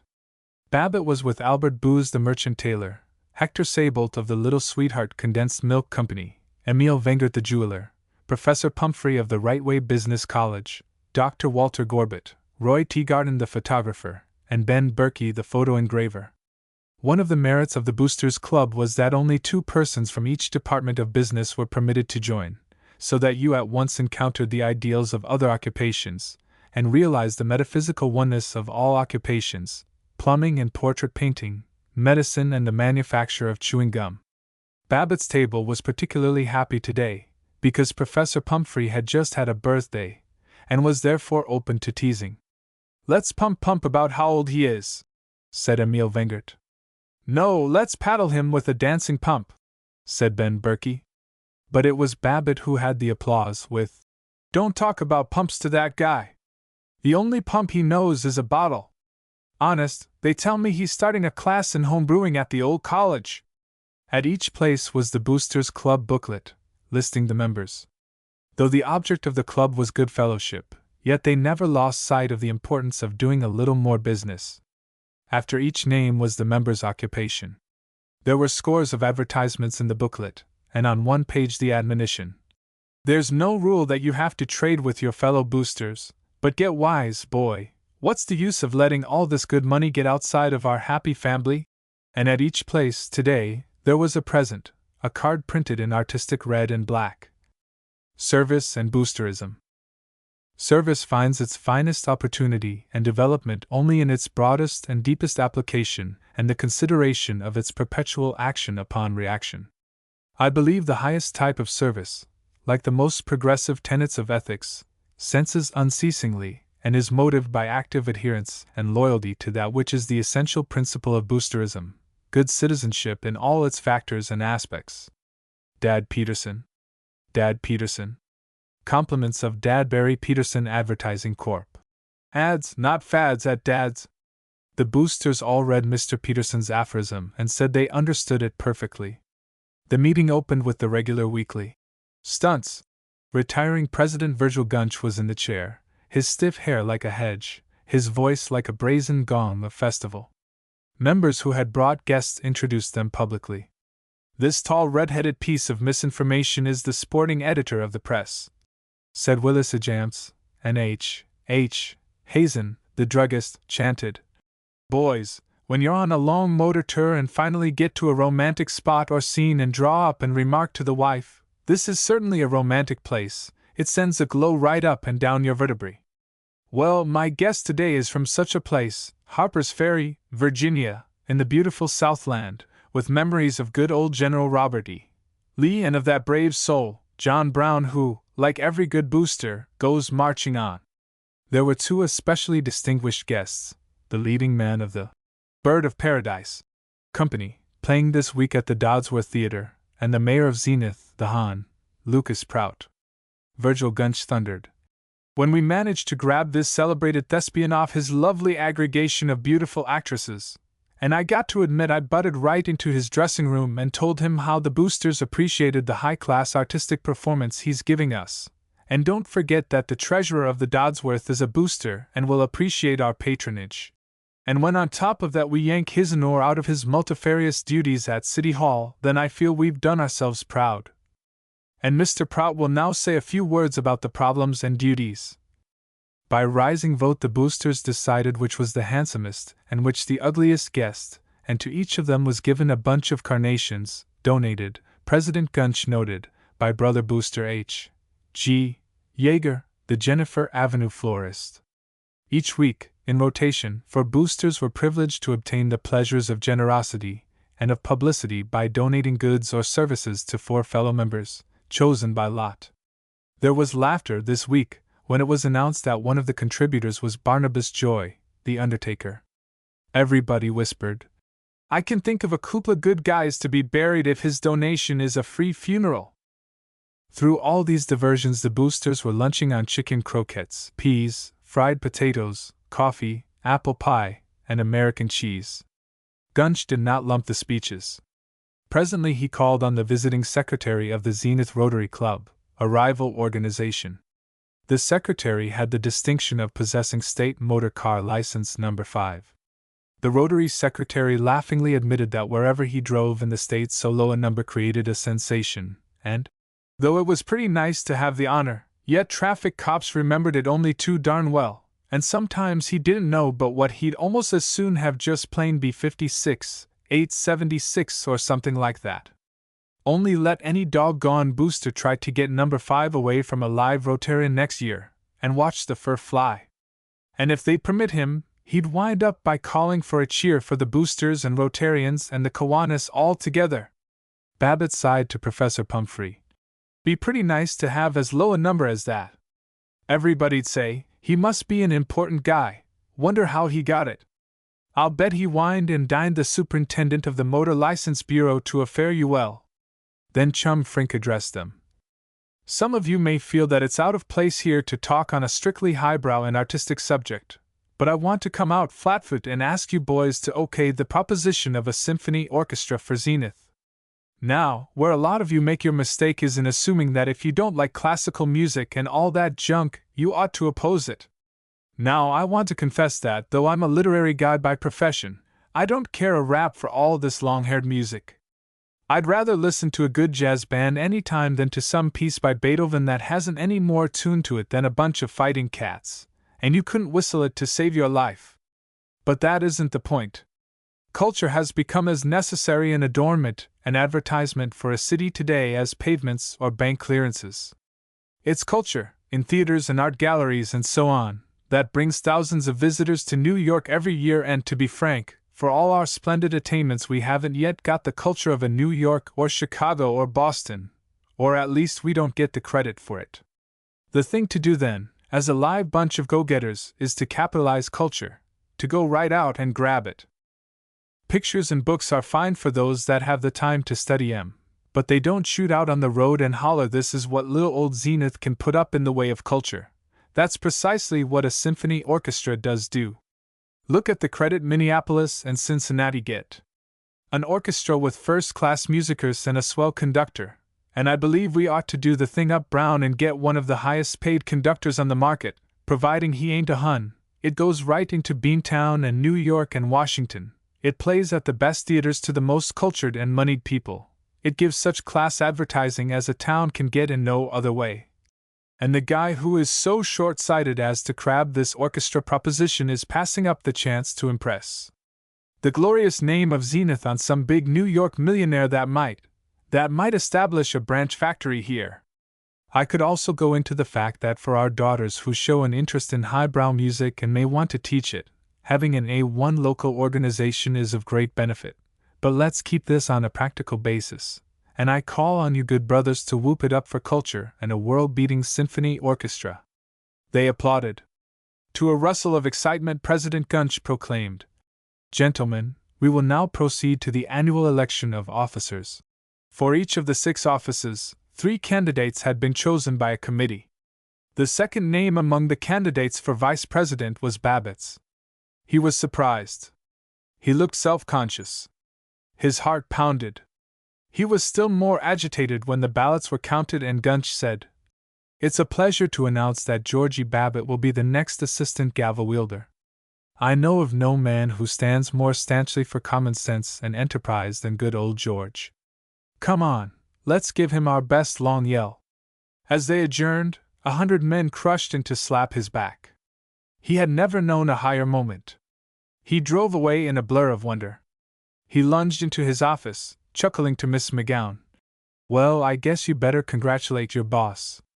Been elected vice president of the Boosters." He was disappointed. She answered only, "Yes, oh, Mrs.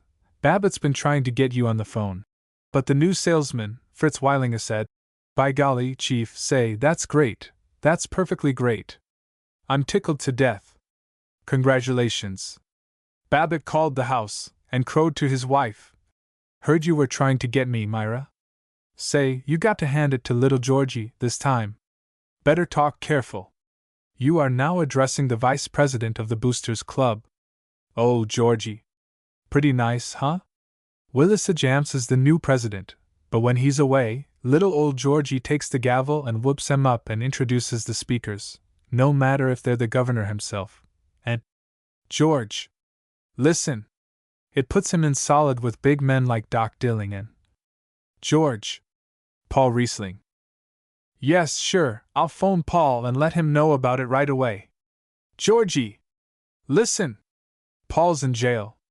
He shot his wife, he shot Zilla, this noon. She may not live. Chapter 22.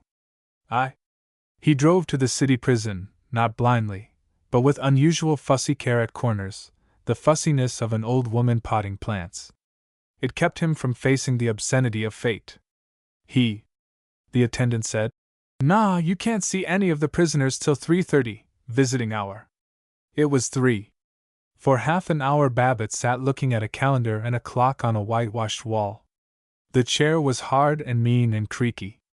People went through the office and, he thought, stared at him. He felt a belligerent defiance which broke into a wincing fear of this machine which was grinding Paul. Exactly at 3:30 he sent in his name. The attendant returned with, "Riesling says he don't want to see you. You're crazy. You didn't give him my name. Tell him it's George wants to see him, George Babbitt." "Yeah, I told him, all right. He said he didn't want to see you. Then take me in anyway. Nothing doing. If you ain't his lawyer, if he don't want to see you, that's all there is to it." "But my God, say, let me see the warden. He's busy. Come on now, you." Babbitt reared over him. The attendant hastily changed to a coaxing, "You can come back and try tomorrow. Probably the poor guy is off his nut." Babbitt drove, not at all carefully or fussily, sliding viciously past trucks, ignoring the truckman's curses, to the city hall. He stopped with a grind of wheels against the curb, and ran up the marble steps to the office of the Hon. Mr. Lucas Prout, the mayor. He bribed the mayor's doorman with $1. He was instantly inside, demanding, "You remember me, Mr. Prout? Babbitt, vice president of the Boosters, campaigned for you? Say, have you heard about Per Riesling? Well, I want an order on the warden or whatever you call him of the city prison to take me back and see him." "Good. Thanks." In 15 minutes he was pounding down the prison corridor to a cage where Paul Riesling sat on a cot, twisted like an old beggar, legs crossed, arms in a knot, biting at his clenched fist. Paul looked up blankly as the keeper unlocked the cell, admitted Babbitt, and left them together. He spoke slowly. "Go on. Be moral." Babbitt plumped on the couch beside him. "I'm not going to be moral. I don't care what happened. I just want to do anything I can. I'm glad Zilla got what was coming to her." Paul said argumentatively, "Now, don't go jumping on Zilla. I've been thinking, maybe she hasn't had any too easy a time. Just after I shot her, I didn't hardly mean to, but she got to deviling me so I went crazy, just for a second, and pulled out that old revolver you and I used to shoot rabbits with, and took a crack at her. Didn't hardly mean to. After that, when I was trying to stop the blood, it was terrible what it did to her shoulder, and she had beautiful skin. Maybe she won't die. I hope it won't leave her skin all scarred.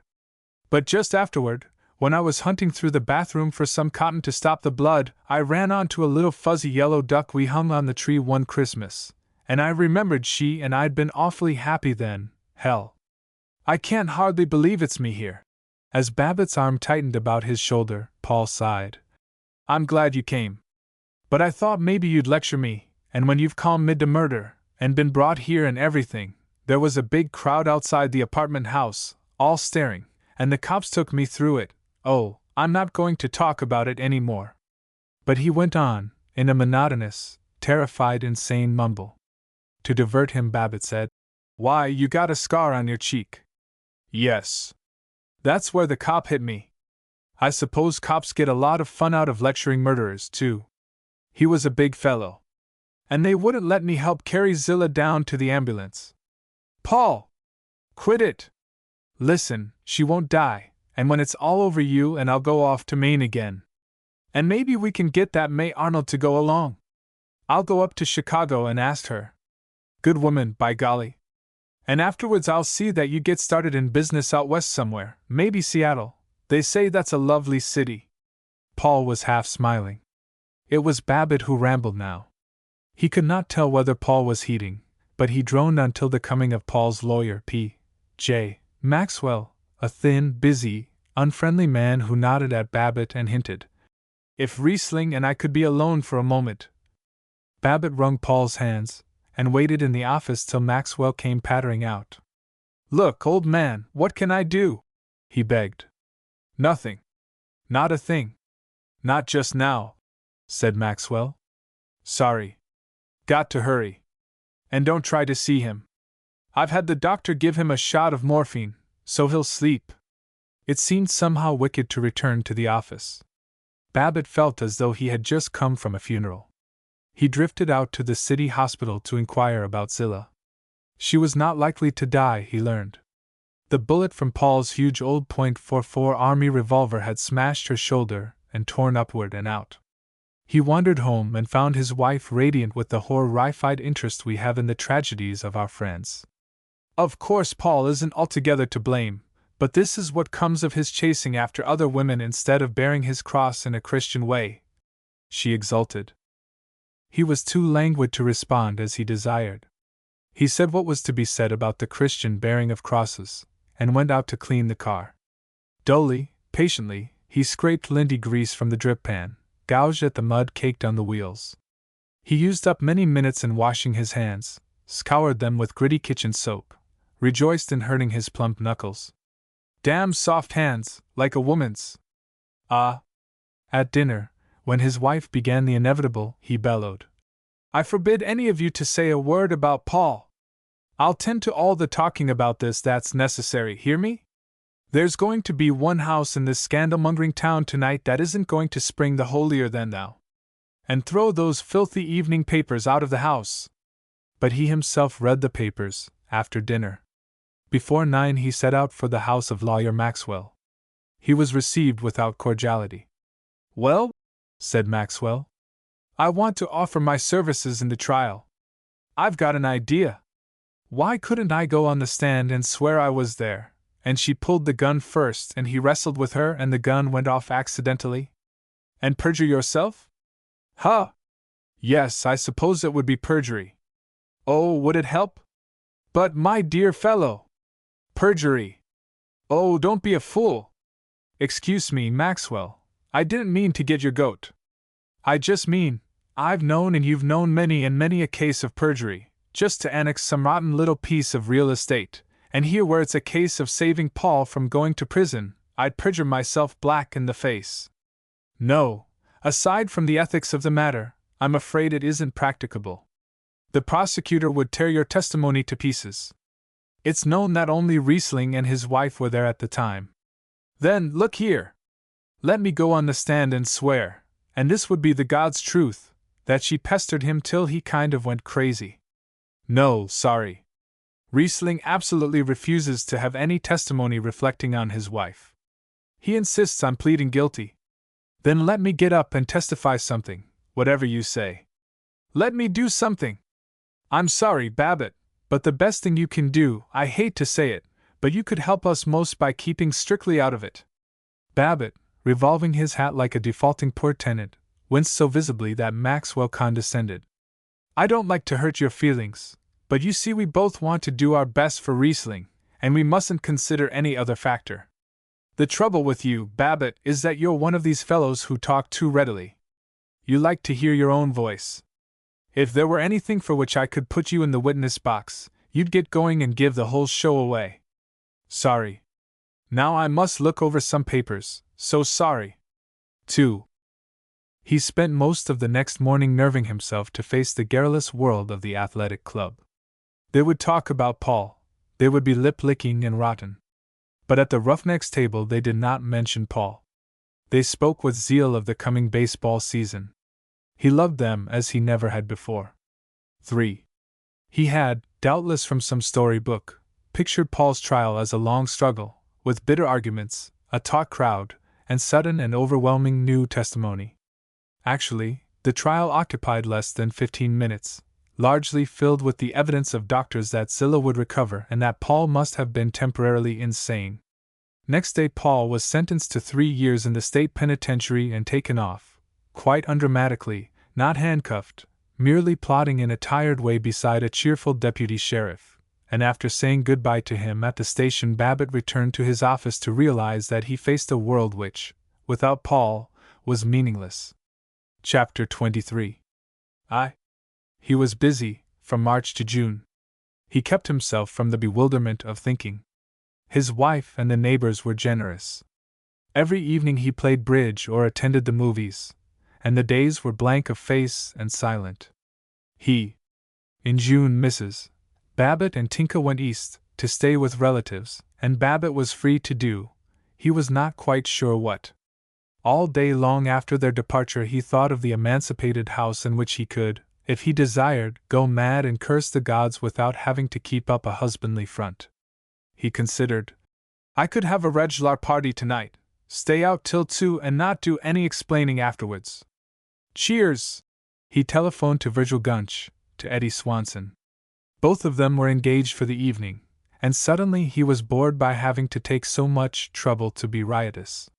He was silent at dinner, unusually kindly to Ted and Verona, hesitating but not disapproving when Verona stated her opinion of Kenneth Escott's opinion of Dr. John Jennison Drew's opinion of the opinions of the evolutionists. Ted was working in a garage through the summer vacation, and he related his daily triumphs, how he had found a cracked ball race, what he had said to the old grouch, what he had said to the foreman about the future of wireless telephony. Ted and Verona went to a dance after dinner. Even the maid was out. Rarely had Babbitt been alone in the house for an entire evening. He was restless. He vaguely wanted something more diverting than the newspaper comic strips to read. He ambled up to Verona's room, sat on her maidenly blue and white bed, humming and grunting in a solid citizen manner as he examined her books, Conrad's Rescue, a volume strangely named Figures of Earth. Poetry, quite irregular poetry, Babbitt thought, by Vachel Lindsay, and essays by H. L. Mencken, highly improper essays, making fun of the church and all the decencies. He liked none of the books. In them he felt a spirit of rebellion against niceness and solid citizenship. These authors, and he supposed they were famous ones too, did not seem to care about telling a good story which would enable a fellow to forget his troubles. He sighed. He noted a book, The 3 Black Pennies, by Joseph Hergesheimer. Ah, that was something like it. It would be an adventure story, maybe about counterfeiting, detectives sneaking up on the old house at night. He tucked the book under his arm, he clumped downstairs and solemnly began to read, under the piano lamp. A twilight like blue dust sifted into the shallow fold of the thickly wooded hills. It was early October, but a crisping frost had already stamped the maple trees with gold, the Spanish oaks were hung with patches of wine red, the sumac was brilliant in the darkening underbrush.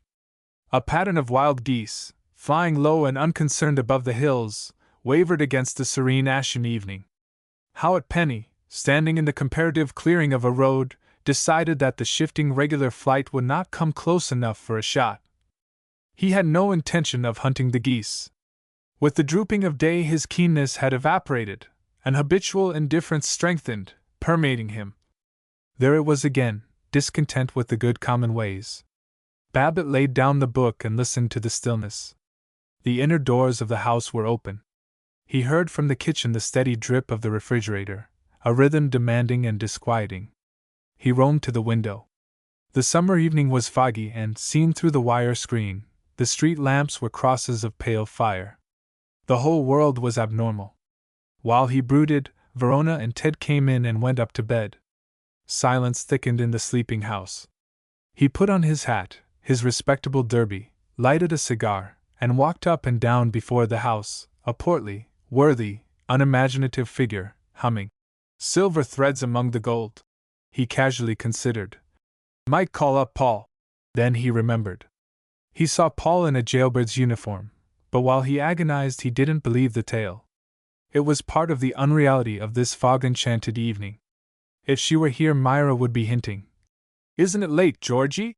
He tramped in forlorn and unwanted freedom. Fog hid the house now. The world was uncreated, a chaos without turmoil or desire. Through the mist came a man at so feverish a pace that he seemed to dance with fury as he entered the orb of glow from a street lamp. At each step he brandished his stick and brought it down with a crash. His glasses on their broad pretentious ribbon banged against his stomach. Babbitt incredulously saw that it was chum Frink. Frink stopped, focused his vision, and spoke with gravity. There's another fool. George Babbitt. Lives for renting houses. Know who I am? I'm traitor to poetry. I'm drunk. I'm talking too much. I don't care. Know what I could have been? I could have been a Gene Field or a James Whitcomb Riley. Maybe a Stevenson. I could have. Whimsies, imagination. Listen to this. Just made it up. Glittering summery meadowy noise. Of beetles and bums and respectable boys. Hear that? Whimsy. I made that up. I don't know what it means. Beginning good verse. Chili's Garden verses. And what'd write? Tripe. Cheer up poems. All tripe. Could have written, too late. He darted on with an alarming plunge, seeming always to pitch forward yet never quite falling. Babbitt would have been no more astonished, and no less had a ghost skipped out of the fog carrying his head. He accepted Frink with vast apathy. He grunted, "Poor boo!" and straightway forgot him. He plodded into the house, deliberately went to the refrigerator and rifled it. When Mrs. Babbitt was at home, this was one of the major household crimes. He stood before the covered laundry tubs, eating a chicken leg and half a saucer of raspberry jelly, and grumbling over a clammy cold-boiled potato. He was thinking. It was coming to him that perhaps all life as he knew it and vigorously practiced it was futile, that heaven as portrayed by the Reverend Dr. John Jennison Drew was neither probable nor very interesting, that he hadn't much pleasure out of making money, that it was of doubtful worth to rear children merely that they might rear children who would rear children. What was it all about? What did he want?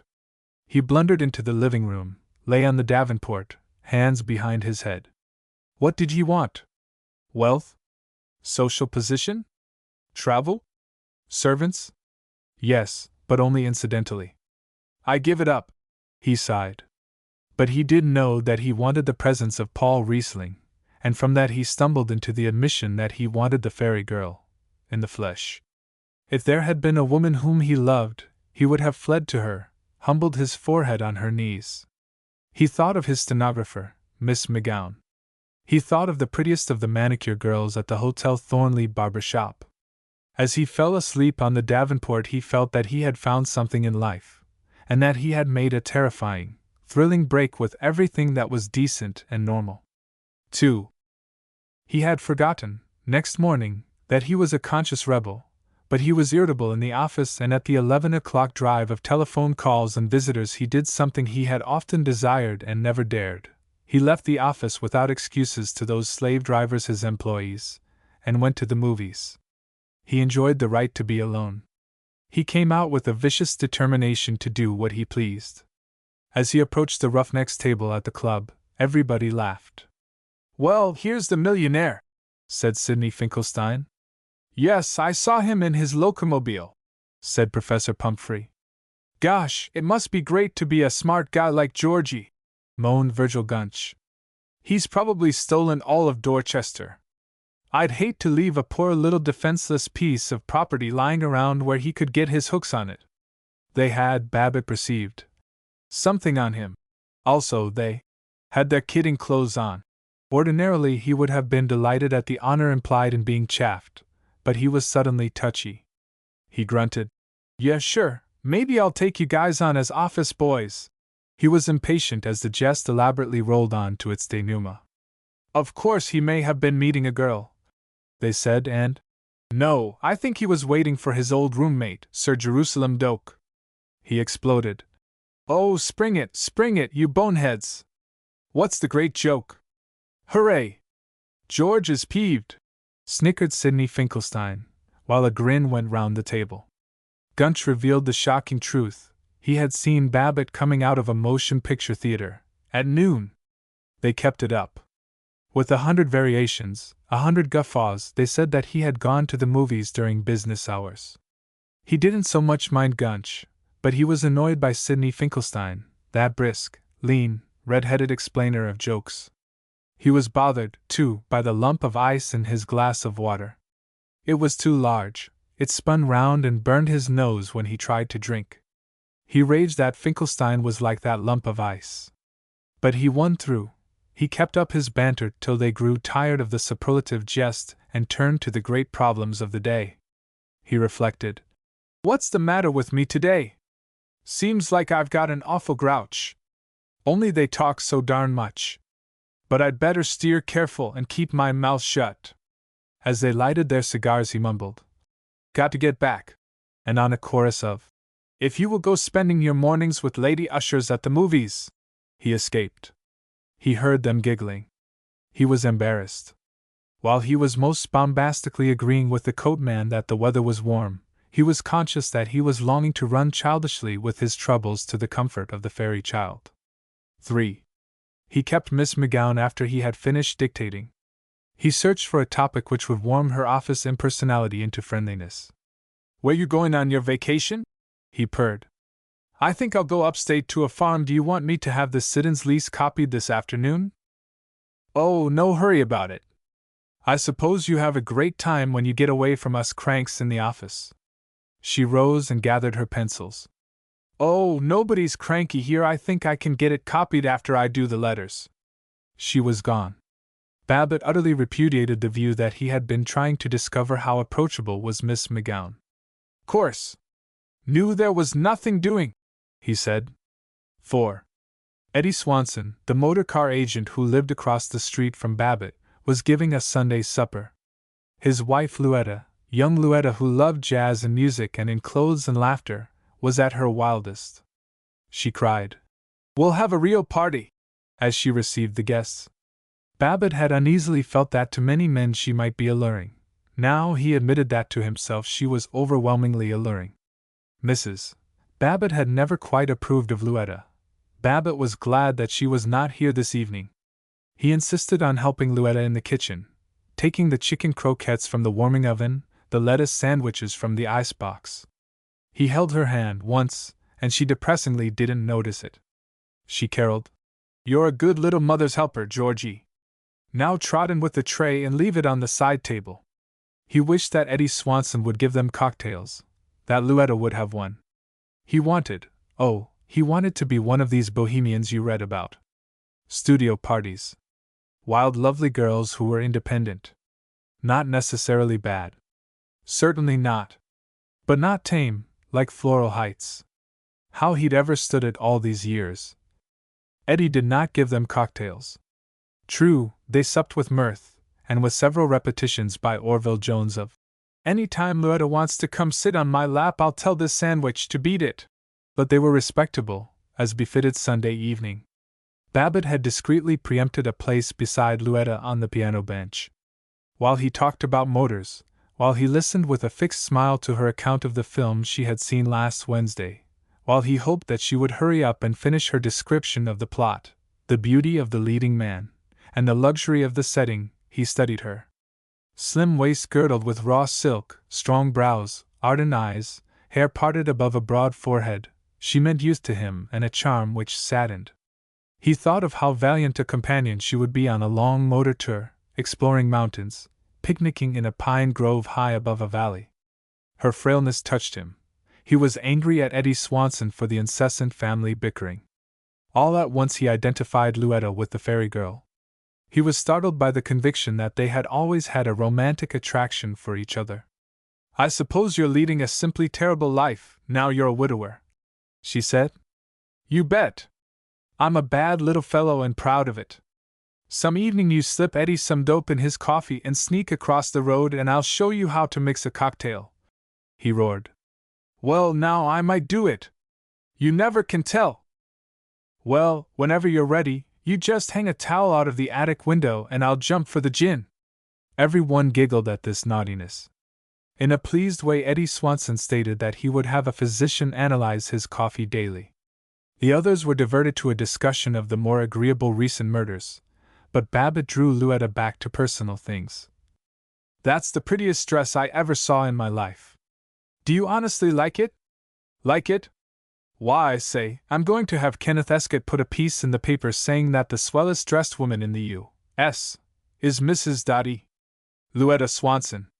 Now, you stop teasing me." But she beamed. "Let's dance a little. George, you've got to dance with me." Even as he protested, "Oh, you know what a rotten dancer I am," he was lumbering to his feet. "I'll teach you. I can teach anybody." Her eyes were moist, her voice was jagged with excitement. He was convinced that he had won her. He clasped her, conscious of her smooth warmth, and solemnly he circled in a heavy version of the one-step. He bumped into only one or two people. "Gosh, I'm not doing so bad. Hittin' 'em up like a regular stage dancer," he gloated, and she answered busily, Yes, I told you I could teach anybody. Don't take such long steps." For a moment he was robbed of confidence. With fearful concentration he sought to keep time to the music. But he was enveloped again by her enchantment. "She's got to like me, I'll make her," he vowed. He tried to kiss the lock beside her ear. She mechanically moved her head to avoid it, and mechanically she murmured, "Don't!" For a moment he hated her, but after the moment he was as urgent as ever. He danced with Mrs. Orville Jones, but he watched Louetta swooping down the length of the room with her husband. "Careful! You're getting foolish!" he cautioned himself, the while he hopped and bent his solid knees in dalliance with Mrs. Jones, and to that worthy lady rumbled, "Gee, it's hot!"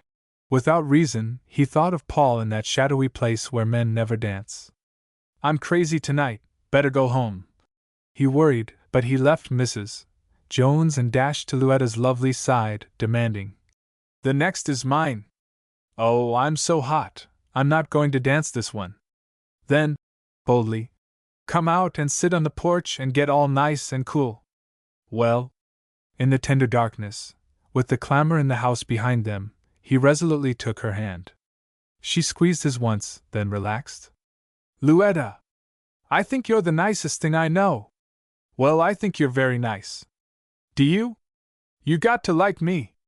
I'm so lonely." "Oh, you'll be all right when your wife comes home." "No, I'm always lonely." She clasped her hands under her chin, so that he dared not touch her. He sighed.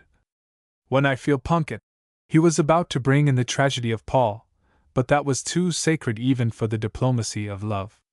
"When I get tired out at the office and everything, I like to look across the street and think of you.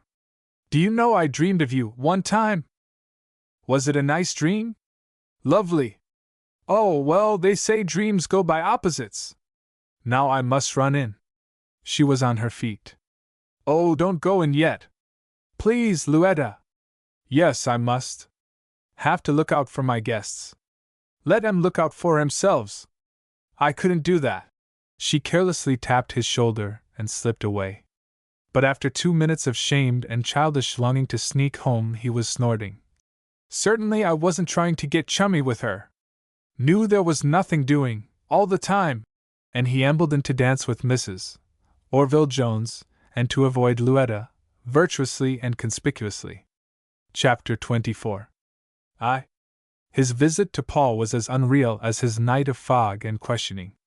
Unseeing, he went through prison corridors stinking of carbolic acid to a room lined with pale yellow settees pierced in rosettes, like the shoe store benches he had known as a boy. The guard led in Paul. Above his uniform of linty gray, Paul's face was pale and without expression. He moved timorously in response to the guard's commands. He meekly pushed Babbitt's gifts of tobacco and magazines across the table to the guard for examination.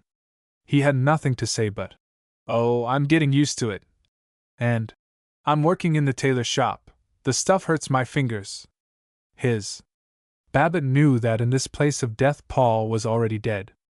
And as he pondered on the train home, something in his own self seemed to have died, a loyal and vigorous faith in the goodness of the world, a fear of public disfavor, a pride in success. He was glad that his wife was away. He admitted it without justifying it. He did not care. 2.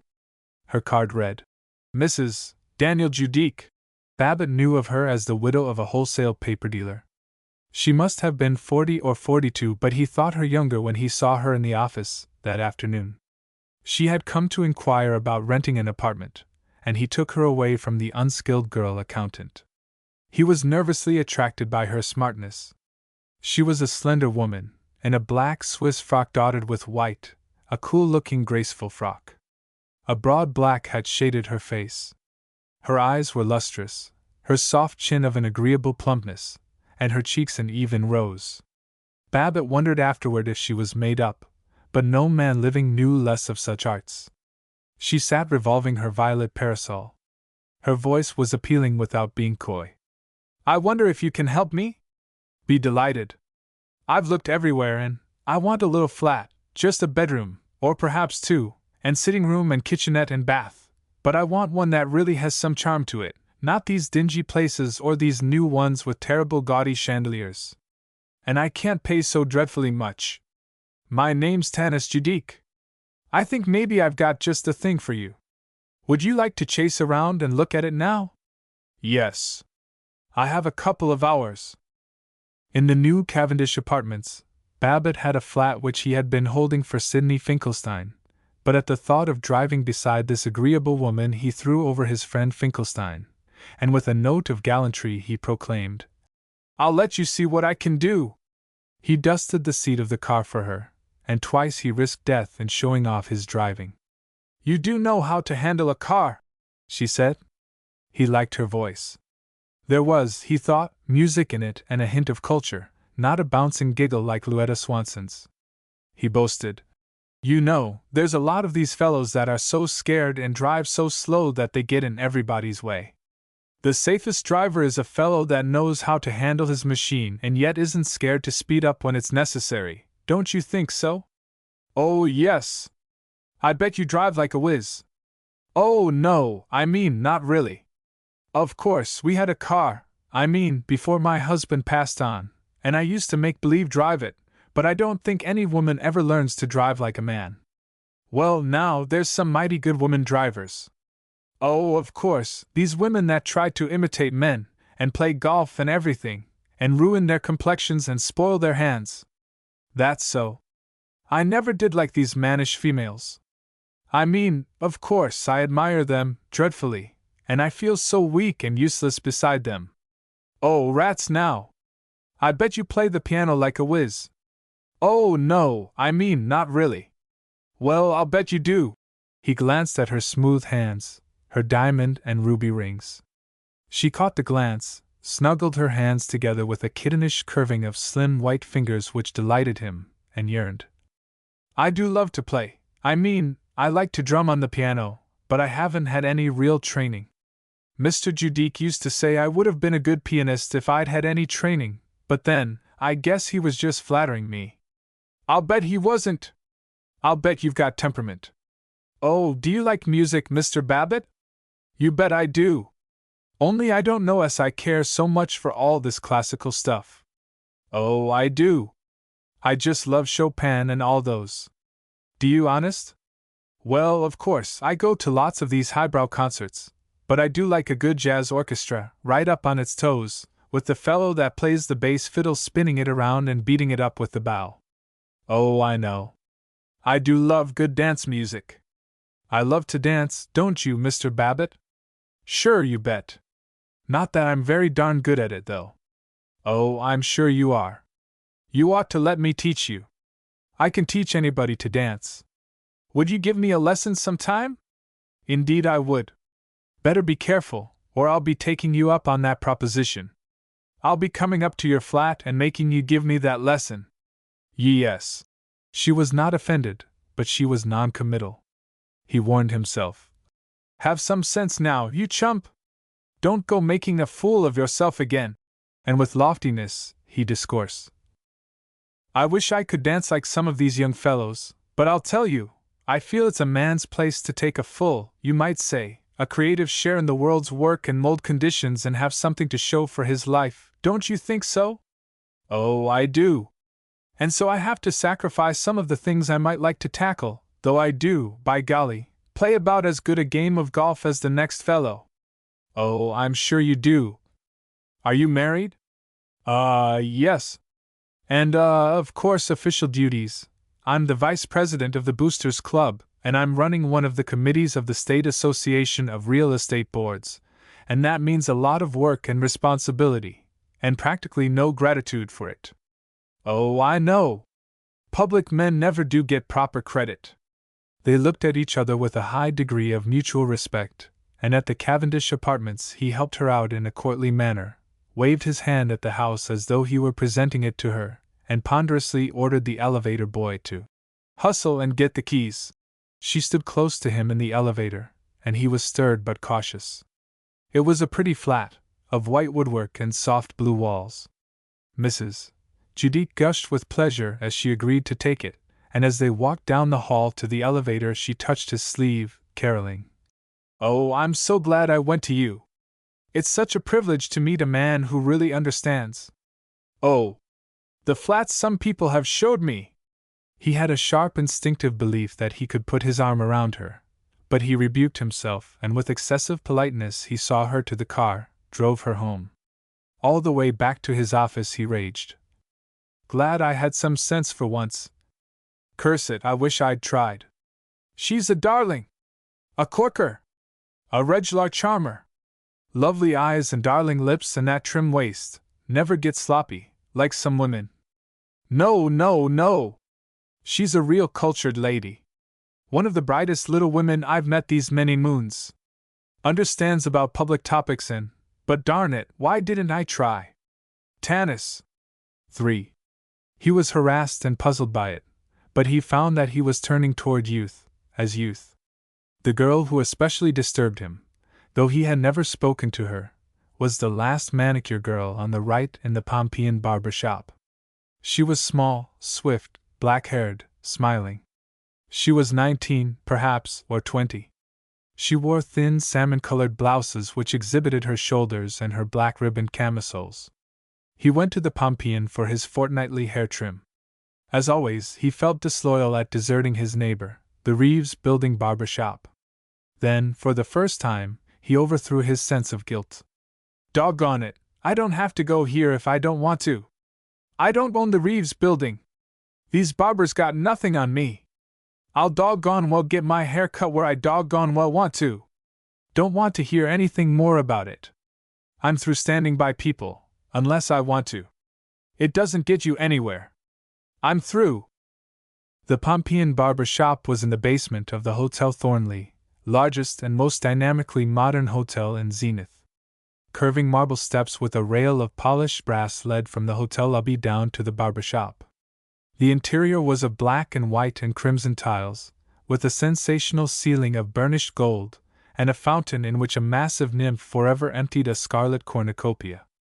40 barbers and 9 manicure girls worked desperately, and at the door 6 colored porters lurked to greet the customers, to care reverently for their hats and collars, to lead them to a place of waiting where, on a carpet like a tropic isle in the stretch of white stone floor, were a dozen leather chairs and a table heaped with magazines. Babbitt's porter was an obsequious gray-haired Negro who did him an honor highly esteemed in the land of Zenith, greeted him by name. Yet Babbitt was unhappy. His bright particular manicure girl was engaged. She was doing the nails of an overdressed man and giggling with him. Babbitt hated him. He thought of waiting, but to stop the powerful system of the Pompeian was inconceivable, and he was instantly wafted into a chair. About him was luxury, rich and delicate. One votary was having a violet ray facial treatment, the next an oil shampoo. Boys wheeled about miraculous electrical massage machines. The barbers snatched steaming towels from a machine like a howitzer of polished nickel and disdainfully flung them away after a second's use. On the vast marble shelf facing the chairs were hundreds of tonics, amber and ruby and emerald. It was flattering to Babbitt to have 2 personal slaves at once, the barber and the bootblack. He would have been completely happy if he could also have had the manicure girl. The barber snipped at his hair and asked his opinion of the Havre de Grace races, the baseball season, and Mayor Prout. The young Negro bootblack hummed the camp meeting blues, and polished in rhythm to his tune, drawing the shiny shoerag so taut at each stroke that it snapped like a banjo string. The barber was an excellent salesman. He made Babbitt feel rich and important by his manner of inquiring. "What is your favorite tonic, sir? Have you time today, sir, for a facial massage? Your scalp is a little tight. Shall I give you a scalp massage?" Babbitt's best thrill was in the shampoo. The barber made his hair creamy with thick soap, then, as Babbitt bent over the bowl, muffled in towels, drenched it with hot water which prickled along his scalp, and at last ran the water ice-cold. At the shock, the sudden burning cold on his skull, Babbitt's heart thumped, his chest heaved, and his spine was an electric wire. It was a sensation which broke the monotony of life. He looked grandly about the shop as he sat up. The barber obsequiously rubbed his wet hair and bound it in a towel as in a turban, so that Babbitt resembled a plump pink California on an ingenious and adjustable throne. The barber begged, in the manner of one who was a good fellow yet was overwhelmed by the splendors of the California. "How about a little Eldorado oil rub, sir? Very beneficial to the scalp, sir. Didn't I give you one the last time? He hadn't, but Babbitt agreed. Well, all right. With quaking eagerness, he saw that his manicure girl was free. I don't know, I guess I'll have a manicure after all. He droned, and excitedly watched her coming, dark-haired, smiling, tender, little. The manicuring would have to be finished at her table, and he would be able to talk to her without the barber listening. He waited contentedly, not trying to peep at her, while she filed his nails and the barber shaved him and smeared on his burning cheeks all the interesting mixtures which the pleasant minds of barbers have devised through the revolving ages. When the barber was done and he sat opposite the girl at her table, he admired the marble slab of it, admired the sunken set bowl with its tiny silver taps, and admired himself for being able to frequent so costly a place. When she withdrew his wet hand from the bowl, it was so sensitive from the warm soapy water that he was abnormally aware of the clasp of her firm little paw. He delighted in the pinkness and glossiness of her nails. Her hands seemed to him more adorable than Mrs. Judique's thin fingers, and more elegant. He had a certain ecstasy in the pain when she gnawed at the cuticle of his nails with a sharp knife. He struggled not to look at the outline of her young bosom and her shoulders, the more apparent under a film of pink chiffon. He was conscious of her as an exquisite thing, and when he tried to impress his personality on her he spoke as awkwardly as a country boy at his first party. Well, kinda hot to be working today. Oh, yes, it is hot. You cut your own nails last time, didn't you? Yes, guess I must have. You always ought to go to a manicure. Yes, maybe that's so. There's nothing looks so nice as nails that are looked after good. I always think that's the best way to spot a real gent. There was an auto salesman in here yesterday that claimed you could always tell a fellow's class by the car he drove, but I says to him, don't be silly, I says. The Weisenheimers grab a look at a fellow's nails when they want to tell if he's a tinhorn or a real gent. Yes, maybe there's something to that. Course, that is, with a pretty kitty like you, a man can't help coming to get his mitts done. Yeah, I may be a kid, but I'm a wise bird, and I know nice folks when I see 'em. I can read character at a glance, and I'd never talk so frank with a fellow if I couldn't see he was a nice fellow. She smiled. Her eyes seemed to him as gentle as April pools. With great seriousness, he informed himself that there were some roughnecks who would think that just because a girl was a manicure girl and maybe not awful well educated, she was no good, but as for him, he was a Democrat and understood people. And he stood by the assertion that this was a fine girl, a good girl, but not too uncomfortably good. He inquired in a voice quick with sympathy. I suppose you have a lot of fellows who try to get fresh with you. Say, gee, do I? Say, listen, there's some of these cigar store sports that think because a girl's working in a barber shop, they can get away with anything. The things they say, eh? But believe me, I know how to hop those birds. I just give 'em the north and south and ask 'em, say, who do you think you're talking to? And they fade away like love's young nightmare and oh, don't you want a box of nail paste? It will keep the nails as shiny as when first manicured, harmless to apply and lasts for days. Sure, I'll try some. Say, it's funny, I've been coming here ever since the shop opened and, with arch surprise, I don't believe I know your name. Don't you? My, that's funny. I don't know yours. Now you quit kidding me. What's the nice little name? Oh, it ain't so darn nice. I guess it's kind of kike. But my folks ain't kikes. My papa's papa was a nobleman in Poland, and there was a gentleman in here one day, he was kind of a count or something.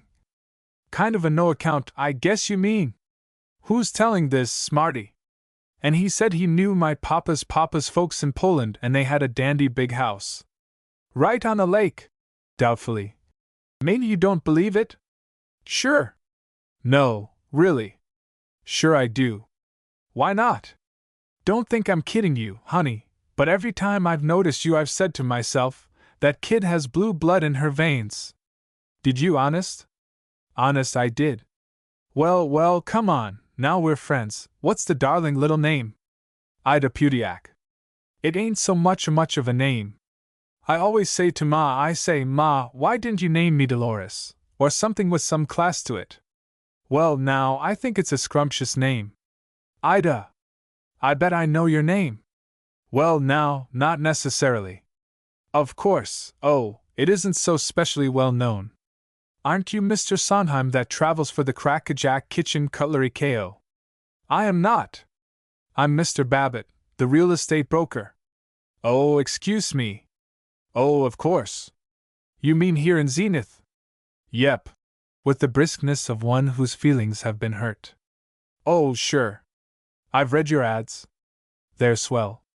Well, you might have read about my speeches. Course I have. I don't get much time to read, but I guess you think I'm an awfully silly little nit. I think you're a little darling. Well, there's one nice thing about this job. It gives a girl a chance to meet some awfully nice gentlemen and improve her mind with conversation, and you get so you can read a guy's character at the first glance. Look here, Ida, please don't think I'm getting fresh. He was hotly reflecting that it would be humiliating to be rejected by this child, and dangerous to be accepted. If he took her to dinner, if he was seen by censorious friends, but he went on ardently. Don't think I'm getting fresh if I suggest it would be nice for us to go out and have a little dinner together some evening. I don't know as I ought to, but my gentleman friend's always wanting to take me out. But maybe I could tonight. 4. There was no reason, he assured himself, why he shouldn't have a quiet dinner with a poor girl who would benefit by association with an educated and mature person like himself. But lest someone see them and not understand, he would take her to Biddlemeyer's Inn, on the outskirts of the city.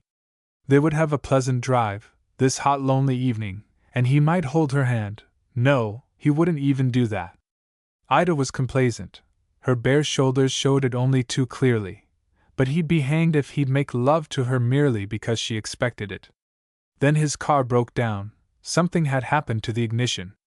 And he had to have the car this evening. Furiously he tested the spark plugs, stared at the commutator.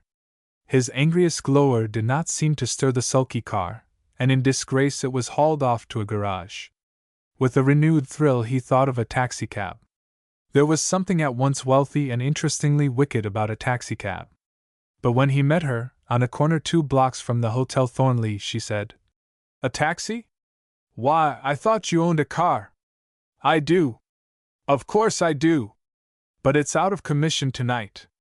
"Oh," she remarked, as one who had heard that tale before. All the way out to Biddlemeyer's Inn he tried to talk as an old friend, but he could not pierce the wall of her words. With interminable indignation she narrated her retorts to that fresh head barber, and the drastic things she would do to him if he persisted in saying that she was better at gassing than at hoof paring. At Biddlemeyer's Inn they were unable to get anything to drink. The head waiter refused to understand who George F. Babbitt was. They sat steaming before a vast mixed grill, and made conversation about baseball. When he tried to hold Ida's hand she said with bright friendliness, "Careful! That fresh waiter is rubbering." But they came out into a treacherous summer night, the air lazy and a little moon above transfigured maples. "Let's drive some other place, where we can get a drink and dance," he demanded. "Sure, some other night. But I promised Ma I'd be home early tonight." "Rats! It's too nice to go home. I'd just love to, but Ma would give me fits." He was trembling. She was everything that was young and exquisite. He put his arm about her. She snuggled against his shoulder, unafraid, and he was triumphant. Then she ran down the steps of the inn, singing, "Come on, Georgie, we'll have a nice drive and get cool." It was a night of lovers. All along the highway into Zenith, under the low and gentle moon, motors were parked and dim figures were clasped in reverie. He held out hungry hands to Ida, and when she patted them he was grateful. There was no sense of struggle and transition. He kissed her, and simply she responded to his kiss, they two behind the stolid back of the chauffeur. Her hat fell off, and she broke from his embrace to reach for it. "Oh, let it be!" he implored. "Huh! My hat! Not a chance!" He waited till she had pinned it on, then his arms sank about her. She drew away from it, and said with maternal soothing, "Now, don't be a silly boy. Mustn't make it'll Mama scold. Just sit back, dearie, and see what a swell night it is. If you're a good boy, maybe I'll kiss you when we say nighty-night. Now give me a cigarette. He was solicitous about lighting her cigarette and inquiring as to her comfort.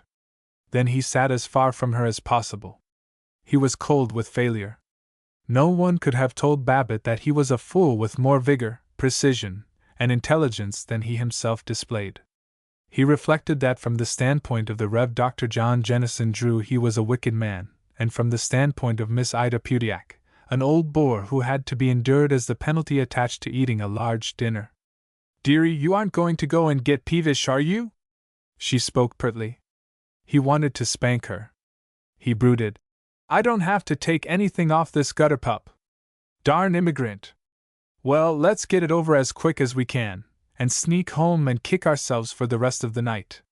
He snorted. "Huh? Me peevish? Why, you baby, why should I be peevish? Now listen, Ida, listen to Uncle George. I want to put you wise about this scrapping with your head barber all the time.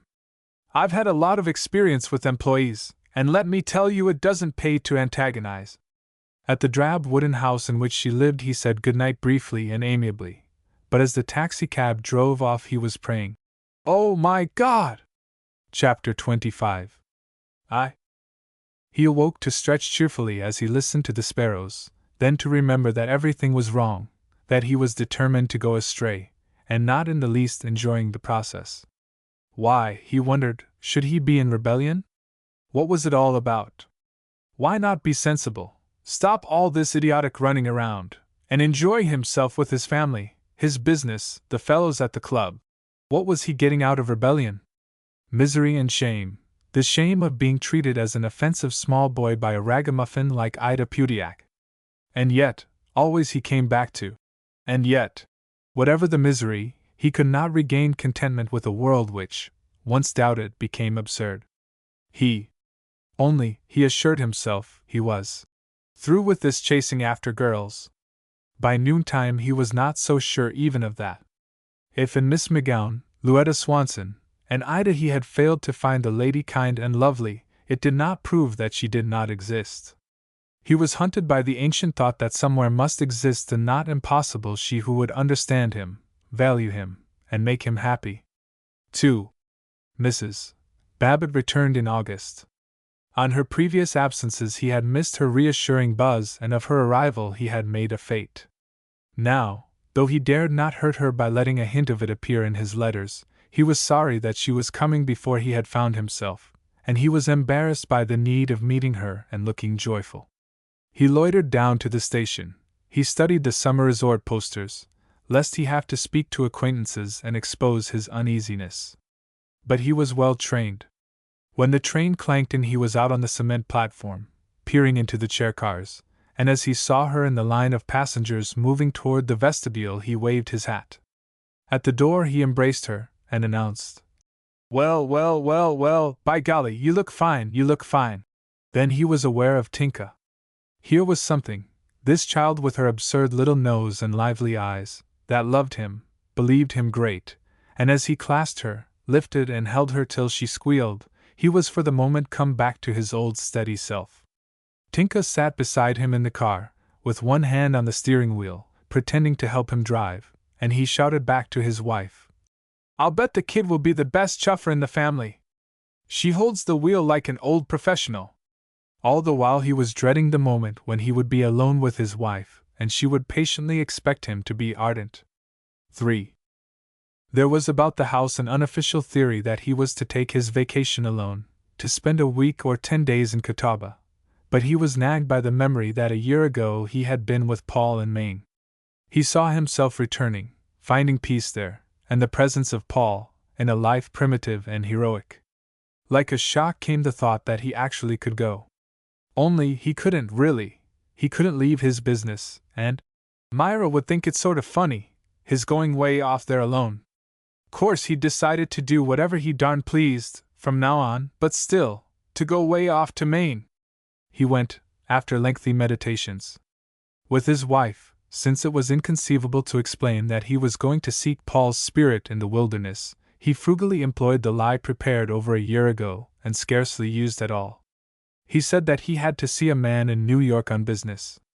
He could not have explained even to himself why he drew from the bank several $100 more than he needed, nor why he kissed Tinka so tenderly, and cried, "God bless you, baby!" From the train he waved to her till she was but a scarlet spot beside the brown bulkier presence of Mrs.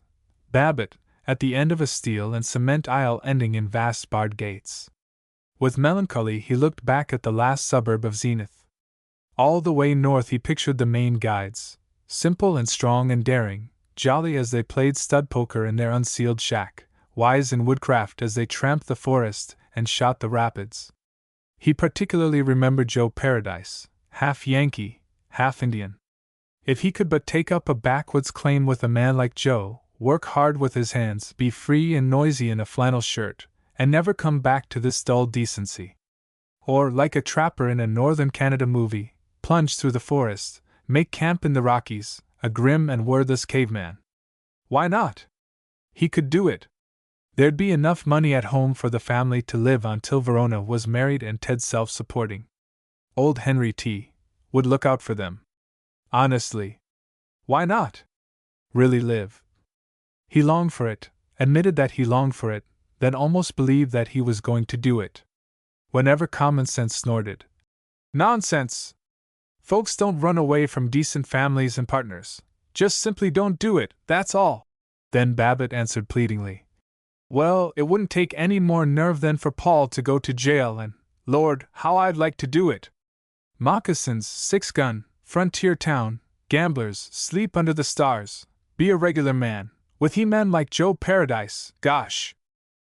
So he came to Maine, again stood on the wharf before the camp hotel, again spat heroically into the delicate and shivering water, while the pines rustled, the mountains glowed, and a trout leaped and fell in a sliding circle. He hurried to the guide's shack as to his real home, his real friends long missed. They would be glad to see him. They would stand up and shout, "Why, here's Mr. Babbitt! He ain't one of these ordinary sports. He's a real guy." In their boarded and rather littered cabin the guides sat about the greasy table playing stud poker with greasy cards, half a dozen wrinkled men in old trousers and easy old felt hats. They glanced up and nodded. Joe Paradise, the swart aging man with the big mustache, grunted, "How do? Back again?" Silence, except for the clatter of chips. Babbitt stood beside them, very lonely. He hinted, after a period of highly concentrated playing, "Guess I might take a hand, Joe." "Sure. Sit in. How many chips you want?" "Let's see, you were here with your wife last year, wa'n't you?" said Joe Paradise. That was all of Babbitt's welcome to the old home. He played for half an hour before he spoke again. His head was reeking with the smoke of pipes and cheap cigars, and he was weary of pears and four flushes, resentful of the way in which they ignored him. He flung at Joe, "Working now?" "Nope." "Like to guide me for a few days?" "Well, just soon. I ain't engaged till next week." Only thus did Joe recognize the friendship Babbitt was offering him. Babbitt paid up his losses and left the shack rather childishly. Joe raised his head from the coils of smoke like a seal rising from surf, grunted, "I'll come round tomorrow," and dived down to his 3 aces.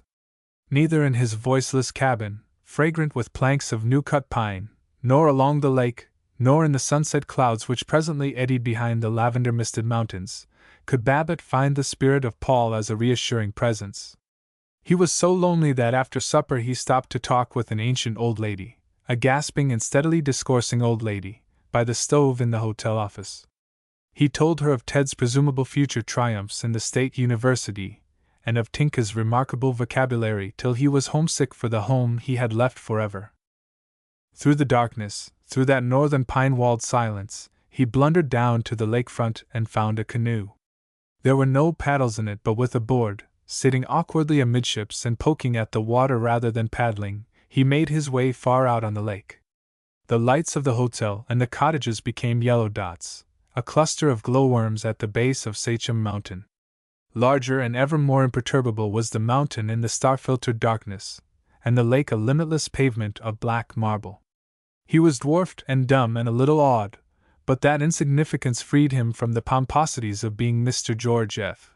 Babbitt of Zenith, saddened and freed his heart.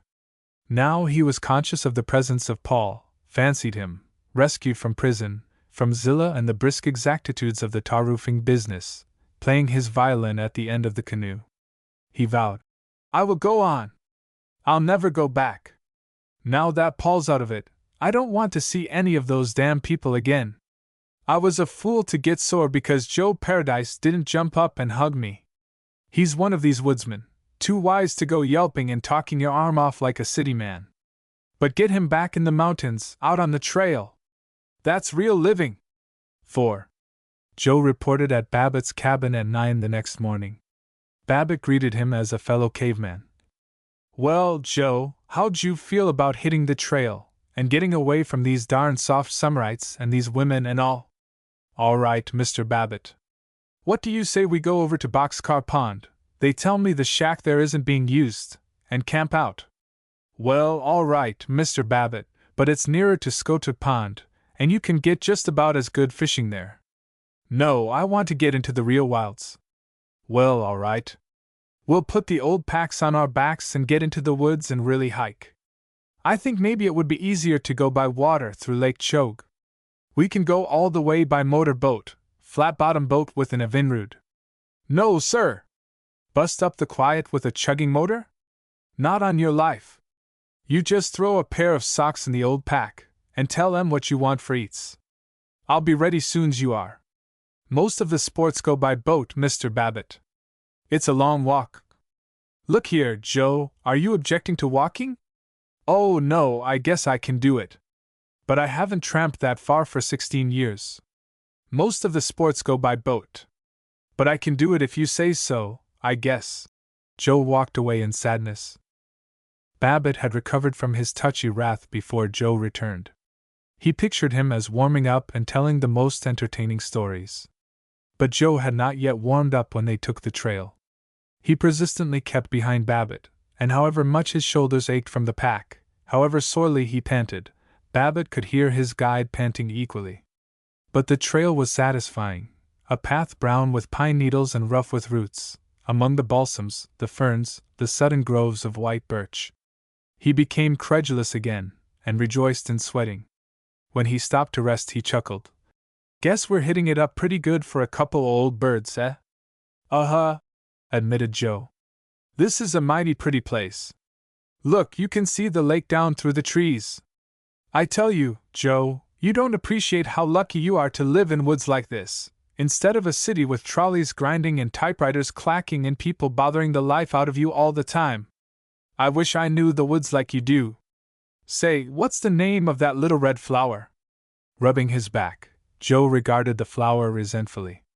"Well, some folks call it one thing and some calls it another. I always just call it pink flower." Babbitt blessedly ceased thinking as tramping turned into blind plodding. He was submerged in weariness. His plump legs seemed to go on by themselves, without guidance, and he mechanically wiped away the sweat which stung his eyes. He was too tired to be consciously glad as, after a sun-scourged mile of quarter-tote road through a swamp where flies hovered over a hot waste of brush, they reached the cool shore of Boxcar Pond. When he lifted the pack from his back, he staggered from the change in balance, and for a moment could not stand erect. He lay beneath an ample-bosomed maple tree near the guest shack, and joyously felt sleep running through his veins. He awoke toward dusk, to find Joe efficiently cooking bacon and eggs and flapjacks for supper, and his admiration of the woodsman returned. He sat on a stump and felt virile. "Joe, what would you do if you had a lot of money? Would you stick to guiding, or would you take a claim way back in the woods and be independent of people?" For the first time Joe brightened. He chewed his cud a second, and bubbled. "I've often thought of that. If I had the money, I'd go down to Tinker's Falls and open a swell shoe store." After supper Joe proposed a game of stud poker, but Babbitt refused with brevity, and Joe contentedly went to bed at 8. Babbitt sat on the stump, facing the dark pond, slapping mosquitoes. Save the snoring guide, there was no other human being within 10 miles. He was lonelier than he had ever been in his life. Then he was in Zenith. He was worrying as to whether Miss McGowan wasn't paying too much for carbon paper. He was at once resenting and missing the persistent teasing at the Roughnecks table. He was wondering what Zilla Riesling was doing now. He was wondering whether, after the summer's maturity of being a garage man, Ted would get busy in the university. He was thinking of his wife. If she wouldn't be so darn satisfied with just settling down. No! I won't go back. I'll be 50 in 3 years. 60 in 13 years. I'm going to have some fun before it's too late. I don't care. I will. He thought of Ida Pudiak, of Luetta Swanson, of that nice widow, what was her name, Tanis Judique, the one for whom he'd found the flat. He was enmeshed in imaginary conversations. Then, gee, I can't seem to get away from thinking about folks. Thus it came to him merely to run away was folly, because he could never run away from himself. That moment he started for Zenith. In his journey there was no appearance of flight, but he was fleeing, and 4 days afterward he was on the Zenith train. He knew that he was slinking back not because it was what he longed to do but because it was all he could do. He scanned again his discovery that he could never run away from Zenith and family and office, because in his own brain he bore the office and the family and every street and disquiet and illusion of Zenith. But I'm going to start something, he vowed, and he tried to make it valiant. Chapter 26. As he walked through the train, looking for familiar faces, he saw only one person whom he knew, and that was Seneca Doane, the lawyer who, after the blessings of being in Babbitt's own class at college and of becoming a corporation counsel, had turned crank, had headed farmer labor tickets and fraternized with admitted socialists. Though he was in rebellion, naturally Babbitt did not care to be seen talking with such a fanatic, but in all the Pullmans he could find no other acquaintance, and reluctantly he halted. Seneca Doane was a slight, thin-haired man, rather like Chum Frink except that he hadn't Frink's grin. He was reading a book called The Way of All Flesh. It looked religious to Babbitt, and he wondered if Doane could possibly have been converted and turned decent and patriotic. Why, hello, Doane, he said. Doane looked up. His voice was curiously kind. Oh, how do, Babbitt? Been away, eh? Yes, I've been in Washington. Washington, eh? How's the old government making out? Won't you sit down? Thanks. Don't care if I do. Well. Been quite a while since I've had a good chance to talk to you, Doane. I was, sorry you didn't turn up at the last class dinner. Oh, thanks. How's the unions coming? Going to run for mayor again? Doane seemed restless. He was fingering the pages of his book. He said I might, as though it didn't mean anything in particular, and he smiled. Babbitt liked that smile, and hunted for conversation. Saw a bang-up cabaret in New York, the Good Morning Cutie bunch at the Hotel Minton. Yes, they're pretty girls. I danced there one evening. Oh. Like dancing? Naturally. I like dancing and pretty women and good food better than anything else in the world. Most men do. But gosh, Doane, I thought you fellows wanted to take all the good eats and everything away from us. No, not at all. What I'd like to see is the meetings of the garment workers held at the Ritz, with a dance afterward. Isn't that reasonable? Yeah, might be good idea, all right. Well, shame I haven't seen more of you, recent years. Oh, say, hope you haven't held it against me, my bucking you as mayor, going on the stump for Prout. You see, I'm an organization Republican, and I kind of felt. There's no reason why you shouldn't fight me. I have no doubt you're good for the organization.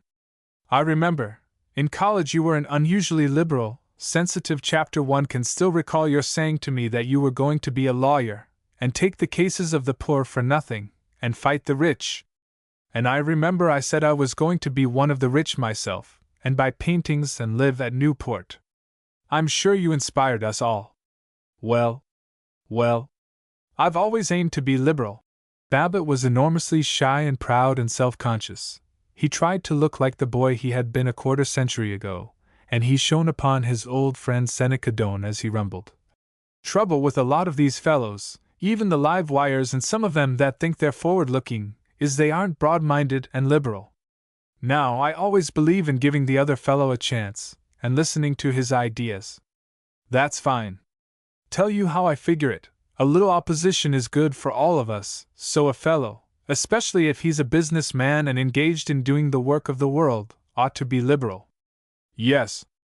I always say a fellow ought to have vision and ideals. I guess some of the fellows in my business think I'm pretty visionary, but I just let 'em think what they want to and go right on, same as you do. By golly, this is nice to have a chance to sit and visit and kind of, you might say, brush up on our ideals. But of course we visionaries do rather get beaten. Doesn't it bother you? Not a bit. Nobody can dictate to me what I think. You're the man I want to help me. I want you to talk to some of the businessmen and try to make them a little more liberal in their attitude toward poor Beecher Ingram. Ingram? But why, he's this snob preacher that got kicked out of the Congregationalist church, isn't he, and preaches free love and sedition? This, Doane explained, was indeed the general conception of Beecher Ingram, but he himself saw Beecher Ingram as a priest of the Brotherhood of Man, of which Babbitt was notoriously an upholder. So would Babbitt keep his acquaintances from hounding Ingram and his forlorn little church? You bet! I'll call down any of the boys I hear getting funny about Ingram, Babbitt said affectionately to his dear friend Doane. Doane warmed up and became reminiscent. He spoke of student days in Germany, of lobbying for single tax in Washington, of international labor conferences. He mentioned his friends, Lord Wickham, Colonel Wedgwood, Professor Piccoli. Babbitt had always supposed that Doane associated only with the I.W.W., but now he nodded gravely, as one who knew Lord Wickham's by the score, and he got in 2 references to Sir Gerald Doak. He felt daring and idealistic and cosmopolitan. Suddenly, in his new spiritual grandeur, he was sorry for Zillah Riesling, and understood her as these ordinary fellows at the Boosters' Club never could. 5 hours after he had arrived in Zenith, and told his wife how hot it was in New York, he went to call on Zillah. He was buzzing with ideas and forgiveness. He'd get Paul released, he'd do things, vague but highly benevolent things, for Zillah. He'd be as generous as his friend Seneca Doane. He had not seen Zillah since Paul had shot her, and he still pictured her as buxom, high-colored, lively, and a little blowsy. As he drove up to her boarding house, in a depressing back street below the wholesale district, he stopped in discomfort. At an upper window, leaning on her elbow, was a woman with the features of Zillah, but she was bloodless and aged, like a yellowed wad of old paper crumpled into wrinkles. Where Zillah had bounced and jiggled, this woman was dreadfully still. He waited half an hour before she came into the boarding-house parlor. 50 times he opened the book of photographs of the Chicago World's Fair of 1893. 50 times he looked at the picture of the Court of Honor. He was startled to find Zillah in the room. She wore a black streaky gown which she had tried to brighten with a girdle of crimson ribbon. The ribbon had been torn and patiently mended. He noted this carefully, because he did not wish to look at her shoulders.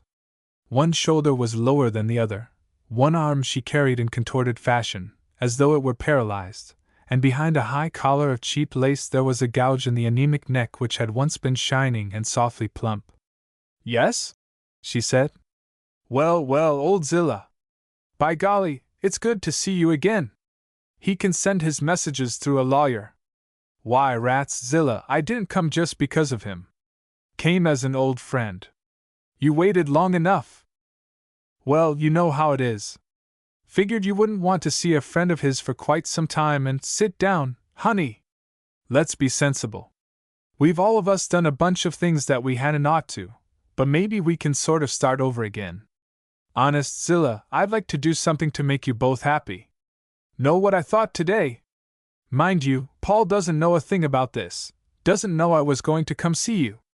I got to thinking, Zillah's a fine, big-hearted woman, and she'll understand that, Paul's had his lesson now. Why wouldn't it be a fine idea if you asked the governor to pardon him? Believe he would if it came from you. No. Wait. Just think how good you'd feel if you were generous. Yes, I wish to be generous. She was sitting primly, speaking icily. For that reason I wish to keep him in prison, as an example to evildoers. I've gotten religion, George, since the terrible thing that man did to me.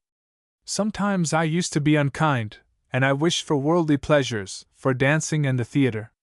But when I was in the hospital, the pastor of the Pentecostal Communion faith used to come to see me, and he showed me, right from the prophecies written in the Word of God, that the day of judgment is coming and all the members of the older churches are going straight to eternal damnation, because they only do lip service and swallow the world, the flesh, and the devil. For 15 wild minutes she talked, pouring out admonitions to flee the wrath to come, and her face flushed. Her dead voice recaptured something of the shrill energy of the old Zillah. She wound up with a furious, "It's the blessing of God Himself that Paul should be in prison now, and torn and humbled by punishment, so that he may yet save his soul, and so other wicked men, these horrible chasers after women and lust, may have an example." Babbitt had itched and twisted. As in church he dared not move during the sermon, so now he felt that he must seem attentive, though her screeching denunciations flew past him like carrion birds. He sought to be calm and brotherly. "Yes, I know, Zillah. But gosh, it certainly is the essence of religion to be charitable, isn't it? Let me tell you how I figure it. What we need in the world is liberalism, liberality, if we're going to get anywhere. I've always believed in being broad-minded and liberal." "You? Liberal?" It was very much the old Zillah. "Why, George Babbitt, you're about as broad-minded and liberal as a razor blade." "Oh, I am I? Well, just let me tell you, I'm as by golly liberal as you are religious, anyway." "You religious?" "I am so. Our pastor says I sustain him in the faith." "I'll bet you do. With Paul's money." "But just to show you how liberal I am, I'm going to send a check for $10 to this Beecher Ingram, because a lot of fellows are saying the poor cuss preaches sedition and free love, and they're trying to run him out of town." "And they're right. They ought to run him out of town. Why, he preaches, if you can call it preaching, in a theater, in the house of Satan. You don't know what it is to find God, to find peace, to behold the snares that the devil spreads out for our feet. Oh, I'm so glad to see the mysterious purposes of God in having Paul harm me and stop my wickedness, and Paul's getting his, good and plenty, for the cruel things he did to me, and I hope he dies in prison." Babbitt was up, hat in hand, growling. "Well, if that's what you call being at peace, for heaven's sake just warn me before you go to war, will you?" 3. Vast is the power of cities to reclaim the wanderer. More than mountains or the shore devouring sea, a city retains its character, imperturbable, cynical, holding behind apparent changes its essential purpose. Though Babbitt had deserted his family and dwelt with Job Paradise in the wilderness, though he had become a liberal, though he had been quite sure, on the night before he reached Zenith, that neither he nor the city would be the same again, 10 days after his return he could not believe that he had ever been away. Nor was it at all evident to his acquaintances that there was a new George F. Babbitt, save that he was more irritable under the incessant chaffing at the athletic club, and once, when Virgil Gunch observed that Seneca Doane ought to be hanged, Babbitt snorted, "Oh, rats, he's not so bad." At home he grunted, "Eh?" across the newspaper to his commentatory wife, and was delighted by Tinka's new red tam o'shanter, and announced, "No class to that corrugated iron garage. Have to build me a nice frame one." Verona and Kenneth Escott appeared really to be engaged. In his newspaper Escott had conducted a pure food crusade against commission houses. As a result he had been given an excellent job in a commission house, and he was making a salary on which he could marry, and denouncing irresponsible reporters who wrote stories criticizing commission houses without knowing what they were talking about. This September Ted had entered the State University as a freshman in the College of Arts and Sciences. The university was at Mohallys, only 15 miles from Zenith, and Ted often came down for the weekend. Babbitt was worried. Ted was going in for everything but books. He had tried to make the football team as a light halfback, he was looking forward to the basketball season, he was on the committee for the freshman hop, and, as a Zenithite, an aristocrat among the yokels, he was being rushed by 2 fraternities.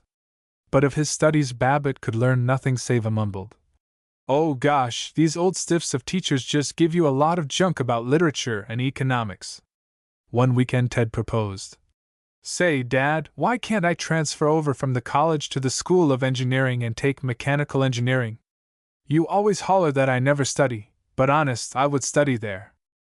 No, the engineering school hasn't got the standing the college has, fretted Babbitt. I'd like to know how it hasn't. The engineers can play on any of the teams. There was much explanation of the dollars and cents value of being known as a college man when you go into the law, and a truly oratorical account of the lawyer's life. Before he was through with it, Babbitt had Ted a United States Senator. Among the great lawyers whom he mentioned was Seneca Doane. But gee whiz, Ted marveled. I thought you always said this Doane was a reg'lar nut. That's no way to speak of a great man. Doane's always been a good friend of mine. Fact, I helped him in college. I started him out and you might say inspired him. Just because he's sympathetic with the aims of labor, a lot of chumps that lack liberality and broad-mindedness think he's a crank. But let me tell you, there's mighty few of them that rake in the fees he does, and he's a friend of some of the strongest, most conservative men in the world, like Lord Wickham, this big English nobleman that's so well known. And you now, which would you rather do, be in with a lot of greasy mechanics and laboring men, or chum up to a real fellow like Lord Wickham, and get invited to his house for parties? Well, gosh, sighed Ted. The next weekend he came in joyously with, Say, Dad, why couldn't I take mining engineering instead of the academic course? You talk about standing. Maybe there isn't much in mechanical engineering, but the miners, gee, they got 7 out of 11 in the new elections to New Tao Tao. Chapter 27.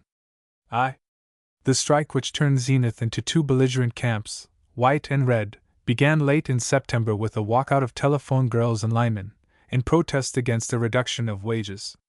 The newly formed Union of Dairy Products Workers went out, partly in sympathy and partly in demand for a 44-hour week. They were followed by the Truck Drivers' Union. Industry was tied up, and the whole city was nervous with talk of a trolley strike, a printer's strike, a general strike. Furious citizens, trying to get telephone calls through strike-breaking girls, danced helplessly. Every truck that made its way from the factories to the freight stations was guarded by a policeman, trying to look stoical beside the scab driver. A line of 50 trucks from the Zenith Steel and Machinery Company was attacked by strikers, rushing out from the sidewalk, pulling drivers from the seats, smashing carburetors and commutators, while telephone girls cheered from the walk, and small boys heaved bricks. The National Guard was ordered out. Colonel Nixon, who in private life was Mr. Caleb Nixon, secretary of the Pullmore Tractor Company, put on a long khaki coat and stalked through crowds, a .44 automatic in hand. Even Babbitt's friend, Clarence Drum the shoe merchant, a round and merry man who told stories at the athletic club, and who strangely resembled a Victorian pug dog, was to be seen as a waddling but ferocious captain, with his belt tied about his comfortable little belly, and his round little mouth petulant as he piped to chattering groups on corners. Move on there now! I can't have any of this loitering. Every newspaper in the city save one was against the strikers. When mobs raided the newsstands, at each was stationed a militiaman, a young, embarrassed citizen soldier with eyeglasses, bookkeeper or grocery clerk in private life, trying to look dangerous while small boys yelped, "Get on to the tin soldier!" and striking truck drivers inquired tenderly, "Say, Joe, when I was fighting in France, was you in camp in the States or was you doing sweet exercises in the Y.M.C.A.? Be careful of that bayonet now, or you'll cut yourself." There was no one in Zenith who talked of anything but the strike, and no one who did not take sides. You were either a courageous friend of labor, or you were a fearless supporter of the rights of property, and in either case you were belligerent, and ready to disown any friend who did not hate the enemy. A condensed milk plant was set afire, each side charged it to the other, and the city was hysterical. And Babbitt chose this time to be publicly liberal. He belonged to the sound, sane, right-thinking wing, and at first he agreed that the crooked agitators ought to be shot. He was sorry when his friend, Seneca Doane, defended arrested strikers, and he thought of going to Doane and explaining about these agitators, but when he read a broadside alleging that even on their former wages the telephone girls had been hungry, he was troubled. All lies and fake figures, he said, but in a doubtful croak. For the Sunday after, the Chatham Road Presbyterian Church announced a sermon by Dr. John Jennison Drew on how the Savior would end strikes. Babbitt had been negligent about church-going lately, but he went to the service, hopeful that Dr. Drew really did have the information as to what the divine powers thought about strikes. Beside Babbitt in the large, curving, glossy, velvet-upholstered pew was chum Frink. Frink whispered, "Hope the doc gives the strikers hell. Ordinarily, I don't believe in a preacher butting into political matters. Let him stick to straight religion and save souls, and not stir up a lot of discussion. But at a time like this, I do think he ought to stand right up and bawl out those plug uglies to a fare you well." "Yes, well," said Babbitt. The Rev. Dr. Drew, his rustic bang flopping with the intensity of his poetic and sociologic ardor, trumpeted. "During the untoward series of industrial dislocations which have, let us be courageous and admit it boldly, throttled the business life of our fair city these past days, there has been a great deal of loose talk about scientific prevention of scientific. Now, let me tell you that the most unscientific thing in the world is science. Take the attacks on the established fundamentals of the Christian creed which were so popular with the scientists a generation ago. Oh, yes, they were mighty fellows, and great poobahs of criticism. They were going to destroy the church. They were going to prove the world was created and has been brought to its extraordinary level of morality and civilization by blind chance. Yet the church stands just as firmly today as ever, and the only answer a Christian pastor needs make to the long-haired opponents of his simple faith is just a pitying smile. And now these same scientists want to replace the natural condition of free competition by crazy systems which, no matter by what high-sounding names they are called, are nothing but a despotic paternalism. Naturally, I'm not criticizing labor courts, injunctions against men proven to be striking unjustly, or those excellent unions in which the men and the boss get together. But I certainly am criticizing the systems in which the free and fluid motivation of independent labor is to be replaced by cooked-up wage scales and minimum salaries and government commissions and labor federations and all that poppycock. What is not generally understood is that this whole industrial matter isn't a question of economics. It's essentially and only a matter of love and of the practical application of the Christian religion. Imagine a factory. Instead of committees of workmen alienating the boss goes among them smiling, and they smile back, the elder brother and the younger. Brothers, that's what they must be, loving brothers, and then strikes would be as inconceivable as hatred in the home. It was at this point that Babbitt muttered, "Oh, rot!" "Huh!" said chum Frink. "He doesn't know what he's talking about. It's just as clear as mud. It doesn't mean a darn thing." "Maybe, but—" Frink looked at him doubtfully. Through all the service kept glancing at him doubtfully, till Babbitt was nervous. 2. The strikers had announced a parade for Tuesday morning, but Colonel Nixon had forbidden it, the newspapers said. When Babbitt drove west from his office at 10 that morning, he saw a drove of shabby men heading toward the tangled, dirty district beyond Courthouse Square. He hated them, because they were poor, because they made him feel insecure. "Damn loafers! Wouldn't be common workmen if they had any pep," he complained. He wondered if there was going to be a riot. He drove toward the starting point of the parade, a triangle of limp and faded grass known as Moore Street Park, and halted his car. The park and streets were buzzing with strikers, young men in blue denim shirts, old men with caps.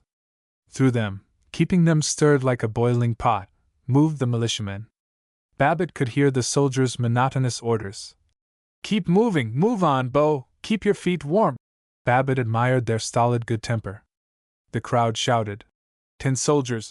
and "Dirty dogs, servants of the capitalists!" But the militiamen grinned and answered only, "Sure, that's right. Keep moving, Billy." Babbitt thrilled over the citizen soldiers, hated the scoundrels who were obstructing the pleasant ways of prosperity, admired Colonel Nixon's striding contempt for the crowd, and as Captain Clarence Drum, that rather puffing shoe dealer, came raging by, Babbitt respectfully clamored, "Great work, Captain! Don't let 'em march!" He watched the strikers filing from the park. Many of them bore posters with, "They can't stop our peacefully walking." The militiamen tore away the posters. but the strikers fell in behind their leaders and straggled off, a thin, unimpressive trickle between steel-glinting lines of soldiers. Babbitt saw with disappointment that there wasn't going to be any violence, nothing interesting at all. Then he gasped. Among the marchers, beside a bulky young workman, was Seneca Doane, smiling, content. In front of him was Professor Brockbank, head of the history department in the State University, an old man and white-bearded, known to come from a distinguished Massachusetts family. Why gosh, Babbitt marveled. A swell like him in with the strikers? And good old Senny Doane. They're fools to get mixed up with this bunch. They're parlor socialists. But they have got nerve. And nothing in it for them, not a cent. And, I don't know as all the strikers look like such tough nuts. Look just about like anybody else to me. The militiamen were turning the parade down a side street. They got just as much right to march as anybody else. They own the streets as much as Clarence Drum or the American Legion does, Babbitt grumbled. Of course, they're a bad element, but oh, rats! At the athletic club, Babbitt was silent during lunch, while the others fretted. I don't know what the world's coming to. Or solaced their spirits with. Kidding. Captain Clarence Drum came swinging by, splendid in khaki. How's it going, Captain? Inquired Virgil Gunch. Oh, we got 'em stopped. We worked 'em off on side streets and separated 'em, and they got discouraged and went home. Fine work. No violence. Fine work, nothing, groaned Mr. Drum. If I had my way, there'd be a whole lot of violence, and I'd start it, and then the whole thing would be over. I don't believe in standing back and wet-nursing these fellows and letting the disturbances drag on. I tell you, these strikers are nothing in God's world but a lot of bomb-throwing socialists and thugs, and the only way to handle 'em is with a club. That's what I'd do, beat up the whole lot of 'em.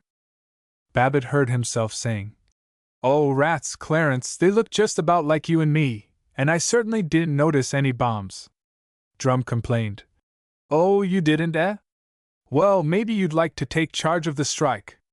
Just tell Colonel Nixon what innocents the strikers are. He'd be glad to hear about it. Drum strode on, while all the table stared at Babbitt. What's the idea? Do you want us to give those hellhounds love and kisses, or what? Said Orville Jones. Do you defend a lot of hoodlums that are trying to take the bread and butter away from our families? Raged Professor Pumphrey.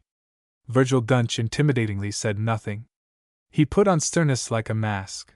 His jaw was hard, his bristly short hair seemed cruel, his silence was a ferocious thunder. While the others assured Babbitt that they must have misunderstood him, Gunch looked as though he had understood only too well. Like a robed judge he listened to Babbitt stammering. No, sure, course they're a bunch of toughs. But I just mean, strikes me it's bad policy to talk about clubbing 'em. Cabe Nixon doesn't. He's got the fine Italian hand. And that's why he's colonel.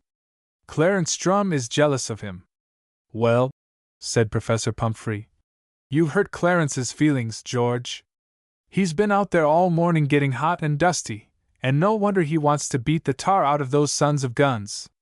Gunch said nothing, and watched, and Babbitt knew that he was being watched. 3. As he was leaving the club, Babbitt heard Chum Frink protesting to Gunch. Don't know what's got into him. Last Sunday Doc Drew preached a corking sermon about decency in business, and Babbitt kicked about that, too. Near's I can figure out. Babbitt was vaguely frightened.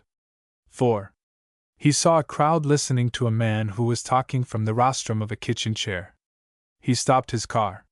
From newspaper pictures he knew that the speaker must be the notorious freelance preacher, Beecher Ingram, of whom Seneca Doane had spoken. Ingram was a gaunt man with flamboyant hair, weather-beaten cheeks, and worried eyes. He was pleading. If those telephone girls can hold out, living on one meal a day, doing their own washing, starving and smiling, you big hulking men ought to be able. Babbitt saw that from the sidewalk. Virgil Gunch was watching him. In vague disquiet he started the car and mechanically drove on, while Gunch's hostile eyes seemed to follow him all the way.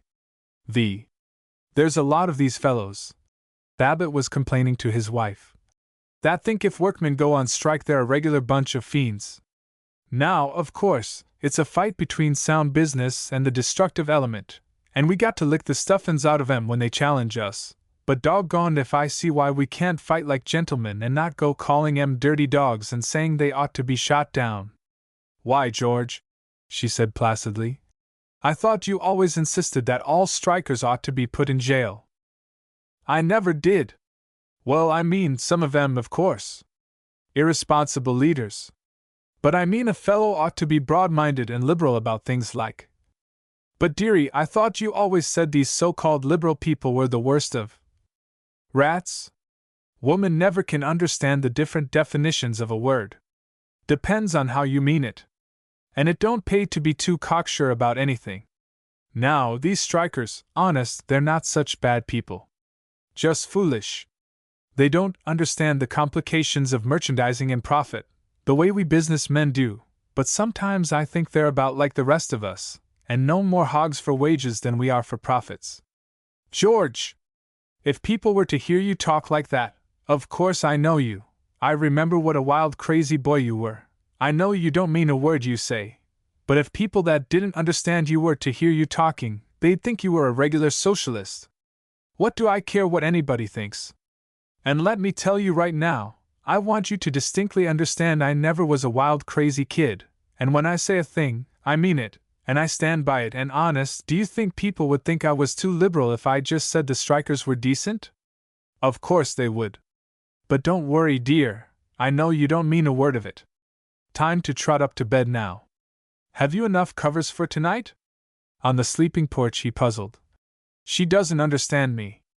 Hardly understand myself. Why can't I take things easy, way I used to? Wish I could go out to Senny Doan's house and talk things over with him. No. Suppose Ver Gunch saw me going in there. Wish I knew some really smart woman, and nice, that would see what I'm trying to get at, and let me talk to her, and I wonder if Myra's right? Could the fellows think I've gone nutty just because I'm broad-minded and liberal? Wayverg looked at me. Chapter 28. Miss McGowan came into his private office at 3 in the afternoon with, "Listen, Mr. Babbitt, there's a Mrs. Judique on the phone, wants to see about some repairs, and the salesmen are all out. Want to talk to her? All right." The voice of Tanis Judique was clear and pleasant. The black cylinder of the telephone receiver seemed to hold a tiny animated image of her. Lustrous eyes, delicate nose, gentle chin. "This is Mrs. Judique. Do you remember me? You drove me up here to the Cavendish Apartments and helped me find such a nice flat." "Sure. Bet I remember. What can I do for you?" "Why, it's just a little. I don't know that I ought to bother you, but the janitor doesn't seem to be able to fix it. You know my flat is on the top floor, and with these autumn rains the roof is beginning to leak, and I'd be awfully glad if—" "Sure. I'll come up and take a look at it." Nervously. "When do you expect to be in?" "Why, I'm in every morning." "Be in this afternoon, in an hour or so?" "Yes." "Perhaps I could give you a cup of tea." "I think I ought to, after all your trouble." "Fine. I'll run up there soon as I can get away." He meditated. "Now there's a woman that's got refinement, savvy, class. After all your trouble, give you a cup of tea, she'd appreciate a fellow. I'm a fool, but I'm not such a bad cuss, get to know me. And not so much a fool as they think." The great strike was over, the strikers beaten. Except that Virgil Gunch seemed less cordial, there were no visible effects of Babbitt's treachery to the clan. The oppressive fear of criticism was gone, but a diffident loneliness remained. Now he was so exhilarated that, to prove he wasn't, he droned about the office for 15 minutes, looking at blueprints, explaining to Miss McGowan that this Mrs. Scott wanted more money for her house, had raised the asking price, raised it from $7,000 to $8,500. Would Miss McGowan be sure and put it down on the card, Mrs. Scott's house, raise. When he had thus established himself as a person unemotional and interested only in business, he sauntered out. He took a particularly long time to start his car. He kicked the tires, dusted the glass of the speedometer, and tightened the screws holding the windshield's spotlight. He drove happily off toward the Bellevue district, conscious of the presence of Mrs. Judique as of a brilliant light on the horizon. The maple leaves had fallen and they lined the gutters of the asphalted streets. It was a day of pale gold and faded green, tranquil and lingering.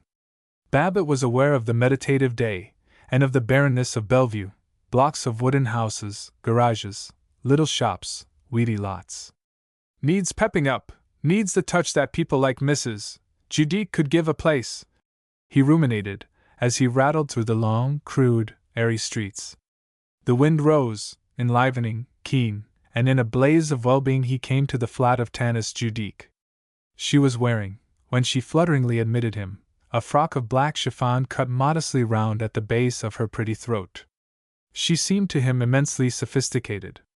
He glanced at the cretonnes and colored prints in her living room, and gurgled, "Gosh, you've fixed the place nice. Takes a clever woman to know how to make a home, all right. You really like it? I'm so glad. But you've neglected me, scandalously. You promised to come sometime and learn to dance." Rather unsteadily. "Oh, but you didn't mean it seriously." "Perhaps not. But you might have tried. Well, here I've come for my lesson, and you might just as well prepare to have me stay for supper." They both laughed in a manner which indicated that of course he didn't mean it. "But first I guess I'd better look at that leak." She climbed with him to the flat roof of the apartment house, a detached world of slatted wooden walks, clotheslines, water tank and a penthouse. He poked at things with his toe, and sought to impress her by being learned about copper gutters, the desirability of passing plumbing pipes through a lead collar and sleeve and flashing them with copper, and the advantages of cedar over boiler iron for roof tanks. "You have to know so much, in real estate," she admired. He promised that the roof should be repaired within 2 days. "Do you mind my phoning from your apartment?" he asked. "Heavens, no!" He stood a moment at the coping, looking over a land of hard little bungalows with abnormally large porches, and new apartment houses, small, but brave with variegated brick walls and terracotta trimmings. Beyond them was a hill with a gouge of yellow clay like a vast wound. Behind every apartment house, beside each dwelling, were small garages. It was a world of good little people, comfortable, industrious, credulous. In the autumnal light the flat newness was mellowed, and the air was a sun-tinted pool. "Golly, it's one fine afternoon. You get a great view here, right up Tanner's Hill," said Babbitt. "Yes, isn't it nice and open? So darn few people appreciate a view. Don't you go raising my rent on that account." "Oh, that was naughty of me. I was just teasing. Seriously though, there are so few who respond, who react to views. I mean, they haven't any feeling of poetry and beauty. That's a fact, they haven't," he breathed, admiring her slenderness and the absorbed, airy way in which she looked toward the hill, chin lifted, lips smiling. "Well, guess I'd better telephone the plumbers, so they'll get on the job first thing in the morning." When he had telephoned, making it conspicuously authoritative and gruff and masculine, he looked doubtful, and sighed. "S'pose I'd better be." "Oh, you must have that cup of tea first." "Well, it would go pretty good at that." It was luxurious to loll in a deep green rep chair, his legs thrust out before him, to glance at the black Chinese telephone stand and the colored photograph of Mount Vernon which he had always liked so much, while in the tiny kitchen, so near, Mrs. Judique sang, "My Creole Queen," in an intolerable sweetness, a contentment so deep that he was wistfully discontented.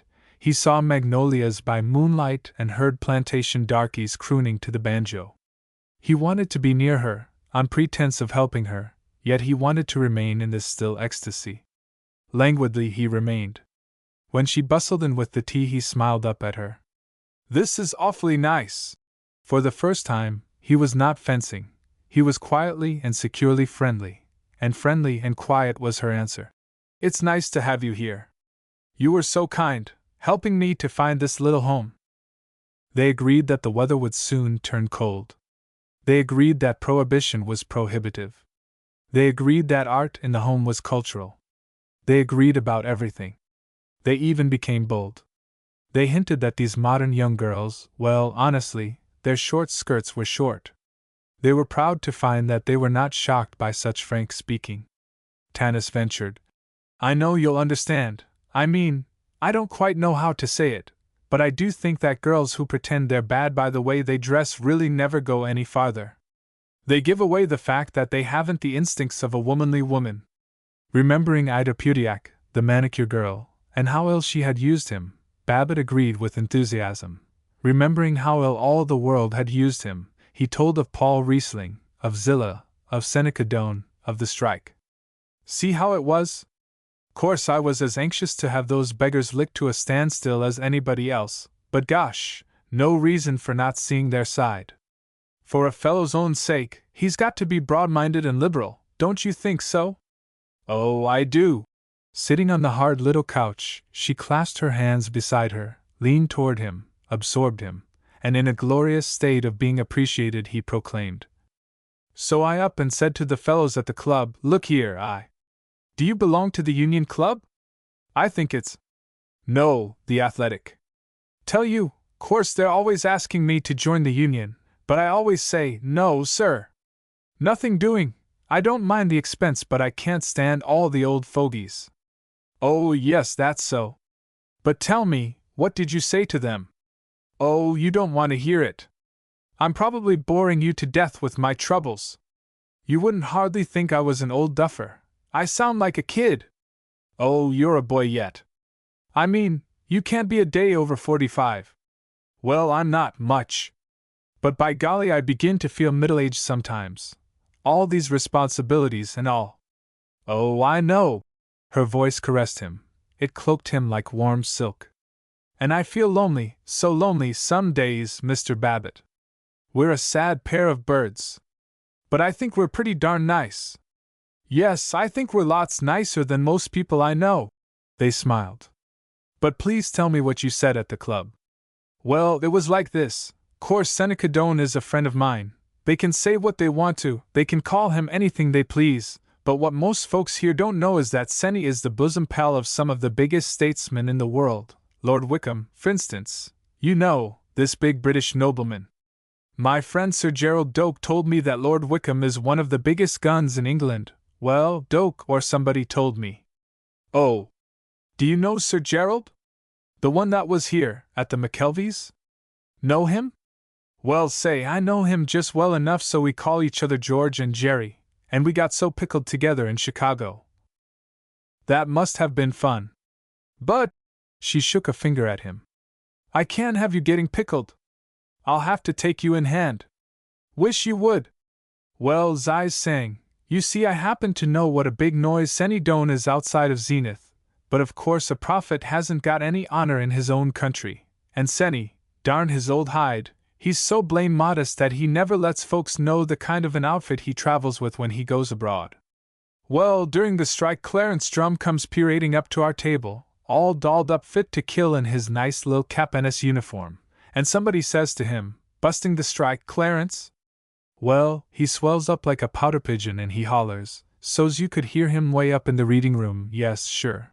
I told the strike leaders where they got off, and so they went home. Well, I says to him, glad there wasn't any violence. Yes, he says, but if I hadn't kept my eye skinned there would have been. All those fellows had bombs in their pockets. They're regular anarchists. Oh, rats, Clarence, I says, I looked 'em all over carefully, and they didn't have any more bombs than a rabbit, I says. Course, I says, they're foolish, but they're a good deal like you and me, after all. And then Virgil Gunch or somebody, no, it was Chum Frink, you know, this famous poet, great pal of mine, he says to me, look here, he says, do you mean to say you advocate these strikes? Well, I was so disgusted with a fellow whose mind worked that way that I swear I had a good mind to not explain at all, just ignore him. Oh, that's so wise, said Mrs. Judique. But finally I explains to him, if you'd done as much as I have on Chamber of Commerce committees and all, I says, then you'd have the right to talk. But same time, I says, I believe in treating your opponent like a gentleman. Well, sir, that held them. Frink, Chum I always call him, he didn't have another word to say. But at that, I guess some of them kind-o thought I was too liberal. What do you think? Oh, you were so wise. And courageous. I love a man to have the courage of his convictions. But do you think it was a good stunt? After all, some of these fellows are so darn cautious and narrow-minded that they're prejudiced against a fellow that talks right out in meeting. What do you care? In the long run they're bound to respect a man who makes them think, and with your reputation for oratory What do you know about my reputation for oratory? Oh, I'm not going to tell you everything I know. But seriously, you don't realize what a famous man you are. Well, though I haven't done much orating this fall. Too kind of bothered by this Paul Riesling business, I guess. But do you know, you're the first person that's really understood what I was getting at, Tanis. Listen to me, will you? Fat nerve I've got, calling you Tanis. Oh, do. And shall I call you George?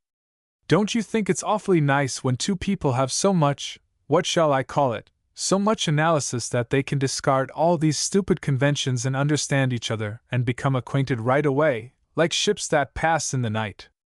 I certainly do. I certainly do. He was no longer quiescent in his chair. He wandered about the room, he dropped on the couch beside her. But as he awkwardly stretched his hand toward her fragile, immaculate fingers, she said brightly, "Do give me a cigarette." Would you think poor Tanis was dreadfully naughty if she smoked? Lord, no! I like it. He had often and weightily pondered flappers smoking in Zenith restaurants, but he knew only one woman who smoked, Mrs. Sam Doppelbrau, his flighty neighbor. He ceremoniously lighted Tanis's cigarette, looked for a place to deposit the burnt match, and dropped it into his pocket. "I'm sure you want a cigar, you poor man," she crooned.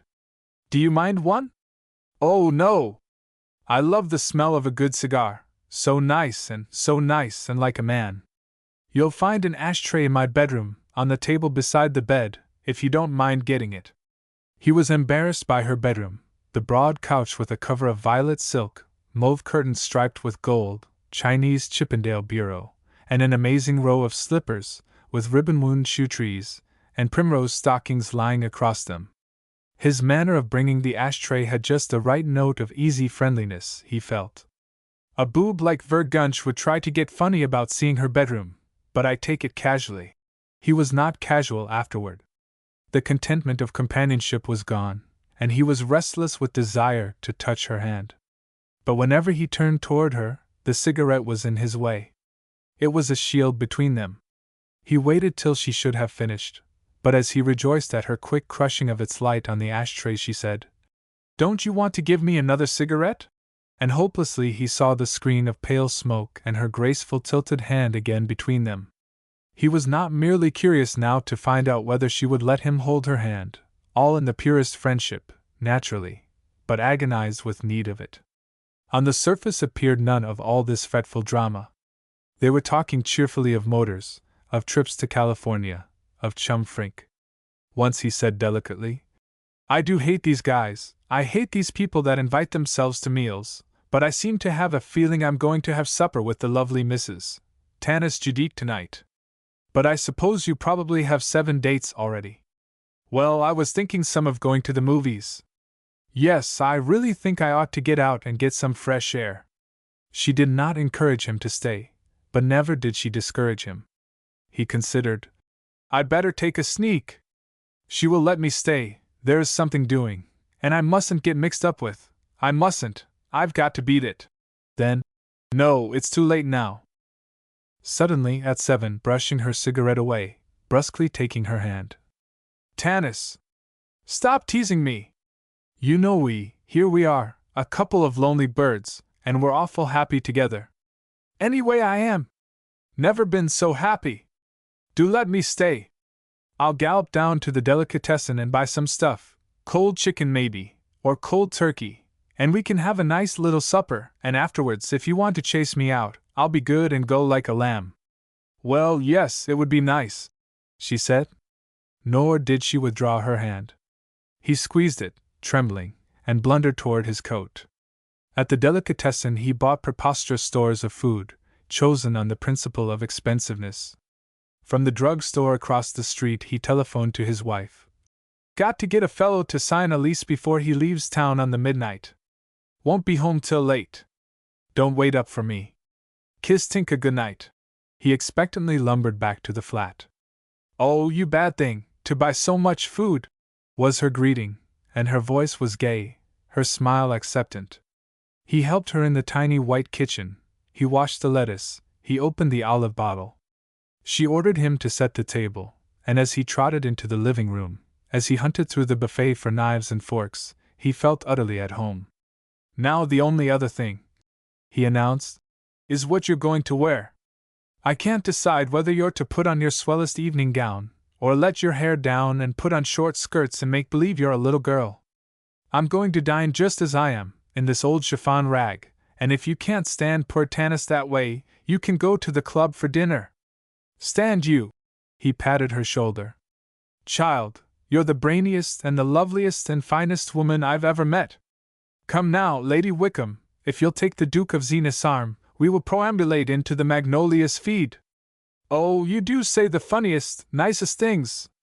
When they had finished the picnic supper, he thrust his head out of the window and reported, "It's turned awful chilly, and I think it's going to rain. You don't want to go to the movies. Well, I wish we had a fireplace. I wish it was raining like all get out tonight, and we were in a funny little old-fashioned cottage, and the trees thrashing like everything outside, and a great big log fire, and, I'll tell you! Let's draw this couch up to the radiator, and stretch our feet out, and pretend it's a wood fire. Oh, I think that's pathetic. You big child." But they did draw up to the radiator, and prop their feet against it, his clumsy black shoes, her patent leather slippers. In the dimness they talked of themselves, of how lonely she was, how bewildered he, and how wonderful that they had found each other. As they fell silent, the room was stiller than a country lane. There was no sound from the street save the whir of motor tires, the rumble of a distant freight train. Self-contained was the room, warm, secure, insulated from the harassing world. He was absorbed by a rapture in which all fear and doubting were smoothed away, and when he reached home, at dawn, the rapture had mellowed to contentment serene and full of memories. Chapter 29. The assurance of Tanis Judique's friendship fortified Babbitt's self-approval. At the athletic club he became experimental. Though Virgil Gunch was silent, the others at the Roughnecks table came to accept Babbitt as having, for no visible reason, turned crank. They argued windily with him, and he was cocky, and enjoyed the spectacle of his interesting martyrdom. He even praised Seneca Doane. Professor Pumphrey said that was carrying a joke too far, but Babbitt argued, "No! Fact! I tell you he's got one of the keenest intellects in the country. Why, Lord Wickham said that. Oh, who the hell is Lord Wickham? What you always lugging him in for? You been touting him for the last 6 weeks," protested Orville Jones. "George ordered him from Sears Roebuck. You can get those English high muckamucks by mail for $2 apiece," suggested Sidney Finkelstein. "That's all right now. Lord Wickham, he's one of the biggest intellects in English political life. As I was saying, of course I'm conservative myself, but I appreciate a guy like Senny Doane because—" Virgil Gunch interrupted harshly. "I wonder if you are so conservative? I find I can manage to run my own business without any skunks and reds like Doane in it." The grimness of Gunch's voice, the hardness of his jaw, disconcerted Babbitt, but he recovered and went until they looked bored, then irritated, then as doubtful as Gunch. 2. He thought of Tanis always. With a stir he remembered her every aspect. His arms yearned for her. "I've found her! I've dreamed of her all these years and now I've found her!" he exulted. He met her at the movies in the morning. He drove out to her flat in the late afternoon or on evenings when he was believed to be at the Elks. He knew her financial affairs and advised her about them, while she lamented her feminine ignorance, and praised his masterfulness, and proved to know much more about bonds than he did. They had remembrances, and laughter over old times. Once they quarreled, and he raged that she was as bossy as his wife and far more whining when he was inattentive. But that passed safely. Their high hour was a tramp on a ringing December afternoon, through snow-drifted meadows down to the icy Colusa River. She was exotic in an astrakhan cap and a short beaver coat. She slid on the ice and shouted, and he panted after her, rotund with laughter. Myra Babbitt never slid on the ice. He was afraid that they would be seen together. In Zenith, it is impossible to lunch with a neighbor's wife without the fact being known, before nightfall, in every house in your circle. But Tanis was beautifully discreet. However appealingly she might turn to him when they were alone, she was gravely detached when they were abroad, and he hoped that she would be taken for a client. Orville Jones once saw them emerging from a movie theater, and Babbitt bumbled, "Let me make you acquaint with Mrs. Judique. Now here's a lady who knows the right broker to come to, Orvie." Mr. Jones, though he was a man censorious of morals and of laundry machinery, seemed satisfied. His predominant fear, not from any especial fondness for her but from the habit of propriety, was that his wife would learn of the affair. He was certain that she knew nothing specific about Tanis, but he was also certain that she suspected something indefinite.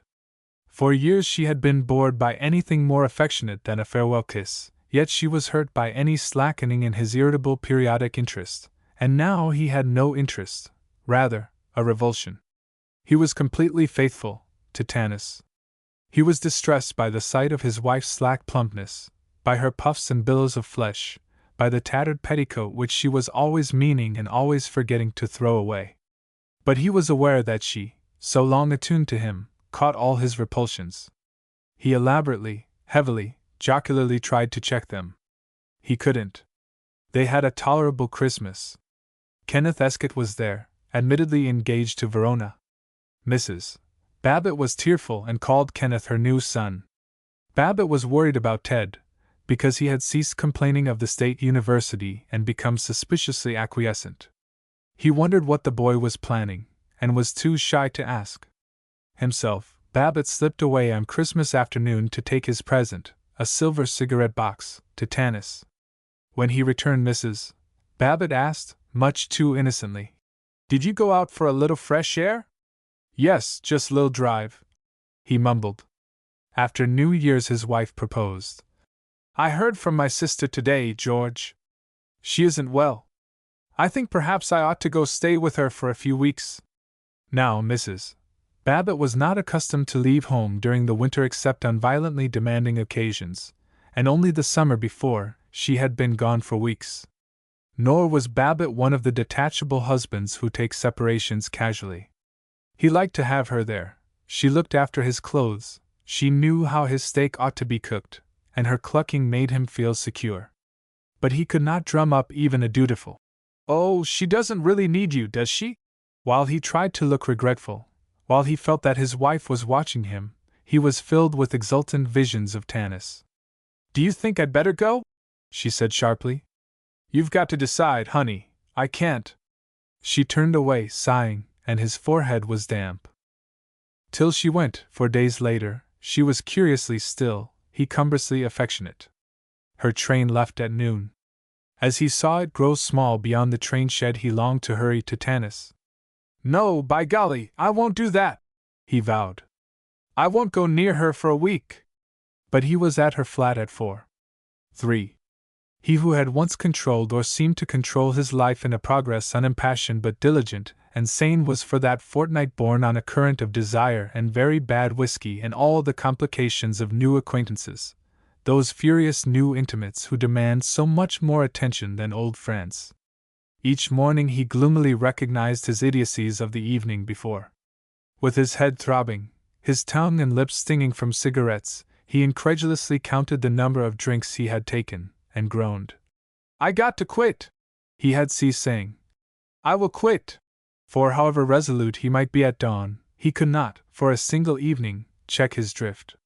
He had met Tanis's friends, he had, with the ardent haste of the midnight people, who drink and dance and rattle and are ever afraid to be silent, been adopted as a member of her group, which they called the Bunch.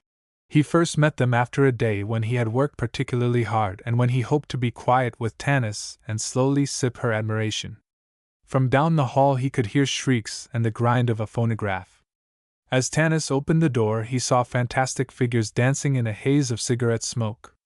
The tables and chairs were against the wall. "Oh, isn't this dandy?" she gabbled at him. "Carrie Nork had the loveliest idea. She decided it was time for a party, and she phoned the bunch and told them to gather round. "George, this is Carrie." Carrie was, in the less desirable aspects of both, at once matronly and spinsterish. She was perhaps 40. Her hair was an unconvincing ash blonde, and if her chest was flat, her hips were ponderous. She greeted Babbitt with a giggling, "Welcome to our little midst. Tanis says you're a real sport." He was apparently expected to dance, to be boyish and gay with Carrie, and he did his unforgiving best. He towed her about the room, bumping into other couples, into the radiator, into chair legs cunningly ambushed. As he danced, he surveyed the rest of the bunch, a thin young woman who looked capable, conceited, and sarcastic. Another woman whom he could never quite remember. 3 overdressed and slightly effeminate young men, soda fountain clerks, or at least born for that profession. A man of his own age, immovable, self-satisfied, resentful of Babbitt's presence. When he had finished his dutiful dance, Tanis took him aside and begged, "Dear, wouldn't you like to do something for me? I'm all out of booze, and the bunch want to celebrate. Couldn't you just skip down to Healy Hansen's and get some?" "Sure," he said, trying not to sound sullen. "I'll tell you, I'll get Minnie Sontag to drive down with you." Tanis was pointing to the thin, sarcastic young woman. Miss Sontag greeted him with an astringent, "How'd you do, Mr. Babbitt? Tanis tells me you're a very prominent man, and I'm honored by being allowed to drive with you. Of course, I'm not accustomed to associating with society people like you, so I don't know how to act in such exalted circles." Thus Miss Sontag talked all the way down to Healy Hansen's. To her jibes he wanted to reply, "Oh, go to the devil!" but he never quite nerved himself to that reasonable comment. He was resenting the existence of the whole bunch. He had heard Tanis speak of "darling Carrie," and "Miss Sontag, she's so clever, you'll adore her," but they had never been real to him. He had pictured Tanis as living in a rose-tinted vacuum, waiting for him, free of all the complications of a Floral Heights. When they returned, he had to endure the patronage of the young soda clerks. They were as damply friendly as Miss Sontag was dryly hostile. They called him Old Georgie, and shouted, "Come on now, sport, shake a leg!" Boys in belted coats, pimply boys, as young as Ted and as flabby as chorus men, but powerful to dance and to mind the phonograph and smoke cigarettes and patronize Tanis. He tried to be one of them. He cried, "Good work, Pete!" but his voice creaked. Tanis apparently enjoyed the companionship of the dancing darlings. She bridled to their bland flirtation and casually kissed them at the end of each dance. Babbitt hated her, for the moment. He saw her as middle-aged. He studied the wrinkles in the softness of her throat, the slack flesh beneath her chin. The taut muscles of her youth were loose and drooping. Between dances she sat in the largest chair, waving her cigarette, summoning her callow admirers to come and talk to her. "She thinks she's a blooming queen," growled Babbitt. She chanted to Miss Sontag, "Isn't my little studio sweet? Studio, rats!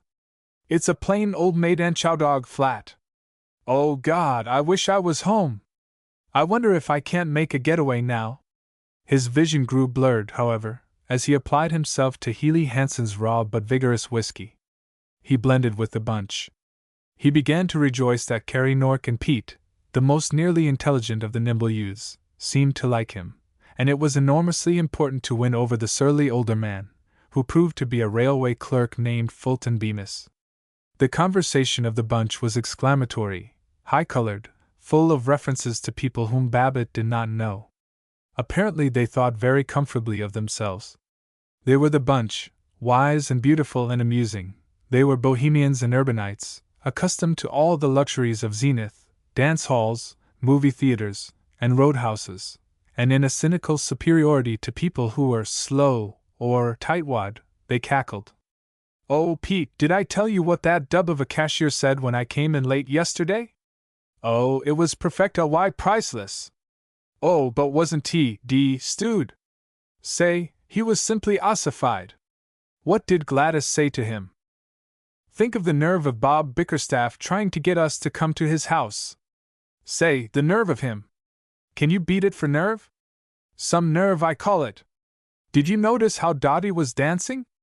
Gee, wasn't she the limit? Babbitt was to be heard sonorously agreeing with the once-hated Miss Minnie Sontag that persons who let a night go by without dancing to jazz music were crabs, pikers, and poor fish, and he roared, "You bet!" when Mrs.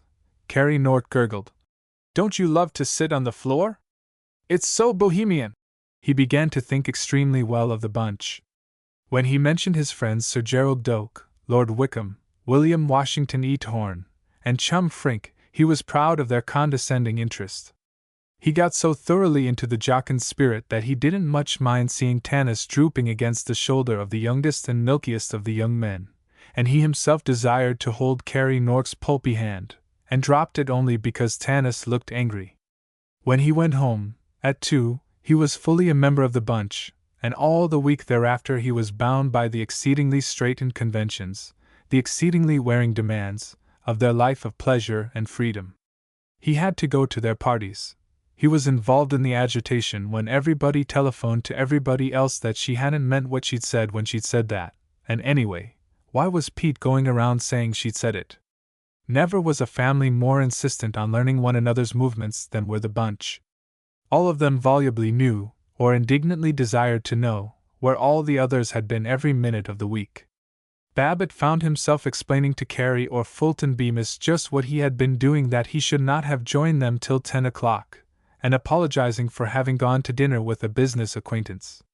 Every member of the bunch was expected to telephone to every other member at least once a week. "Why haven't you called me up?" Babbitt was asked accusingly, not only by Tanis and Carrie but presently by new ancient friends, Jenny and Capitolina and Toots.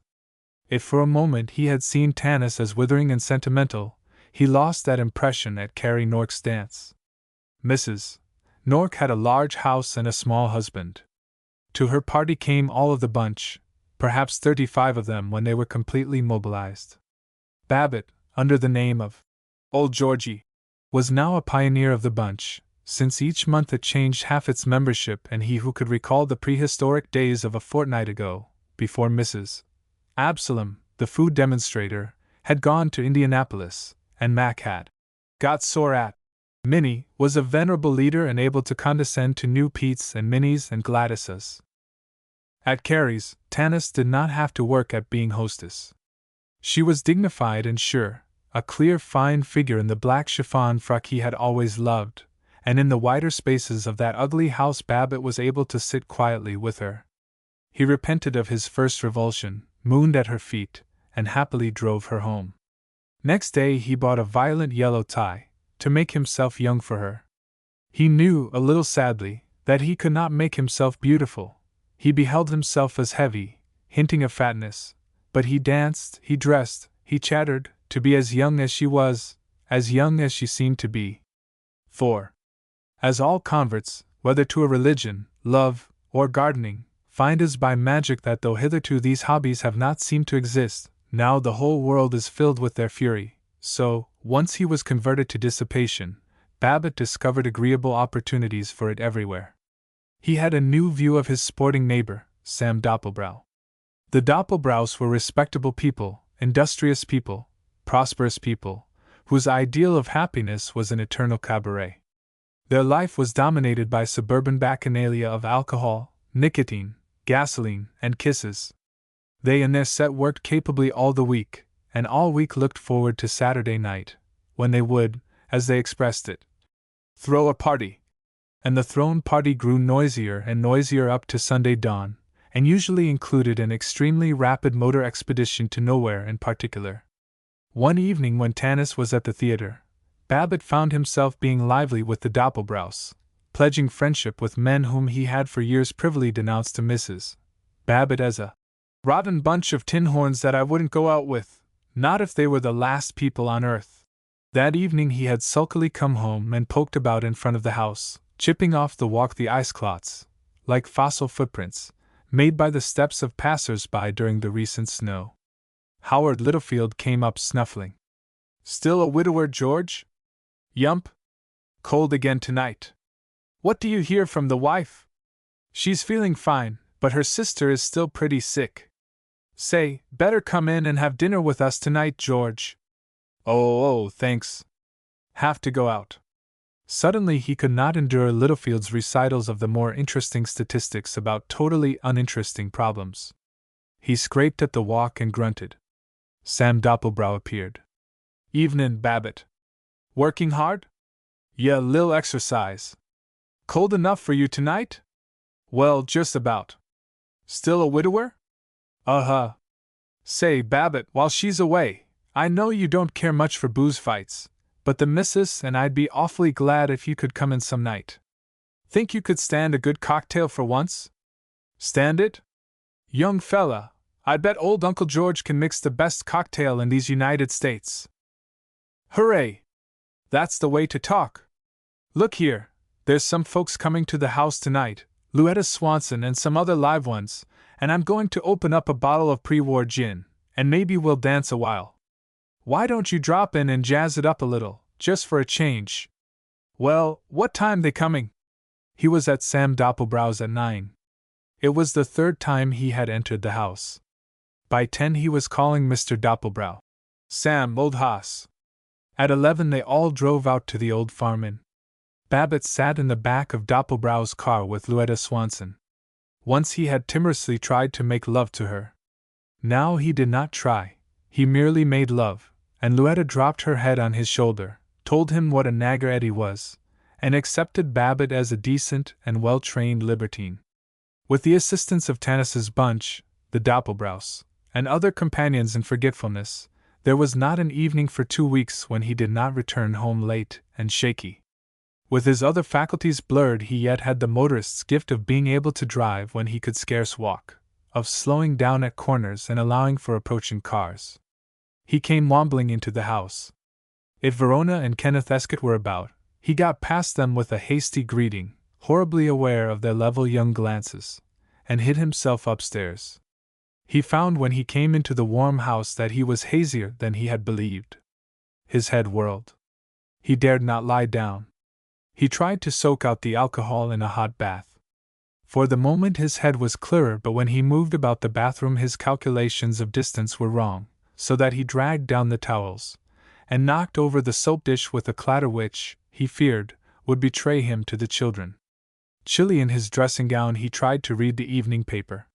He could follow every word, he seemed to take in the sense of things, but a minute afterward he could not have told what he had been reading. When he went to bed his brain flew in circles, and he hastily sat up, struggling for self-control. At last he was able to lie still, feeling only a little sick and dizzy, and enormously ashamed. To hide his condition from his own children. To have danced and shouted with people whom he despised. To have said foolish things, sung idiotic songs, tried to kiss silly girls. Incredulously he remembered that he had by his roaring familiarity with them laid himself open to the patronizing of youths whom he would have kicked out of his office, that by dancing too ardently he had exposed himself to rebukes from the rattiest of withering women. As it came relentlessly back to him he snarled, "I hate myself! God, how I hate myself!" But, he raged, "I'm through! No more! Had enough, plenty!" He was even surer about it the morning after, when he was trying to be grave and paternal with his daughters at breakfast. At noontime he was less sure. He did not deny that he had been a fool, he saw it almost as clearly as at midnight, but anything, he struggled, was better than going back to a life of barren hardiness. At 4 he wanted a drink. He kept a whiskey flask in his desk now, and after 2 minutes of battle he had his drink. 3 drinks later he began to see the bunch as tender and amusing friends, and by 6 he was with them, and the tale was to be told all over. Each morning his head ached a little less. A bad head for drinks had been his safeguard, but the safeguard was crumbling. Presently he could be drunk at dawn, yet not feel particularly wretched in his conscience, or in his stomach, when he awoke at 8. No regret, no desire to escape the toil of keeping up with the arduous merriment of the bunch, was so great as his feeling of social inferiority when he failed to keep up. To be the livest of them was as much his ambition now as it had been to excel at making money, at playing golf, at motor driving, at oratory, at climbing to the McKelvey set. But occasionally he failed. He found that Pete and the other young men considered the bunch too austerely polite, and the Carrie who merely kissed behind doors too embarrassingly monogamic. As Babbitt sneaked from Floral Heights down to the bunch, so the young gallants sneaked from the proprieties of the bunch off to Times, with bouncing young women whom they picked up in department stores and at hotel coatrooms.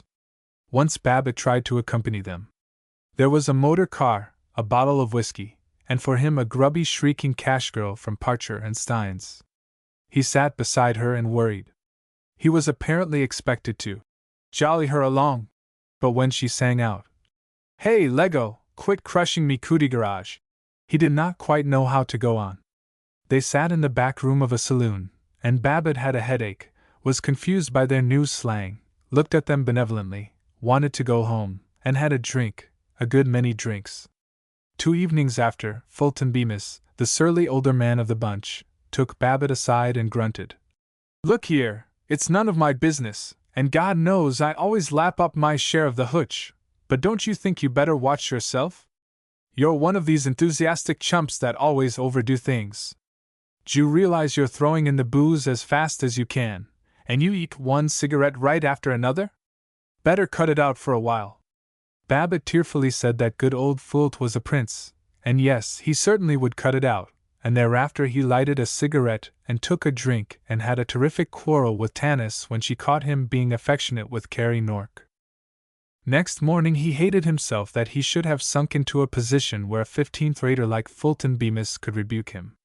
He perceived that, since he was making love to every woman possible, Tanis was no longer his one pure star, and he wondered whether she had ever been anything more to him than a woman. And if Bemis had spoken to him, were other people talking about him? He suspiciously watched the men at the athletic club that noon. It seemed to him that they were uneasy. They had been talking about him then? He was angry. He became belligerent. He not only defended Seneca Doane but even made fun of the Y.M.C.A. Virgil Gunch was rather brief in his answers. Afterward Babbitt was not angry. He was afraid. He did not go to the next lunch of the Boosters' Club but hid in a cheap restaurant, and, while he munched a ham and egg sandwich and sipped coffee from a cup on the arm of his chair, he worried. 4 days later, when the bunch were having one of their best parties, Babbitt drove them to the skating rink which had been laid out on the Colusa River. After a thaw the streets had frozen in smooth ice. Down those wide endless streets the wind rattled between the rows of wooden houses, and the whole Bellevue district seemed a frontier town. Even with skid chains on all 4 wheels, Babbitt was afraid of sliding, and when he came to the long slide of a hill he crawled down, both brakes on. Slewing round a corner came a less cautious car. It skidded, it almost raked them with its rear fenders. In relief at their escape the bunch, Tanis, Minnie Sontag, Pete, Fulton Bemis, shouted, "Oh, baby!" and waved their hands to the agitated other driver. Then Babbitt saw Professor Pumphrey laboriously crawling uphill, afoot, staring olishly at the revelers. He was sure that Pumphrey recognized him and saw Tanis kiss him as she crowed, "You're such a good driver." At lunch next day he probed Pumphrey with, "Out last night with my brother and some friends of his." "Gosh, what driving!" "Slippery glass. Thought I saw you hiking up the Bellevue Avenue hill." "No, I wasn't, I didn't see you," said Pumphrey, hastily, rather guiltily. Perhaps 2 days afterward Babbitt took Tanis to lunch at the Hotel Thornley. She who had seemed well content to wait for him at her flat had begun to hint with melancholy smiles that he must think but little of her if he never introduced her to his friends, if he was unwilling to be seen with her except at the movies. He thought of taking her to the ladies' annex of the athletic club, but that was too dangerous. He would have to introduce her and people might misunderstand, and he compromised on the Thornley. She was unusually smart, all in black. Small black tricorn hat, short black caracal coat, loose and swinging, an austere high-necked black velvet frock at a time when most street costumes were like evening gowns. Perhaps she was too smart. Every one in the Gold and Oak restaurant of the Thornley was staring at her as Babbitt followed her to a table. He uneasily hoped that the head waiter would give them a discreet place behind a pillar, but they were stationed on the center aisle. Tanis seemed not to notice her admirers. She smiled at Babbitt with a lavish, "Oh, isn't this nice?" What a peppy-looking orchestra! Babbitt had difficulty in being lavish in return, for 2 tables away he saw Virgil Gunch. All through the meal Gunch watched them, while Babbitt watched himself being watched and lugubriously tried to keep from spoiling Tanis's gaiety. I felt like a spree today, she rippled. I love the Thornley, don't you? It's so live and yet so refined. He made talk about the Thornley, the service, the food, the people he recognized in the restaurant, all but Virgil Gunch. There did not seem to be anything else to talk of. He smiled conscientiously at her fluttering jests. He agreed with her that Minnie Sontag was so hard to get along with. And young Pete. Such a silly lazy kid, really just no good at all. But he himself had nothing to say. He considered telling her his worries about Gunch, but, oh gosh, it was too much work to go into the whole thing and explain about Verg and everything. He was relieved when he put Tanis on a trolley. He was cheerful in the familiar simplicities of his office. At 4 o'clock Virgil Gunch called on him. Babbitt was agitated, but Gunch began in a friendly way. How's the boy? Say, some of us are getting up a scheme we'd kind of like to have you come in on. Fine, Verg. Shoot. You know, during the war we had the undesirable element, the Reds and walking delegates, and just the plain common grouches, dead to rights, and so did we for quite a while after the war. But folks forget about the danger, and that gives these cranks a chance to begin working underground again, especially a lot of these parlor socialists. Well, it's up to the folks that do a little sound thinking to make a conscious effort to keep bucking these fellows. Some guy back east has organized a society called the Good Citizens League for just that purpose. Of course, the Chamber of Commerce and the American Legion and so on do a fine work in keeping the decent people in the saddle, but they're devoted to so many other causes that they can't attend to this one problem properly.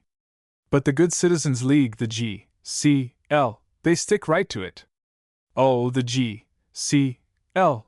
has to have some other ostensible purposes. For instance, here in Zenith I think it ought to support the Park Extension Project and the City Planning Committee. And then, too, it should have a social aspect, being made up of the best people, have dances and so on. Especially as one of the best ways it can put the kibosh on cranks is to apply this social boycott business to folks big enough so you can't reach 'em otherwise. Then if that don't work, the G.C.L. can finally send a little delegation around to inform folks that get too flipped that they got to conform to decent standards and quit shooting off their mouths so free. Don't it sound like the organization could do a great work? We've already got some of the strongest men in town, and of course we want you in. How about it? Babbitt was uncomfortable. He felt a compulsion back to all the standards he had so vaguely yet so desperately been fleeing. He fumbled. I suppose you'd especially light on fellows like Seneca Doane and try to make 'em. You bet your sweet life we would. Look here, old Georgie, I've never for one moment believed you meant it when you've defended Doane, and the strikers and so on, at the club. I knew you were simply kidding those poor galoots like Sid Finkelstein. At least I certainly hope you were kidding. Oh, well, sure, course you might say. Babbitt was conscious of how feeble he sounded, conscious of Gunch's mature and relentless eye. Gosh, you know where I stand. I'm no labor agitator. I'm a businessman, first, last, and all the time. But honestly, I don't think Doane means so badly, and you got to remember he's an old friend of mine. George, when it comes right down to a struggle between decency and the security of our homes on the one hand, and red ruin and those lazy dogs plotting for free beer on the other, you got to give up even old friendships. He that is not with me is against me. Yes, I suppose. How about it? Going to join us in the Good Citizens League? I'll have to think it over, Verg. All right, just as you say. Babbitt was relieved to be let off so easily, but Gunch went on. George, I don't know what's come over you, none of us do, and we've talked a lot about you. For a while we figured out you'd been upset by what happened to poor Riesling, and we forgave you for any fool things you said, but that's old stuff now, George, and we can't make out what's got into you. Personally, I've always defended you, but I must say it's getting too much for me. All the boys at the athletic club and the boosters are sore, the way you go on deliberately touting Doane and his bunch of hellhounds, and talking about being liberal, which means being wishy-washy, And even saying this preacher guy Ingram isn't a professional free love artist. And then the way you've been carrying on personally. Joe Pumphrey says he saw you out the other night with a gang of toddies, all stewed to the gills, and here today coming right into the Thornley with a, well, she may be all right and a perfect lady, but she certainly did look like a pretty gay skirt for a fellow with his wife out of town to be taking to lunch. Didn't look well. What the devil has come over you, George? Strikes me there's a lot of fellows that know more about my personal business than I do myself. Now don't go getting sore at me because I come out flat-foot like a friend and say what I think instead of tattling behind your back, the way a whole lot of 'em do. I tell you, George, you got a position in the community, and the community expects you to live up to it. And better think over joining the Good Citizens League. See you about it later. He was gone. That evening Babbitt dined alone. He saw all the clan of good fellows peering through the restaurant window, spying on him. Fear sat beside him, and he told himself that tonight he would not go to Tanis's flat, and he did not go, till late. Chapter 30. The summer before Mrs. Babbitt's letters had crackled with desire to return to Zenith. Now they said nothing of returning, but a wistful, I suppose everything is going on all right without me. Among her dry chronicles of weather and sicknesses hinted to Babbitt that he hadn't been very urgent about her coming. He worried it. If she were here, and I went on raising Cain like I've been doing, she'd have a fit. I got to get hold of myself. I got to learn to play around and yet not make a fool of myself. I can do it, too, if folks like Vergunch'll let me alone, and Myra'll stay away. But poor kid, she sounds lonely. Lord, I don't want to hurt her. Impulsively he wrote that they missed her, and her next letter said happily that she was coming home. He persuaded himself that he was eager to see her. He bought roses for the house, he ordered squab for dinner, he had the car cleaned and polished. All the way home from the station with her he was adequate in his accounts of Ted's success in basketball at the university.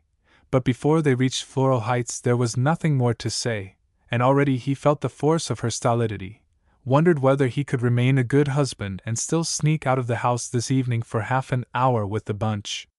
When he had housed the car he blundered upstairs, into the familiar talcum-scented warmth of her presence, blaring, "Help you unpack your bag?" "No, I can do it." Slowly she turned, holding up a small box, and slowly she said, "I brought you a present, just a new cigar case. I don't know if you'd care to have it." She was the lonely girl, the brown appealing Myra Thompson, whom he had married, and he almost wept for pity as he kissed her and besought, "Oh, honey, care to have it?" "Of course I do. I'm awful proud you brought it to me. And I needed a new case badly." He wondered how he would get rid of the case he had bought the week before. "And you really are glad to see me back? Why, you poor kitty, what you been worrying about? Well, you didn't seem to miss me very much." By the time he had finished his stint of lying they were firmly bound again. By 10 that evening it seemed improbable that she had ever been away.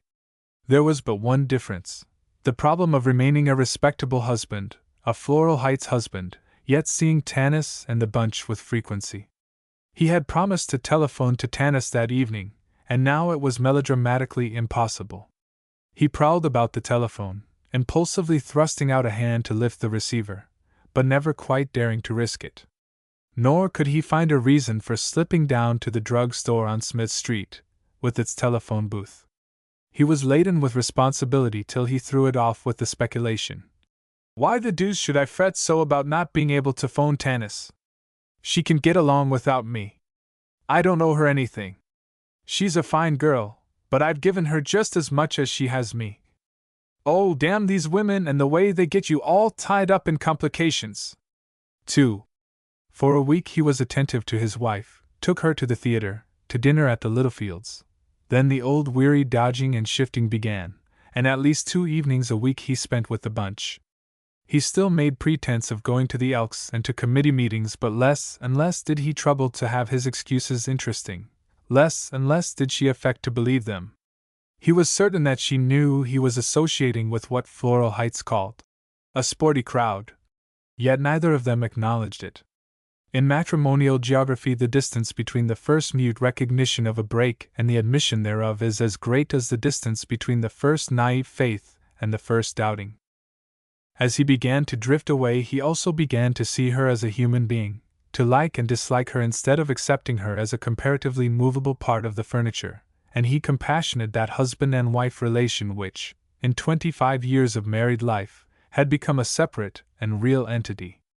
He recalled their highlights: the summer vacation in Virginia meadows under the blue wall of the mountains, their motor tour through Ohio, and the exploration of Cleveland, Cincinnati, and Columbus, the birth of Verona, their building of this new house, planned to comfort them through a happy old age. Chokingly, they had said that it might be the last home either of them would ever have. Yet his most softening remembrance of these dear moments did not keep him from barking at dinner. "Yep, going out a few hours. Don't sit up for me." He did not dare now to come home drunk, and though he rejoiced in his return to high morality and spoke with gravity to Pete and Fulton Bemis about their drinking, he prickled at Myra's unexpressed criticisms and sulkily meditated that a fellow couldn't ever learn to handle himself if he was always bossed by a lot of women. He no longer wondered if Tanis wasn't a bit worn and sentimental. In contrast to the complacent Myra, he saw her as swift and airborne and radiant, a fire spirit tenderly stooping to the hearth, and however pitifully he brooded on his wife, he longed to be with Tanis. Then Mrs. Babbitt tore the decent cloak from her unhappiness, and the astounded male discovered that she was having a small determined rebellion of her own. 3. They were beside the fireless fireplace, in the evening. "Georgie," she said, "you haven't given me the list of your household expenses while I was away." "No, I haven't made it out yet," very affably. "Gosh, we must try to keep down expenses this year." "That's so. I don't know where all the money goes to. I try to economize, but it just seems to evaporate. I suppose I oughtn't to spend so much on cigars. Don't know but what I'll cut down my smoking, maybe cut it out entirely. I was thinking of a good way to do it, the other day, start on these Cubeb cigarettes, and they'd kind of disgust me with smoking." "Oh, I do wish you would. It isn't that I care, but honestly, George, it is so bad for you to smoke so much. Don't you think you could reduce the amount? And George, I notice now, when you come home from these lodges and all, that sometimes you smell of whiskey. Dearie, you know I don't worry so much about the moral side of it, but you have a weak stomach and you can't stand all this drinking." "Weak stomach, hell! I guess I can carry my booze about as well as most folks." "Well, I do think you ought to be careful. Don't you see, dear, I don't want you to get sick." "Sick rats! I'm not a baby. I guess I ain't going to get sick just because maybe once a week I shoot a highball. That's the trouble with women. They always exaggerate so." "George, I don't think you ought to talk that way when I'm just speaking for your own good." "I know, but gosh all fishhooks, that's the trouble with women. They're always criticizing and commenting and bringing things up, and then they say it's for your own good." "Why, George, that's not a nice way to talk, to answer me so short." "Well, I didn't mean to answer short, but gosh, talking as if I was a kindergarten brat, not able to tote one highball without calling for the St. Mary's ambulance. A fine idea you must have of me." "Oh, it isn't that. It's just, I don't want to see you get sick and, I didn't know it was so late. Don't forget to give me those household accounts for the time while I was away." "Oh, thunder, what's the use of taking the trouble to make 'em out now? Let's just skip 'em for that period. Why, George Babbitt, in all the years we've been married we've never failed to keep a complete account of every penny we've spent." "No, maybe that's the trouble with us." "What in the world do you mean?" "Oh, I don't mean anything, only, sometimes I get so darn sick and tired of all this routine and the accounting at the office and expenses at home and fussing and stewing and fretting and wearing myself out worrying over a lot of junk that doesn't really mean a doggone thing, and being so careful and, good Lord, what do you think I'm made for? I could have been a darn good orator, and here I fuss and fret and worry. Don't you suppose I ever get tired of fussing? I get so bored with ordering 3 meals a day, 365 days a year, and ruining my eyes over that horrid sewing machine, and looking after your clothes and Roan's and Ted's and Tinka's and everybody's, and the laundry, and darning socks, and going down to the Piggly Wiggly to market, and bringing my basket home to save money on the cash and carry and everything. Well, gosh, with a certain astonishment. I suppose maybe you do. But talk about, here I have to be in the office every single day, while you can go out all afternoon and see folks and visit with the neighbors and do any blinkin' thing you want to. Yes, and a fine lot of good that does me. Just talking over the same old things with the same old crowd, while you have all sorts of interesting people coming in to see you at the office. Interesting. Cranky old dames that want to know why I haven't rented their dear precious homes for about 7 times their value, and bunch of old crabs panning the everlasting daylights out of me because they don't receive every cent of their rentals by 3 GM on the 2nd of the month. Sure. Interesting. Just as interesting as the smallpox. Now, George, I will not have you shouting at me that way. Well, it gets my goat the way women figure out that a man doesn't do a darn thing but sit on his chair and have lovey-dovey conferences with a lot of classy dames and give 'em the glad eye. I guess you manage to give them a glad enough eye when they do come in. What do you mean? Mean I'm chasing flappers? I should hope not, at your age. Now you look here. You may not believe it, of course all you see is fat little Georgie Babbitt. Sure. Handy man around the house. Fixes the furnace when the furnace man doesn't show up, and pays the bills, but dull, awful dull. Well, you may not believe it, but there's some women that think old George Babbitt isn't such a bad scout. They think he's not so bad looking, not so bad that it hurts anyway, and he's got a pretty good line of guff, and some even think he shakes a darn wicked walkover at dancing. Yes. She spoke slowly. I haven't much doubt that when I'm away you manage to find people who properly appreciate you. Well, I just mean, he protested, with a sound of denial. Then he was angered into semi-honesty. You bet I do. I find plenty of folks, and doggone nice ones, that don't think I'm a weak-stomached baby. That's exactly what I was saying. You can run around with anybody you please, but I'm supposed to sit here and wait for you. You have the chance to get all sorts of culture and everything, and I just stay home. Well, gosh almighty, there's nothing to prevent your reading books and going to lectures and all that junk, is there? George, I told you, I won't have you shouting at me like that. I don't know what's come over you. You never used to speak to me in this cranky way. I didn't mean to sound cranky, but gosh, it certainly makes me sore to get the blame because you don't keep up with things. I'm going to. Will you help me? Sure. Anything I can do to help you in the culture-grabbing line, yours to oblige G. F. Babbitt. Very well then, I want you to go to Mrs. Mudge's New Thought meeting with me, next Sunday afternoon. Mrs. Who's which? Mrs. Opal Emerson Mudge. The field lecturer for the American New Thought League.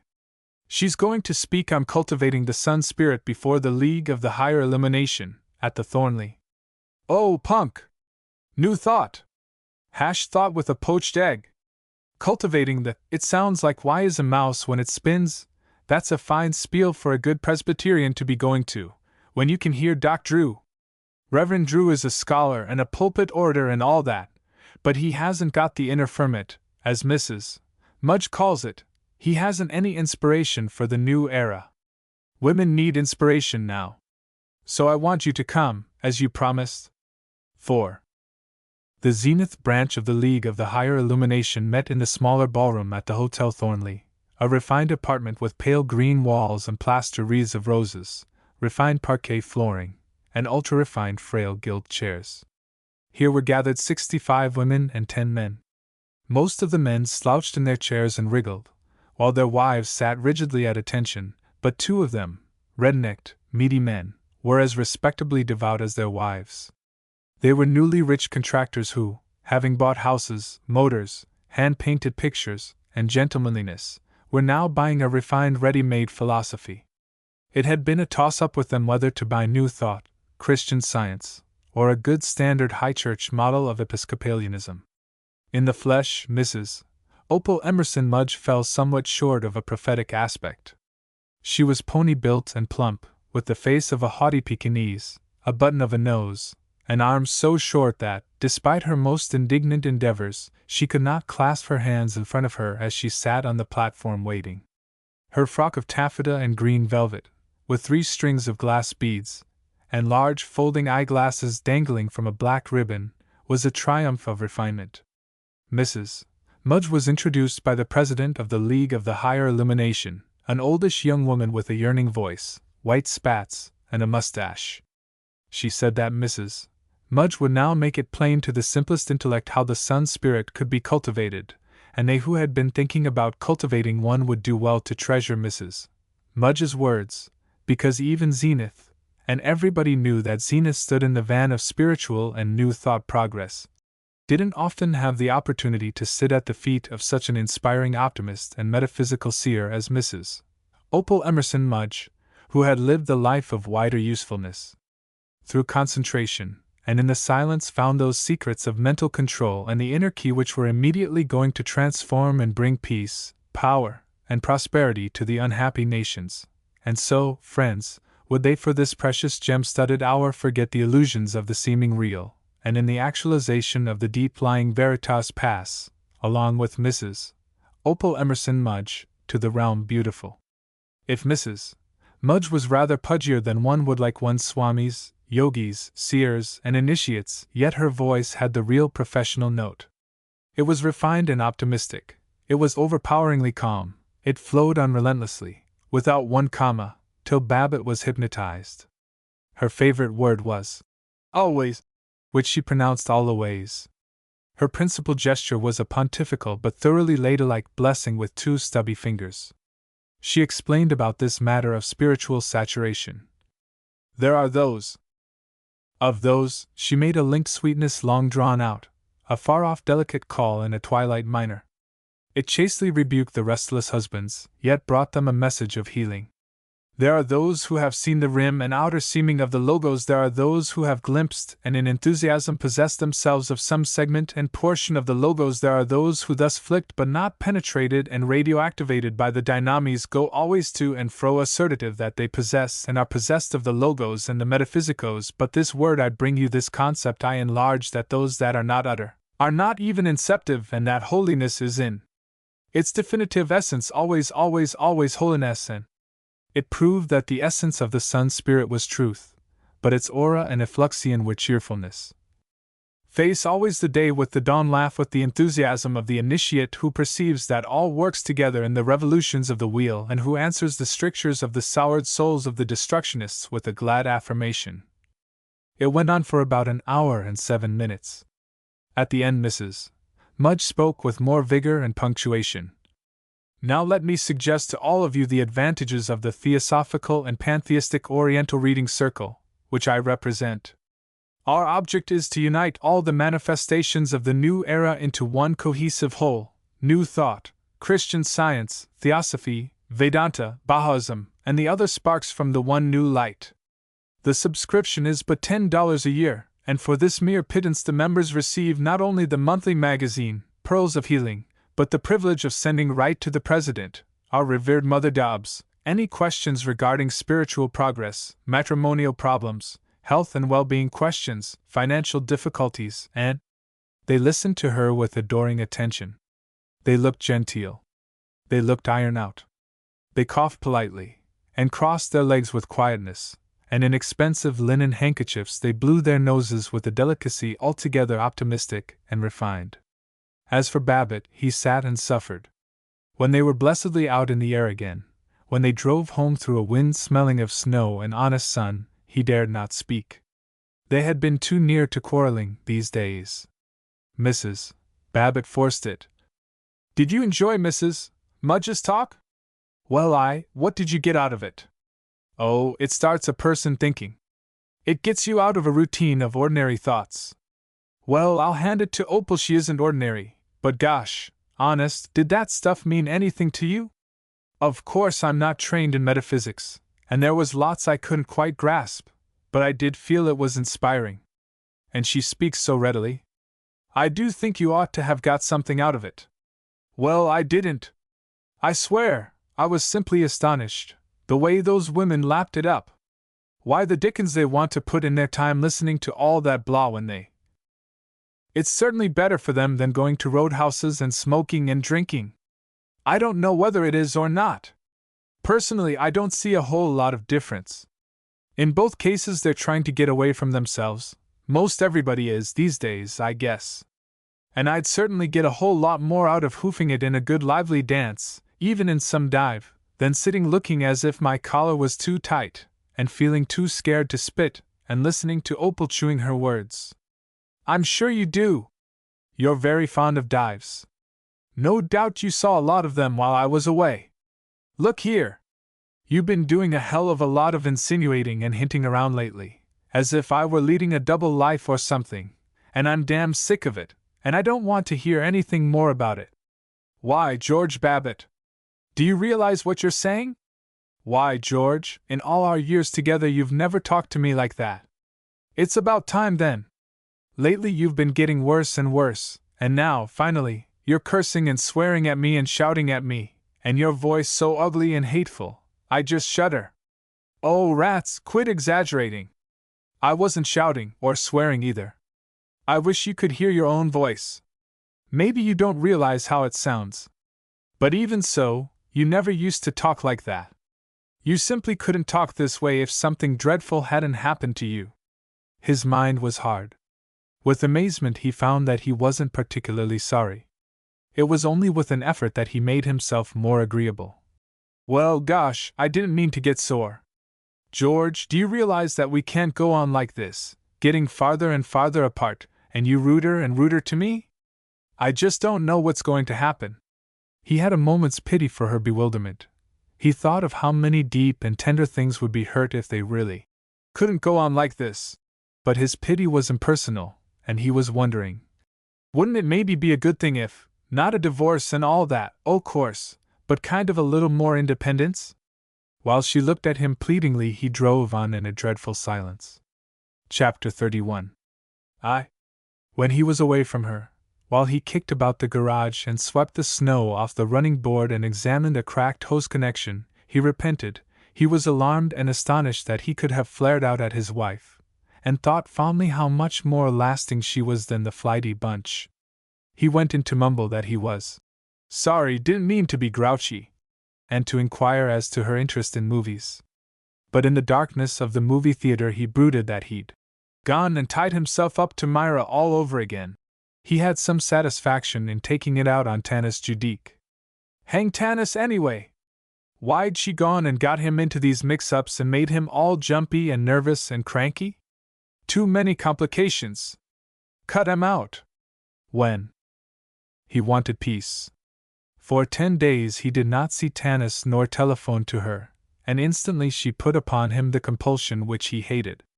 When he had stayed away from her for 5 days, hourly taking pride in his resoluteness and hourly picturing how greatly Tanis must miss him, Miss McGowan reported, "Mrs. Judique on the phone. Like to speak to you about some repairs." Tanis was quick and quiet. "Mr. Babbitt? Oh, George, this is Tanis. I haven't seen you for weeks, days anyway. You aren't sick, are you?" "No, just been terribly rushed. I think there'll be a big revival of building this year. Got to work hard. Of course, my man. I want you to. You know I'm terribly ambitious for you, much more than I am for myself. I just don't want you to forget poor Tanis. Will you call me up soon?" Sure. You bet. Please do. I shan't call you again." He meditated. "Poor kid. But gosh, she oughtn't to phone me at the office. She's a wonder, sympathy, ambitious for me. But gosh, I won't be made and compelled to call her up till I get ready. Darn these women, the way they make demands. It'll be one long old time before I see her. But gosh, I'd like to see her tonight, sweet little thing." "Oh, cut that, son! Now you've broken away, be wise." She did not telephone again, nor he, but after 5 more days she wrote to him. "Have I offended you? You must know, dear, I didn't mean to. I'm so lonely and I need somebody to cheer me up. Why didn't you come to the nice party we had at Carrie's last evening? I remember she invited you. Can't you come around here tomorrow, Thursday evening? I shall be alone and hope to see you. His reflections were numerous. Doggone it, why can't she let me alone? Why can't women ever learn a fellow hates to be bulldozed? And they always take advantage of you by yelling how lonely they are. Now that isn't nice of you, young fella. She's a fine, square, straight girl, and she does get lonely. She writes a swell hand. Nice-looking stationery. Plain. Refined. I guess I'll have to go see her. Well, thank God, I got till tomorrow night free of her, anyway. She's nice, but, hang it, I won't be made to do things. I'm not married to her. No, nor by golly going to be. Oh, rats, I suppose I better go see her. 2. Thursday, the tomorrow of Tanis's note, was full of emotional crises.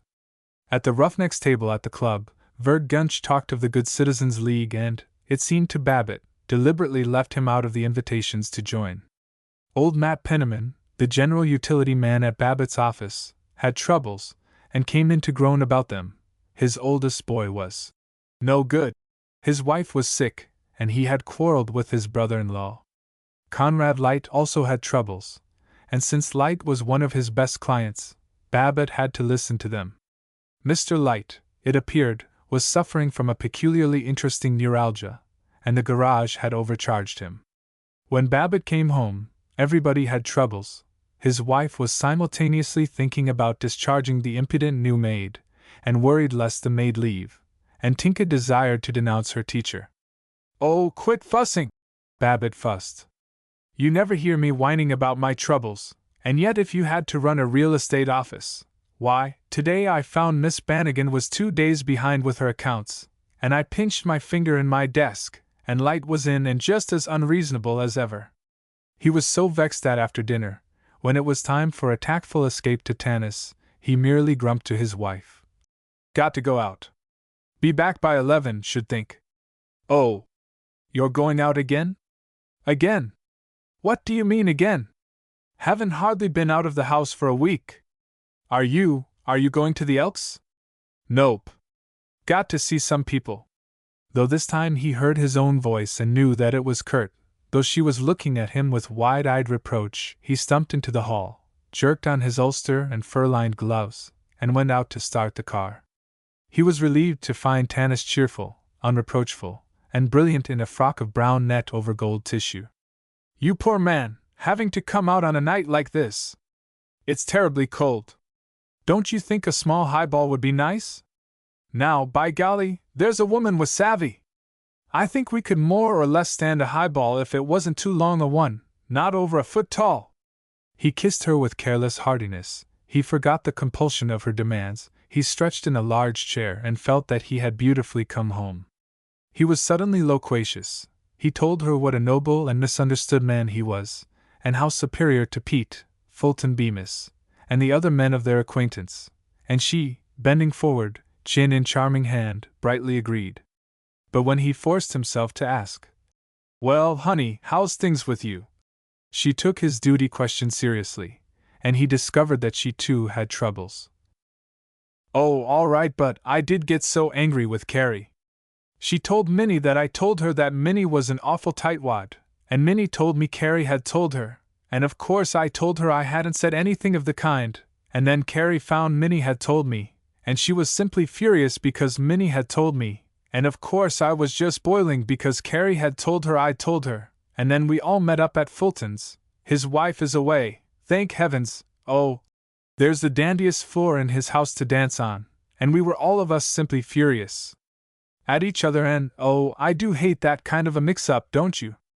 I mean, it's so lacking in refinement, but, and Mother wants to come and stay with me for a whole month, and of course I do love her, I suppose I do, but honestly, she'll cramp my style something dreadful. She never can learn not to comment, and she always wants to know where I'm going when I go out evenings, and if I lie to her she always spies around and ferrets around and finds out where I've been.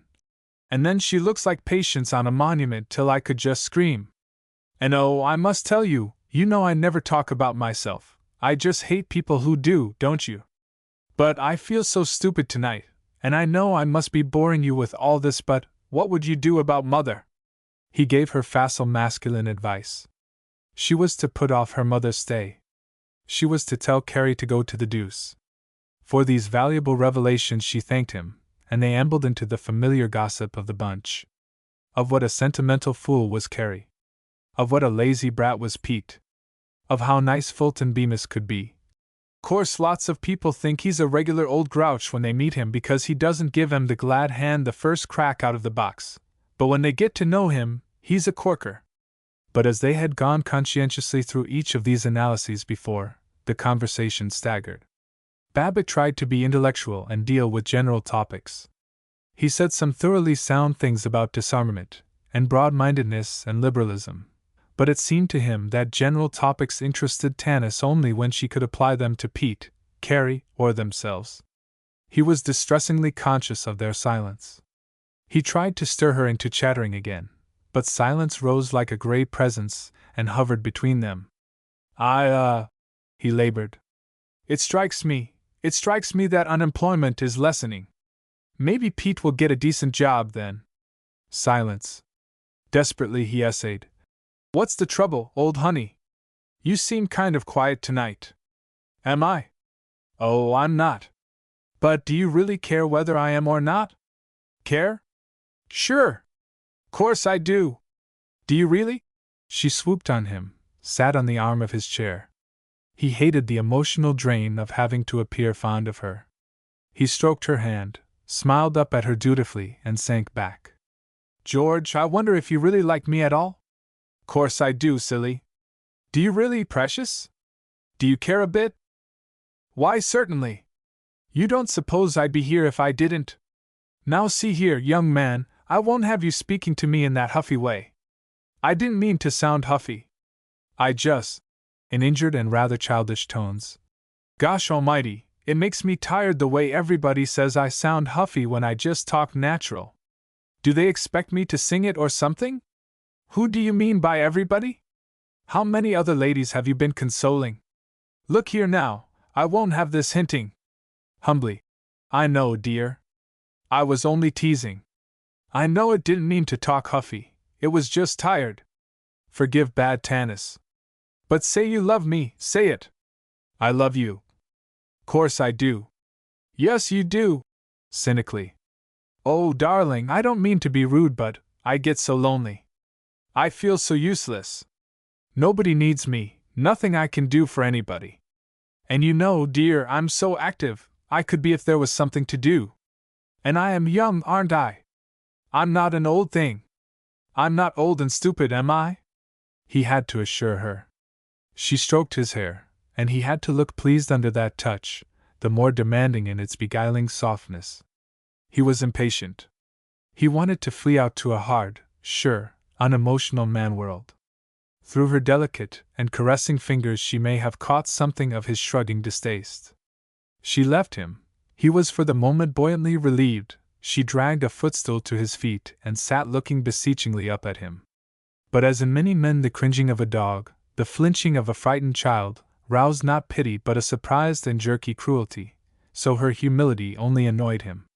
And he saw her now as middle-aged, as beginning to be old. Even while he detested his own thoughts, they rode him. She was old, he winced. Old. He noted how the soft flesh was creasing into webby folds beneath her chin, below her eyes, at the base of her wrists. A patch of her throat had a minute roughness like the crumbs from a rubber eraser. Old. She was younger in years than himself, yet it was sickening to have her yearning up at him with rolling great eyes, as if, he shuddered, his own aunt were making love to him. He fretted inwardly. I'm through with this asinine fooling around. I'm going to cut her out. She's a darn decent nice woman, and I don't want to hurt her, but it'll hurt a lot less to cut her right out, like a good clean surgical operation. He was on his feet. He was speaking urgently. By every rule of self-esteem, he had to prove to her, and to himself, that it was her fault. I suppose maybe I'm kind of out of sorts tonight, but honest, honey, when I stayed away for a while to catch up on work and everything and figure out where I was at, you ought to have been cannier and waited till I came back. Can't you see, dear, when you made me come, being about an average bull-headed chump, my tendency was to resist? Listen, dear, I'm going now. Not for a while, precious. No. Yep. Right now. And then sometime we'll see about the future. What do you mean, dear, about the future? Have I done something I oughtn't to? Oh, I'm so dreadfully sorry. He resolutely put his hands behind him. Not a thing, God bless you, not a thing. You're as good as they make 'em. But it's just, good Lord, do you realize I've got things to do in the world? I've got a business to attend to and, you might not believe it, but I've got a wife and kids that I'm awful fond of. Then only during the murder he was committing was he able to feel nobly virtuous. I want us to be friends, but gosh, I can't go on this way feeling I got to come up here every so often. Oh, darling, darling, and I've always told you, so carefully, that you were absolutely free. I just wanted you to come around when you were tired and wanted to talk to me, or when you could enjoy our parties. She was so reasonable, she was so gently right. It took him an hour to make his escape, with nothing settled and everything horribly settled. In a barren freedom of icy northern wind he sighed. Thank God that's over. Per Tanis, per darling decent Tanis. But it is over. Absolute. I'm free. Chapter 32. His wife was up when he came in. Did you have a good time? She sniffed. I did not. I had a rotten time. Anything else I got to explain? George, how can you speak like, oh, I don't know what's come over you. Good Lord, there's nothing come over me. Why do you look for trouble all the time? He was warning himself. Careful. Stop being so disagreeable. Course she feels it, being left alone here all evening. But he forgot his warning as she went on. Why do you go out and see all sorts of strange people? I suppose you'll say you've been to another committee meeting this evening. Nope. I've been calling on a woman. We sat by the fire and kidded each other, and had a whale of a good time, if you want to know. Well, from the way you say it, I suppose it's my fault you went there. I probably sent you. You did? Well, upon my word. You hate strange people as you call them. If you had your way, I'd be as much of an old stick in the mud as Howard Littlefield. You never want to have anybody with any get to 'em at the house. You want a bunch of old stiffs that sit around and gas about the weather. You're doing your level best to make me old. Well, let me tell you, I'm not going to have. Overwhelmed, she bent to his unprecedented tirade, and in answer she mourned. Oh, dearest, I don't think that's true. I don't mean to make you old, I know. Perhaps you're partly right. Perhaps I am slow about getting acquainted with new people. But when you think of all the dear good times we have, and the supper parties and the movies and all. With true masculine wiles he not only convinced himself that she had injured him, but, by the loudness of his voice and the brutality of his attack, he convinced her also, and presently he had her apologizing for his having spent the evening with Tanis. He went up to bed well pleased, not only the master but the martyr of the household. For a distasteful moment after he had lain down he wondered if he had been altogether just. Ought to be ashamed bullying her. Maybe there is her side to things. Maybe she hasn't had such a bloomin' hectic time herself. But I don't care. Good for her to get waked up a little. And I'm going to keep free. Of her and Tanis and the fellows at the club and everybody. I'm going to run my own life. 2. In this mood he was particularly objectionable at the Boosters' Club lunch next day. They were addressed by a congressman who had just returned from an exhaustive 3-month study of the finances, ethnology, political systems, linguistic divisions, mineral resources, and agriculture of Germany, France, Great Britain, Italy, Austria, Czechoslovakia, Yugoslavia, and Bulgaria. He told them all about those subjects, together with 3 funny stories about European misconceptions of America, and some spirited words on the necessity of keeping ignorant foreigners out of America. Say, that was a mighty informative talk. Real he stuff, said Sidney Finkelstein. But the disaffected Babbitt grumbled. For flusher. Bunch of hot air. And what's the matter with the immigrants? Gosh, they aren't all ignorant, and I got a hunch we're all descended from immigrants ourselves. Oh, you make me tired, said Mr. Finkelstein. Babbitt was aware that Dr. A. Dilling was sternly listening from across the table. Dr. Dilling was one of the most important men in the boosters. He was not a physician but a surgeon, a more romantic and sounding occupation. He was an intense large man with a boiling of black hair and a thick black mustache. The newspapers often chronicled his operations. He was professor of surgery in the State University. He went to dinner at the very best houses on Royal Ridge, and he was said to be worth several $100,000. It was dismaying to Babbitt to have such a person glower at him. He hastily praised the congressman's wit, to Sidney Finkelstein, but for Dr. Dilling's benefit. 3. That afternoon 3 men shouldered into Babbitt's office with the air of a vigilante committee in frontier days. They were large, resolute, big-jawed men, and they were all high lords in the land of Zenith. Dr. Dilling the surgeon, Charles McKelvey the contractor, and most dismaying of all, the white-bearded Colonel Rutherford Snow, owner of the Advocate-Times. In their whelming presence Babbitt felt small and insignificant. "Well, well, great pleasure, have chairs, what can I do for you?" he babbled. They neither sat nor offered observations on the weather. "Babbitt," said Colonel Snow, "we've come from the Good Citizens League. We've decided we want you to join. Virgil Gunch says you don't care to, but I think we can show you a new light. The League is going to combine with the Chamber of Commerce in a campaign for the open shop, so it's time for you to put your name down." In his embarrassment Babbitt could not recall his reasons for not wishing to join the League, if indeed he had ever definitely known them, but he was passionately certain that he did not wish to join, and at the thought of their forcing him he felt a stirring of anger against even these princes of commerce. "Sorry, Colonel, have to think it over a little," he mumbled. McKelvey snarled. "That means you're not going to join, George?" Something black and unfamiliar and ferocious spoke from Babbitt. "Now you look here, Charlie. I'm damned if I'm going to be bullied into joining anything, not even by you plutes."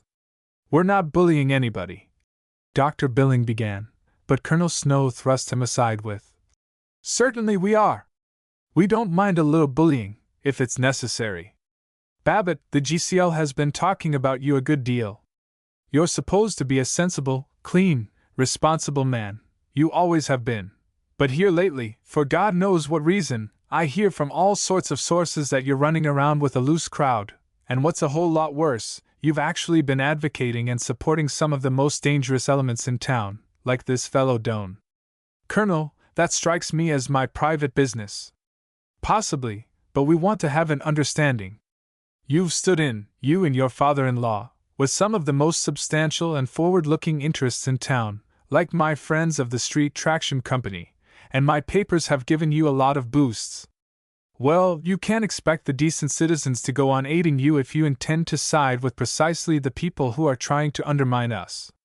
Babbitt was frightened, but he had an agonized instinct that if he yielded in this he would yield in everything. He protested. "You're exaggerating, Colonel.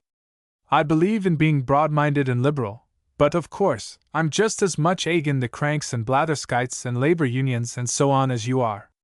But fact is, I belong to so many organizations now that I can't do 'em justice, and I want to think it over before I decide about coming into the GCL."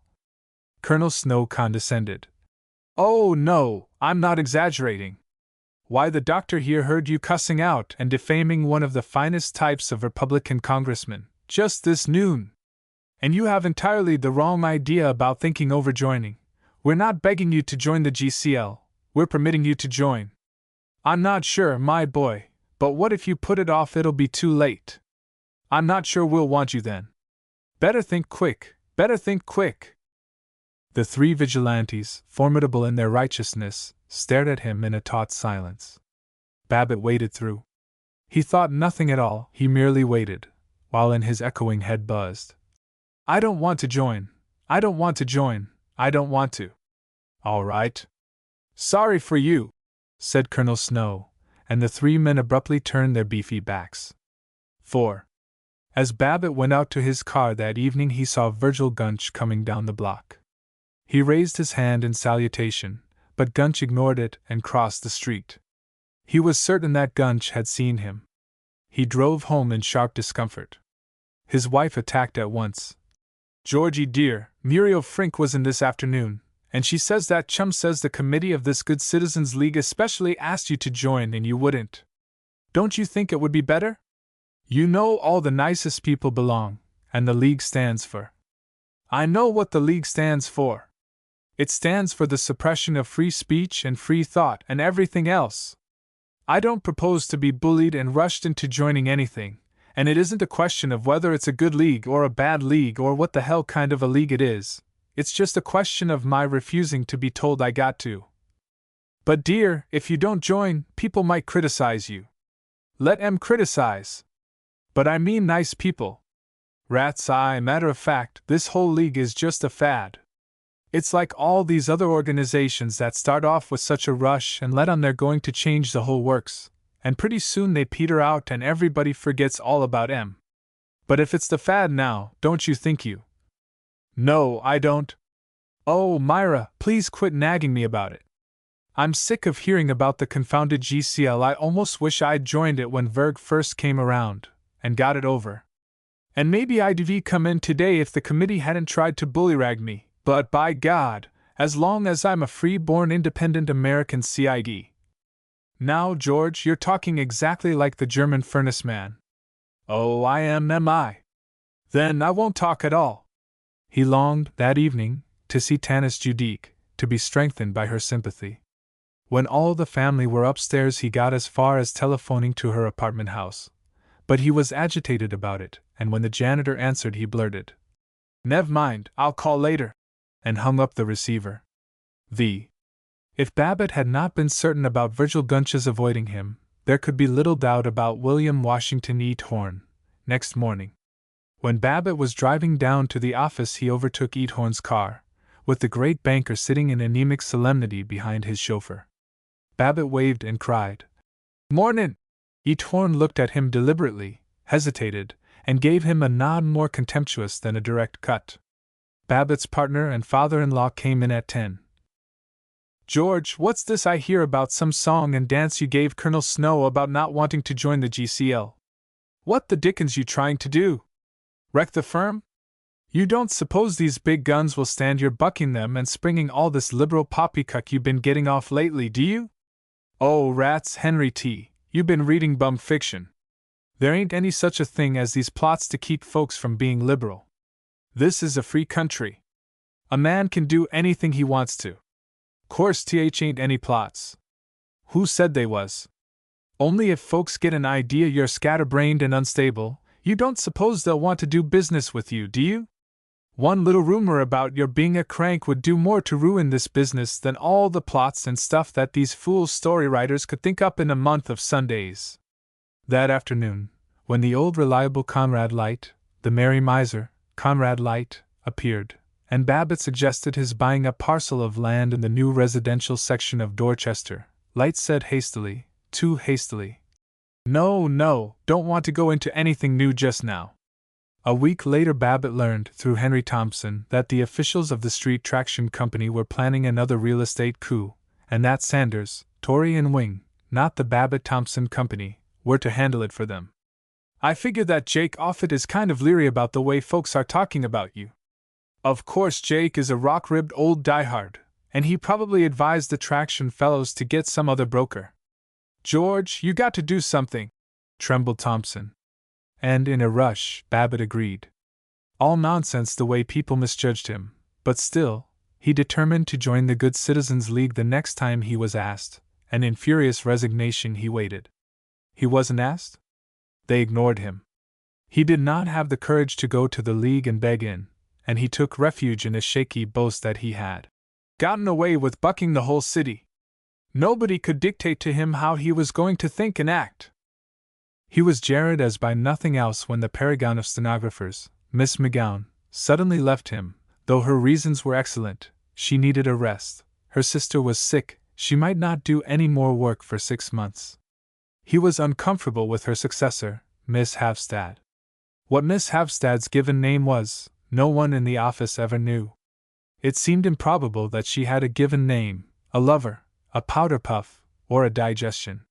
She was so impersonal, this slight, pale, industrious Swede, that it was vulgar to think of her as going to an ordinary home to eat hash.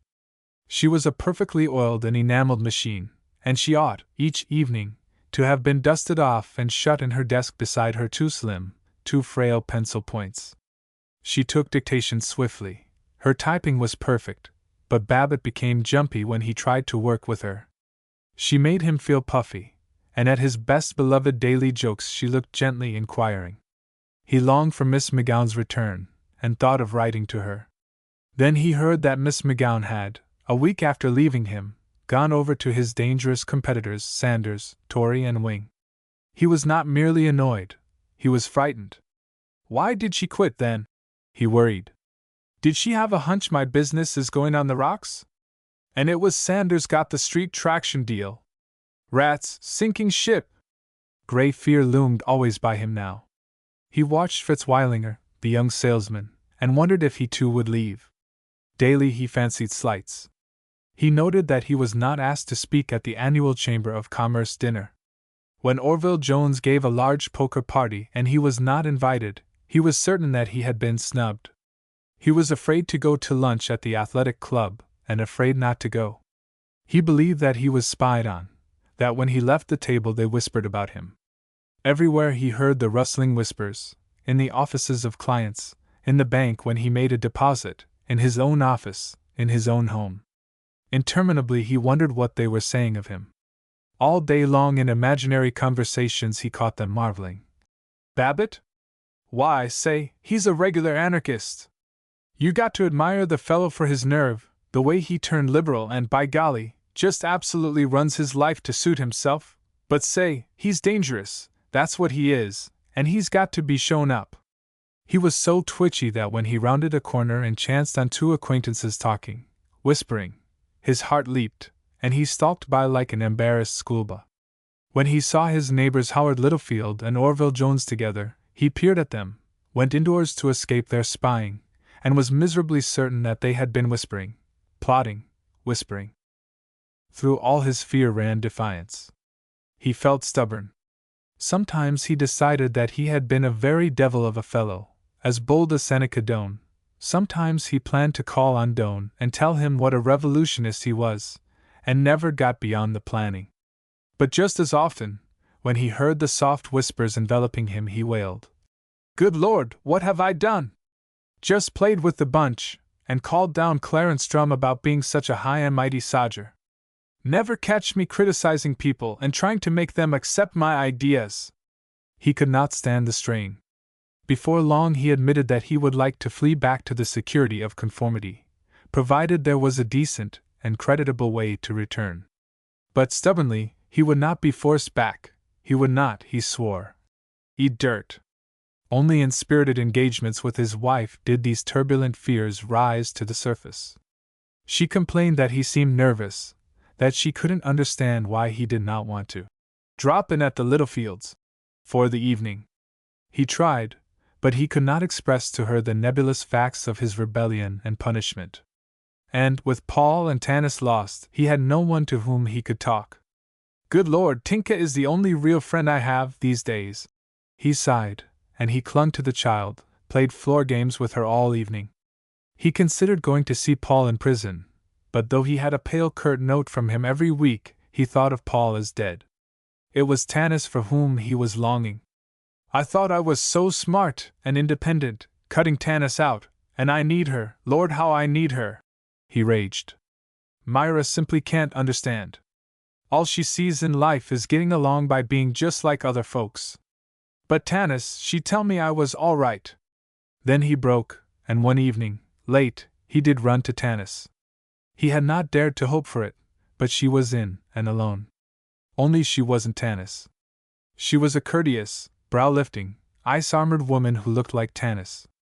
She said, "Yes, George, what is it?" in even and uninterested tones, and he crept away, whipped. His first comfort was from Ted and Eunice Littlefield. They danced in one evening when Ted was home from the university, and Ted chuckled. "What's this I hear from Mooney, Dad? She says her dad says you raised Cain by boosting old Seneca Doane. Hot dog! Give em fits! Stir em up! This old burg is asleep." Eunice plumped down on Babbitt's lap, kissed him, nestled her bobbed hair against his chin, and crowed. "I think you're lots nicer than Howard." "Why is it?" confidentially. "That Howard is such an old grouch. The man has a good heart, and honestly, he's awfully bright, but he never will learn to step on the gas, after all the training I've given him. Don't you think we could do something with him, dearest?" "Why, Eunice, that isn't a nice way to speak of your papa," Babbitt observed, in the best Floral Heights manner, but he was happy for the first time in weeks. He pictured himself as the veteran liberal strengthened by the loyalty of the young generation. They went out to rifle the icebox. Babbitt gloated. "If your mother caught us at this, we'd certainly get our comeuppance." And Eunice became maternal, scrambled a terrifying number of eggs for them, kissed Babbitt on the ear, and in the voice of a brooding abbess marveled. "It beats the devil why feminists like me still go on nursing these men." Thus stimulated, Babbitt was reckless when he encountered Sheldon Smeath, educational director of the YMCA and choir leader of the Chatham Road Church. With one of his damp hands, Smeath imprisoned Babbitt's thick paw while he chanted, "Brother Babbitt, we haven't seen you at church very often lately. I know you're busy with a multitude of details, but you mustn't forget your dear friends at the old church home." Babbitt shook off the affectionate clasp. Shelby liked to hold hands for a long time, and snarled, "Well, I guess you fellows can run the show without me. Sorry, Smeath, got to beat it. G-Day." But afterward he winced. "If that white worm had the nerve to try to drag me back to the old church home, then the holy outfit must have been doing a lot of talking about me, too." He heard them whispering, Dr. John Jennison Drew, Cholmondeley Frink, even William Washington E. Torn. The independence seeped out of him, and he walked the streets alone, afraid of men's cynical eyes and the incessant hiss of whispering. Chapter 33. He tried to explain to his wife, as they prepared for bed, how objectionable was Sheldon Smeath, but all her answer was, "He has such a beautiful voice, so spiritual. I don't think you ought to speak of him like that just because you can't appreciate music." He saw her then as a stranger. He stared bleakly at this plump and fussy woman with the broad bare arms, and wondered how she had ever come here. In his chilly cot, turning from aching side to side, he pondered of Tanis. He'd been a fool to lose her. He had to have somebody he could really talk to. He'd bust if he went on stewing about things by himself. And Myra, useless to expect her to understand. Well, rats, no use dodging the issue. Darn shame for two married people to drift apart after all these years. Darn rotten shame. But nothing could bring them together now, as long as he refused to let Zenith bully him into taking orders. And he was by golly not going to let anybody bully him into anything, or wheedle him or coax him either. He woke at 3, roused by a passing motor, and struggled out of bed for a drink of water. As he passed through the bedroom, he heard his wife groan. His resentment was night-blurred. He was solicitous and inquiring. "What's the trouble, hon? I've got such a pain down here in my side. Oh, it tears at me." "Bad indigestion? Shall I get you some bicarb?" "Don't think that would help. I felt funny last evening and yesterday, and then, it passed away and I got to sleep and that auto woke me up." Her voice was laboring like a ship in a storm. He was alarmed. "I'd better call the doctor." No. It'll go away. But maybe you might get me an ice bag." He stalked to the bathroom for the ice bag, down to the kitchen for ice. He felt dramatic in this late-night expedition, but as he gouged the chunk of ice with the dagger-like pick he was cool, steady, mature, and the old friendliness was in his voice as he patted the ice bag into place on her groin, rumbling. There, that'll be better now." He retired to bed, but he did not sleep.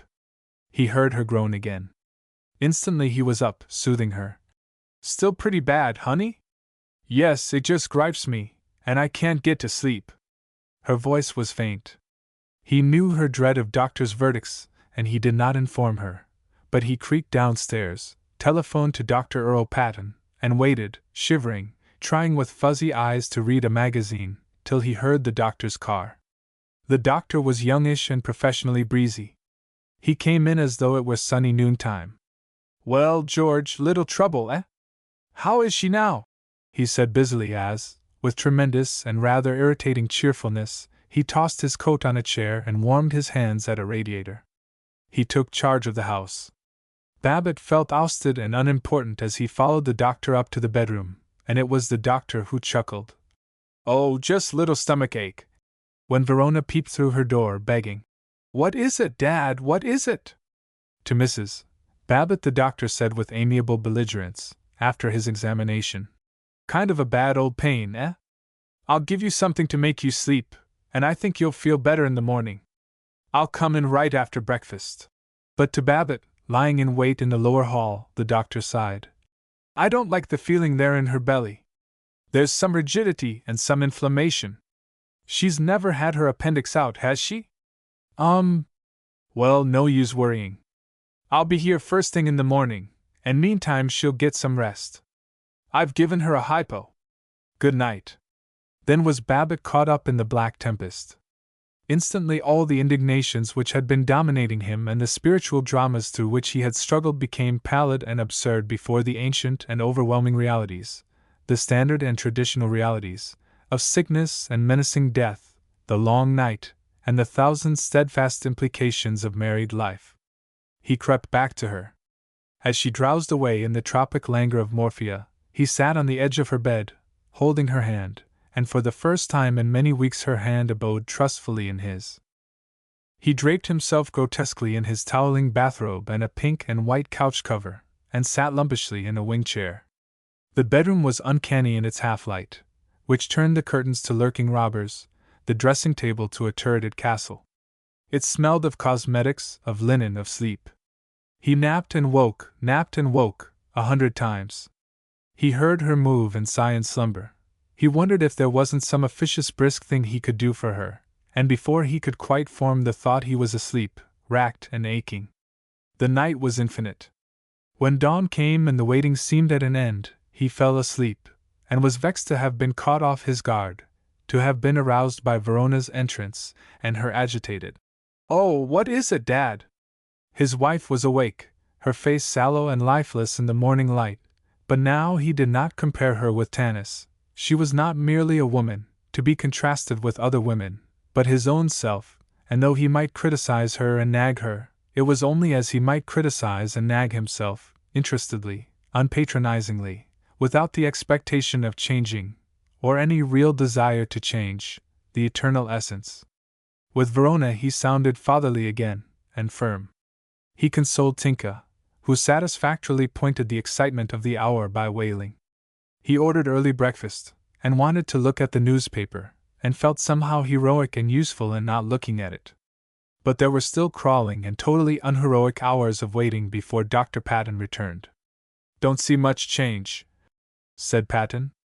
"I'll be back about 11, and if you don't mind, I think I'll bring in some other world-famous pill peddler for consultation, just to be on the safe side.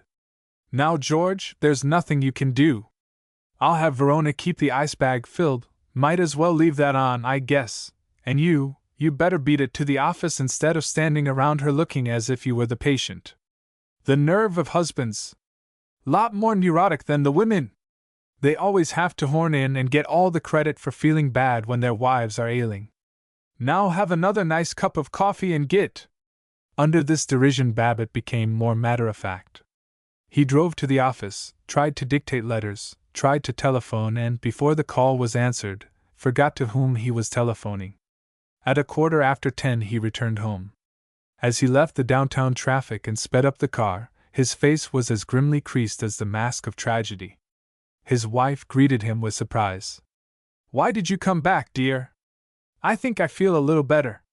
I told Verona to skip off to her office. Was it wicked of me to go and get sick?" He knew that she wanted petting, and she got it, joyously. They were curiously happy when he heard Dr. Patton's car in front. He looked out of the window. He was frightened. With Patton was an impatient man with turbulent black hair and a hussar mustache, Dr. A.I. Dilling, the surgeon. Babbitt sputtered with anxiety, tried to conceal it, and hurried down to the door. Dr. Patton was profusely casual. "Don't want to worry you, old man, but I thought it might be a good stunt to have Dr. Dilling examine her." He gestured toward Dilling as toward a master. Billing nodded in his curtest manner and strode upstairs. Babbitt tramped the living room in agony. Except for his wife's confinements, there had never been a major operation in the family, and to him surgery was at once a miracle and an abomination of fear.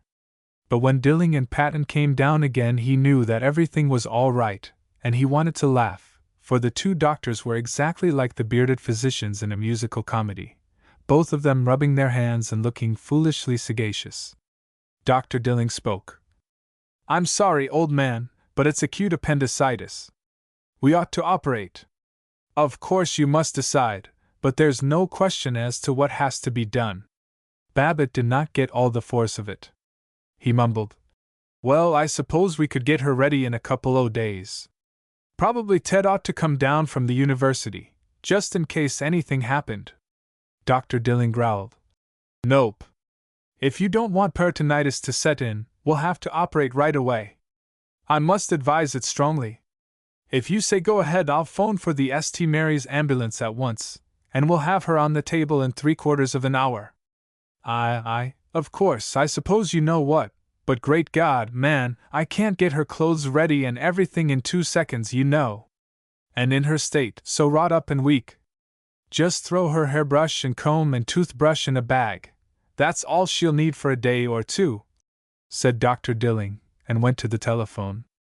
Babbitt galloped desperately upstairs. He sent the frightened Tinka out of the room. He said gaily to his wife, "Well, old thing, the doc thinks maybe we better have a little opera tie-in and get it over. Just take a few minutes, not half as serious as a confinement, and you'll be all right in a jiffy." She gripped his hand till the fingers ached. She said patiently, like a cowed child, "I'm afraid to go into the dark, all alone." Maturity was wiped from her eyes. They were pleading and terrified. "Will you stay with me? Darling, you don't have to go to the office now, do you? Could you just go down to the hospital with me? Could you come see me this evening, if everything's all right? You won't have to go out this evening, will you?" He was on his knees by the bed. While she feebly ruffled his hair, he sobbed, he kissed the lawn of her sleeve, and swore, "Old honey, I love you more than anything in the world. I've kind of been worried by business and everything, but that's all over now, and I'm back again." "Are you really? George, I was thinking, lying here, maybe it would be a good thing if I just went. I was wondering if anybody really needed me. Or wanted me. I was wondering what was the use of my living. I've been getting so stupid and ugly. Why, you old humbug! Fishing for compliments when I ought to be packing your bag. Me, sure, I'm young and handsome and a regular village cut-up and—" He could not go on. He sobbed again, and in muttered incoherencies they found each other. As he packed, his brain was curiously clear and swift. He'd have no more wild evenings, he realized. He admitted that he would regret them. A little grimly he perceived that this had been his last despairing fling before the paralyzed contentment of middle age. Well, and he grinned impishly. It was one doggone good party while it lasted. And how much was the operation going to cost? I ought to have fought that out with Dilling. But no, damn it, I don't care how much it costs. The motor ambulance was at the door. Even in his grief, the Babbitt who admired all technical excellences was interested in the kindly skill with which the attendants slid Mrs. Babbitt upon a stretcher and carried her downstairs. The ambulance was a huge, suave, varnished, white thing. Mrs. Babbitt moaned, "It frightens me. It's just like a hearse, just like being put in a hearse. I want you to stay with me. I'll be right up front with the driver," Babbitt promised. "No, I want you to stay inside with me." To the attendants, "Can't he be inside?" "Sure, ma'am, you bet. There's a fine little camp stool in there," the older attendant said, with professional pride. He sat beside her in that traveling cabin with its cot, its stool, its active little electric radiator, and its quite unexplained calendar, displaying a girl eating cherries, and the name of an enterprising grocer. But as he flung out his hand in hopeless cheerfulness, it touched the radiator, and he squealed. "Ouch! Jesus! Why, George Babbitt, I won't have you cursing and swearing and blaspheming. I know, awful sorry, but gosh all fishhooks, look how I burned my hand. Gee whiz, it hurts." It hurts like the mischief. Why, that damn radiator is it's hotter than the hinges of Hades. Look! You can see the mark! So, as they drove up to St. Mary's Hospital, with the nurses already laying out the instruments for an operation to save her life, it was she who consoled him and kissed the place to make it well, and though he tried to be gruff and mature, he yielded to her, and was glad to be Babbitt.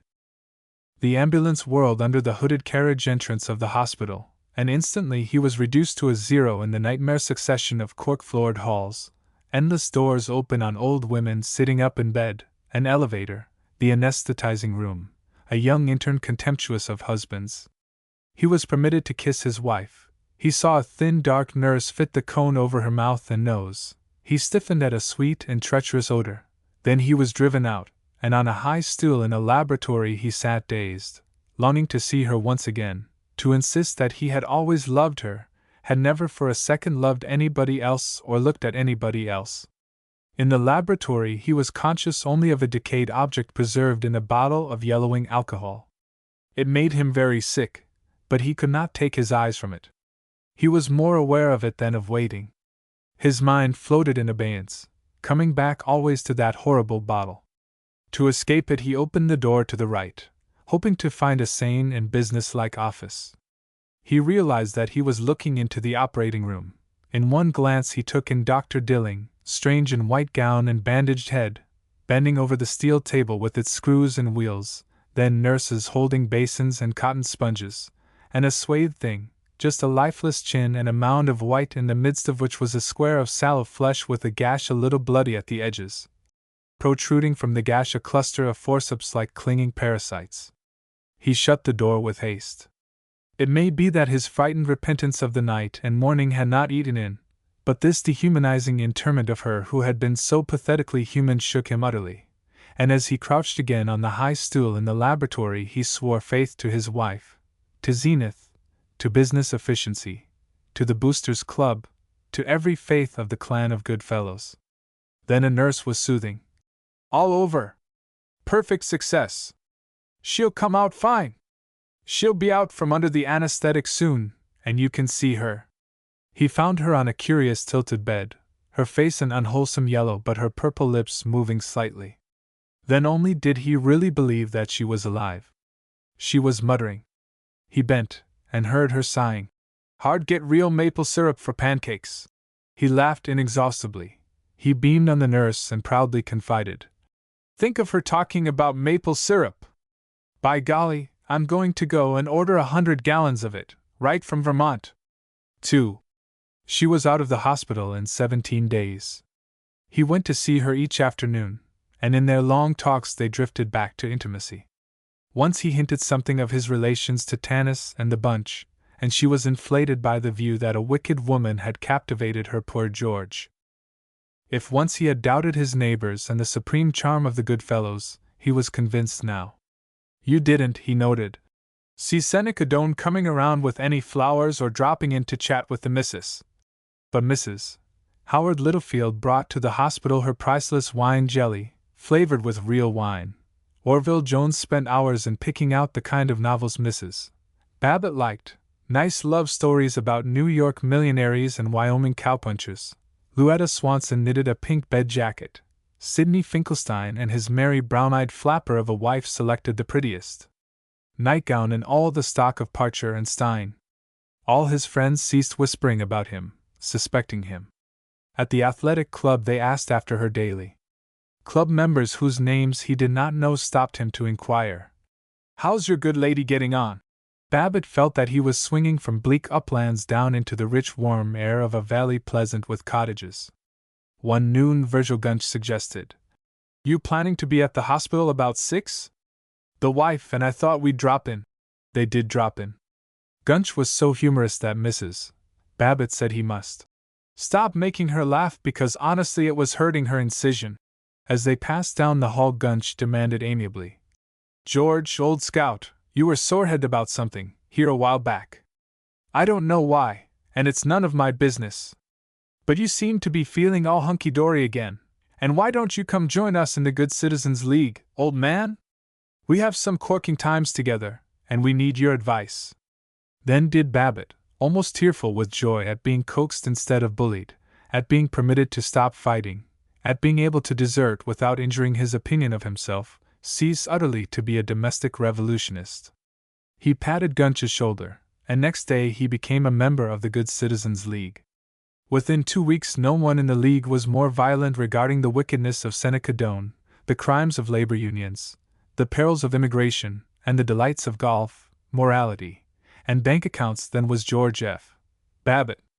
Chapter 34. The Good Citizens League had spread through the country, but nowhere was it so effective and well esteemed as in cities of the type of Zenith, commercial cities of a few 100,000 inhabitants, most of which, though not all, lay inland, against a background of cornfields and mines and of small towns which depended upon them for mortgage loans, table manners, art, social philosophy, and millinery. To the League belonged most of the prosperous citizens of Zenith. They were not all of the kind who called themselves regular guys. Besides these hardy fellows, these salesmen of prosperity, there were the aristocrats, that is, the men who were richer or had been rich for more generations, the presidents of banks and of factories, the landowners, the corporation lawyers, the fashionable doctors, and the few young old men who worked not at all but, reluctantly remaining in Zenith, collected lustreware and first editions as though they were back in Paris. All of them agreed that the working classes must be kept in their place, and all of them perceived that American democracy did not imply any equality of wealth, but did demand a wholesome sameness of thought, dress, painting, morals, and vocabulary. In this they were like the ruling class of any other country, particularly of Great Britain, but they differed in being more vigorous and in actually trying to produce the accepted standards which all classes, everywhere, desire, but usually despair of realizing. The longest struggle of the Good Citizens